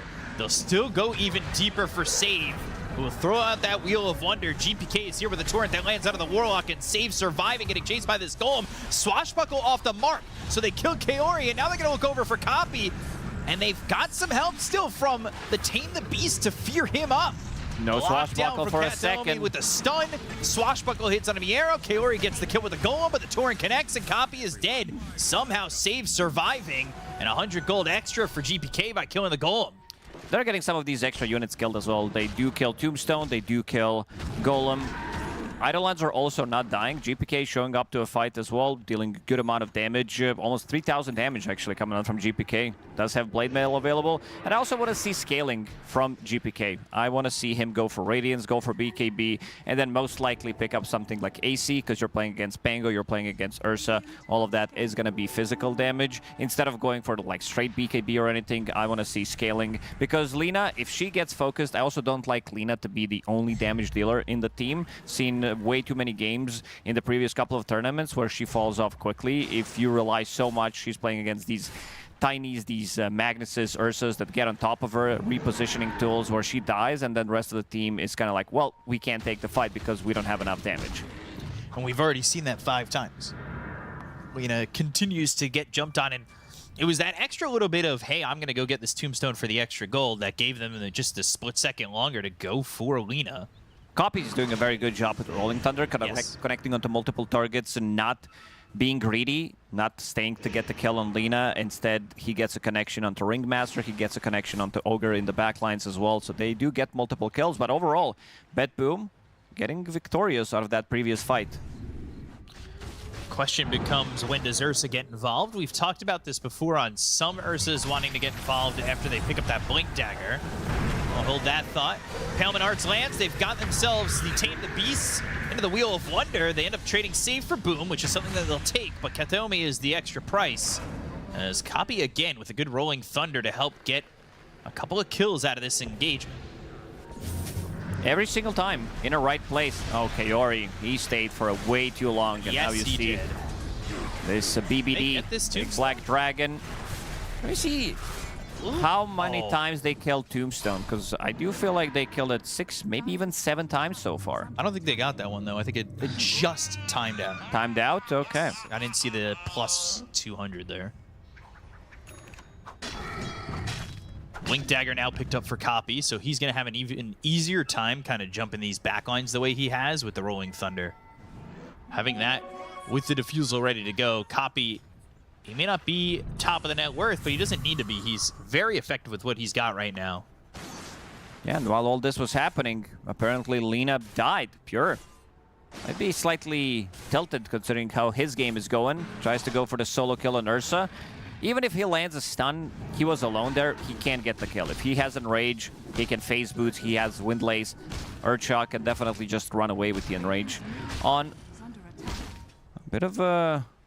I don't remember last time Pure had such a rough start to the game.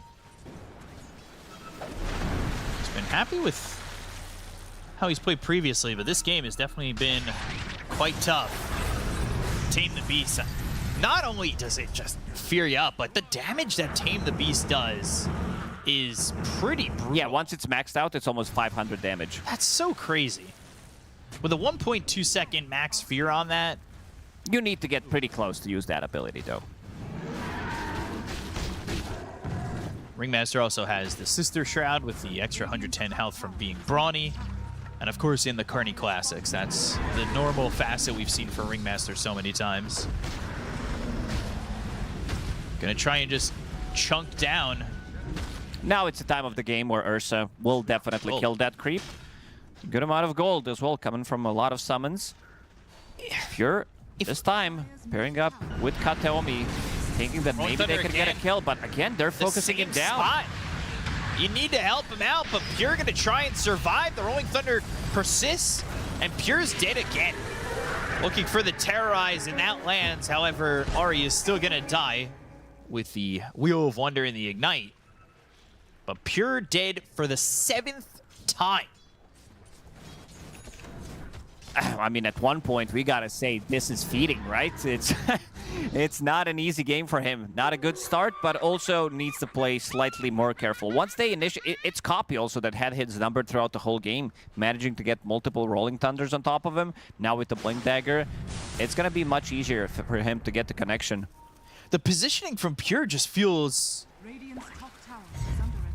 like almost one extra wave. It definitely feels that he is going for that extra wave, thinking that he has protection from Ogre, who doesn't have anything. Like, I would be fine if this is some Pavis or Glimmer Cape that is available on Ogre to go for this type of a play. But Ogre, he did go for Mega Greedy. He did go Dormant Curio as his neutral item first. Now he has Greedy, and he has that Unleashed with Searing Signet. It is a lot of damage, plus he's also going for Hand of Midas. Looking towards the late game. Yes. Because Ogre, with a couple of good items, can be very useful in these 40-minute, 45-minute games. But this is something that I like from these Ursa lineups. They go right in a Roche. It's a 19-minute Roche, and the timing really works out, right? You go for Roche, you pick up this Aegis, it's going to be 20 minutes, you go for the Tormentor, you get another objective, and then maybe off that, you fight. You'll have to wait a little bit because usually when the Ursa goes for it alone, they'll enrage. You'll have to wait for that to come off cooldown. But right now, Na'Vi is kind of checking the objective boxes. Yeah, not allowing BetBoom to take that fight. I would love if this Ogre did go for Pavis, just like one small item, and then you can go back for Hand of Midas. But I do feel like they need something extra. You're playing against Ursa, which is pretty much all physical damage. You're playing against Pango, which is all physical damage. So having some kind of a damage reduction would definitely work fine. Maybe they think, okay, we have enough coming out from Kunkka, coming out from Enigma, but not sure if that's enough. You also might want to have something, a bit of an extra in this one. Considering how many times they focus Pure, you want to have something to save him. We're not there with the Ringmaster to use that Escape Act on Pure. No. And he really picked that up pretty late. The Escape Act as well. We'll Now have with to see if they amplified can get damage, the saves. They are ready to go. This time Miero is going to be in trouble. Yuragi, let's see how many hits it takes. Right on him. Black Hole committed to this. This is a very questionable Black Hole, knowing you're kind of just dead. Considering that there is nobody relatively close to him, there was Kunkka, but also he doesn't have a Blink Dagger to blink out maybe after the Black Hole. Maybe he thought he was alone. But yeah, BetBoom losing all of these objectives. Navi taking Roshan, taking Tormentor. Kaori got it. Taking this Tormentor while Enrage is on cooldown because he had his allies with him, which means, yeah, you take the Tormentor and sometimes you're kind of expecting the Enrage to give you like a minute, but it's going to be a short timer where they'll have that back up, they'll still have this Aegis, and they can fight on the side of Navi. Yep. There's going to be a really strong timing from Navi in the next minute or so. Once Copy finishes off his Aghanim Scepter, Ursa, he does have Aegis, so he's going to be ready to fight. But the big one is also to point out, Kaori, he did max out Fatal Bonds. He did go for Upheaval, so there's going to be a lot of Imp spawn because he just got a Shard, plus the Tombstone as well. There's going to be a lot of random damage on the ground. GPK on the run. Tries to get towards the point where he can get bounced up onto the high ground, but now pops that Blade Mail, has the escape back from save. Chaotic Offering comes in, lands on a save as well as GPK. They throw down the Bramble Maze, which locks up Pure. He's going to be Bloodlusted. Do they still want to fight this without the Chaotic Offering? They've got good damage coming out from Pure. They're going to jump in here onto Yuragi, but where's the rest of the team? The damage coming through. They've got the Tombstone down to the ground. Boom! Flesh Golem, BKB walking forward, trying to go after these heroes. As Copy blinks forward, they'll use the Tame the Beast. They've got the Wheel of Wonder. They get the kill to Kaori. They look over at Copy's going to swashbuckle, but he's still dead. Two heroes got on the side of Navi. Another Bramble Maze lands onto Pure. Boom! Right into the faces of this BetBoom lineup, but he just does not have the help. They lost the Aegis and the Ursa not feeling confident enough to go in continually, and is caught again. X through and the kill by GPK. The focus now on the Boom. Thinking about the Terrorize, but it's not going to matter. Boom's dead anyway, and this all falls apart for Na'Vi. I thought Navi's gonna bail after trying to use multiple things, using Rock, using Rolling Thunder, and not getting a kill on GPK, and then still proceeding to take the fight. Ursa blinks in, he's in no man's land, doesn't have Enrage because he already used that, and then he dies once, he's gonna die the second time. Very nice play from BetBoom, playing with a pretty good deficit, playing into the ages. Rolling Thunder did connect real nicely. I really like how Copy's playing this Pangolier, connecting with the multiple stuns, getting the shield crash, getting everything, but this escape act did buy a little bit more time. Not sure why Yuragi there also used Enrage, because nobody was focusing him, nothing was going on. Maybe he was thinking that if he gets stunned by Lina immediately, he might get blown up, but then he blinks in with no Enrage, and you can see him getting stunned, and immediately he's just dead, and then Boom commits with no one really behind him. Copy's in, but he's gonna get Wheel of Wonder and just gonna die from that. Kind of expecting help on all, like they were all focusing different targets. Yeah, it was not a synchronized fight. It was 5 different fights happening for Navi. And now that Save's got this escape act, you've got a little bit more tankiness. You've also got the Bloodlust. For the Ogre at level 4, like, you're just outputting so much damage, and we talked about it earlier. They've got Save, they've got Sustain. They have the answers, they just need to unlock them and have them available. And now you've got GPK at level 18, level 3 here on the Ghost Ship. He's got that Radiance complete with the BKB. This feels like BetBoom's game to lose now. A lot of big items on their side. BKB finished on Pure. Enigma is going for a BKB, pick up a Blink Dagger, and now they got another pickoff here. Kunkka, he wants more tankiness. I can't really blame him. I think he's survivable enough, especially now with the Escaped Act. There's also going to be full Solar Crest on Ogre relatively soon. Big item, as we already discussed, that there's a lot of physical damage on their side, and I want to see AC. I want to see maybe AC on Kunkka before that SNY. We'll see if he does commit, but once they get to those items, damage output from Navi is going to be very, very limited. Add the damage reduction from both, from Enigma, 500 AoE if you're fighting around Enigma, could be pretty massive. And finally, Pure gets a little bit of time where he doesn't die. He didn't die in good, I would say, 5-6 minutes. Even with 7 deaths, he's towards the top of the net worth. Blink Dagger for Boom. They'll find Pure. He has BKB. And the Rolling Thunder goes into the back lines, but down the river. You really don't have much. They'll find the Rod of Atos. That comes through to Copy. He's able to swashbuckle away. Illusion Rune dispelling a Rod of Atos. Not too much commitment, but they did already kill Tier 2 tower in the bottom. So they might migrate towards the mid lane and try to get a kill there. Quickly back to the fountain and X back to the team. Ogre really opens up this Enigma to go Blink Dagger BKB as well. Because Ogre with the Midas can go to more defensive items, something that maybe you want for the offlaner. Where Enigma can focus getting those jump-in items and trying to secure a good Blink Black Hole if he wants. Yeah, they definitely do have tankiness in the front line with Ogre, with Kunkka to try to set things up for a big Black Hole. Now with the Blink Dagger, Kaori will need to be slightly more patient with his Golem. He might need to wait for Enigma to use the Black Hole, because that's the only thing that can cancel it. Pure and the rest of the team setting up. They've got this big dragon ready to go. And Pure from a distance just going to hit away. They'll try to Bramble Maze. Maybe they look for a jump in. The Impalement Arts don't land. Ursa doesn't have a BKB. Yuragi opted to go for Pasher before the BKB. So now when he jumps in, he's still very far away from that BKB. Needs to farm for another good minute and a half, 2 minutes, depending how much pressure BetBoom's going to put on them. They don't have to force the pressure. Roche is kind of soonish, potentially.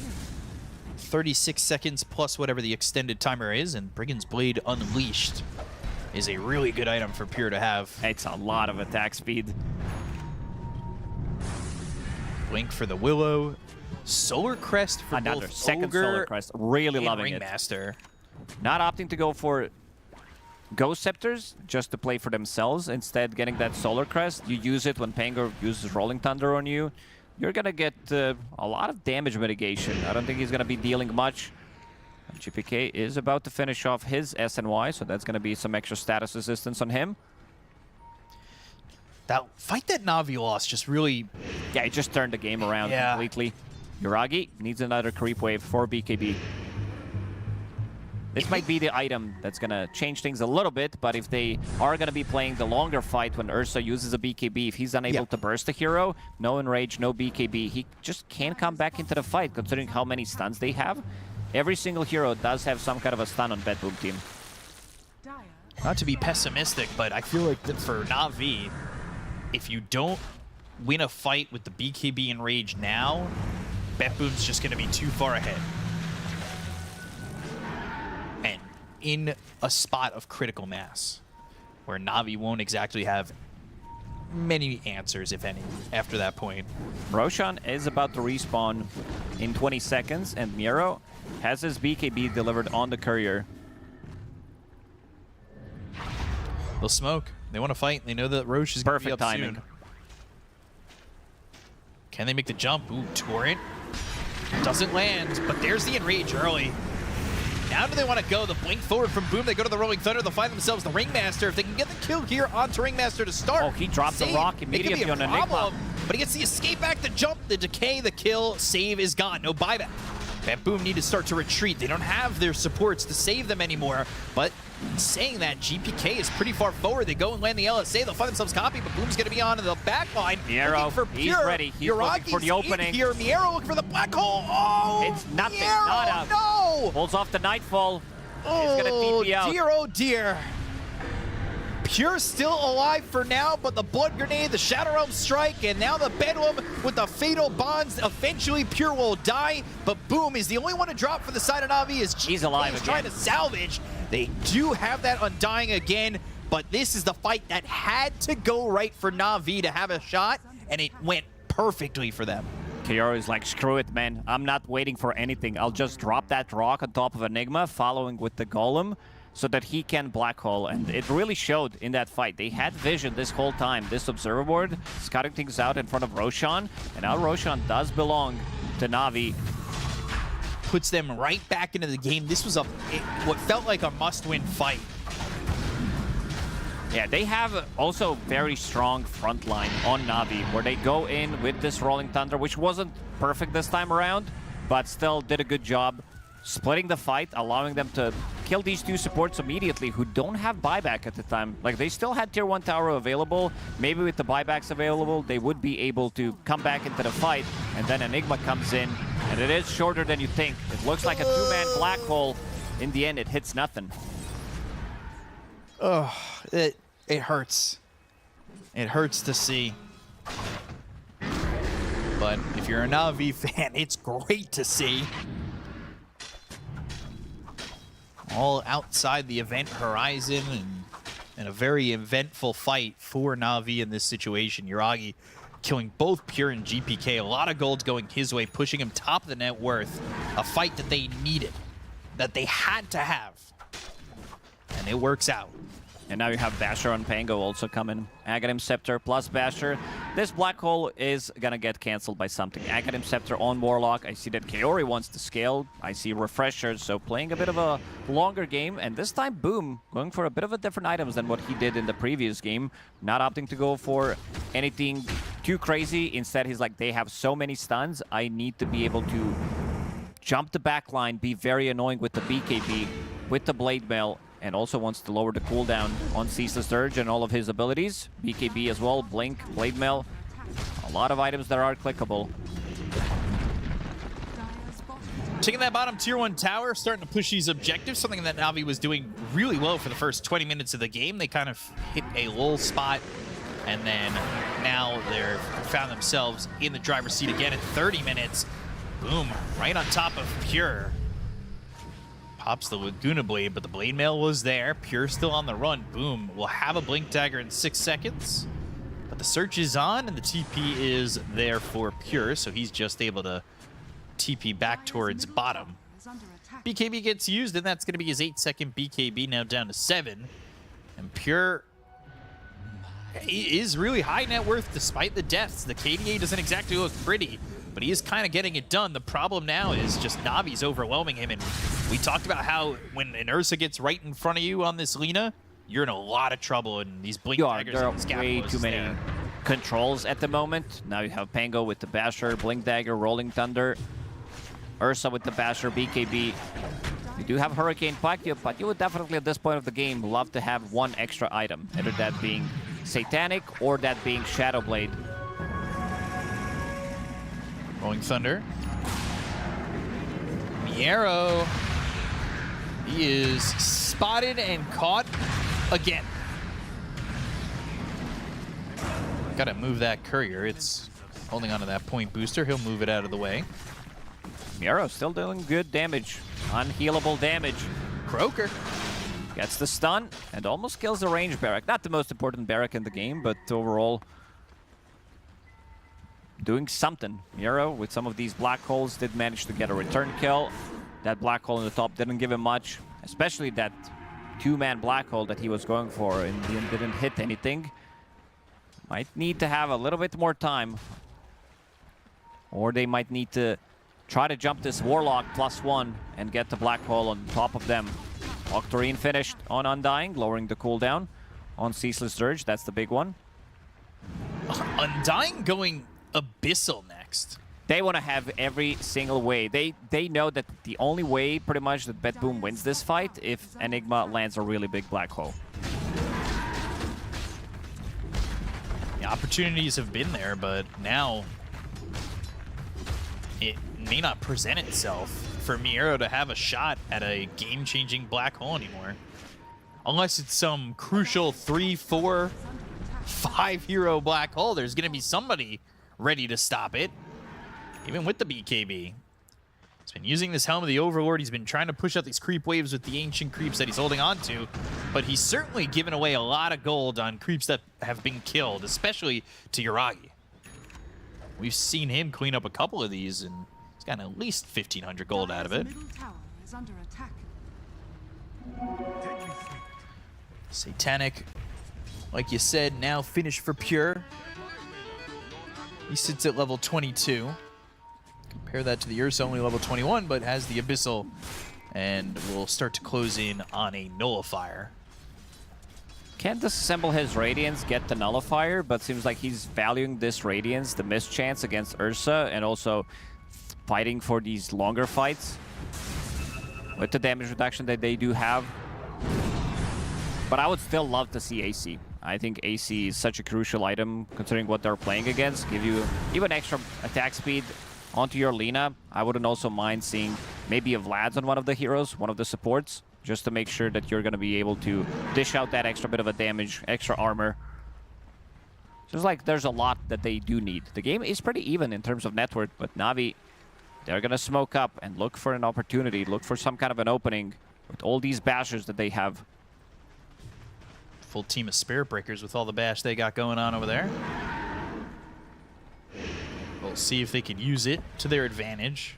Are you a little bit surprised at the build that the Enigma went for?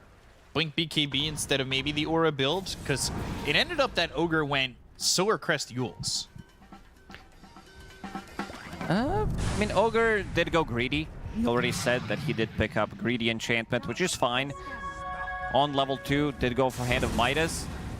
He is definitely up there. Like both of the support, oh, actually all 4 supports are relatively close to each other.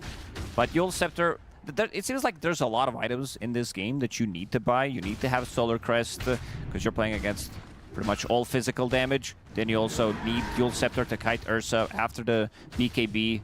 Great against his Enrage.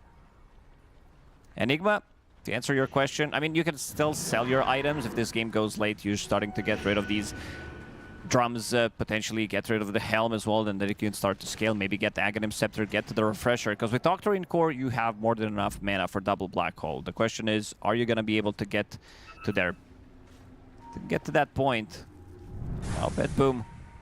Can they find something here? Would definitely love to get any kind of a pick-off. Ari does have buyback available, even if they kill him. Oh, Ari. What a spot to sit in. Doesn't move. Not even a flinch. They just don't get anything from the side of BetBoom. They get the range racks, but that's it. That is, like you said, not the most important building on that high ground. Looking as GPK will clean up the top wave and then come back to the team. Roche is closing in 20 seconds for the maybe. See if they can use this Congregations of the Deep and get a good Croaker lockdown. They'll find themselves the Warlock. Kaori's the big one to get, but the Fatal Bonds gets thrown through. Kaori will eventually die. And he does not have buyback, dead for a full minute. That allows them to go for more, and Ari ends up dead, but he's got buyback. A bit of a minus shopping spree for the Ogre Magi. And they should be able to get the other side of this route. Look at this attack speed. Him popping Laguna Blade onto a creep just to make sure that he has max stacks immediately. Going for the high ground. That's gonna be full set of barracks. They shouldn't stop. They should fish. Try to see if they do have buybacks available. Now they're both available. Roshan did respawn with amplified damage close to it. Rolling Thunder comes in. They're going to buy. try, but man, Black Hole comes in, immediately stopping Chaotic, offering the arrow's going to die. Pierre's already dead to Yuragi. The chase is on. GPK, BKB, he's stunned up. Triple kill, Katheomi's dead to Yuragi, trying to get even more. Yuragi right on top of him, should be able to secure the Ultra if he gets credit for it, but it'll be Boom that gets the kill, and 4 heroes dead on the side of BetBoom. Oh, again, I didn't think they were going to commit that heavily. They also need to have stuff ready. Maybe try to use Torrent immediately where Lina is standing, try to surprise them, and Black Hole, it gets interrupted. And now with this amplified damage that wasn't even picked up, they're going to go inside Roche and take it immediately. Double buyback on the supports from Navi, making sure they're winning this fight. Aegis picked up.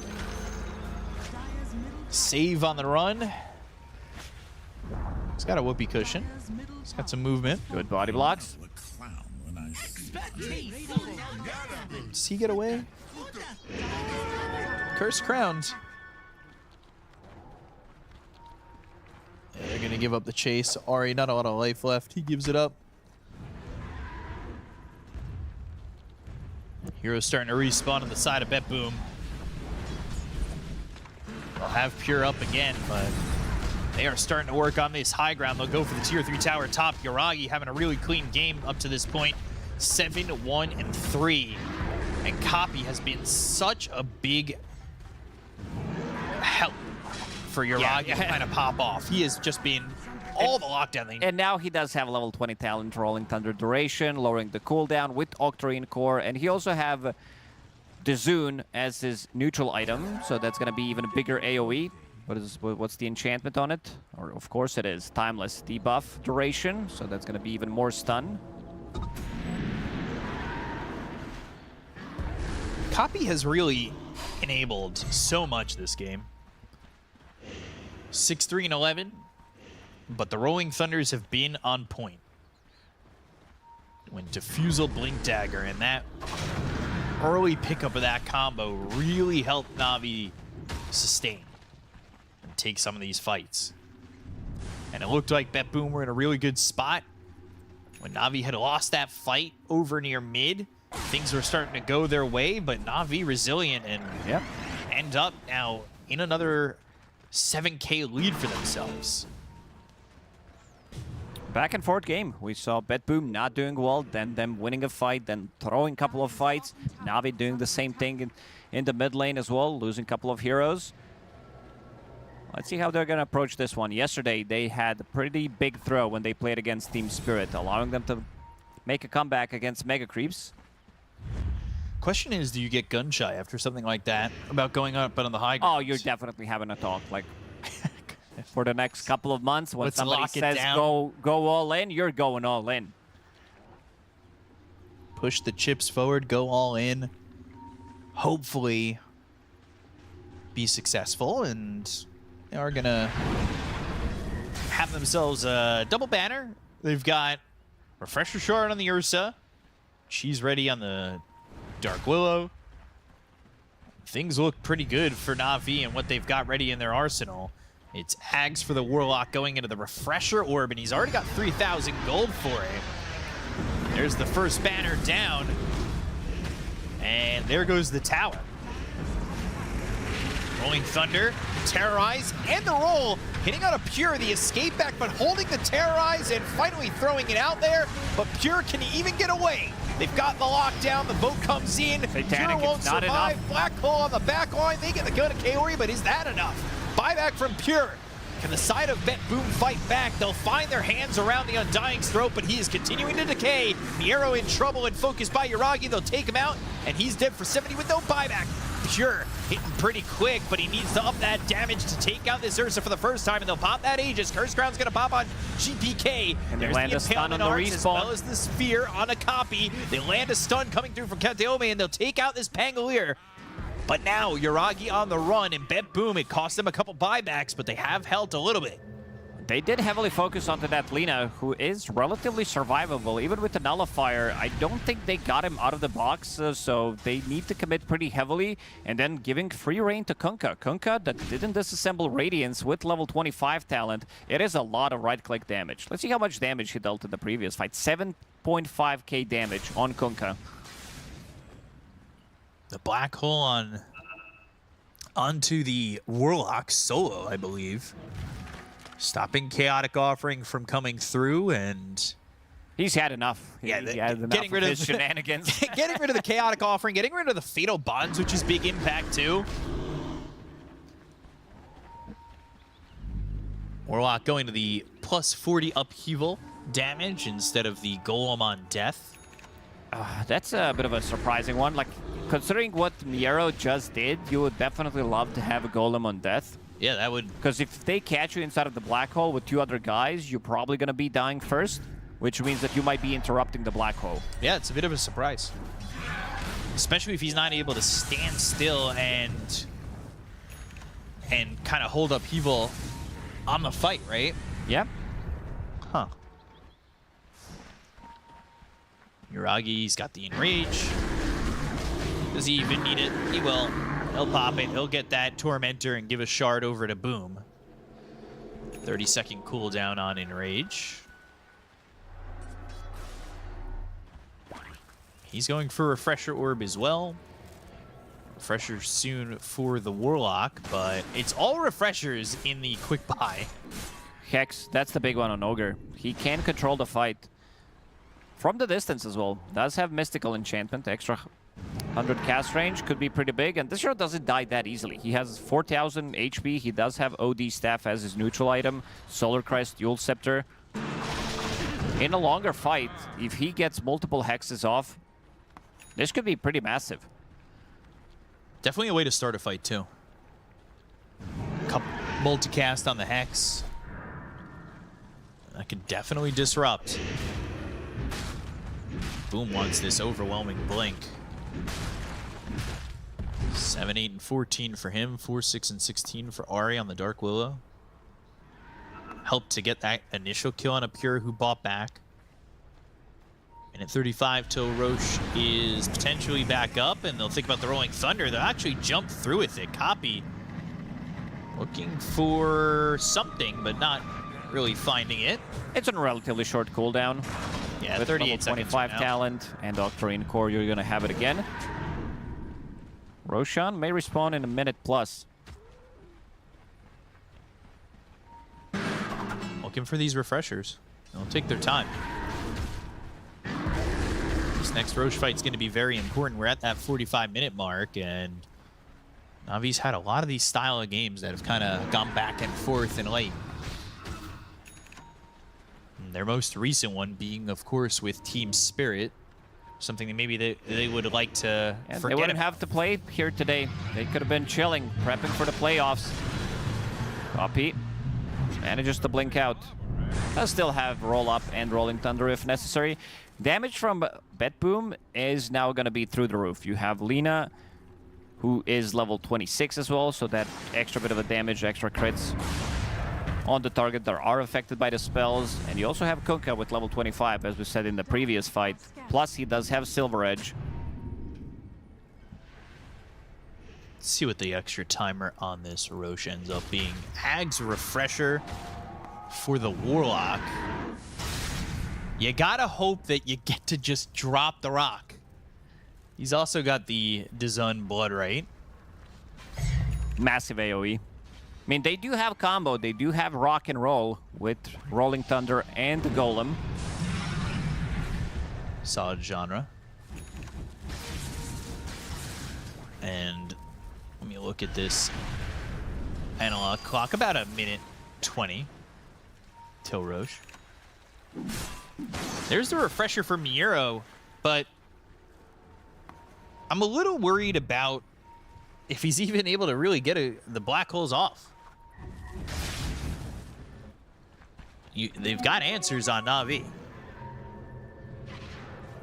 Smoke used by BetBoom. They're searching. GPK is invis. GPK yules into the brambles. They drop down the tombstone. They've got the nullifier, but the BKB's been popped by GPK. They go to the chaotic offering. They're going to throw down the ghost ship. That is a double golem, but the Rolling Thunder comes out. They find themselves Pure. They're looking for the Terrorize, but there is the Wheel of Wonder. Pure with the BKB throws out the Laguna Blade. They go to the nullifier. It's going to be under the Lina, but he'll be able to get up into the high ground. There's the black hole. It's going to be out of the Ursa. Do they have the control? The chaotic offering comes out again. Ethereal, refresh, black hole, locking up Copy, as well as the golem. They've gotten the damage to get the kill on a Copy. He's going to be dead for 100 seconds. But that is a lot used by BetBoom. Both black holes coming through from Miero just to get the kill onto the Pangolier, who has buyback. Heavily committing. Pure was in a good spot, relatively close to the edge of his high ground. Did have Hurricane Pike ready. They did commit onto him, but with one Pike, he gets inside of the base, and the rest, they're not going to follow. Now with the double black hole, they're in a good spot to take these fights. Miero, this time, not opting to go for Warlock. Instead, he just needs to keep them in place long enough so that they can deal damage, either Kunkka or Lina, and then refreshes, gets the Pango, gets those golems in. Ursa just refreshed. They're trying to surprise them here. Ceaseless Dirge is ready. He's gonna find Pure. He has no BKB. He's got a Satanic, but he doesn't survive. Oh, he's dead for 2 minutes. Big kill here for the side of Na'Vi. They've got the tombstone down. The upheaval's going to be stopped, and now the run is on from Save as well as GBK. Palmenards hits on a boom. Miero going forward. Miero, he got nullified. But what does he have? Buyback's going to be used by Copy, and now the TP out from this Enigma, but they get the bash. GPK in a lot of trouble. He'll be dead, but he's got buyback. The one who doesn't have it is Pure. He was waiting for a really long time to use this buyback, and Tateomi is going to die as well. Does have buy available. Roshan is alive. He is going to the bottom pit. They should try to reset, get that Aegis on Ursa. A lot of these refresher plays, it's very difficult to keep track who used what in some of these longer fights, because BetBoom, they committed pretty heavily, and they thought it's going to be okay for them to maybe go and try to take Roshan on Dire's side. But Ursa uses refresher. Yuragi was so ready for that play. Pure will have buyback now, but can the side of Na'Vi force these buybacks from BetBoom and put themselves with a foothold in game number 1 that looks as though they can take it? As long as they have these buybacks on Undying BetBoom, is going to destroy the fight. Yeah. He is level 26, has that 50% Flash Golem strength bonus, has Octarine and Aghanim Scepter. So his decay is on 1.5 second cooldown, which does steal 8 strength. So in a longer fight, you're going to be missing a lot of HP. Plus, he has Ceaseless Dirge and Boots of Travel. So even if he dies, he's going to be coming into the fight. And I really love this Overwhelming Blink that he picked up. So he picks in, slows them down, cancels the Blink Dagger on Enigma. Tateomi bought back. Nullifier on that escape act. Tateomi, he just bought back. He's got the gem, though. At least get them in center racks, but they don't get the kill onto the Ogre. Glyph used, but they've got the banner. They should be able to at least secure this. But Pure is back up, and so is GPK. How long are you willing to stay? Yuragi now hit with the Malefice. Nullifier's going to be on to him. But now they'll go to the Ghost Ship. They've got themselves the Ignite. The BKB is going to be popped by Yuragi. He's on the run, but he's got some help. The Refresher Shard for the Dark Willow. They've got everything up so far for Na'Vi. And these Refreshers are off cooldown for the Warlock, as well as for this Pangolier. They're going to wait for their BKBs to reset. Copy also was the one who picked up Aegis from the previous fight, knowing that he doesn't have buyback and Ursa. He was thinking about getting the Aghanim Scepter, which is always going to be a good item on Ursa, but seems like he wants to have extra bit of move speed. Does use Refresher one more time.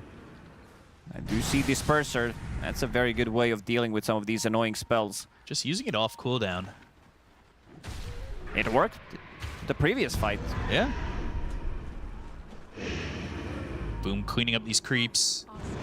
Boom is not afraid to die. No, not at all. Ceaseless Dirge means he's back into the fight. On top of which, he's got buyback, so he's really got 3 lives ready. Not sure how much you're willing to want to fight into an amplified damage on an Ursa. Positioning is key for this fight. 15,000 net worth lead for the side of Na'Vi.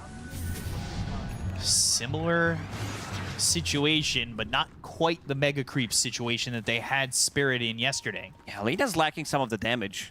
She needs to have extra damage item. There is Maelstrom, which isn't upgraded. She does have very defensive build with Lincoln Sphere, BKB, and Satanic. Sure, some of these items still do a good amount of damage, but this is not like Silver Edge Daedalus Lina. And speaking of Daedalus, he is about to buy one. Let's see what he decides to sell. It's just gonna be Maelstrom. Sells the Maelstrom, now 200 gold short of that buyback, but he'll have that in just a second. Not forcing the issue yet with this Aegis. 2 minutes left for Pangolier to have this Aegis. And all the refreshers, except for the Ursas, were up. We'll see what they wait for, and even GPK we're closing in on potential 60 minutes again. They do feel like they need more damage. GPK selling his boots, selling his blade mail, and now going for Daedalus off his own.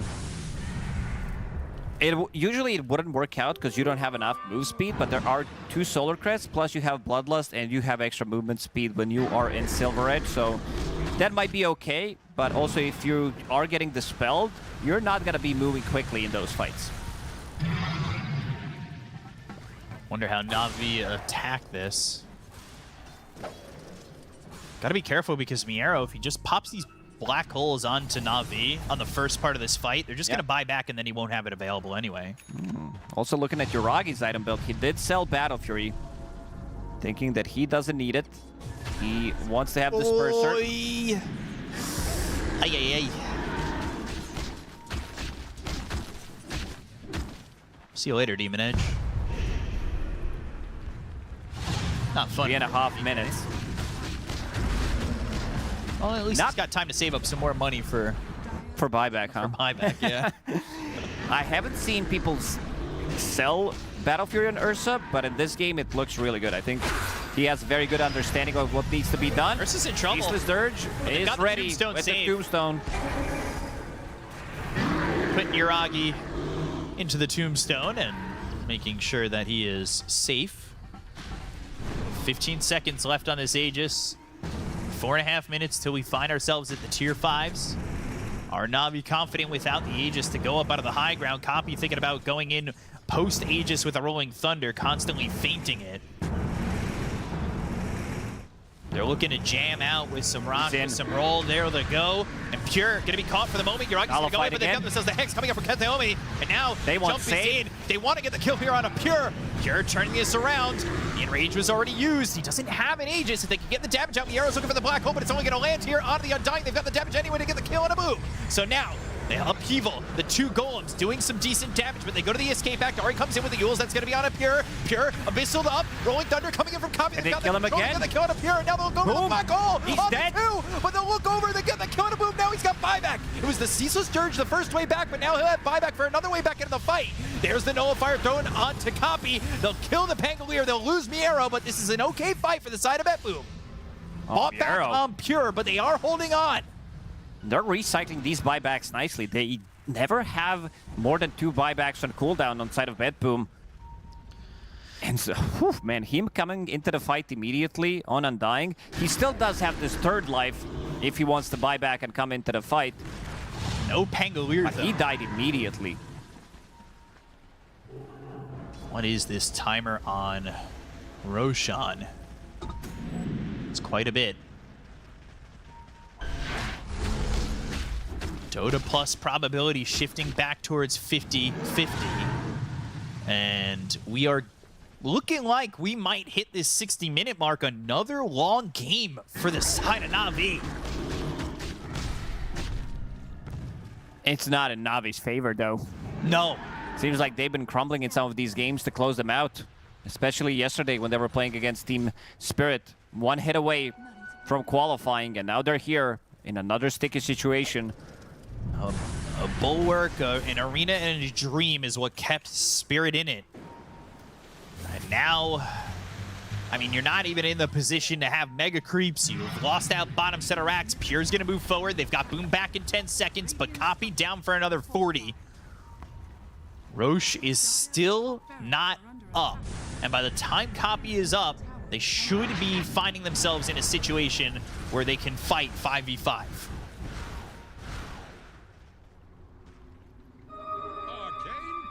What can they get done here on the side of BetBoom? They need to be careful too. Pure does not have a buyback for a long that time. Last fight. 6 so minutes. He's gonna want that Aegis. They're gonna want to get him that second life. Ogre hit level 25. 24 is what you are aiming for anyway, because of the learning curve. So extra Fire Blast damage. Is sitting on 4,000 gold as well. If he wants to maybe commit and get the Aghanim Scepter as well, with that level 25 talent, it is a lot of damage. For now, just keeping the buyback. And the might is that he did buy relatively early into the game. He's been using it for the good 40 minutes. It was the right call. The right call that this game was going to go long, and we're looking at 60 minutes. GPK sold 3 of his items. SNY, Boots, Blade Mail.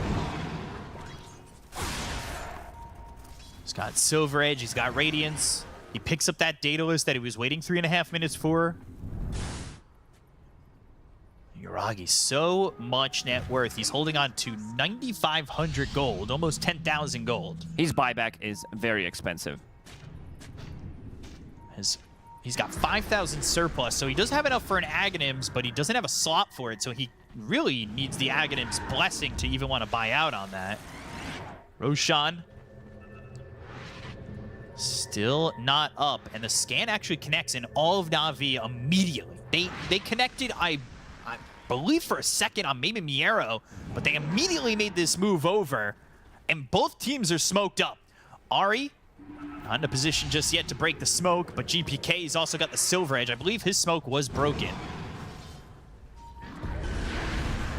Yuragi in the middle lane, blinks immediately, but they've got the Hex from Kateomi on the high ground. Arabetos into the Wheel of Wonder, with a blink forward from Boom. He'll drop down the Tombstone, they go to the Laguna Blade, he'll pop the BKB, he's focusing his attention Poppy onto Ringmaster, is controlling but Copy's on the back lines. Forcing the BKBs. Popped very early for the side of BetBoom, they get the kill to save, he's got buyback, but he's got They need to back run. into the fight. Katomi's also dead, Chaotic Offering goes down onto Miero. That's 2 Golems, now a Black Hole. They'll try to refresh, they've got the Golem once again, but the Nullifier comes through, they've got themselves Ursa and a little bit of trouble. Another one on There's another Ursa. Black Hole, they've got the control, they get the kill to Yuragi, who's gonna buy back. Pure, right-clicking away, looking over as Boom is in the face of GPK. Escape Act does not save him.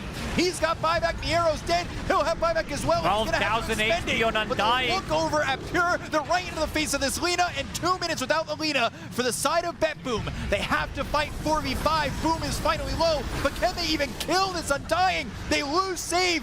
Ringmaster no longer with this He's team, still alive. and the rest of the side of BetBoom will crumble by the wayside as Boom is still alive. I believe Everybody they gave here him for Na'Vi. Look at, he had 80 plus stacks of decay stolen. He had 12,000 HP in the previous fight. And they're gonna call it, knowing that Na'Vi. Pure has no buyback. This time around, Na'Vi manages to close out the game. But very entertaining game. This team is very entertaining to watch. This game was really back and forth multiple times, not knowing who's gonna win. In the end, Na'Vi, they get that dub. So once again, Na'Vi 1 game away from qualifying for the playoffs. And they beat BetBoom in this game where they really shut down Pure early on. Pure 13 deaths on this Lina. And a great performance from Na'Vi. We're going to throw it over to the panel to hear their thoughts. Guys, take it away. All right, Navi, I'm proud of you because I definitely was watching those minutes pass by and I'm like, oh boy, it's getting later and later. And Navi were here not just but under 24 hours ago against Team Spirit, but they have learned their lessons. Although maybe they still need a few more lessons on safely breaching high ground, but at least they didn't get rattled once it went past the 60-minute mark. I mean, maybe that's a good sign, though, that they just clearly still didn't give a shit. You know, like they weren't rattled by yesterday. Yeah, we were doing some parasocial psychology, looking at the cameras of Navi, and we're like, oh no, they don't look happy to be in a game this late. His brow is very furrowed. Yeah, that's a furrowed brow right there. But one person who did look happy on the cameras was Boom. I mean, this man was such a menace in every single fight. Blinking in first, 12,000 HP, frontlining. The poor supports couldn't do a single thing to these zombies. Yeah, his lane as well. Like, Lina was dying for a reason. They were diving her constantly, and you look at the net worth of Boom and you're thinking, okay, this is kind of bad. He's kind of low on the net worth charts post-laning stage. But then you look at Lina and she's even worse. She's one spot sacrifice. Above. Exactly. He sacrificed his undying life to make sure that Pure did not have a game. And Pure, eventually he did step up. Eventually he did find the right angles. But I feel like as much as he did have some unnecessary deaths early on, this game is difficult for him. You have Pango rolling on top of you. You have Ursa that's jumping you. There aren't many mobility items on your side. There's no shard on Kunkka. There aren't many force staffs to get you away. Like, you have a pike and more or less that's it. So it wasn't so easy for him. He had to count on the Enigma to jump in. Use this amazing black hole a couple of times, amazing at least, sometimes a bit Vega. But yeah, in general, Navi, they're experts at this late game scenarios, I guess, at this point. They're also experts against Lina. This is a test. They already passed the test against Spirit yesterday, proving that they know how to deal with these glass cannon carries. And here, yet again, they're able to showcase that they have strategies against Lina. Yeah, this is one of those things that kind of worries me a little bit for BetBoom, is that maybe it wasn't so much that they strayed away from the melee heroes and started picking the ranged ones, where Pure started looking really good. And historically speaking, when Pure is looking good in the games, BetBoom does very well because he's a very confident player. Like, he plays on emotion. And he just feels the game. When he's in front, he just pulls all the strings. Basically. Yeah, exactly. I do think you raised a really good point, by the way, about the Kunkka Aghanim shard. That given that you know it's Lina playing into Ursa, we saw how that counter works in the late game. Like, Ursa can just full to zero her pretty easily. The kiting coming out of the Kunkka Ag shard would have been very good. He did not get it until very late in the game. I don't even know if did he end with the. I don't think he ever had it. That's pretty rough for Pure to really only have the Hurricane Pike to save him, because Ringmaster Escape Axe isn't going to do anything against Pango and Nullifier. I feel like that's just the nature of BetBoom. They're playing on at least two cores that want to scale into ultra late game. GPK to me is always this player that from mid lane wants to kind of carry as well. Like, if he's Dragon Knight, he's probably buying a Midas and scaling together with the team. But yeah, unfortunately this time around it didn't work for him. I'm not sure, but I feel that if they rerun the same scenario, same script on BetBoom, but they eliminate, well, they would actually have to eliminate a lot. Like, they had a lot of problems. They did. First and foremost, they let the Undying go through. I think that's something that you're going to look back and think twice about doing, because Boom, standout player this match, had so much impact. The one thing I will give them the benefit of the doubt is that the alternative ban was Naga Siren instead of the Undying. So it's possible that if you know you're going to be first phasing Lina, maybe Naga's a little bit more of a concern than an Undying. Yeah, she is problematic as well. Yeah. Gets on top of you easily. Maybe they expected the lane to go a bit better, and maybe they expected Copy to not demolish Lina with all the rotations, perhaps. But I think it's important for them, if they're going to let one of these two to go through, they need to combo break. Like, if Pango goes through, Ursa cannot be there. If Ursa goes through, Pango cannot be there. Because they're following each other so well in these backline engagements. Yeah, I agree. Who was it you were saying that said Copy is like a feels player? Maybe it was you. T was saying he's like he's a vibes player. I completely agree with that point after watching that. Like, that Pango was phenomenal. With the Dazoon Blood Right, he was making so much space in every single team fight. There was the one fight where he had the shield rune as well, and even though he didn't hit the roll, he still like used his body, he still used his W to generate even more shield. Like, He's very good at playing around his team. In that fight, though, I do think that it was Boom was the player that I had my eye on the most, because that was really his breakout into like, oh, they don't need the Ursa to carry every single fight. Because Ursa tucks his tail and runs after he pops in rage, and Boom's like, it's cool, dude, I got this. He just gets in there, and man, I feel like as a support player, if you get hit by an Undying once, there's a zombie on you, you're slowed, you're taking extra damage. At this point, he just had a Blade Mail, Blink, and BKB, and that's it. That's enough. Like, this hero already is going to do damage. He's already going to be tanky, unkillable. The Tombstone, perfect placement too. He puts his body in front of it, so I have to kill him to get to the Tombstone.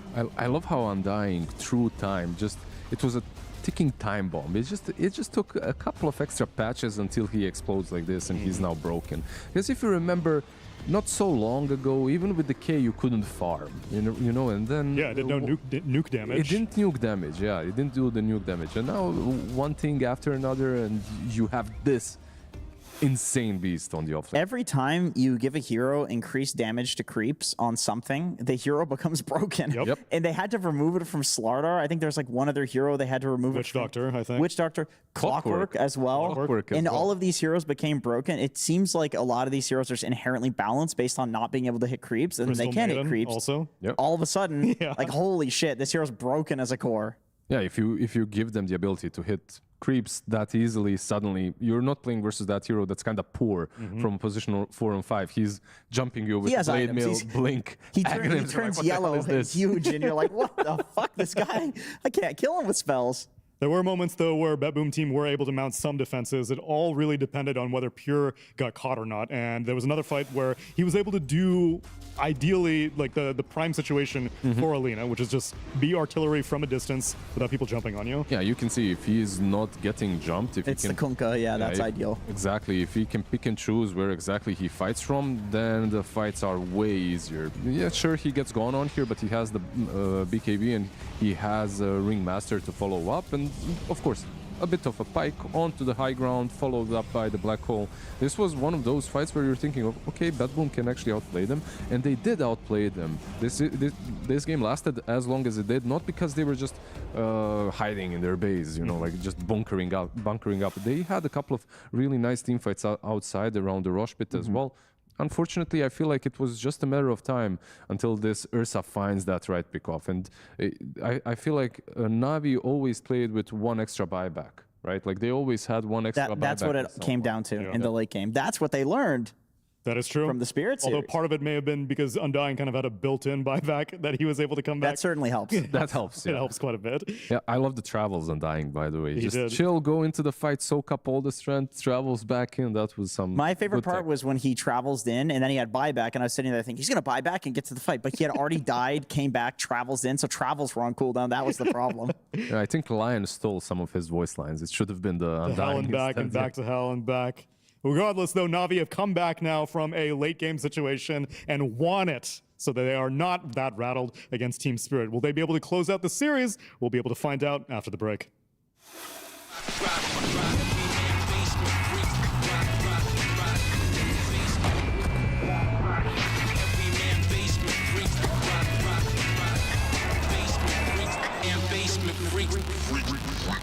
The new breakthrough, an innovative phone with 1xBet app. With 1xBet app, you can register and start betting in just one click. Intuitive interface and thousands of sports events every day. User-friendly app. Big wins, fast payouts. The human body was built to move. Not trapped at a desk in one singular posture for 12 hours a day. It's time your chair evolved. This is Secret Lab Titan Evo. Ergonomically engineered for you. Gamers, hybrid workers, artists. Backing your every move.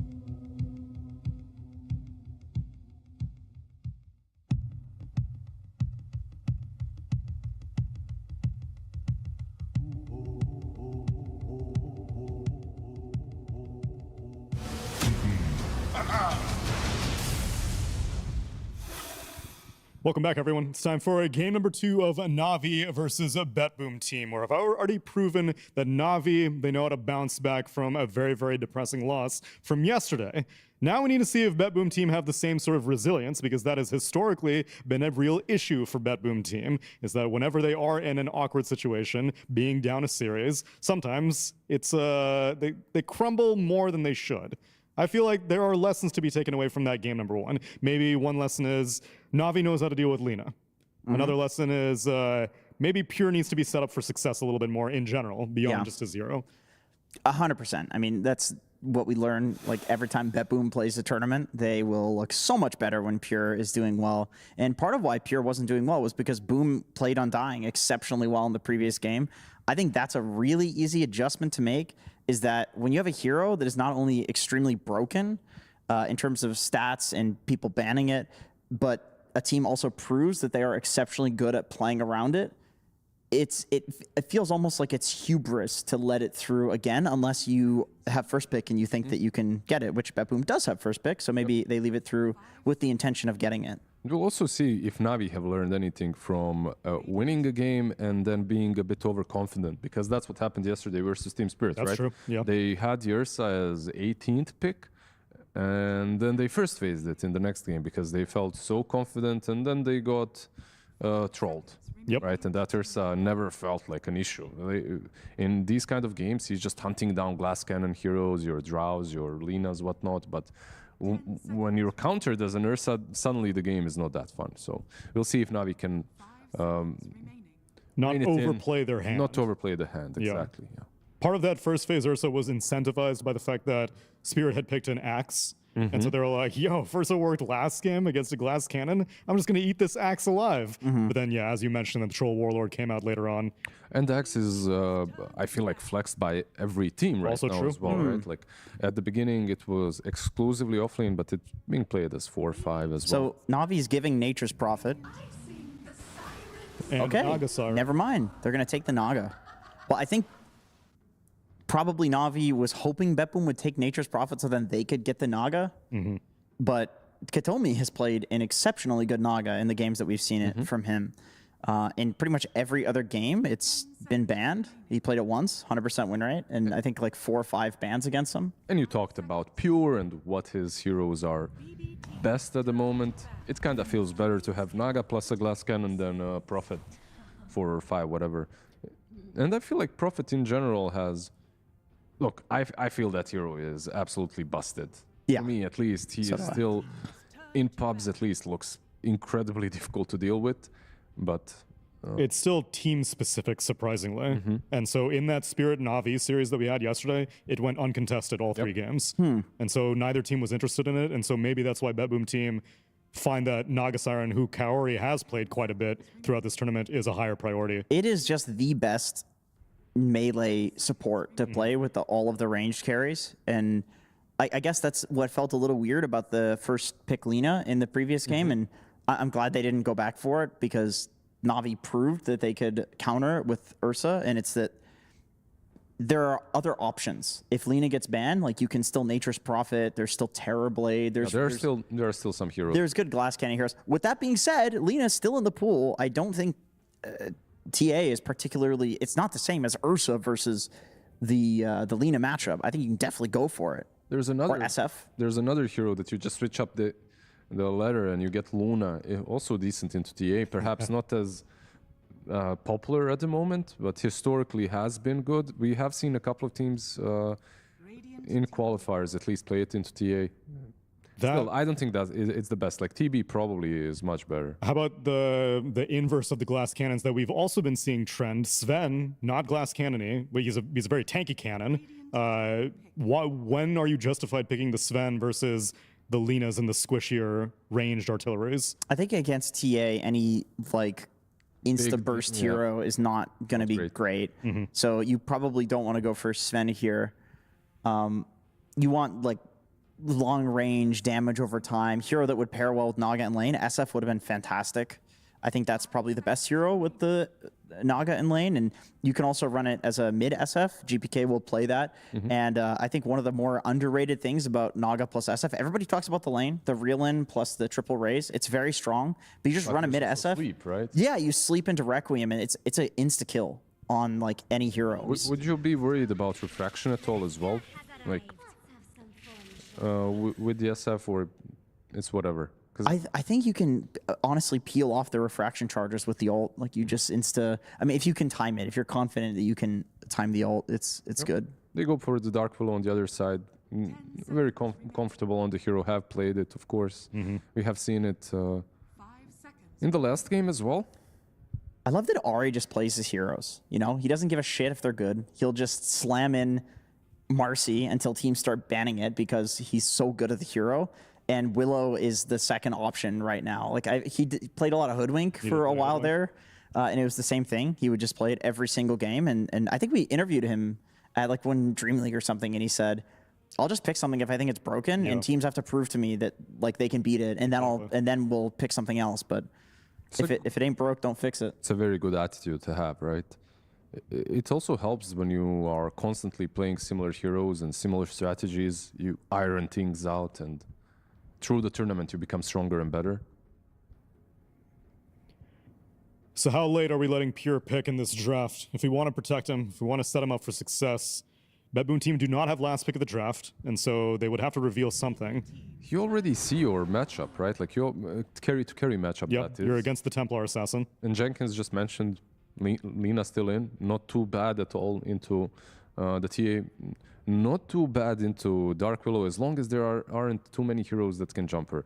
And if you look at the classic Navi solutions, Ursa is left in the pool but cannot be played because of TA. Your Shadow Shaman banned out, your Pangolier banned out. Navi now have to prove to us that they have a different way of dealing with the Lina. They need a backline catch. I suppose some sort of a Spirit could do for the mid lane. Honestly, I'm really shocked to not see Axe come out whenever Lina gets picked up. This is like the single best hero at killing Lina. Is it just too bad in the lane? Ooh. Whoa. Witch Doctor. That's random. That's a first pick of the tournament right there. What do they see? What is the idea here?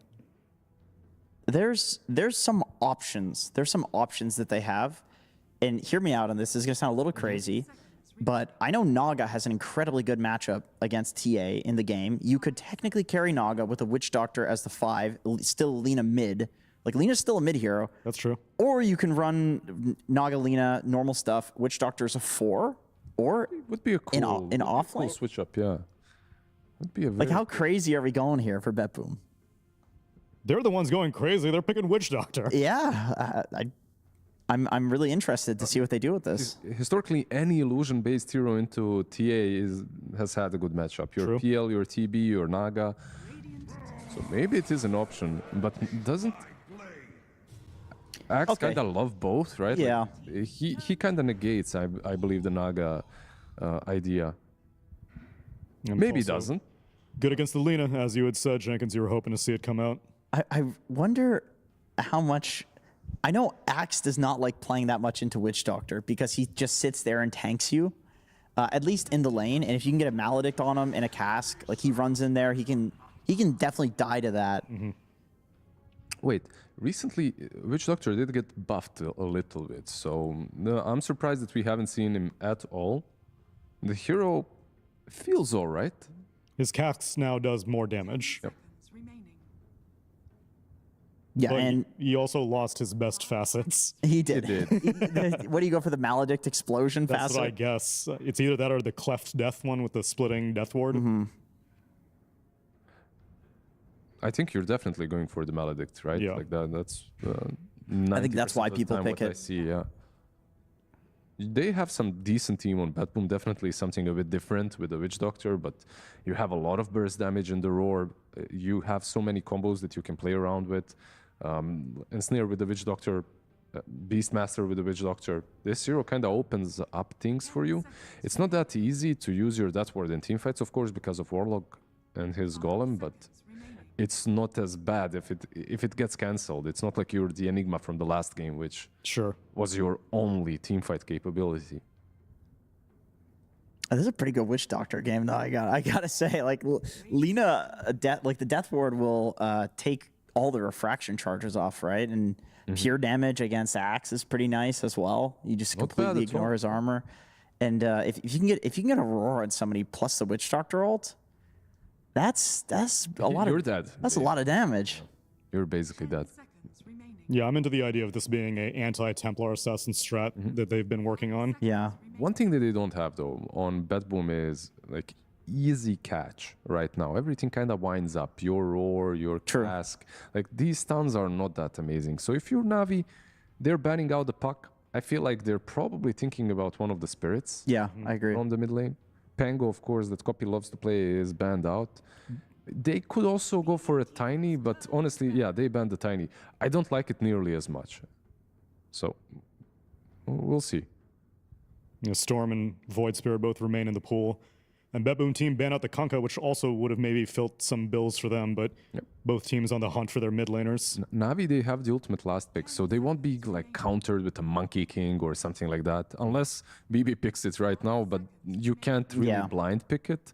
So Navi should at least on paper get a decent mid matchup. The only really good thing for BetBoom, of course, is the fact that they have Beast and Lina, very flexible, right? Like they can still rotate around. Yeah, they could do that. They could pick a flexible mid. I honestly don't mind Storm. Okay. There you go. My thought is just because at the very least, if he gets hard countered, he can just go jungle. Like, this is a very hard hero to shut down. And ever since they made the static slide facet, the matchups that were really garbage for him, even Queen of Pain, is not anywhere near as bad as it used to be. Is it just Ember then? Is that the hero? I feel like 90% of players he's Ember this. He's really hard to roar. He's hard to catch with pretty much everything, other than Storm Grip. But Ember destroys Storm. Mage Slayer hero, good lockdown, long range. Honestly, Blade Mail Buyer against Lina too. Exactly. In the first 2 days of Wallachia, it's all been about Ember. So this comes down to is Copy comfortable playing it? Yeah. How does he vibe right now? If you want to go more exotic, he also played Slardar earlier this tournament. But if you just want a traditional Spirit versus Spirit. Slardar TA with the double minus armor. I mean, I think you'd probably get shit on in lane by they get Storm. The I think it does pretty well in lane against Storm. you can dodge the static slide remnants with Mischief, but that one can definitely go both ways because Storm Zip can also take Monkey off the trees, catch him when he's jumping on waves. You do get a way of going behind enemy lines, finding that Lina. Although I feel like this time around for Navi, when they do that, they're full committing. And that's where their last draft into the Lina, to me at least, felt way more comfortable. Sure. So I'm leaning towards 1-1 looking at the drafts. Is that also why you were preferring an Ember, because it's less committal? Exactly. Like you can create chaos, you can poke in and out. It's very difficult to kill you off immediately. They do have some counterplay, right? Like you get roared, there's a golem, there's an axe call, but still there's a chance for BB to play everything right and punish you. With the Ember, I feel like it was easier for them. I respect that they are clearly just asking Copy what he wants to play, and he's just picking his best guys. Right. Like, I feel like that confidence can definitely go a long way.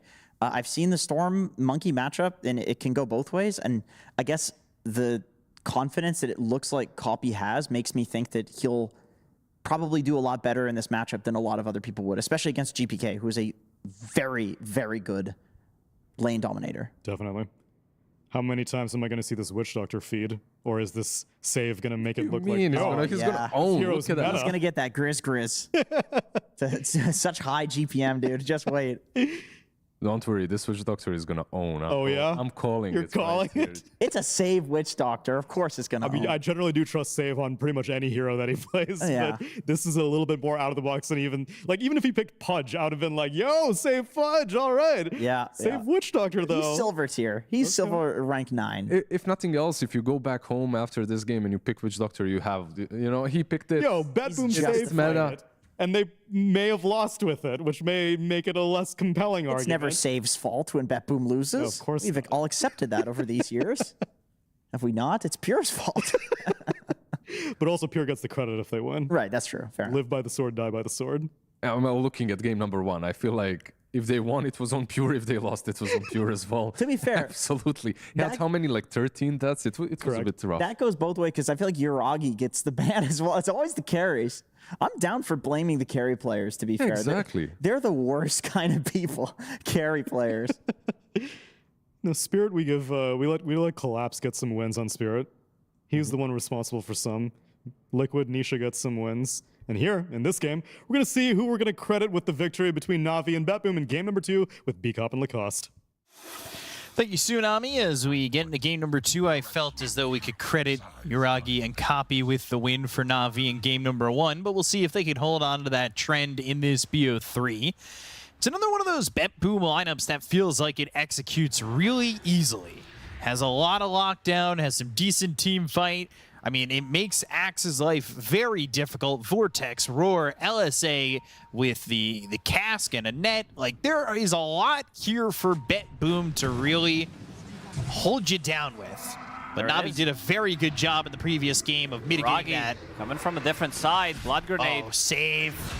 Already dead for first blood. That is going to be a quick charge into that Grimoire. Makes a lot of difference. Like we saw earlier, how big of an impact you can have. They got a kill on Pure in game number 1 because of that early golem that they did have available. And now Boom might get stunned here. Ooh, both of them actually. But now a boundless strike. Anything else doing? Not really. Pure back on this Lina. He had 13 deaths in that last game. I don't know the last time he ever had 13 deaths. You guys want to see me do it again? Want to see me do it again? Definitely, I don't think he's going to be dying as much this time around because his lane just went like very bad very quickly. This time he's playing with Nagasiren. We saw Nagasirens being able to stack multiple camps and also block enemy triangle if necessary. But Nagasiren can stack the most out of pretty much every single hero, having those extra illusions, push out the waves, constantly be very annoying. You can try to reset the fight. They don't have that big combo with Nagasiren though. There's nothing that they can combo it with. Maybe some LSA, Witch Doctor with the cask, but other than that, there isn't like, you know, some vacuum, some tombstone, black hole from an Enigma. We saw Shadowfiend being also a very good one. Teams got better at utilizing Shadowfiend Requiem with the Nagasiren Sleep, considering that Shadowfiend right now is relatively popular. We've seen definitely some better games from Shadow Fiend overall. We'll see if the non-Shadow Fiend Naga combo presents itself. Ari back on the Dark Willow, and he had some good impact last game. Some really timely terrorizes, especially on Pure, that made their life very difficult, and we'll see if he can pull it off again. We've got Boom here on the Axe, and we have seen some great Axe starts, but how's this lane go up against Naga Siren Lina? Axe not the greatest with using the Battle Hunger onto Naga Siren Illusions because she has Mirror Image. Some of the Brambles are also going to be procced by those illusions, so they have some ups and downs, but also means that like throughout the whole game, it's going to be quite a lot of like Lina always needs to be careful. They have multiple heroes that can get the jump, especially Axe with the Blade Mail. There is no save other than having the Naga Siren ulti, so that's a bit of a bummer. And also in this lane, you're not going to be attacking Axe with the illusions to give him more procs on that counter Helix. And something Panel talked about is this mid matchup. It was very favorable for Monkey King prior to 38 patch because this is when we changed the lifesteal, so you're not lifestealing as much. I've seen this matchup nowadays go both ways, but I would give a slight advantage to Monkey King. And also the changes to his Jingu is also something that has been relatively nerfed because in 739, duration has been increased, especially on level 1 by 1.5 seconds, on level 2 by 1 second as well. And they're doing a pretty good job in this top lane, pushing out the wave, making sure that Lina is not getting jumped, making sure that Lina is getting the free farm. We'll see what Axe ends up getting, if there's any kills in this top lane. Potentially, I would say, for BetBoom. But bottom lane is a lane we haven't talked about just yet. And this time it's Miero on the Beastmaster, which we have seen him have some stellar performances with this hero. But then it's the Witch Doctor, not something we're seeing all too much of. It's also not that great of a Witch Doctor game. Maybe they want to use this as a counter to TA to one extent, removing the refractions. Miero blocking the entrance with the boar. And on the other side, it was Ari who got the Lotus. So 1 for 1. At least holding on to it currently. Pure, he's in trouble in the top lane. Might actually die. Yeah, they hit the call, they've got the damage, and they will get that kill. Pure continuing where he left off. I like this build on Axe. I think it was XXS who did it one game with no points in counter Helix, knowing that they're not going to be attacking you, and putting a second point in Battle Hunger, reducing the cooldown by 5 seconds. Oh, look at this damage. Shadow Word and the boars gets the refraction back off. Shadow Word takes that away. Kaori now on the run, a couple of boars hitting him. But Miero under the tower, he'll take a tower shot and be down pretty low himself. So the Shadow Word on Yuragi, that's healing him up. That kept him all nice and comfy. Meanwhile, you had the boars hitting away and a couple of right clicks and some axes, but it wasn't enough to get the kill on Yuragi. Kaori probably dies here, but can Yuragi trade for Miero? And that's really not possible. It's a lot of these summons that are very annoying for Templar Assassin, Hawk, multiple boars, playing against Maledict early on. Miero had a pretty good game in the previous one, at least in the timings that he was having on this Helm of the Dominator / Overlord. It looks weird when you see Axe with no point in counter Helix but having Berserker's Call. It's more about the control, because this is relatively short cooldown, 17 seconds, and duration is 1.8. Keep them in place after they walk into the Bramble Maze. It's a pretty good setup. Definitely can be, and Boom closing in on level 4, but loses that courier, and that's not great, but some gold for Ketomi. Save TPing back to the lane, passes over a salve that Miero had purchased, and he'll heal back up to full. Trying to take care of these boars, and at least for right now, Yuragi, he's doing all right in terms of CS, but let's see how the game progresses for him. Definitely a carry who likes to take his time.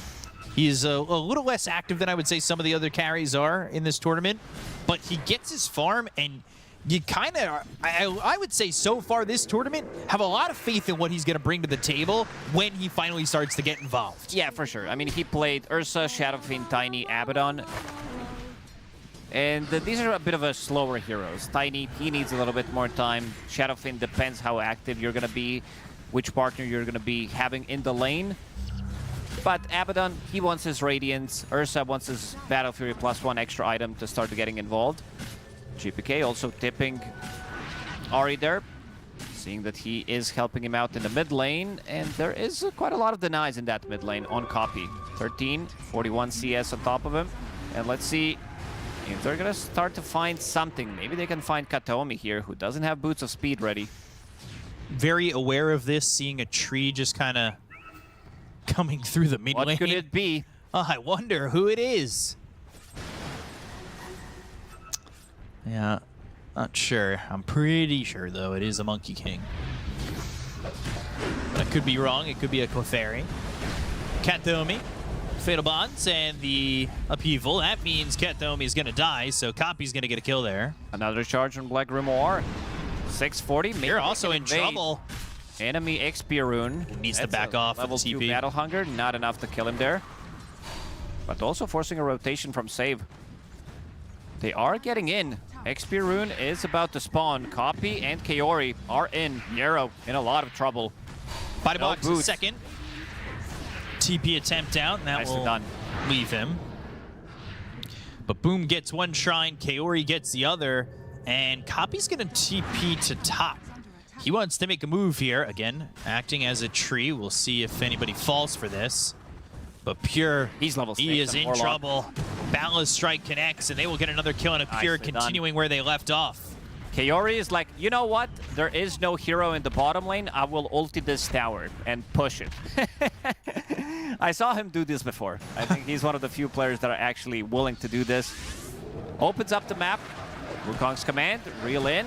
Where's the damage? GPK needs to be the one dealing the damage, but the change of the guard, this is a very good facet.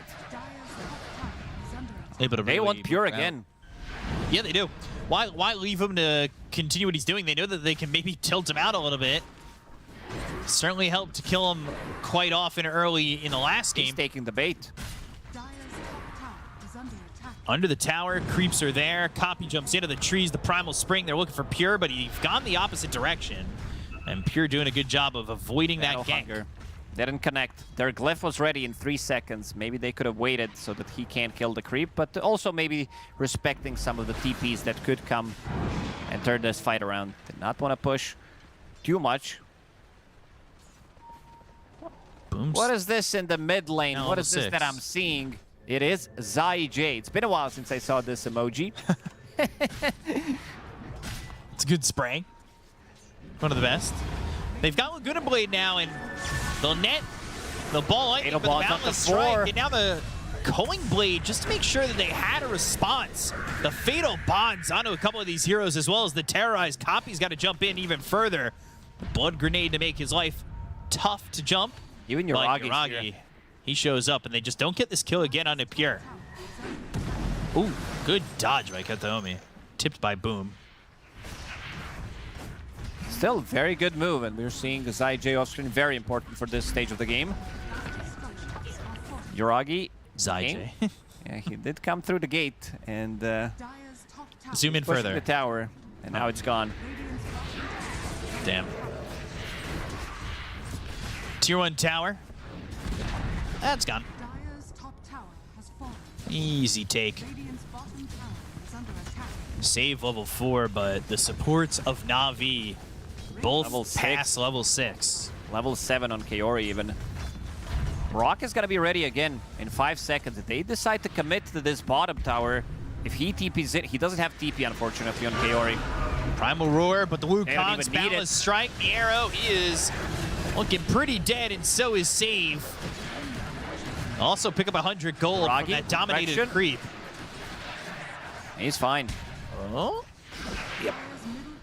A-okay. Kaori is a Giga Chad, farming in the mid lane.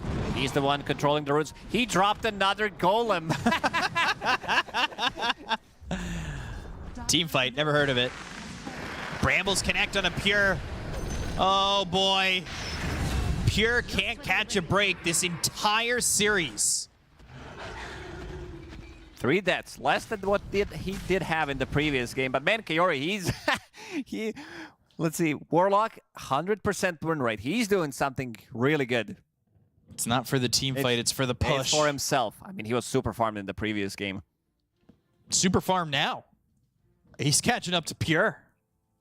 He's not super close, but look at that building damage.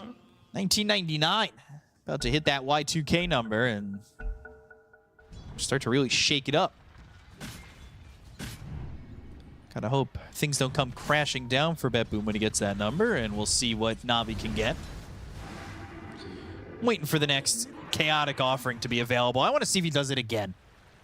I think the next one needs to be for the team fight. They already killed that. They killed all tier 1 towers. There's no way that he's gonna drop it on tier 2. You know what? I'm gonna go with my faith in dropping another rock on a tier 2. I have faith in this way of play. Miero upheavaled. Cask bouncing, and Copy needs to be careful. Copy's dead. He has Urn, Maledict. Shadow Word, Shadow Word, Shadow Word, Shadow Word, Shadow Word. No! He's fine. He got that Boundless. Boundless on the creep. Did lifesteal a little bit. It was not enough. That second tick of Maledict, I thought it was going to kill him considering that he did have Urn available. Blade Mail for Axe now. All 3 cores on the side of Na'Vi are top of the net worth. Navi's moves across the map have been very crisp. Moving with the 2 supports. Copy again, having a blast of a game on top of the network, going for the Fusel Blade. That's going to be like a relatively cheap item that is very good against Lina, very good against Storm Spirit, and also Beastmaster. He doesn't build into boots, so if he gets slowed down by 1 slow into Bramble Maze, he's definitely dead. Yeah, it ain't great to not have boots.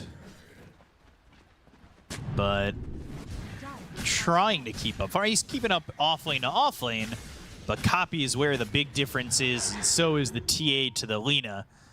Yuragi to Pure is definitely favoring Yuragi, who is looking for that Desolator, and Boom now going into the Blink Dagger. We've talked about this. You have a lot more time to really get that Blink Dagger. You have time to maybe even go Vanguard as well as Blade Mail if you really want to, but Blade Mail into the Blink, they'll look to get that.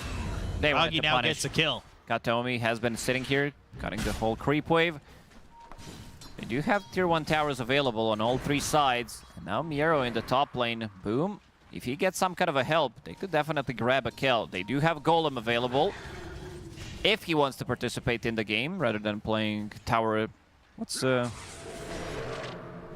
a tower defense. I don't know what he's playing, what type of a game. Copy's in. Copy's in on Pure. Laguna Blade, but... Pure now on the run. Kataomi is here, but changing of the guard, juking around. Still in the circle is Kataomi. Now there's a chaotic offering. It's not the best chaotic offering, and, well, maybe Kaori should stick to throwing it on towers. Because that one left a lot to be desired. I mean, this one is a bit too much, too greedy from Copy. Thinking that he can get a solo kill on Lina, or maybe thinking that Warlock is going to be closer to the fight to be able to drop the rock while he's inside of Wukong's. This gives them a good chunk of gold, good chunk of XP as well. Cuts it down to 2,000 net worth here for Navi, but Yuragi's still free farming. You know who's free farming? Kaori. He's the one who's taking the CS with his Golem. Hey, that's how it's done. That's what I'm saying. Just drop it on the tower, push the lanes out. Be efficient, and he's got a lot of gold. 3,500 net worth for both the Dark Willow and the Warlock. Glimmer Cape for Kaori after the Arcane Boots early on. Yuragi's about to finish up that Desolator. Dark Willow has almost a Yules, and Ari's going to get a kill on a Kataomi with the Bedlam. Has some help from Copy, and Ari's on a killing spree. He played so well game number 1 on the Dark Willow. It did say wants to make something happen. Just smoked himself. If they can find Kaori in the mid lane, GPK does have half of the mana pool. Still respecting diving underneath the tower. All the towers are available. Just watching Kaori continuing to just Free farm LD away. summons. Ari on the other side, level Has 9. Blink Dagger on Boom, and I don't think they've revealed this yet. But save and GPK, blink in, Boom caught, Blade Mail, but looking for the call. There is the ulti, but the Terrorize. Boom's gonna try and TP back home. And Raindrop Maledict will kill him. Ooh, nice try, nice try. He did buy Raindrop, but did not get it. Have the roar on to Get it in. Kaori, and that's another kill for BetBoom. Things kind of falling away a little bit for Na'Vi, but they do finally kill off save. They've got the Wukongs, and after losing 2 heroes, they turn this back around. Copy's gonna get a kill here on Miero. And Navi's Yuragi now very has good. Nesso flying out. Very good team at bringing numbers, understanding how many heroes they need to have to be able to get the kill. Unfortunately for them, Axe, this was supposed to be the big blink reveal where they get the kill. And now immediately, Yuragi's is down in the bottom lane. We saw Pure doing the same thing in game number 1, where he's pushing for that extra wave, and then he gets punished. Kaori, Golem is ready. Oh. After using it on the last team fight, I'm wondering where this will be used. Maybe on this mid exchange, because Copy, blink call, and now they've got the chaotic offering onto 3. That's a good rock, and well, right into the face of GPK. He'll smell what that rock's cooking. And they will look to get the supports as the Golem continues to push the mid lane. But they've got Ari here, and both Save and Kataomi will be able to retreat. But again, this creep wave being pushed in, and it's got a lot of duration on it. You can push this wave out and pressure the towers after getting a fight. He waited. He wanted to use Fatal Bonds, then drop the rock, which kind of kills a monkey. Also, this Diffusal Blade is very good, but I think in a lot of these engagements, he would definitely live if he had some Mage Slayer available. Save. 2-shot. Who was wrong? You are bad at math, but I think that was 3 shots. Was that 3 shots? I think it was 3 shots. I thought it was 2 shots. If we get a replay, I got to figure out if my counting from 1 to 3 is still okay at a kindergarten level. Dire's middle tower is under Or just somebody tell me I'm You're wrong. getting better, Benjamin. You definitely are. Especially at these, like, numbers, 1-digit numbers. I would like to hope so. You know, as much as I meme, my math was pretty decent back in the old schooling days. 1, 2. That half HP, though. You steer acting like I don't know how to count. Somebody hit him before. That's why I counted 3. It was the Golem. But you're also correct. Thank God. Move. Onto the top lane, Yuragi immediately deeping in. Look at this splash damage on Miero as well. Wanted to get that creep. It's worth quite a bit from the Helm of the Overlord. So far, Yuragi, he's been free farming. You can call him Tom Petty because he's free farming. Sounds Lot like of a gold. very American guy, Tom Petty. And the Heartbreakers? Yeah. Solid band. Another Laguna Blade used to continue farming. Give him those charges immediately. Ari immediately into the Shadow Realm, and they won't continue the attack. Blink call, that lands. But the song, Rock Lemmer's ready for Axe if he's in trouble. Does have Raindrop as well. They're gonna jump in, they'll find Kataomi. They wanted to get that Death Ward going, It's but Roshan time. They use the song. With Deso, you have more than enough damage, but they also are thinking maybe to punish Miero, who does have boots of speed, and yeah, screw Roshan. Check drop it off. that rock. You've used it for pushing, you've used it for Roshan, you've used it for team fight. This rock does everything. Can I sell you on a pet rock? Because let me tell you, it's been good advertising so far from Kaori. The pet rock, the best pet. I don't buy these things. I usually buy bathwater, but this is my kind of a thing. They gotta ask him.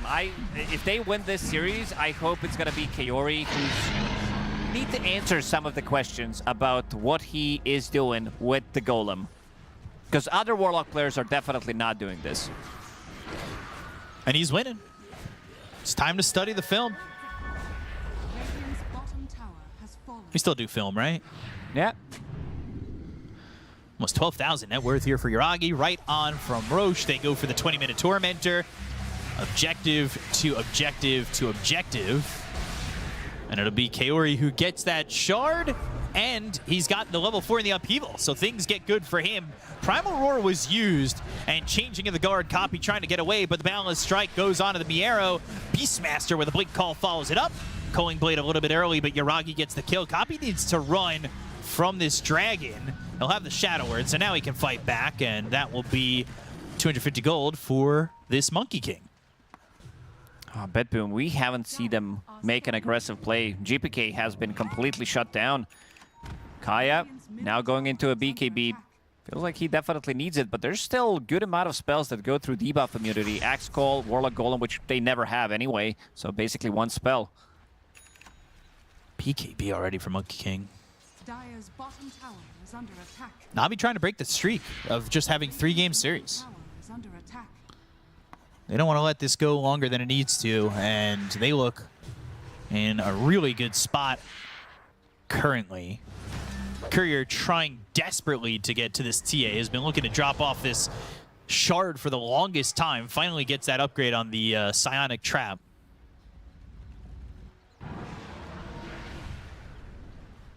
Hurricane Pike next, 6 charges on that Desolator. Hoping on 3 kills for those 6 charges. I've done the math. Not too many stacks of Coat of Blood. Only 2 from Axe. He didn't even dunk anybody yet. No, he's used the dunks a little bit early.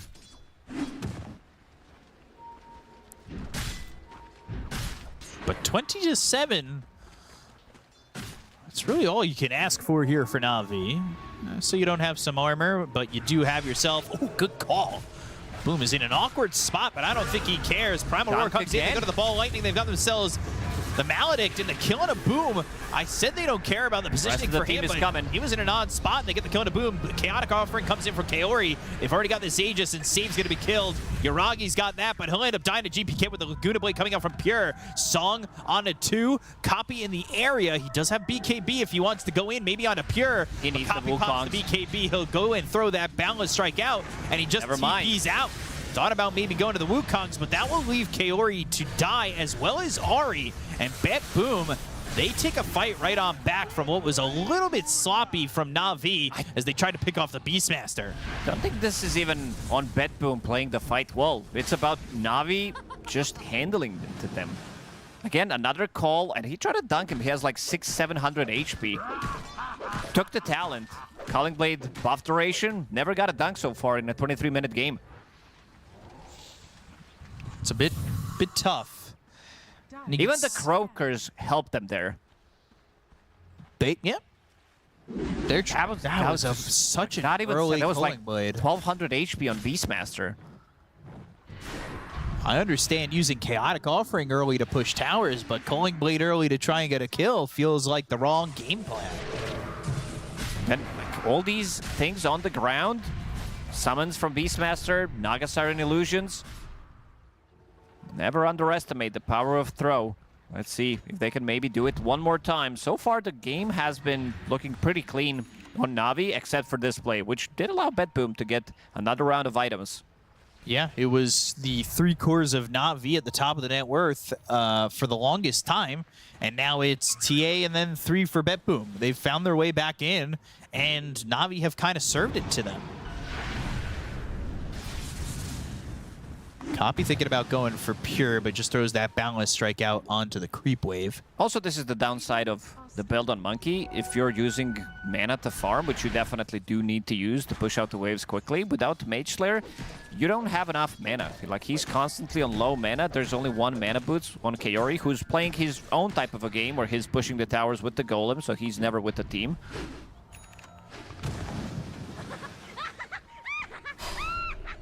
1,000 net worth lead, all even, but they are smoked. They are looking. They want to get this lead back. See if the side of Na'Vi can find anybody. But for now, BetBoom doing a good job of staying off the map. This Naga Siren has been bottom for a lot of the game, just pushing out the bottom lane. It's insane what the hero can do. Constantly these creeps. Let's go. Oh, saves the 250 gold for Yuragi. Carry earning. Not sure if he misclicked there or what happened, but these dunks, they actually never happen in a 25-minute game. That's shocking.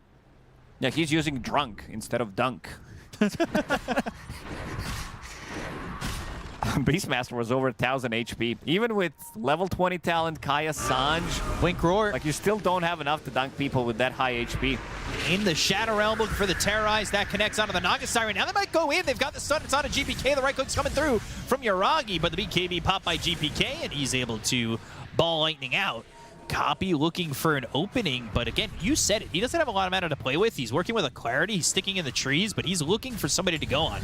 Boom is already into the fight. The BKB's been popped early. They go to the Boundless Strike, and now they got the Wukong's Commando. Go to the Death Lord, but the damage on the Copy, he needs to be careful. They'll go for Miero. They have the Melt Strike, but not the damage. Song connects on a Copy as well as this Templar Assassin. They'll throw down the rock. But Pure right into the face of Kaori. The big call. Boom. He had the connection, and they'll get the kill to the Lina.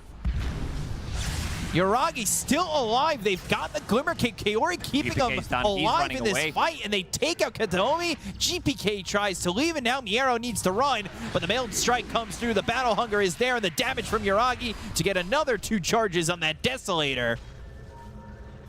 A little bit of back and forth. One team, like Navi, this was supposed to be a clean game considering the start that they did have through the game a little bit with that play in the top lane. But now you see the power of their lineup when they are grouped around, when they're fighting inside of Wukong's command, when Axe gets the call onto Lina. Even through the BKB, she's still gonna die even though you're not getting the blade mail damage. If you pair Axe up with another core with either T8 or Monkey King and they focus her down, she's gonna die because there are no saves. There's nothing other than the song that can save him out of the trouble.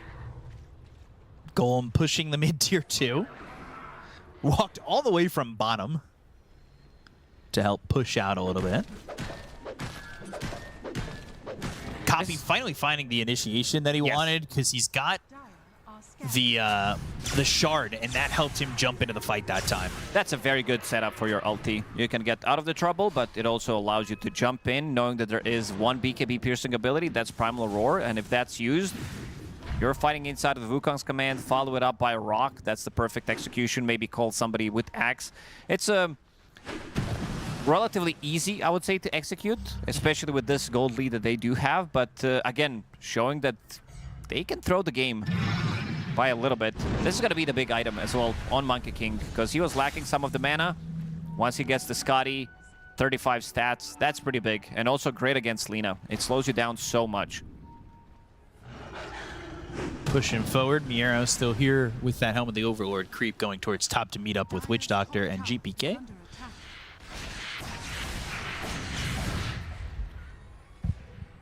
Smoke from Na'Vi looking to extend this lead.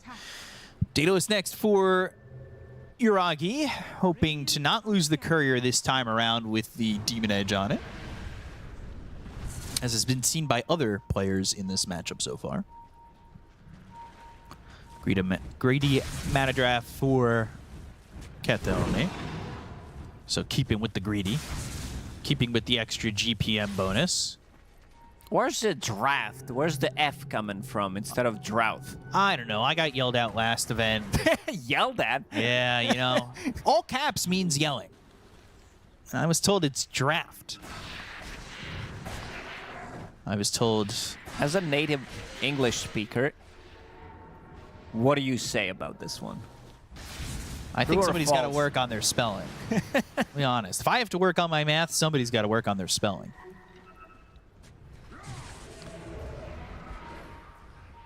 I don't really know about that draft, but the draft of Na'Vi working out pretty well so far. 5-man smoke.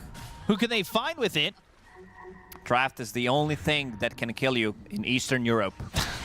Grandmas, they're always making sure that there is no draft in the house. Axe, blink call. Miero hit with the Terrorize. They've got the continue to control, but they go to the Song with the BKB running out on Boom. He needs to back up. They've got the silence with the shard from the Templar Assassin. They're focusing their attention on a Boom, but they might need to go for somebody else. Boundless Strike comes in. The Wukong's command is there. Pure, he's out pretty far. They drop down the rock. They'll look for Pure. They'll get the kill. The Prime Aurora a little bit late from Miero to save this Lina. So he needs to run, but GPK is in to get Kaori. The Golem needs to find a target to hit, but the Ball Lightning with the TP out, the BKB, GPK is free to go. Finally, at 30 minutes into the game, Boom gets a Culling Blade kill, and it's on to save. Secures Roshan for his team. A bit of a disjointed fight again. I thought they were going to be setting up LSA onto 2 targets. Instead, they opted to go, because Dave slept him. Ari, he got a good one. He picked off a Beastmaster with that Yule Scepter and a Blink Dagger, and GPK is going to die to Boom. It's the other way around, never mind. Boom dies to GPK. And Storm is now level 20, about to crack level 21. A lot of magical damage on that axe. Just what I was waiting for. Lincoln's for Yuragi next. He's got that Daedalus. The damage coming in from Yuragi is going to be pretty heavy-handed. Got to be very careful. But they are TPing in, and it's going to be Pure who starts with the LSA, goes to the Laguna Blade. Spirit Vessel, Death Ward, but the 4 staff back. Yuragi doesn't have a lot of mana, but does have his heal and Glimmer. Maledict will start to wear down Yuragi, but not really do enough. Knife Scotty, Diffusal, BKB for copy. Here's his team looking to fight. He says, copy that. I'll jump in. Boundless Strike with the shard gives him the easy positioning, which we saw in the last fight, to jump onto Pure. Their focus has been on the Lina, and they've done a good job of shutting down this Lina again, as they have put Pure in a spot where he's got 5 deaths, not as many as the 13 previously. Yeah, but there's a massive difference between him and Yuragi in this game. There's a casual 7,000 net worth advantage for Yuragi, who only did die 1 time. This Scotty is also going to be very difficult for Lina to maneuver in the middle of the fights. GPK is the one who's carrying the fights pretty heavily. Going in, understanding how much mana he can use without getting into a trouble. Oi! God. Guard. Oh, the trap. Ari's in. Ari is so aggressive with his Dark Willow. Voodoo Switcheroo says no Curse Crown for you. But Yuragi gets the kill and a save anyway and adds 2 more charges to the Desolator stack. 14 now for him. So they've been sitting at this 6,000 net worth lead mark for a little while. Pure and Miero looking to take the Twin Gate down towards bottom. Kaori has way too much farm. 10,000 on Warlock. 32 minutes in. Also pushing out the wave. Yeah, using Fatal Bonds. Does have Shard available. Does have Greedy as his enchantment. Cutting the creep wave. This is not where you would expect Warlock to be playing the game at this stage. Across the river? Yeah. Being alone from the team. This hero is not really maneuverable. Doesn't have too many escapey things. Does have Solar. Does have Glimmer. But still, if you get the initiation when he's alone, he's gonna die. Ari level 19. He's had such a good game on this Dark Willow. Chaotic Offering committed to stop the TP from Miero. Gale Guard won't do enough, and the Blink Call, Yuragi with another one, as they find the Beastmaster dead for 70 seconds. Yuragi now dominating. Ari's ganking the Beastmaster creeps, getting good chunk of gold. That's extra 250. Copy. Behind enemy lines. Thinking about maybe initiating onto GPK. Needs help if he's going to be doing that, but sees a shield rune. Ari's going to take that instead. Yeah. To be fair to Ari, he's been the one he's the frontliner, exactly. Frontline. He's been one of the frontliners, honestly. Boom, Copy, and Ari can kind of just jump in there. I don't have Chaotic Offering for another 2 minutes, but Kaori definitely very helpful with what he's got in the item inventory. The Solar Crest, the Glimmer Cape, it's done a lot. And the Golem pushing again. Finally dies, though, and they've got this banner, so they're going to work on this bottom tier 3. Nagasaran is mid and top, so she can't really cut the creep wave. They can't kill this creep wave and maybe try to go for the banner. Yuragi holding the Aegis for exactly 1 minute. Copy is in a good spot.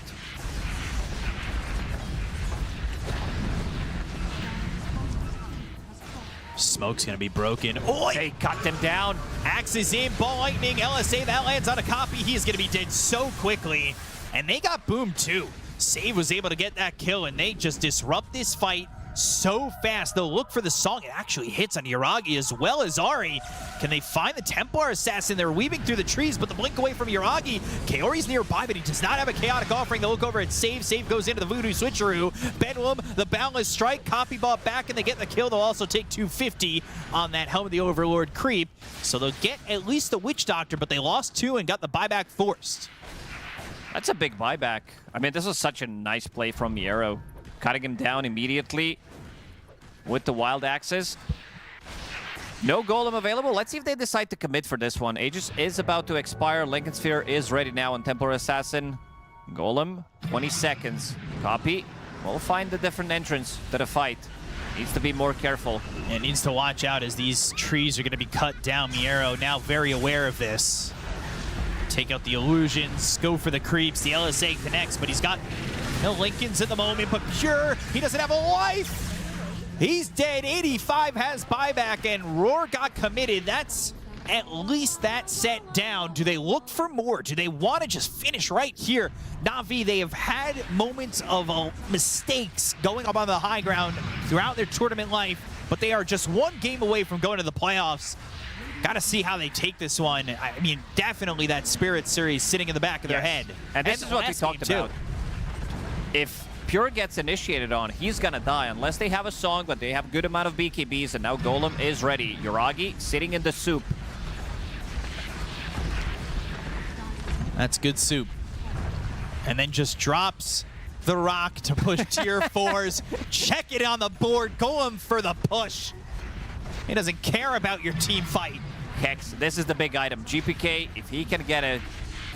He is also fighting inside of his base. Never underestimate Storm Spirit, what he can do. Buybacks available on Pure if he wants to use it. Call me Arrow. Use it here. Jump in by Boom.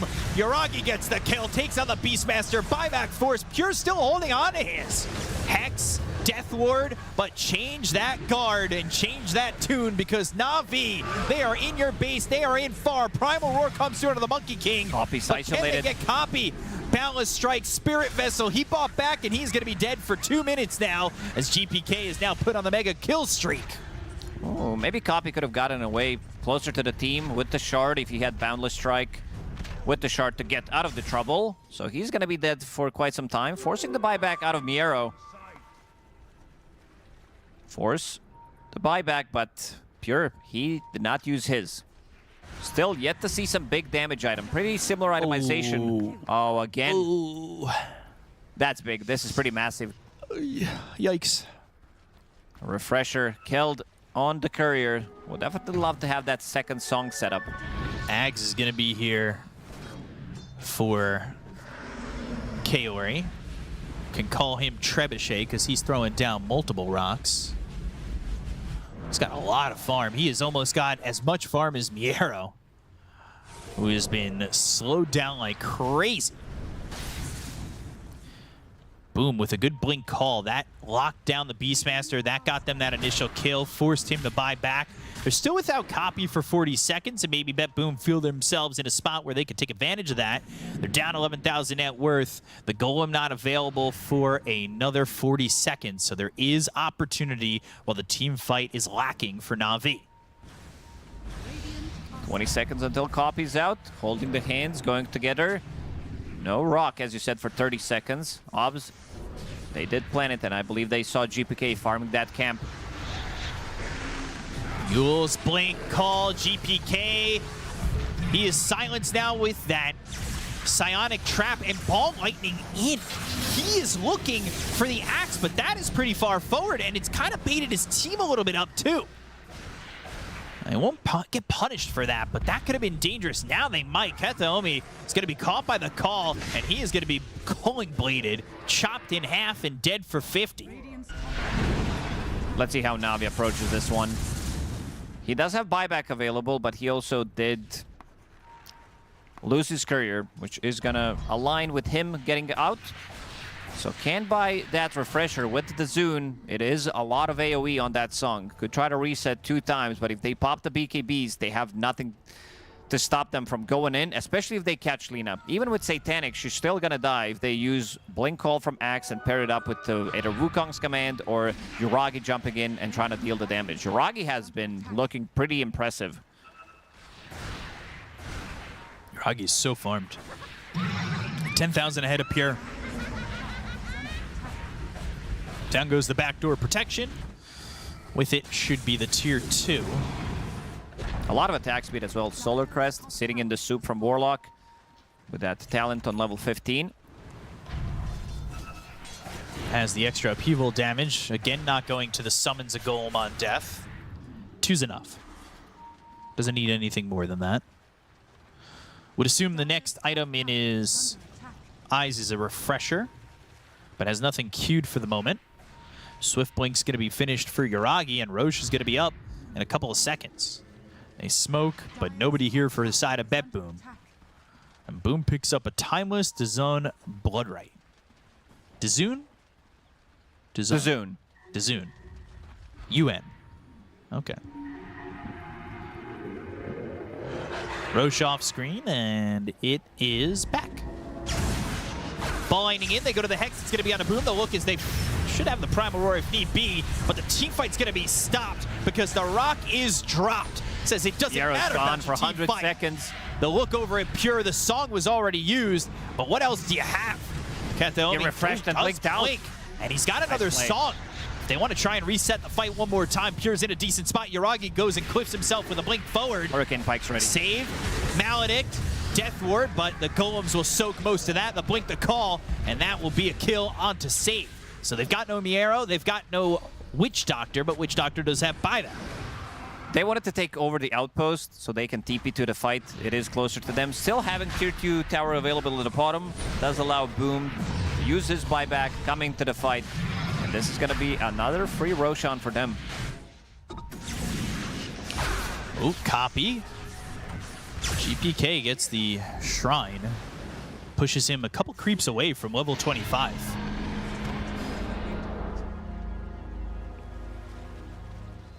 Aegis for Yuragi. Cheese for the Axe. Refresher Shard now. Instead of having to have the need to buy it for the Warlock. So he could just refresh if he wants, but he passed it over to Ahri. There's 80 seconds left on Golem.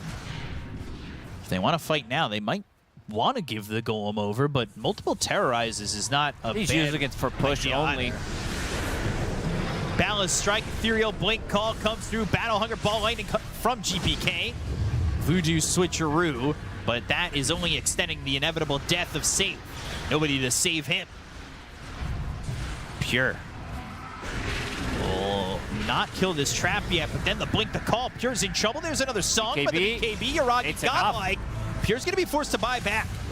Miero blinks, it goes to the Primal Roar. The ball coming up from GPK. Can they get the save here on the Templar Assassin who has a second life? They already got the kill and a Boom. Axe is dead. Wukong's is down. Terrorize on a lot of these heroes. Terrorize comes in, but the BKB is perfectly timed from Pure, who will take the Aegis out of the hands of the Templar Assassin. Boundless Strike from Copy, jumping in with a shard. They've got the silence on a Pure. Can they get the kill onto the Lina? They have focused Kaori. They're trying to take him out, but he's got the Glimmer Cape. Kaori still alive, but finally Copy falls. Miero dies to Yuragi. Save going in, even as the dust with the shadow around the TP out from both supports. No cast. They'll get the kill to Kaori, but they will not take out Ahri. And the buybacks were used by BetBoom to keep him in the game, but they are losing numbers and losing availability into the next fight. Not having those 2 buybacks is going to cost them a lot. Also, Pure doesn't have his buyback available. That's the big one. Beastmaster, his is coming off cooldown, but he also doesn't have enough money for it, at least not right now. Axe needs to be slightly more careful how he approaches the fight. I don't believe he managed to use the cheese. I see that he's going for Aeon Disc, which I think is the correct choice, but also committing heavily on Witch Doctor and not getting the kill here with the BKB, with Lotus, gets the switcheroo, and then after that, he is gonna die. Yuragi's still popping off in some of these fights. His positioning has been really good, and I think they could have gave this Warlock a refresher, as you said. Instead, they gave it to Ari. This second Terrorize is not going to give them much. It did connect onto Pure, who did use the BKB, and they were also stuck in the Bramble, so it didn't really push them away from the fight. And you can see how quickly Boom dies there's there. the second Terrorize. Storm did dodge it. Sure, it did connect on the second support on the Witch Doctor, but it didn't really do much. I would prefer if this is Warlock with Fatal Bonds, with the next round, with another rock to be dropped to try to counter-initiate. And still, they still managed to get out with 2 different heroes. Axe did die, so did Monkey, killing 1 extra support. But most importantly, Yuragi doesn't die. He has the big streak right now, would definitely give them 2k plus gold if they manage to kill him. Every Na'Vi game hits this point where you wonder if they can finish the game. Because their high ground sieges, I don't think we've seen a clean one yet. Yeah, they definitely have not been clean. Yuragi, 16, 1, and 10 on Templar Assassin, level 28.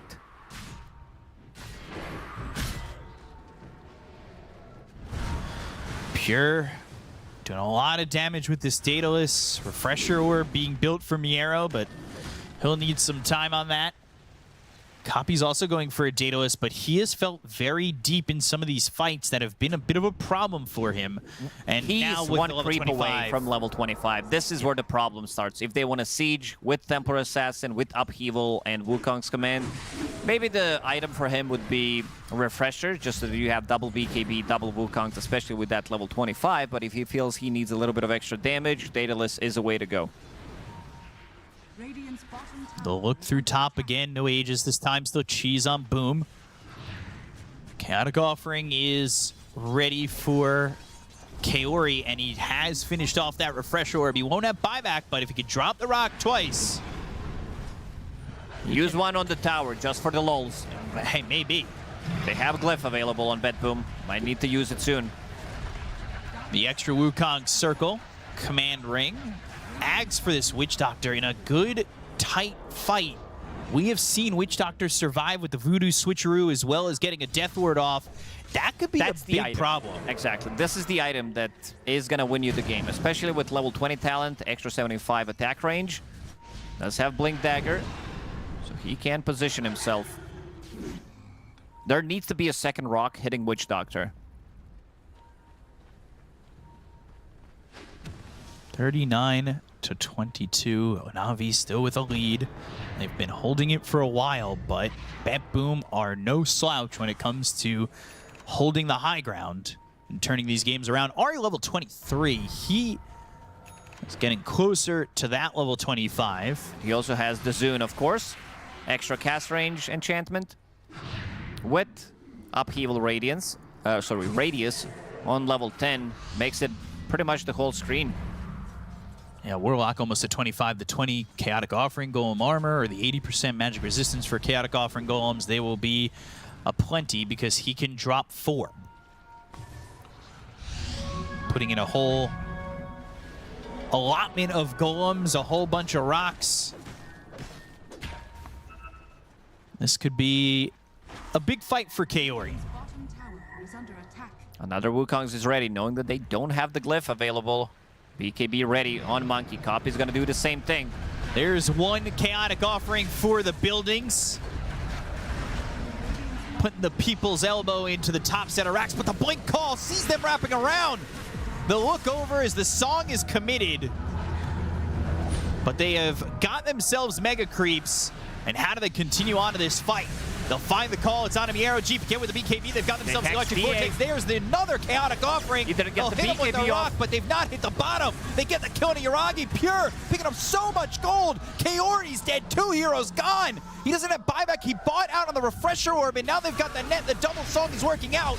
Kateomi putting on a whole concert in the middle of the fight. They get Copy, 3 heroes dead, Ball Lightning looking, searching, trying to find Ari, but Na'Vi, again, another high ground siege, and it's just never clean. Oh man, what is going on with this team? I mean, we gotta give credit to Kateomi. These songs have looked amazing. Refresher as basically your second item after picking up Blink Dagger and Glimmer, and then going for the Refresher to be able to set things up for his own team. And let's see if they're going to be able to get some buybacks out of this. You are playing against Mega Creeps, but Lina also got insane amount of gold. I see a refresher on Lina, but I think this needs to be damage item. Mega Creeps again for Na'Vi. They are, at least recently, 0-1 with Mega Creeps. Can they force the buybacks? They shouldn't need to use them, but BetBoom might try. There's a lot of the right-click damage. You have Beastmaster with AC. Oh, APK, boy, Boom. he's in. These buildings are dropping quickly. That's 1 tier 4. Bramble Maze, they'll work on the racks. Miero, tier 4s are dying. On the tier 4. Pure, they'll force the glyph. But now you don't have one as long as they don't take that melee racks.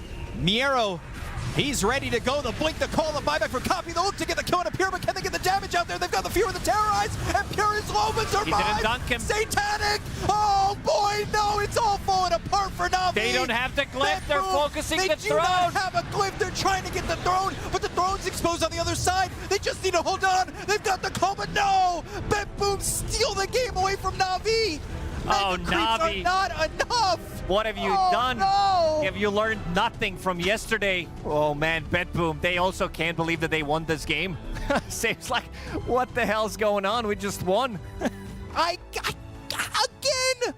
Na'Vi with Mega Creeps again! A lot of mistakes that they did with this refresher not being available on Warlock and also the way that they approached the fight. But we gotta give credit to BetBoom. Very resilient team, and they're like, what the hell happened, man? Well, tell us what the hell happened, panel. Tsunami, please let us know. Take it away. Don't put that evil on me. How am I supposed to figure it out? If I had known, then I would have told you yesterday when this happened against Team Spirit. And yet I'm still raising questions because in game 1, I expressed a great deal of appreciation. I was like, wow, Na'Vi, you really conquered your demons. You figured it out, how to handle late game. And now I'm retracting those statements. I'm just going to say what needs to be said, okay? Because everyone's going to look at it. Everyone's going to be blaming it. There was, at the end, Boom did hit a really nice blink call into Pure. He was 10% HP. He was going to die, and they overlapped the Terrorize, so Pure stopped hitting Boom into the Blade Mail. That legitimately, that legitimately would have been the game, and that probably hurts so bad. But you cannot take away from the fact that every single time on the high ground defense, BetBoom was in position. They did exactly what they needed to do in order to defend their barracks. And Na'Vi, every single time, they just got simply outplayed in these high ground defenses. Like, I know everyone's going to look at the end and see what happened there, but there was the whole game ahead. The whole game behind. I honestly just think they're mentally hurt from yesterday and today. They did manage to overcome their demons, so to speak, in the first game. In the second one, definitely not. Where's the idea, by the way? Where did the idea of getting a pick-off before pushing go? Is that still a thing? That's all outdated. That's outdated? That's in 2016 Dota. Yeah, for Na'Vi, this playstyle, however, it definitely did not work. Like, they got the megas, but once again, I feel like they're giving these opportunities to BetBoom. Every time that they're pushing, there is a buyback on a monkey, on an axe. Someone is buying back. And when you're pushing high ground on the other side and you're dead for 2 minutes to take a side, it just opens up an opportunity for the enemy team. Always has, always will. I feel like they had a much cleaner way to victory than just throwing themselves at the racks.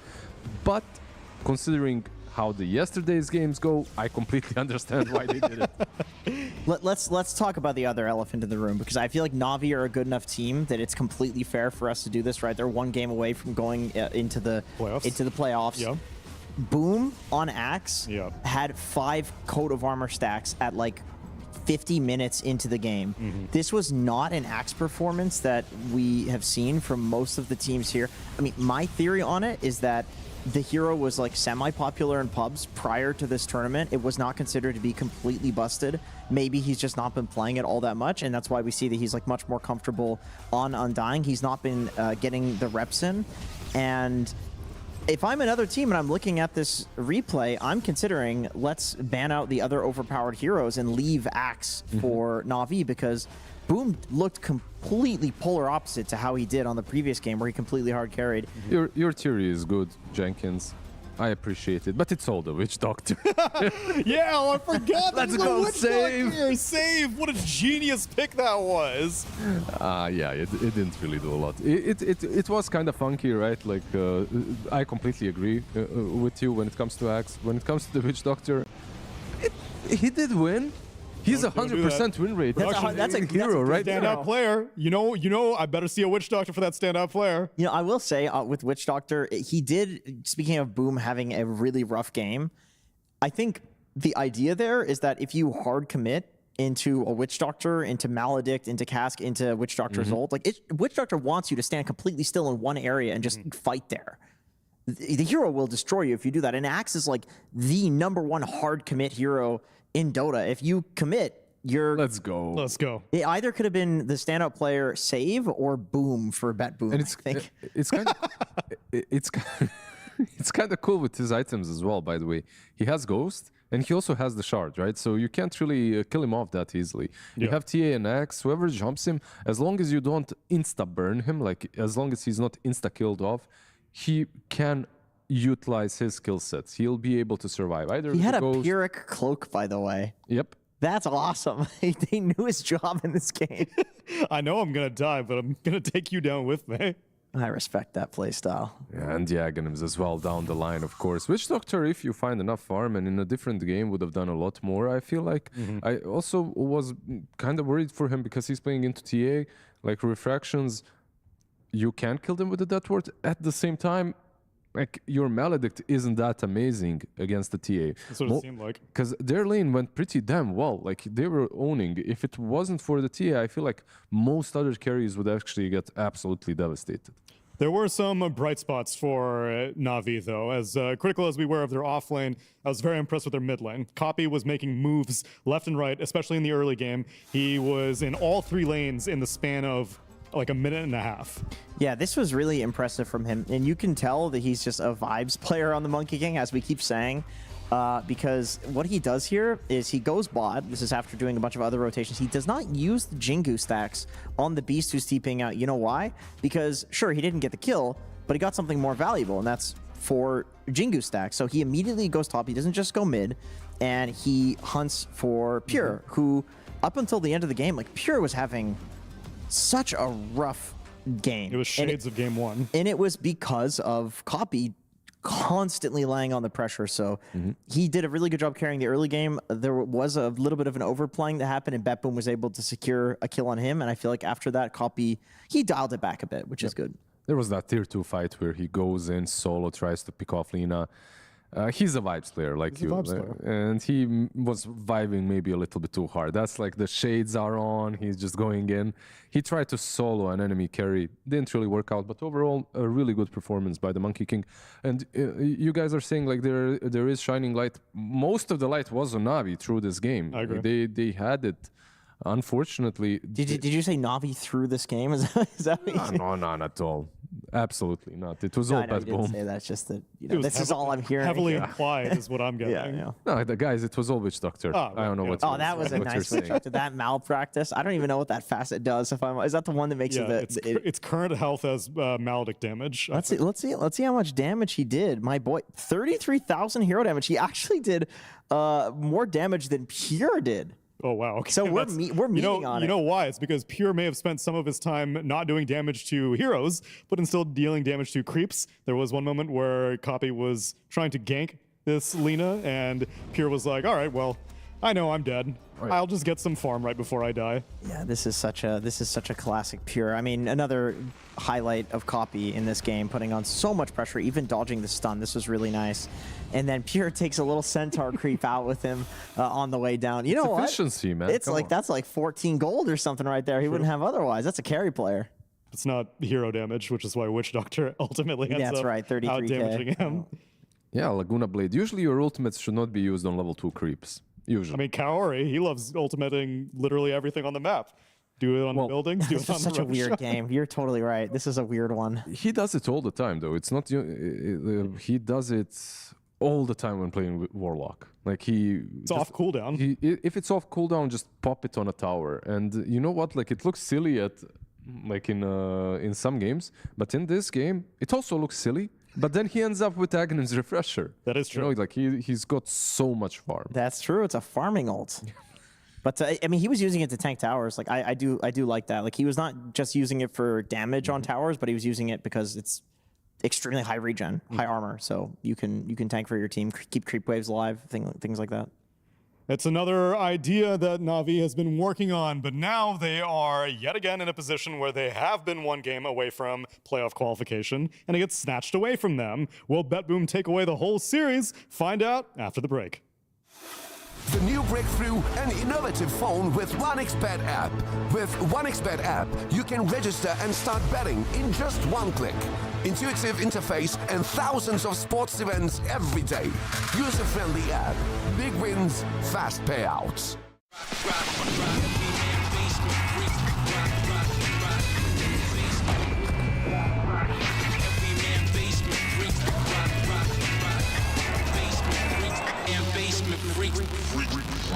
The human body was built to move.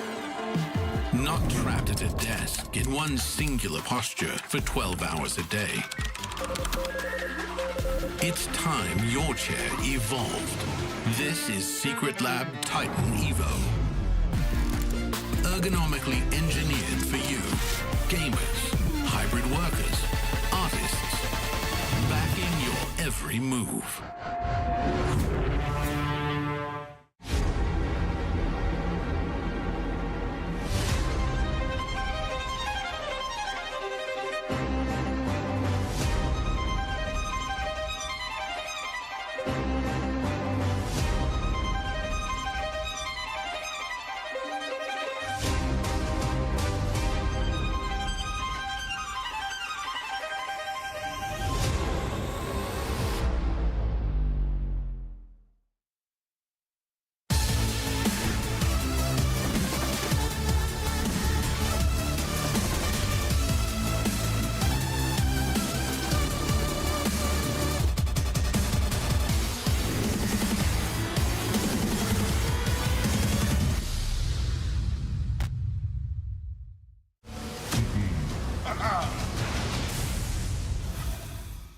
It's time for game number 3, friends, where Navi have been putting in the reps. 60-minute game into a 51-minute game into a 60-minute game yesterday. They love airtime. That's their main objective here. They're on the mainstream. They know that their time on Navi is limited, and they want to really show the people of the world. They want people to know, I exist. Please recruit me for a team. We are well aware of their existence now. I have never been more aware, actually.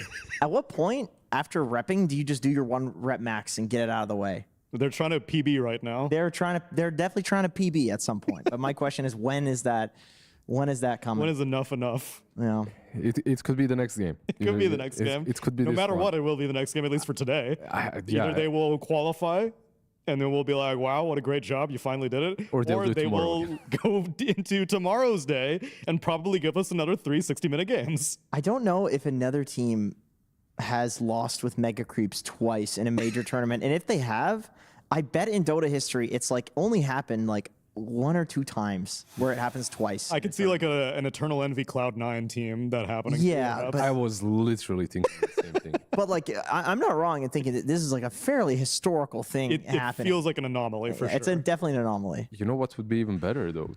3 mega. No, I like the guys. They're decent fellas. Like, I don't want to subject this.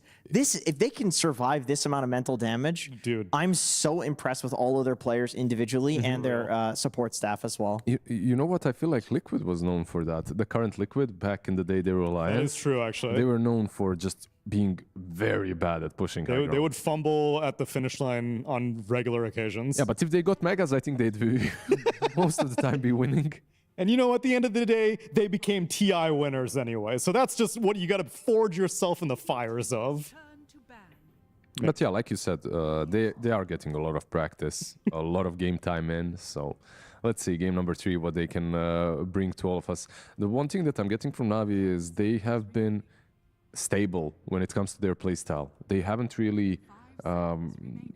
I don't know if stable is the word, maybe consistent. Consistent, yeah. I would not put stable and Navi in the same sentence. But I get what you're saying. They have an archetype and they stick to it. Exactly. Yeah. They're stably getting to mega creeps and then losing. That is true. Yeah. On the other side, I have to say, BetBoom, I feel like this team has not impressed me in the first couple of days of Wallachia. And right now, again, I feel like there is something a bit different than the BetBoom that we're used to. But maybe after being given this gift, we'll see the true BetBoom in the last game of the series. How much of you not seeing the BetBoom that we know is pure being God mode? It definitely plays a part. That's a big portion of it. Yeah, and I'm not sure is it a patch or something else that's going on, but you don't really get to see this guy have 13 deaths on a hero in a certain game. A single game. It's very uncharacteristic. Yeah, that's unusual. Yeah, it's really hard to say without knowing the guy, you know. But I feel like he's the type of player that he always plays at his limits, and he has the confidence to do that. And it's just that we were used to seeing him very consistent with like being able to do that, and it does make sense that at some point he's going to overplay, you know, because of how on the limits he plays. I know that he is very vocal, that he makes a lot of calls as well. But when you're playing a core, like most of the players play off of feelings when they call, right? Like you see how strong you are and you play accordingly.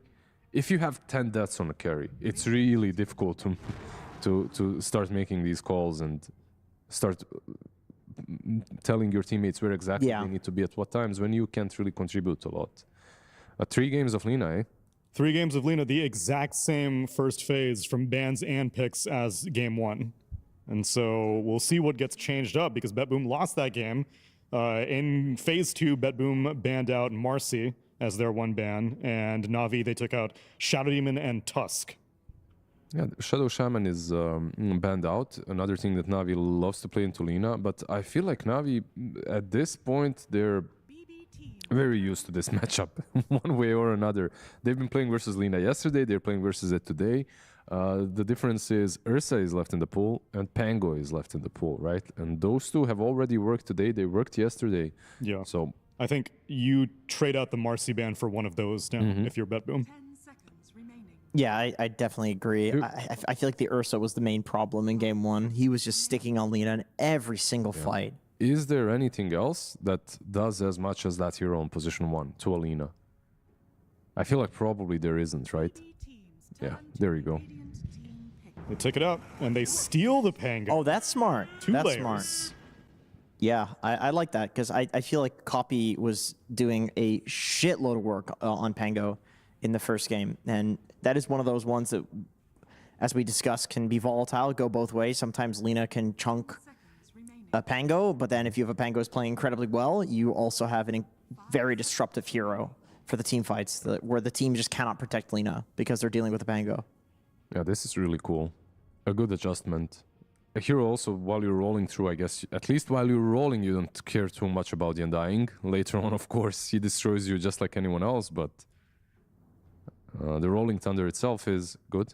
And you can create that chaos for Lina. It's not necessarily the grand AoE control that you get from a Mars or something like that, but it's still very good. Marcy on the other side is also really damn good, and we have seen it, right? This Marcy plus Undying combo, we have seen it already. And we talked about Tiny in the previous drafts, and their other option.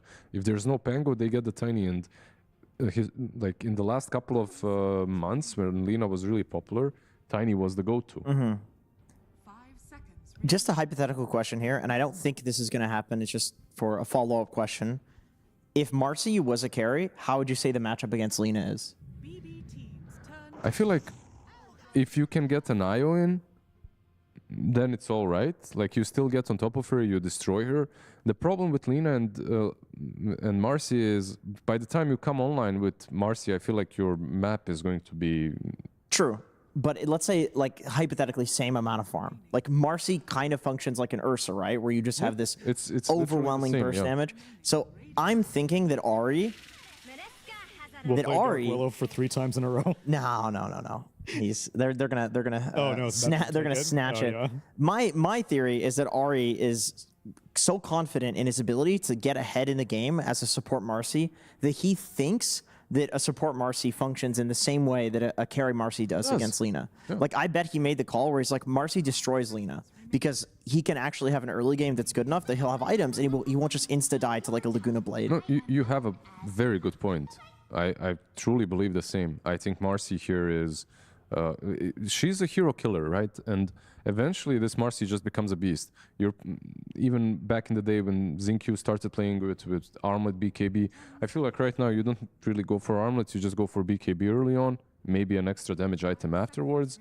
But that's it. Like, you get on top of Lina and you need a little bit of a follow-up. Like, one extra hero, Dream Coil, comes in handy, which does mean that Tiny will be the carry, I guess. Not the worst carry into the Lina, right? Because the only thing that they have to be careful with is the fact that most likely Pango Dark Willow is the offlane. Low armor on Tiny, Pango kind of does all right. I'll also say that now the Ogre pick feels a little bit more justified. If it is Tiny carry, the Fire Shield is way more value at protecting his Lina now. Yeah, that's true. Any big instances of damage, Tiny obviously, he's all about those big instances. And there's a lot of instances of kind of small damage, not really later on from Lina, which also Tiny does very well against, so... Warlock's a good ban. that would be such a stable one to give for last pick. And I think Navi have kind of proven that when they first pick Undying, it's just an offlane. There's no flex that's coming here. They've done Undying Marcy. If it went well before, they're just going to do it again. Absolutely, and Marcy just activates it. They played basically this exact lane in the first game, so I'm sure they feel fine playing into this. Maybe it's even better. Like Marcy Undying now, even better for the Undying. I got a good one. Grimstroke. What about a Grimstroke versus Pangolier? Okay. You have a Tiny you can put the Inkswell on. You have a Marcy you can put the Inkswell on. I could see it. Some Grim, some Bane, these kind of heroes, some extra control that they're bringing from a 5. Why ban out the Oracle? I mean, lots of magic damage, I guess, on the side of BetBoom. It's pretty good with the heroes that they've got, with the Undying, with the Tiny. It's pretty damn good into Dark Willow as well. Puck also really likes knowing like where each rune is. You're gonna want to go for every single rune with Puck against pretty much anything. And they banned out the 2 main Puck counters, more or less, right? The Monkey King and the Dragonite from GPK taken away. I mean, I guess... I just want something that utilizes Dream Coil from a position 5. I mean, it's not necessary, but it would be nice if they could find a hero. If there wasn't a Lina, something like a Phoenix would be really nice. But Lina just destroys the egg. So yeah. Some team fight together for the position 5 would be nice. They have picked Kaori Enchantress before as well. You can take off the Pango Shield, which is pretty nice in the lane. It would secure you the lane. Pretty good with Marcy with that roaming duo. Yeah. But I'm not a huge fan of Ench as a hero. Looks like they know what they want. They're just chilling. Uh-oh. Okay. So it's Marcy Axe lane, right? An Undying 5. I believe that's what the Axe to be a support because Boom did not seem the most confident on the Axe. It could be that as well, but yeah, both lanes are really good. Marcy Undying really good, Marcy Axe really good. I feel like Marcy Axe makes more sense in general, but for this team, Marcy Undying is probably better. I see what you're getting at, but I almost care more about the game than the lane based off of last game's performance. Yeah, the lane will be fine either way. Right. Like, get him whatever he's the most comfortable on. But I could also see, like, guys, I fucked up that game. Like, let's just run it back. Like, I'll do better. And they trust him to do that. What about some Axe carry that we haven't really seen? Like, that has been played as There well. was some theory crafting on that a few months ago. Like I remember some people were playing it. I would be impressed by Uragi's versatility if he has that in his pocket. Yeah, it's probably not going to happen, right? But would be fun. Just a good old Faceless Void. Void Spirit? Yeah, sorry. I wish it was Void Faceless Spirit. Void. That would have My been bad. hype. That would have been really hype, actually. All right, let's see where the Axe goes. They're talking about it. Okay, it is a Boom Axe. Yeah. Okay. I feel like this lane is really damn strong. The other one is as well, but I also think that Boom in the first game with the Undying, they were crushing Pure not only because of him, but because of the rotations from the mid lane. The net worth, if you remember, from Undying was pretty low. So was Lina's, but his net worth was low. I feel like this way they're making sure that the lane will be much better and that you can activate this axe even without a blink. Like you have this pick me up facet from Ari, get on top of Lina easily. It's a lane that has been tested many times versus Lina, and it does work. Which may have been what Boom was tripped up by, is that he just didn't have the traditional transition into the mid game that he may have been used to because the lane was perhaps a bit harder. And so if he gets a high advantage, then maybe he knows how to snowball it. Yeah, maybe. Do you think that BetBoom kind of, I don't know, they have more avenues of playing this game with their draft? It does feel like it. Yeah, I was thinking the same thing. Like there's a world where GPK just pops off this game in 1v5s. He got last pick and he has a good hero for the game, good hero for the lane. Save is on an actual do shit hero this game. I always love to see Save. I think he's BetBoom's best player. Seeing him on something that can actually carry the game, that always feels really nice. But I mean, Marcy Axe is pretty insane against Lina. Like this is a very hard Lina game.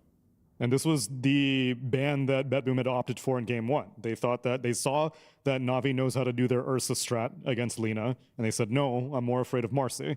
This time they were like, okay, let's actually get rid of the Ursa, let's take the Pango, but now Marcy slips through. So that's the alternative. We'll see if it was the right decision or if Navi will finally make their way to playoffs after 3 separate opportunities in game number 3 with Bcop and Lacoste. Thank you, Tsunami. Navi didn't want to break the trend. They have gone 2-1 every single series they have played up to this point. They just enjoy playing Dota. But they have given every team a second chance, and now BetBoom, the question is, do they let the ball drop, or do they get the victory and move on to playoffs themselves? Navi is definitely back to throwing games that they won, and this time we'll see how it's gonna go. BetBoom, I'm not sure if this is gonna affect the way Navi plays, because after what happened yesterday, after what happened just now, they're still showing that they snowball pretty heavily out of the lanes, and then in the mid game they started to make some more mistakes. But the laning stage looked pretty crisp. And speaking of laning stage, they should definitely have a good time in this off lane. Boom on Axe didn't look too comfortable, didn't end the game with too many dunks. There were a couple of these lulling blades that he did do, which didn't result in getting them the kills, but it is a strong lane. We've seen this before. I believe it was one of the Chinese teams that with the pick-me-up facet allowed them to go for this type of a play. And right now, Save is in a lot of trouble. Yeah, he's going to try and run, but the Shadow Realm has run out, and that will be first blood for Yuragi, who had an amazing game last game. But in the final moments when it mattered, the team kind of fell apart. Yuragi ended the game 16-2. And had a massive gold lead, like 40 minutes into the game. I believe they had like 25K at one point. So definitely not a game that should have gone BetBoom's way, but they also had some really nice plays that did come out of Save, that did come out of Karaomi with that refresher. We'll see how the top lane's gonna go. This should be a lane where Ogre, especially with Learning Curve Facet, can't really do much, at least at level 1, but they can start to play a bit more aggressive. Level 3 is gonna be the big power spike in this lane for Navi, where you have Counter Helix, you have Berserker Skull as well. Even level 2 is gonna be relatively strong. And this is the lane where they're supposed to be getting the kills. See how Boom does this time around on the Axe. Pure back on the Lina.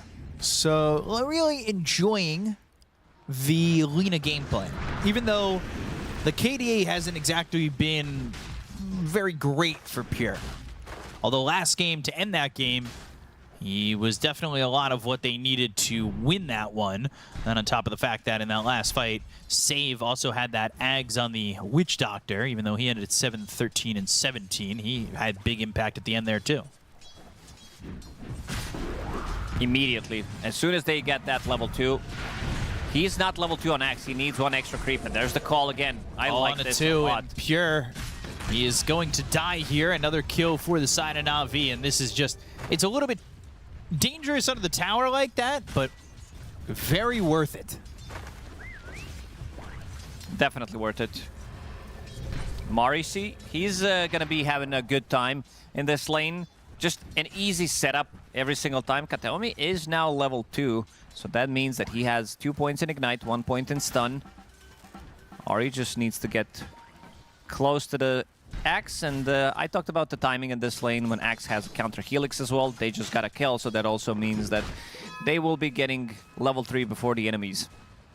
Could be a reason to make a move, get that jump. Battle Hunger constantly putting put onto Kataomi. Pure needs to be careful. Every single one of his laning phases has ended with him dying a couple of times, and he doesn't want to continue to repeat the trend. It's 3 minutes in where the Lotuses will become available. 5 seconds till they're in their pools, but there's the jump. They've got the dispose. They'll go into the call, and this is Kataomi being dead. Another kill in this top lane for the side of Navi. Ari being involved in all 3 kills. Yuragi on the run, this time up against the Dark Willow, which was being played by Ari in the first 2 games, and showing how strong the hero really is. It was a little bit of anti-synergy at the end there with the Terrorize as well as the call, but this hero does so much in this game, and they will get this kill on Yuragi. As Kaori, he dropped down that tombstone, but it looks as though that's going to be at least the tombstone there for the Dark Willow. They'll look at GPK. Doesn't really have a spot to jump to, and Ari's got yet another for the side of Navi. He didn't have the Simulate. I think they had a pretty good understanding that this matchup, he's not going to get it, at least not until later levels. So making a rotation, lane was in a relatively good spot in the top lane, but they also got a good kill in the bottom. They killed Tiny, they killed the Tombstone, extra bit of a gold coming their way. Kaori doesn't have Tombstone available for the next fight. Miero with the double shield trash and healing Lotus, they can definitely play aggressive. Double Decay, Avalanche on cooldown for 7 seconds. How long do you want to go after Yuragi once he gets that back? Miero does have the Lotus. Save, though. Into the Shadow Realm. Does he want to put damage onto Yuragi, or does he want to go and get that range creep? Another shield crash, and save is fine. Yuragi in pretty far. And Yuragi will survive, but save now not with a lot of heal left on him, and is going to have the salve for Miero. I want to see slightly more action in this top lane. Boom, using the healing salve, does have an extra tango to work with. But so far, BetBoom are doing a good job keeping the lane close to their tower. And they're jumping in. There it is. The call, the Bloodlust, and now the LSA, they've got the dispose, but it threw it away from Boom. Still, they've got the Battle Hunger, and Boom's going to be able to run away. Saves dead Yuragi over in the bottom lane off screen. And that is, again, another kill in these side lanes. Miero's going to have to get this shield crash off and run, but the Tombstone now slows him up. And that means Miero's dead on his screen. They'll have Decay, but they'll throw the tree instead and get the kill there. They want to secure a kill for Yuragi. Can't really blame them. They could also make a rotation to the mid lane. Puck is about to crack level 6, and seeing that he got that kill earlier onto GPK, but they are also making a move. Save does have Obs, does have Sentry. This is so far so good for Navi. They haven't really pulled away in net worth, though, despite all these kills. And there's the rebound into the dispose. They've got the call, the LSA. It only lands on Ari. The Battle Hunger Pure again, taking all this damage, but can they kill this Lina? It puts him in a bad spot, but Ari now getting chased by Kataomi. Doesn't matter. He'll survive, and so will Pure. Oh, Lotus for who? For Miero. Swashbuckle and a tree tossed over. Miero is fine. 6-minute power rune haste got bottled up by GPK, so maybe he makes a rotation having his ult. And speaking of rotation, Copy, he wants to use the coil, kill Miero immediately. Jumps in, Dream Coil, but here comes GPK. This is a dangerous move. GPK's got this haste rune, and they just don't have the damage to get the kill on Miero just yet. And he's under the tower and safe, but the jaunt into the back lines behind the tier 1. Copy is caught. Copy, he's going to phase shift, but not going to be able to get away from GPK, who followed and mirrored that rotation. Oh, level 1 Tombstone as well. Only 5 attacks to destroy. They immediately focus it. It dies so quickly, so no zombies, no chase, and Copy with his TP rotation that was supposed to be an easy kill. GPK mirroring the movement and getting that kill. I just want to see slightly more aggression in this top lane. They do have the kill threat. Ogre is a bit of an annoying one now that he's level 5, does have multicast available. They've constantly gone for Pure, and they have killed this Lina twice. It was almost a third time, but we'll see. Pure, level 5, no Laguna just yet. But maybe this Ogre is enough of a deterrent with the learning curve. And GPK is going to hit 7. He recovered after getting killed off early. And that first Dream Coil didn't really do anything for the side of Navi, trying to make a rotation and play aggressive. No hells, no heaven. Pure will reconnect back into the game, and we should be underway. Here we go. How can Pure stay alive with the rotation from Uragi? Uragi's here. Call and the kill on a Pure. Get them, he's here. They've also got the Bramble Maze, but there's so much in the way of BetBoom on this top lane that they will get themselves, or should have themselves, a second. Gets under the tower, though. Uragi eats those shots. It looked like Katomi was dead to rights, but they just didn't quite have the damage. Save also wants to go forward. They're looking over for They have this Ari. observer ward, so they see him. Ooh, didn't pick him up. He forgot. Boom pinged it out. Well, Boom ends up dead. Tombstone, again, the focus on Miero. Using this Tombstone off cooldown pretty heavily. Uragi can't exactly go too far forward on this. Doesn't have a lot of health. But Kaori, the Tombstone, the decays, I guess they make Miero uncomfortable. Sure. Top lane again. Unleash Use, call is there. There's another kill. Katomi dead, and on the run is this Dark Will. Save trying to get out. Boom. The chase on for Save for a moment, but they'll give up on that. A lot of vision in this top area of the map for BetBoom. Double observer ward, 1 blocking and seeing where Axe is going to be farming. Maybe even Puck. Ari having a really good game so far. Involved in 6 kills out of 9. Very nice. TP back for the Ogre. Level 6 now for Pure, so they have that burst damage. And Sentry should spot the obs. Radiant's middle tower is under Kataomi and Pure should be relatively safe up here. But it depends if maybe GPK makes that rotation. He is smoked. He's actually going towards bottom. And they should be able to find Uragi. They got the obs, and now he's on the run. They're actually going through the Twin Gate. That's going to mean all 5 heroes are here, and this should be a very dead time. This should also be good damage onto the tower, especially if they commit with all 5 heroes that they just brought. Meanwhile, in the mid lane, they are trying to make something else happen. Go for the tier 1 mid. Navi, we praised the first 2 games about their movements around the map. Right now, BetBoom are the ones who have really moved well, too.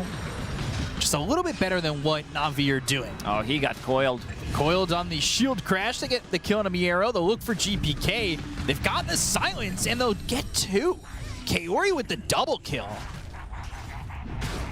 BetBoom thinking that they have enough to kill the bottom tower and still maybe defend the tier 1 tower in the mid lane. But it was not enough. A nice spell usage there from Navi. Not overextending, not overlapping anything. Making sure that they're grabbing multiple kills plus the tower.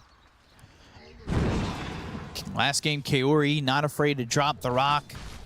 Now continuing to show off the masonry skills by continuing to put down the tombstone. And He is just really happy to fight with it and put the pressure on with you know, anything he's got.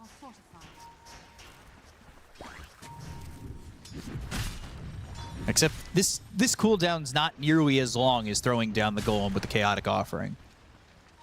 No, but also showing that he's not. I'm waiting for him to use Tombstone, stack the triangle, and then farm some creeps with it. I'll be down for that. He also picks up the Brawny Sister Shroud. They pick them up. They're rolling Thunder from the arrow. They start to split. Ari just killed him. Boom is in under the tower, and he's been sacrificed, I guess, to the gods. It's for the next fight. Ari dunked him under the tower. When he needed to save him near the Lotus fight a couple of minutes ago, didn't, and now he puts him in. GPK again. Let's see this time. Ari with the ulti. They'll have the dispose, but that stacks with the silence. Do they have the damage in time? Ooh, the resonant pulse and the double astral step. They stack the silences there just a little bit too much with the dispose. If they were a little less stacked, they probably get that kill. They were close. His treads was also on Agi there, so did have extra bit of a damage. Maybe they needed to kill him. One extra hit. Could have done the trick. Most importantly, he does survive. In the bottom lane, Save is trying to get to his level 6, and he does. Definitely a hero that does rely on levels. Walk up onto the high ground. Kathomi, pick me up. And a nice dispose to get Kaori on the killing spree. Playing well is this Undying. The support duo I really like from Na'Vi. They're really not afraid. Now, has it cost the life of Boom a couple times? Yes. But I definitely respect the aggression coming in from Na'Vi's supports. I don't think Boom likes that aggressiveness. He definitely didn't have to die in those two situations. But at least they have Marcy. So even if you don't have your Blink Dagger that early on, he does have Blade Mail available now, you can still make the plays. Rebound is maxed out. Cast range 750. And this should be the tower for them. Again, Yuragi top of the net worth. Every single game. Yeah, he's been farming really well. Under the tower. Kaori, this is a killing spree that he's probably going to give up, but he soul rips. He's alive for now in that flesh golem, but it's Save who steals the kill. Let's see how much time He's up again. it's going to take him to realize these are professional athletes. Immediately top. DPs to the top lane. I'll admit, my last Undying game, I might have been sitting in the fountain for about 30 seconds before I realized I was back alive. It happens to everybody. Dream Coil. Copy hoping to get a good fight with that Dream Coil, but they do nothing. And now again, Ari dropping Boom off at school, aka under the tier 1 tower. And everybody's here for BetBoom again. And Boom's just dead. Is there a grudge? I don't know what's going on. I don't know what's happening. He was like, the rest of the team, they were trying to backstab with a 3-man smoke. He was farming a small camp here and didn't connect with them. I think either he needs to be with them immediately or they need to play a little bit safer because that Bramble Maze kind of shut them down. This was the point of entry where they needed to go in, and Copy did not want to heavily commit after using... Maybe it's also Boom who like doesn't want to play near Ari. Maybe he doesn't want to get thrown in. This is the 3rd time now. 4 deaths on him. Just might need to disable ally help. At this point. I've had enough. Stop picking me up. Boom's gonna get a Blink Dagger. He'll do it on his own. Playing away from the team. Does not want to be specifically away from Ari. He's playing with Tiny in the team. Tiny Airlines and Pick Me Up as well. Gotta be careful. One good thing that they do have with Puck is ability to break coil. With Toss, so throughout the whole game, even at the later stages of the game, let's say Puck gets to level 25, Dream Coil goes through debuff immunity, you snap the coil. Marcy also has her way of dealing with it. We also didn't talk too much about Pango. Mira's having a relatively good game. Offlane Pango, you do play him with the double jump, so the Rolling Thunder is not going to be as effective. slower move speed, but still having a good amount of farm. Diffusal Blade, Bracer, Magic Wand, 15 minutes in, boom. Ahri. And Ahri, throw him in. And now again near Boom, throws him in, dunks him with a pick-me-up, but this time they get a kill. Kataomi is dead, and they will survive for now on Boom, but they're trying to take out Save. The Bedwam's not enough, but the Laguna Blade is. They got 2 kills, they've gotten the Dispose, the Illusory Orb finishes off Pure. This time for Na'Vi, it works. See, if you just try again, at least you'll get the results at least once. Ahri's very aggressive. Like, it's a good trade. They sacrifice Boom again. I don't know how happy Boom is for whatever's happening in this game, but Ahri's having a blast. 3-0 and 9.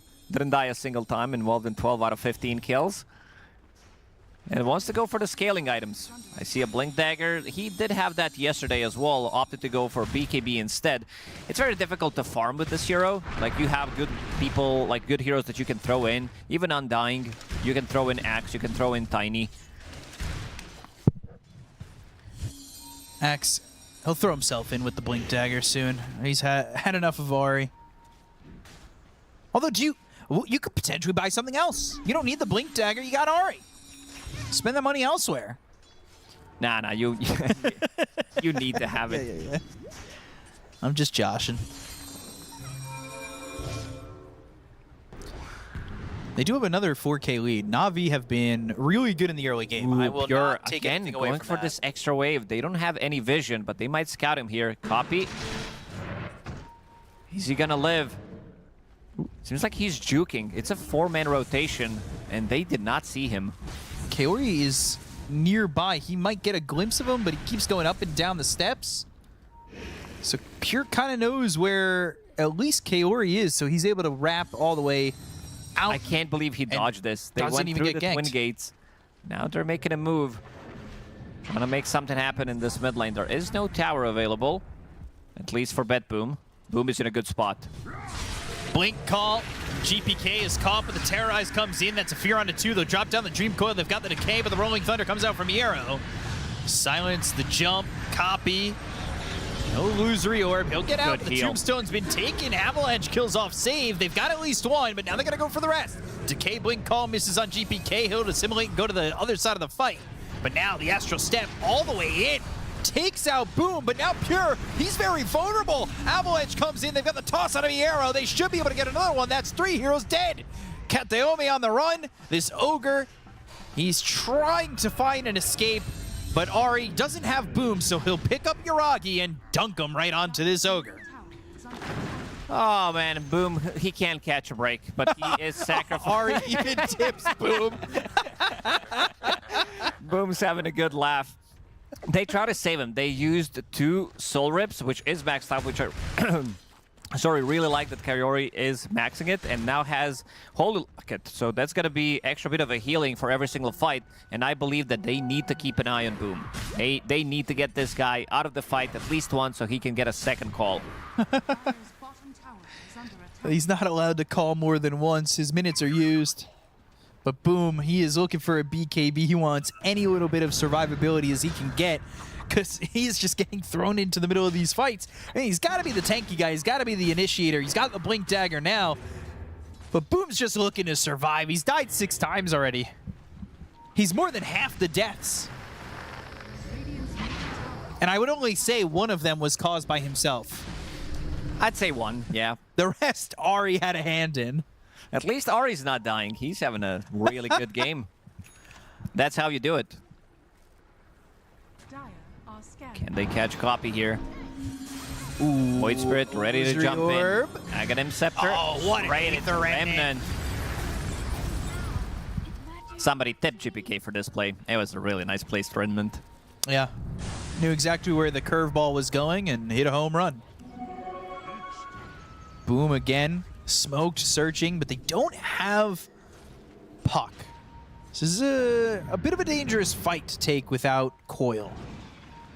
That's what gives them a little bit of the lockdown. It keeps GPK in place especially. Ahri's saying go. I can read lips. I saw Ahri say, go, I'll save you, don't worry. He lied. Save?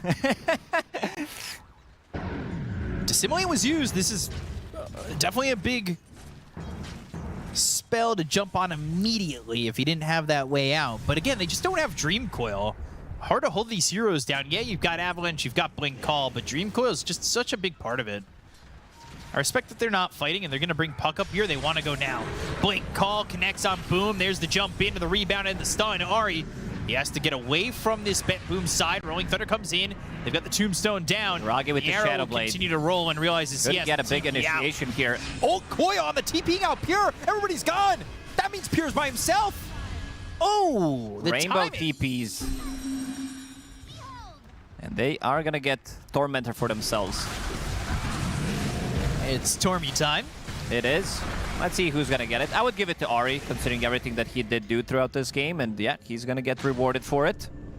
Do you have a button over there? Did you get to choose? No, it's just because he griefed a little bit. That's why. So you know that the shard goes to the griefer? It does, yeah. I got to start working on that. I like how Boom immediately started to run away from the fight. Used Call with the Blade Mail and immediately start moving to the south. Well, that's because Ari towards jumped his in. real friend, towards Kaori, who will save him with Holy Locket. Somebody heal me. Kaori is going into the Guardian Greaves, so he wants the double heal with the Holy Locket as well as the Greaves. Boom. Far away from the BKB. I wonder why. Well, see, now there's this facet. He's getting pranked, man. He's answering all... He's a boomer. He's answering all these calls from these scamming companies. And we'd like to call you about your car's extended warranty. Mind giving us your social? Maybe they see his name and they're like, huh, you know what? He might be a part of the team. Part of the enemy team with the Boom. And they're like, you're getting the treatment you deserve. 6v4 situation for Navi. You think the Boom deaths gave Ari assists? Yeah, because they were getting the kills out of it. It's a 10k gold lead for Navi. The big difference is, again, Uragi versus Pure. Uragi having a blast of a game, level 16 against level 14 on Lina. Just finished off his VKB. Hurricane Pike for Pure, but he's been caught out. He's got 6 deaths again. He's loved this Lina all 3 games, but all 3 games have been high death count games. It's not exactly what I would call soothing. Oh, Boom.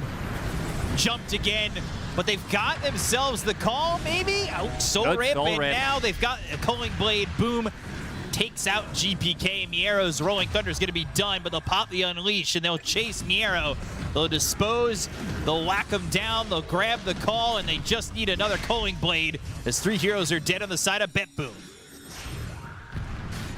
He has one real friend in this game, and that is his friend Undying. Keeping him safe, Mech, Holy Locket, gets the Soul Rip. It is an insane amount of healing that he does. It does amplify the heals by 15% with the Holy Locket. Very good item build for Kaori on this one. It's like 500 heal, amplified by 15% as well. If they're max amount of units, and nowadays it's not too many. Like, all you need is 10 units around, so in a full team fight, you're gonna get the max heal. 14,000 net worth lead. Can never be too high for Navi, though. Still throwable, yeah. I wasn't trying to say it like that, but, you know. I mean, they they did it a couple of times. I don't think that I think this one, considering what they are playing against with Ogre, who has Hand of Midas, Dark Willow as well, these are not like that high of an impact heroes like Naga Siren with Refresher in the previous game. So you're trying to say, let me realize if I'm hearing you loud and clear here, the game is unthrowable. Yeah, not every game is throwable if you try hard enough, but I think this is the least throwable game from Navi that we've seen. Just wait till they get Mega Creeps. Then I'll ask you again. Illusory Orb and Copy getting a kill and a Miero. Octarine Corp very quick for Copy. He was toying with the idea of getting BKB, playing into this double silence, good amount of stuns, good amount of control. But after seeing what Undying got with Holy Locket, the heal, mech, he thinks that he can get away and not get bursted during the double silence. It also gives him good amount of tankiness. Kathomi. We saw Ogre and Midas. Ragi's chasing Pure in the bottom lane. Getting initiated on. Hurricane Pike. The TP attempt. Wait, is he not? And he's gone. I thought he was going to go for the blind stun. Yeah, so did I. Yule's up into the air on a save, the blink, the call, the culling blade, and they do not get the second on the Ogre, but they do take the life of save.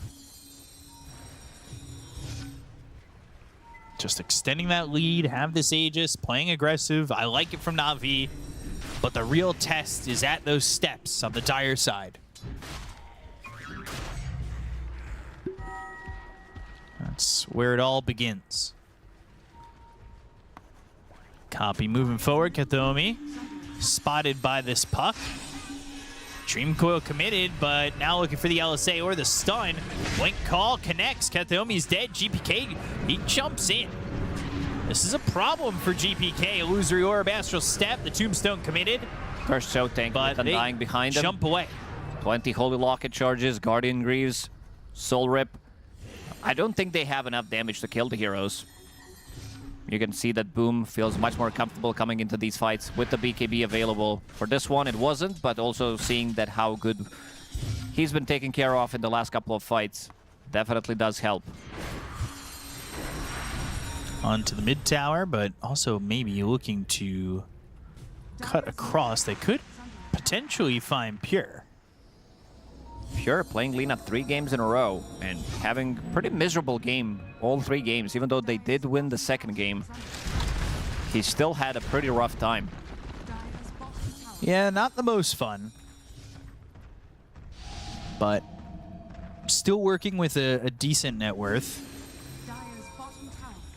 He knows where to find gold when it's in the most difficult of places to grab it from. Pure hitting off into the trees, and it looks like both shrines are going to go the way of Na'Vi again. They're pretty split up, and they could just go and grab this tower. Shrine picked up by Copy, Shrine picked up by Ari.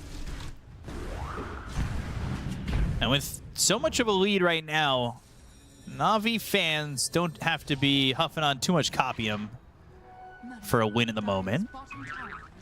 But they should be confident in, at least so far, what they've seen from Na'Vi in game number 3. But BetBoom, definitely one of those teams that can bring it back. This is a very interesting ward that they placed in the mid lane behind enemy tower, which gives them really good vision. It gives them potentially a jump. Not necessarily for this game, but this is a very sneaky ward that they placed. Also something to point out, this Undying's heal has been amplified by level 15 talent, so that's 600 if it's max units, 15 extra % from the Holy Locket. That's 690, almost 700 heal on a very short cooldown, on 6-second cooldown. 14 seconds left on the Aegis. Not going to finish the game with this one. But looking for the blink call, TP out by Pure. And the net worth lead just continues to extend for Na'Vi. We saw this on the Ogre last time they went Midas. They went into the Yules afterwards. Ags being built by Pangolier, but very far from that. BKB for GPK. We'll see if it's Crystallis or Boots of Travel for Pure.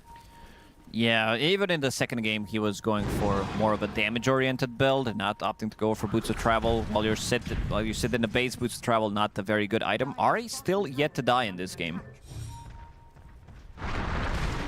Oh, Yaragi. Getting a quick kill on a save. Oh, the Croakers. Croakers. Little griefing Croakers trying to really hurt Kathomi, but they've got the blink. They land the call. They've got the Tombstone. There's the Laguna Blade Pure. Where are you going to run to? They get the kill on the Lina.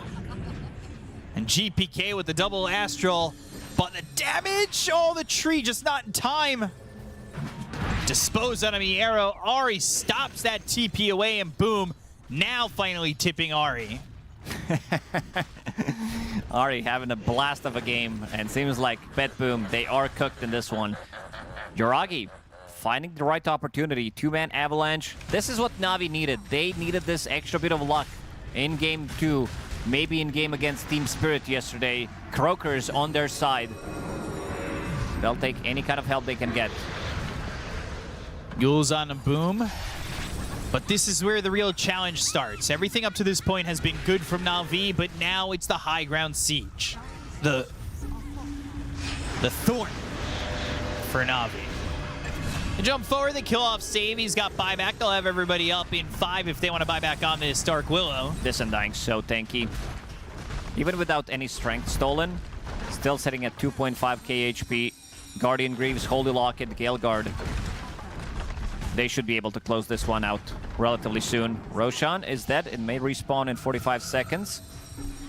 If they want to wait it out, but I feel like they have the good opportunity to just close out the game. But I also wouldn't blame them if they wait for next Roche to respawn, make sure that everything is going their way.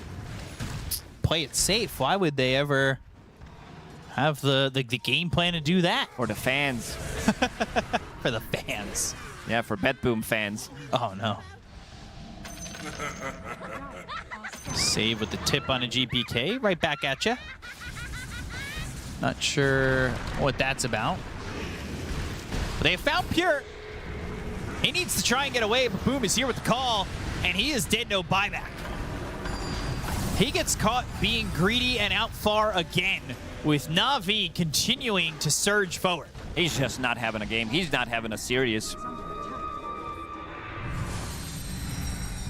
The waves will push forward, and Roche now could potentially spawn, but they may not even need that next Aegis.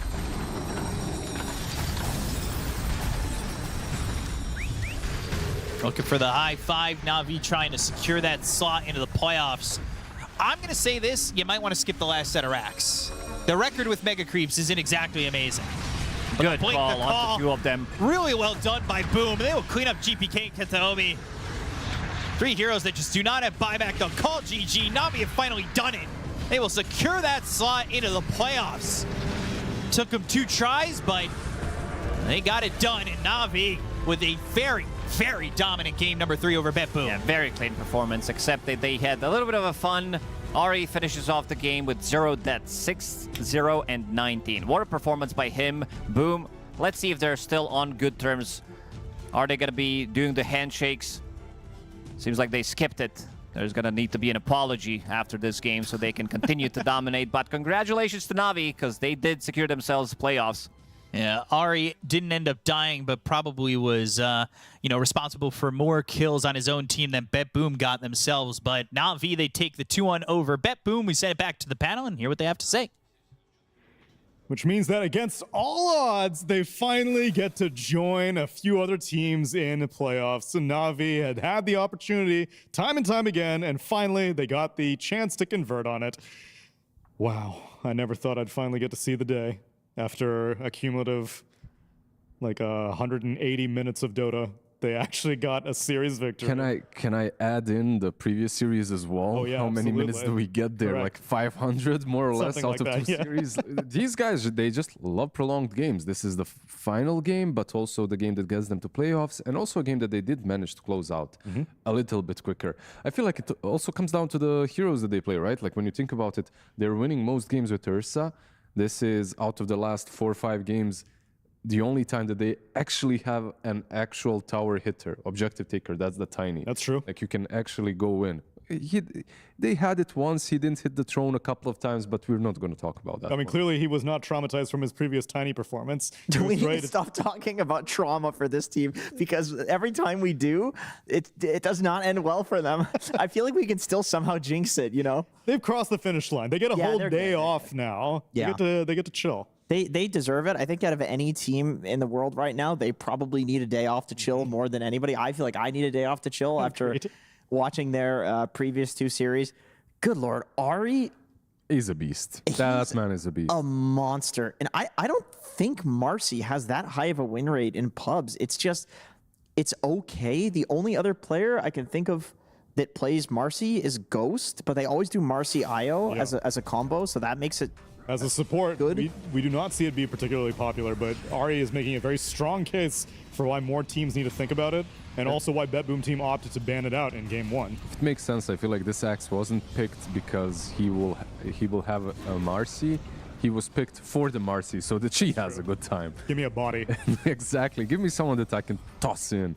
And that's exactly what he was doing. Like from the get-go, this man was on point. I want to talk about the rest of them as well. I feel like they had decent rotations early on the side of BetBoom. Not everything was grim. They had some moves towards the bot lane, then towards the mid lane. It wasn't that looking that terrible. And I did feel like when I said these guys have more avenues to play the game, I did feel that they have like a lot of skills on different heroes that they could utilize in team fights. However, they needed to get out of the laning stage a tiny bit better.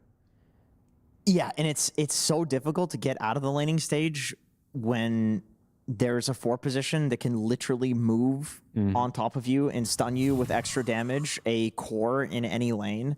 And I feel like that's a big reason why when that facet got added to the game, the win rate on Marcy was so low. It was like 42% or something like that, because the risk is so high. You can go to a lane, you leave a lane, you grief that lane because you're not there, and then you go somewhere else. You can grief that lane too if you put somebody out of position. So the amount of confidence and comfort you have to have on this hero to have this kind of performance is like, you need to put in so many goddamn reps, to the point Boom had a rough axe game, and they, like you said, just picked it pretty much. So Ari had somebody to throw in.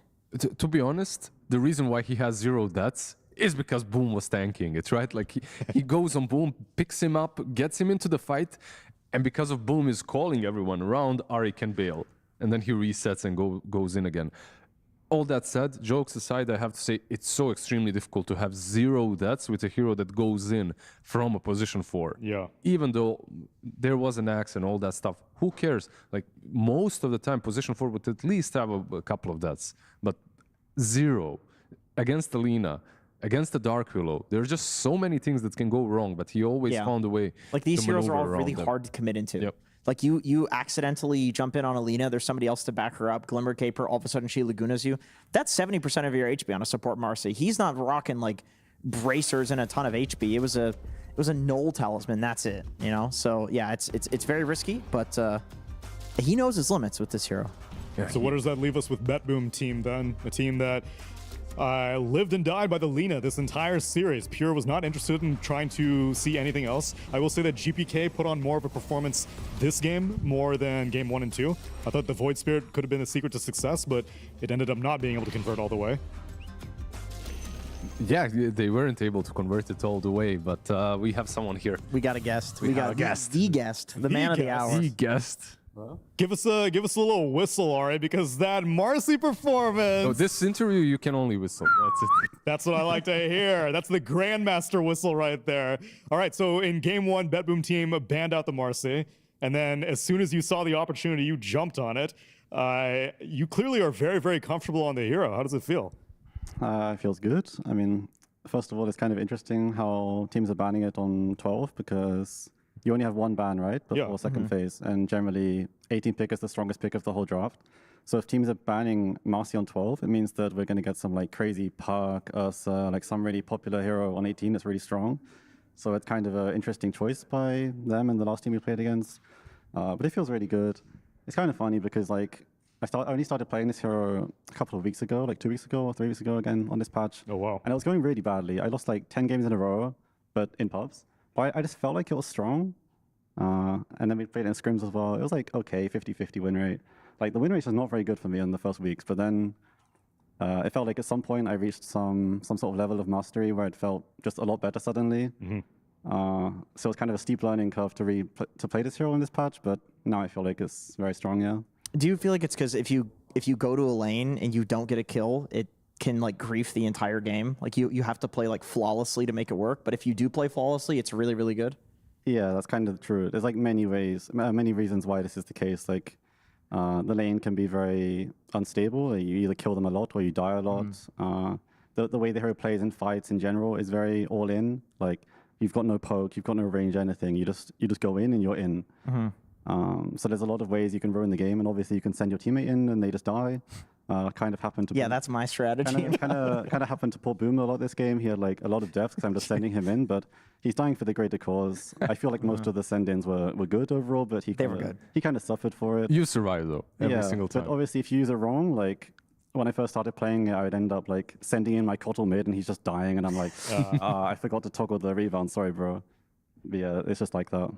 Yeah, hero aside and your playstyle, that was fantastic through the series aside. I want to know like what's happening with you guys, because most of us, we do know that... we saw the press release. We saw the press release from NAVI.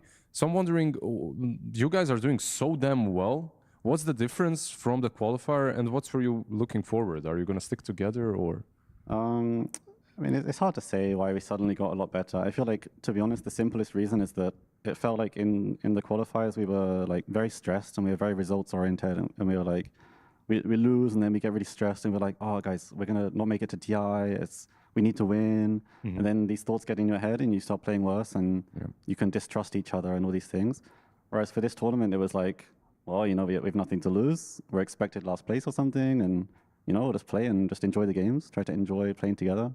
And that seems to have made us a lot better, just playing with the freedom like that. Yeah. Was that a conscious decision or something that just happened because EWC and TI already decided? It was conscious. I mean, we talk about why we lose the Real and TI qualifiers, and the general conclusion was just that we were too stressed. We were worrying too much about what can go wrong or what happens if you lose.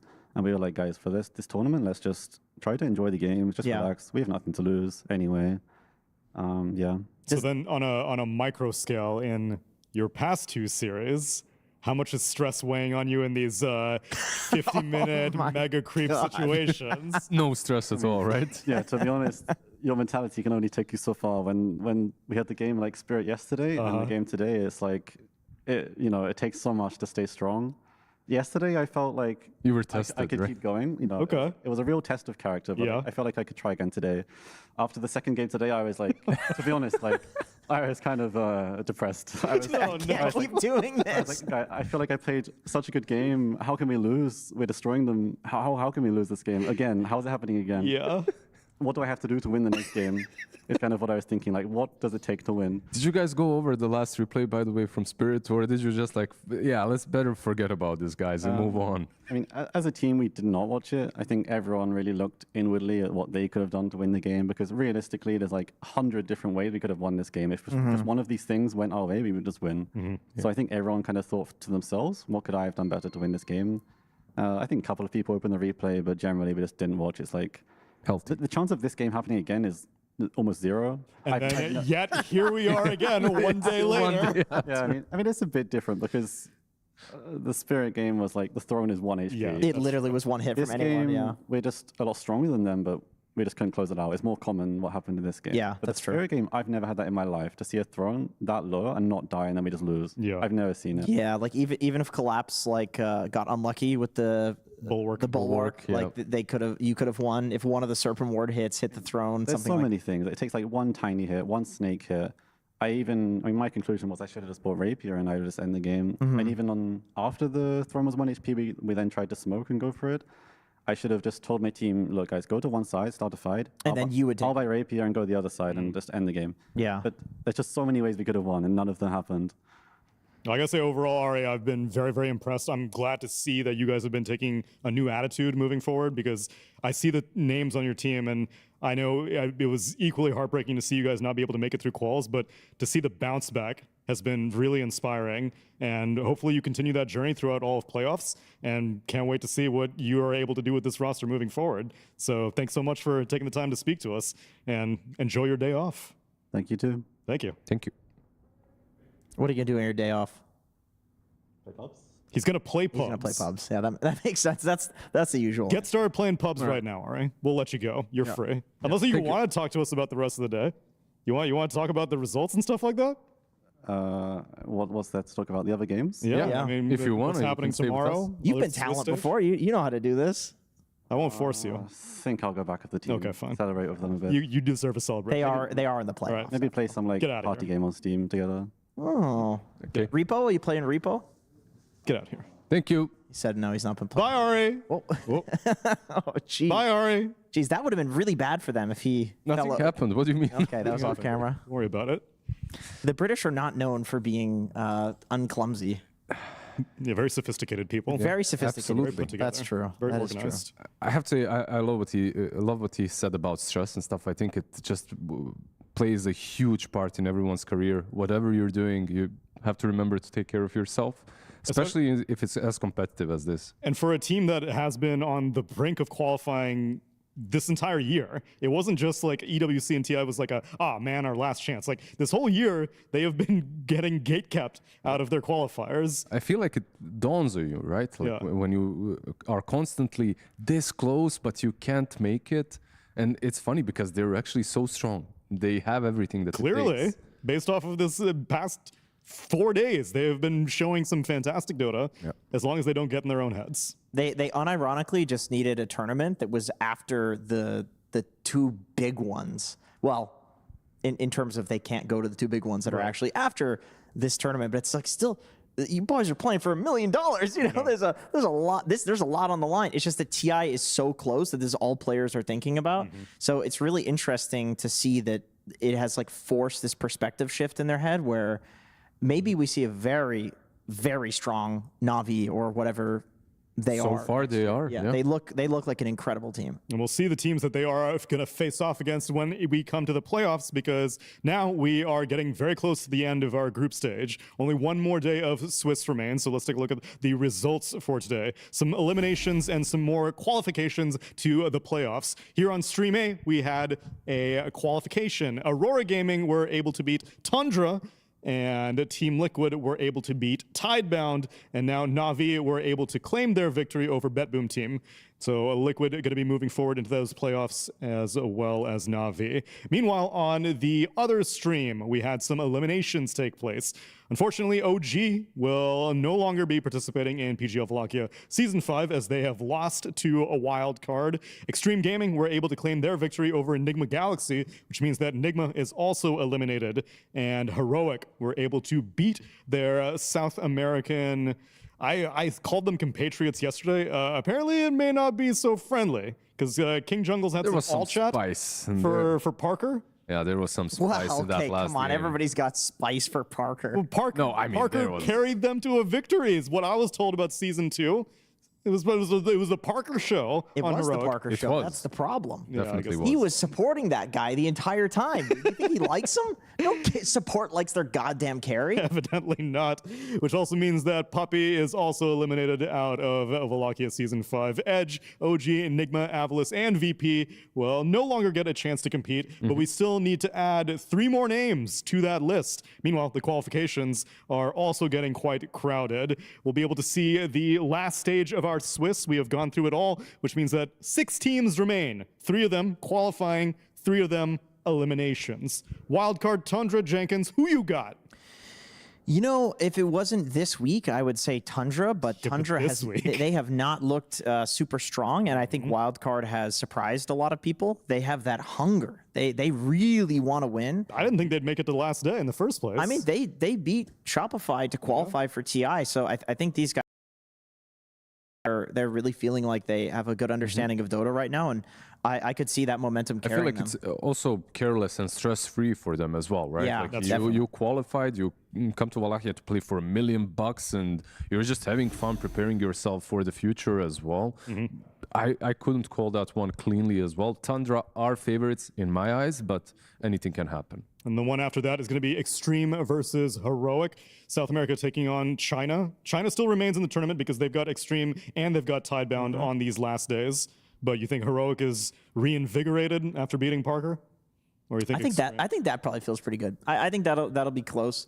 I would have to lean slightly towards my boy Ame on that one, but yeah, I think that one will surprise people. I feel like Heroic already accomplished what they came for. That's it. They just wanted to knock Parker out. That's fair enough. My work here is done. It's a side quest to win $1 million. Exactly. And then last series of the day is 2 teams that did not have a particularly encouraging showing today. It's Tidebound versus BetBoom Team. We saw the Tidebound versus Liquid series. I would argue that Tidebound may have won 3 out of the games in that series, despite losing the series in the end. And then we see BetBoom Team also. Any preference? That's definitely a close one as well, because I feel like BetBoom, it's so hard to call. It's so hard to call it BetBoom, but Tidebound is the Chinese team that the most plays to the skill level of their opponent. That's correct. So I feel like pretty much every Tidebound series is always 3 games anyway, and BetBoom looks a little shaky after today, but they're playing against Tidebound. So I feel like the curse will continue, and that'll be 3 games, probably slightly favoring Tidebound. You hesitated. I did hesitate. That's a very close one. It's a close one to call. I feel like the games that we have witnessed today as well will play a huge part coming into tomorrow when it comes to morale, when it comes to stress, because Pure and the BetBoom boys, they did not look that great. Like, they were kind of winning games that they shouldn't be winning today, right? Like, they kind of held themselves in the series against NAVI. They lost 3 games in a row. That's what happened there. Yeah. That's how it feels for them. 0-13, not 0-13, but 13 deaths, and then 8 deaths on Alina, position 1. It's a lot. We'll see if Pure wants to maybe expand his hero pool moving forward, but he's only going to get maybe 1 more day to show it off if he gets eliminated today or tomorrow, and that is going to be the very last day of our Swiss group stage. After that, it's time for playoffs. Only 6 teams remain in our group stage here at PGL Wallachia. Season 5, 3 of them will be moving on, 3 of them will be eliminated, and we'll find that out tomorrow. Thanks for watching, everyone, and we'll see you for more PGL Wallachia Season 5.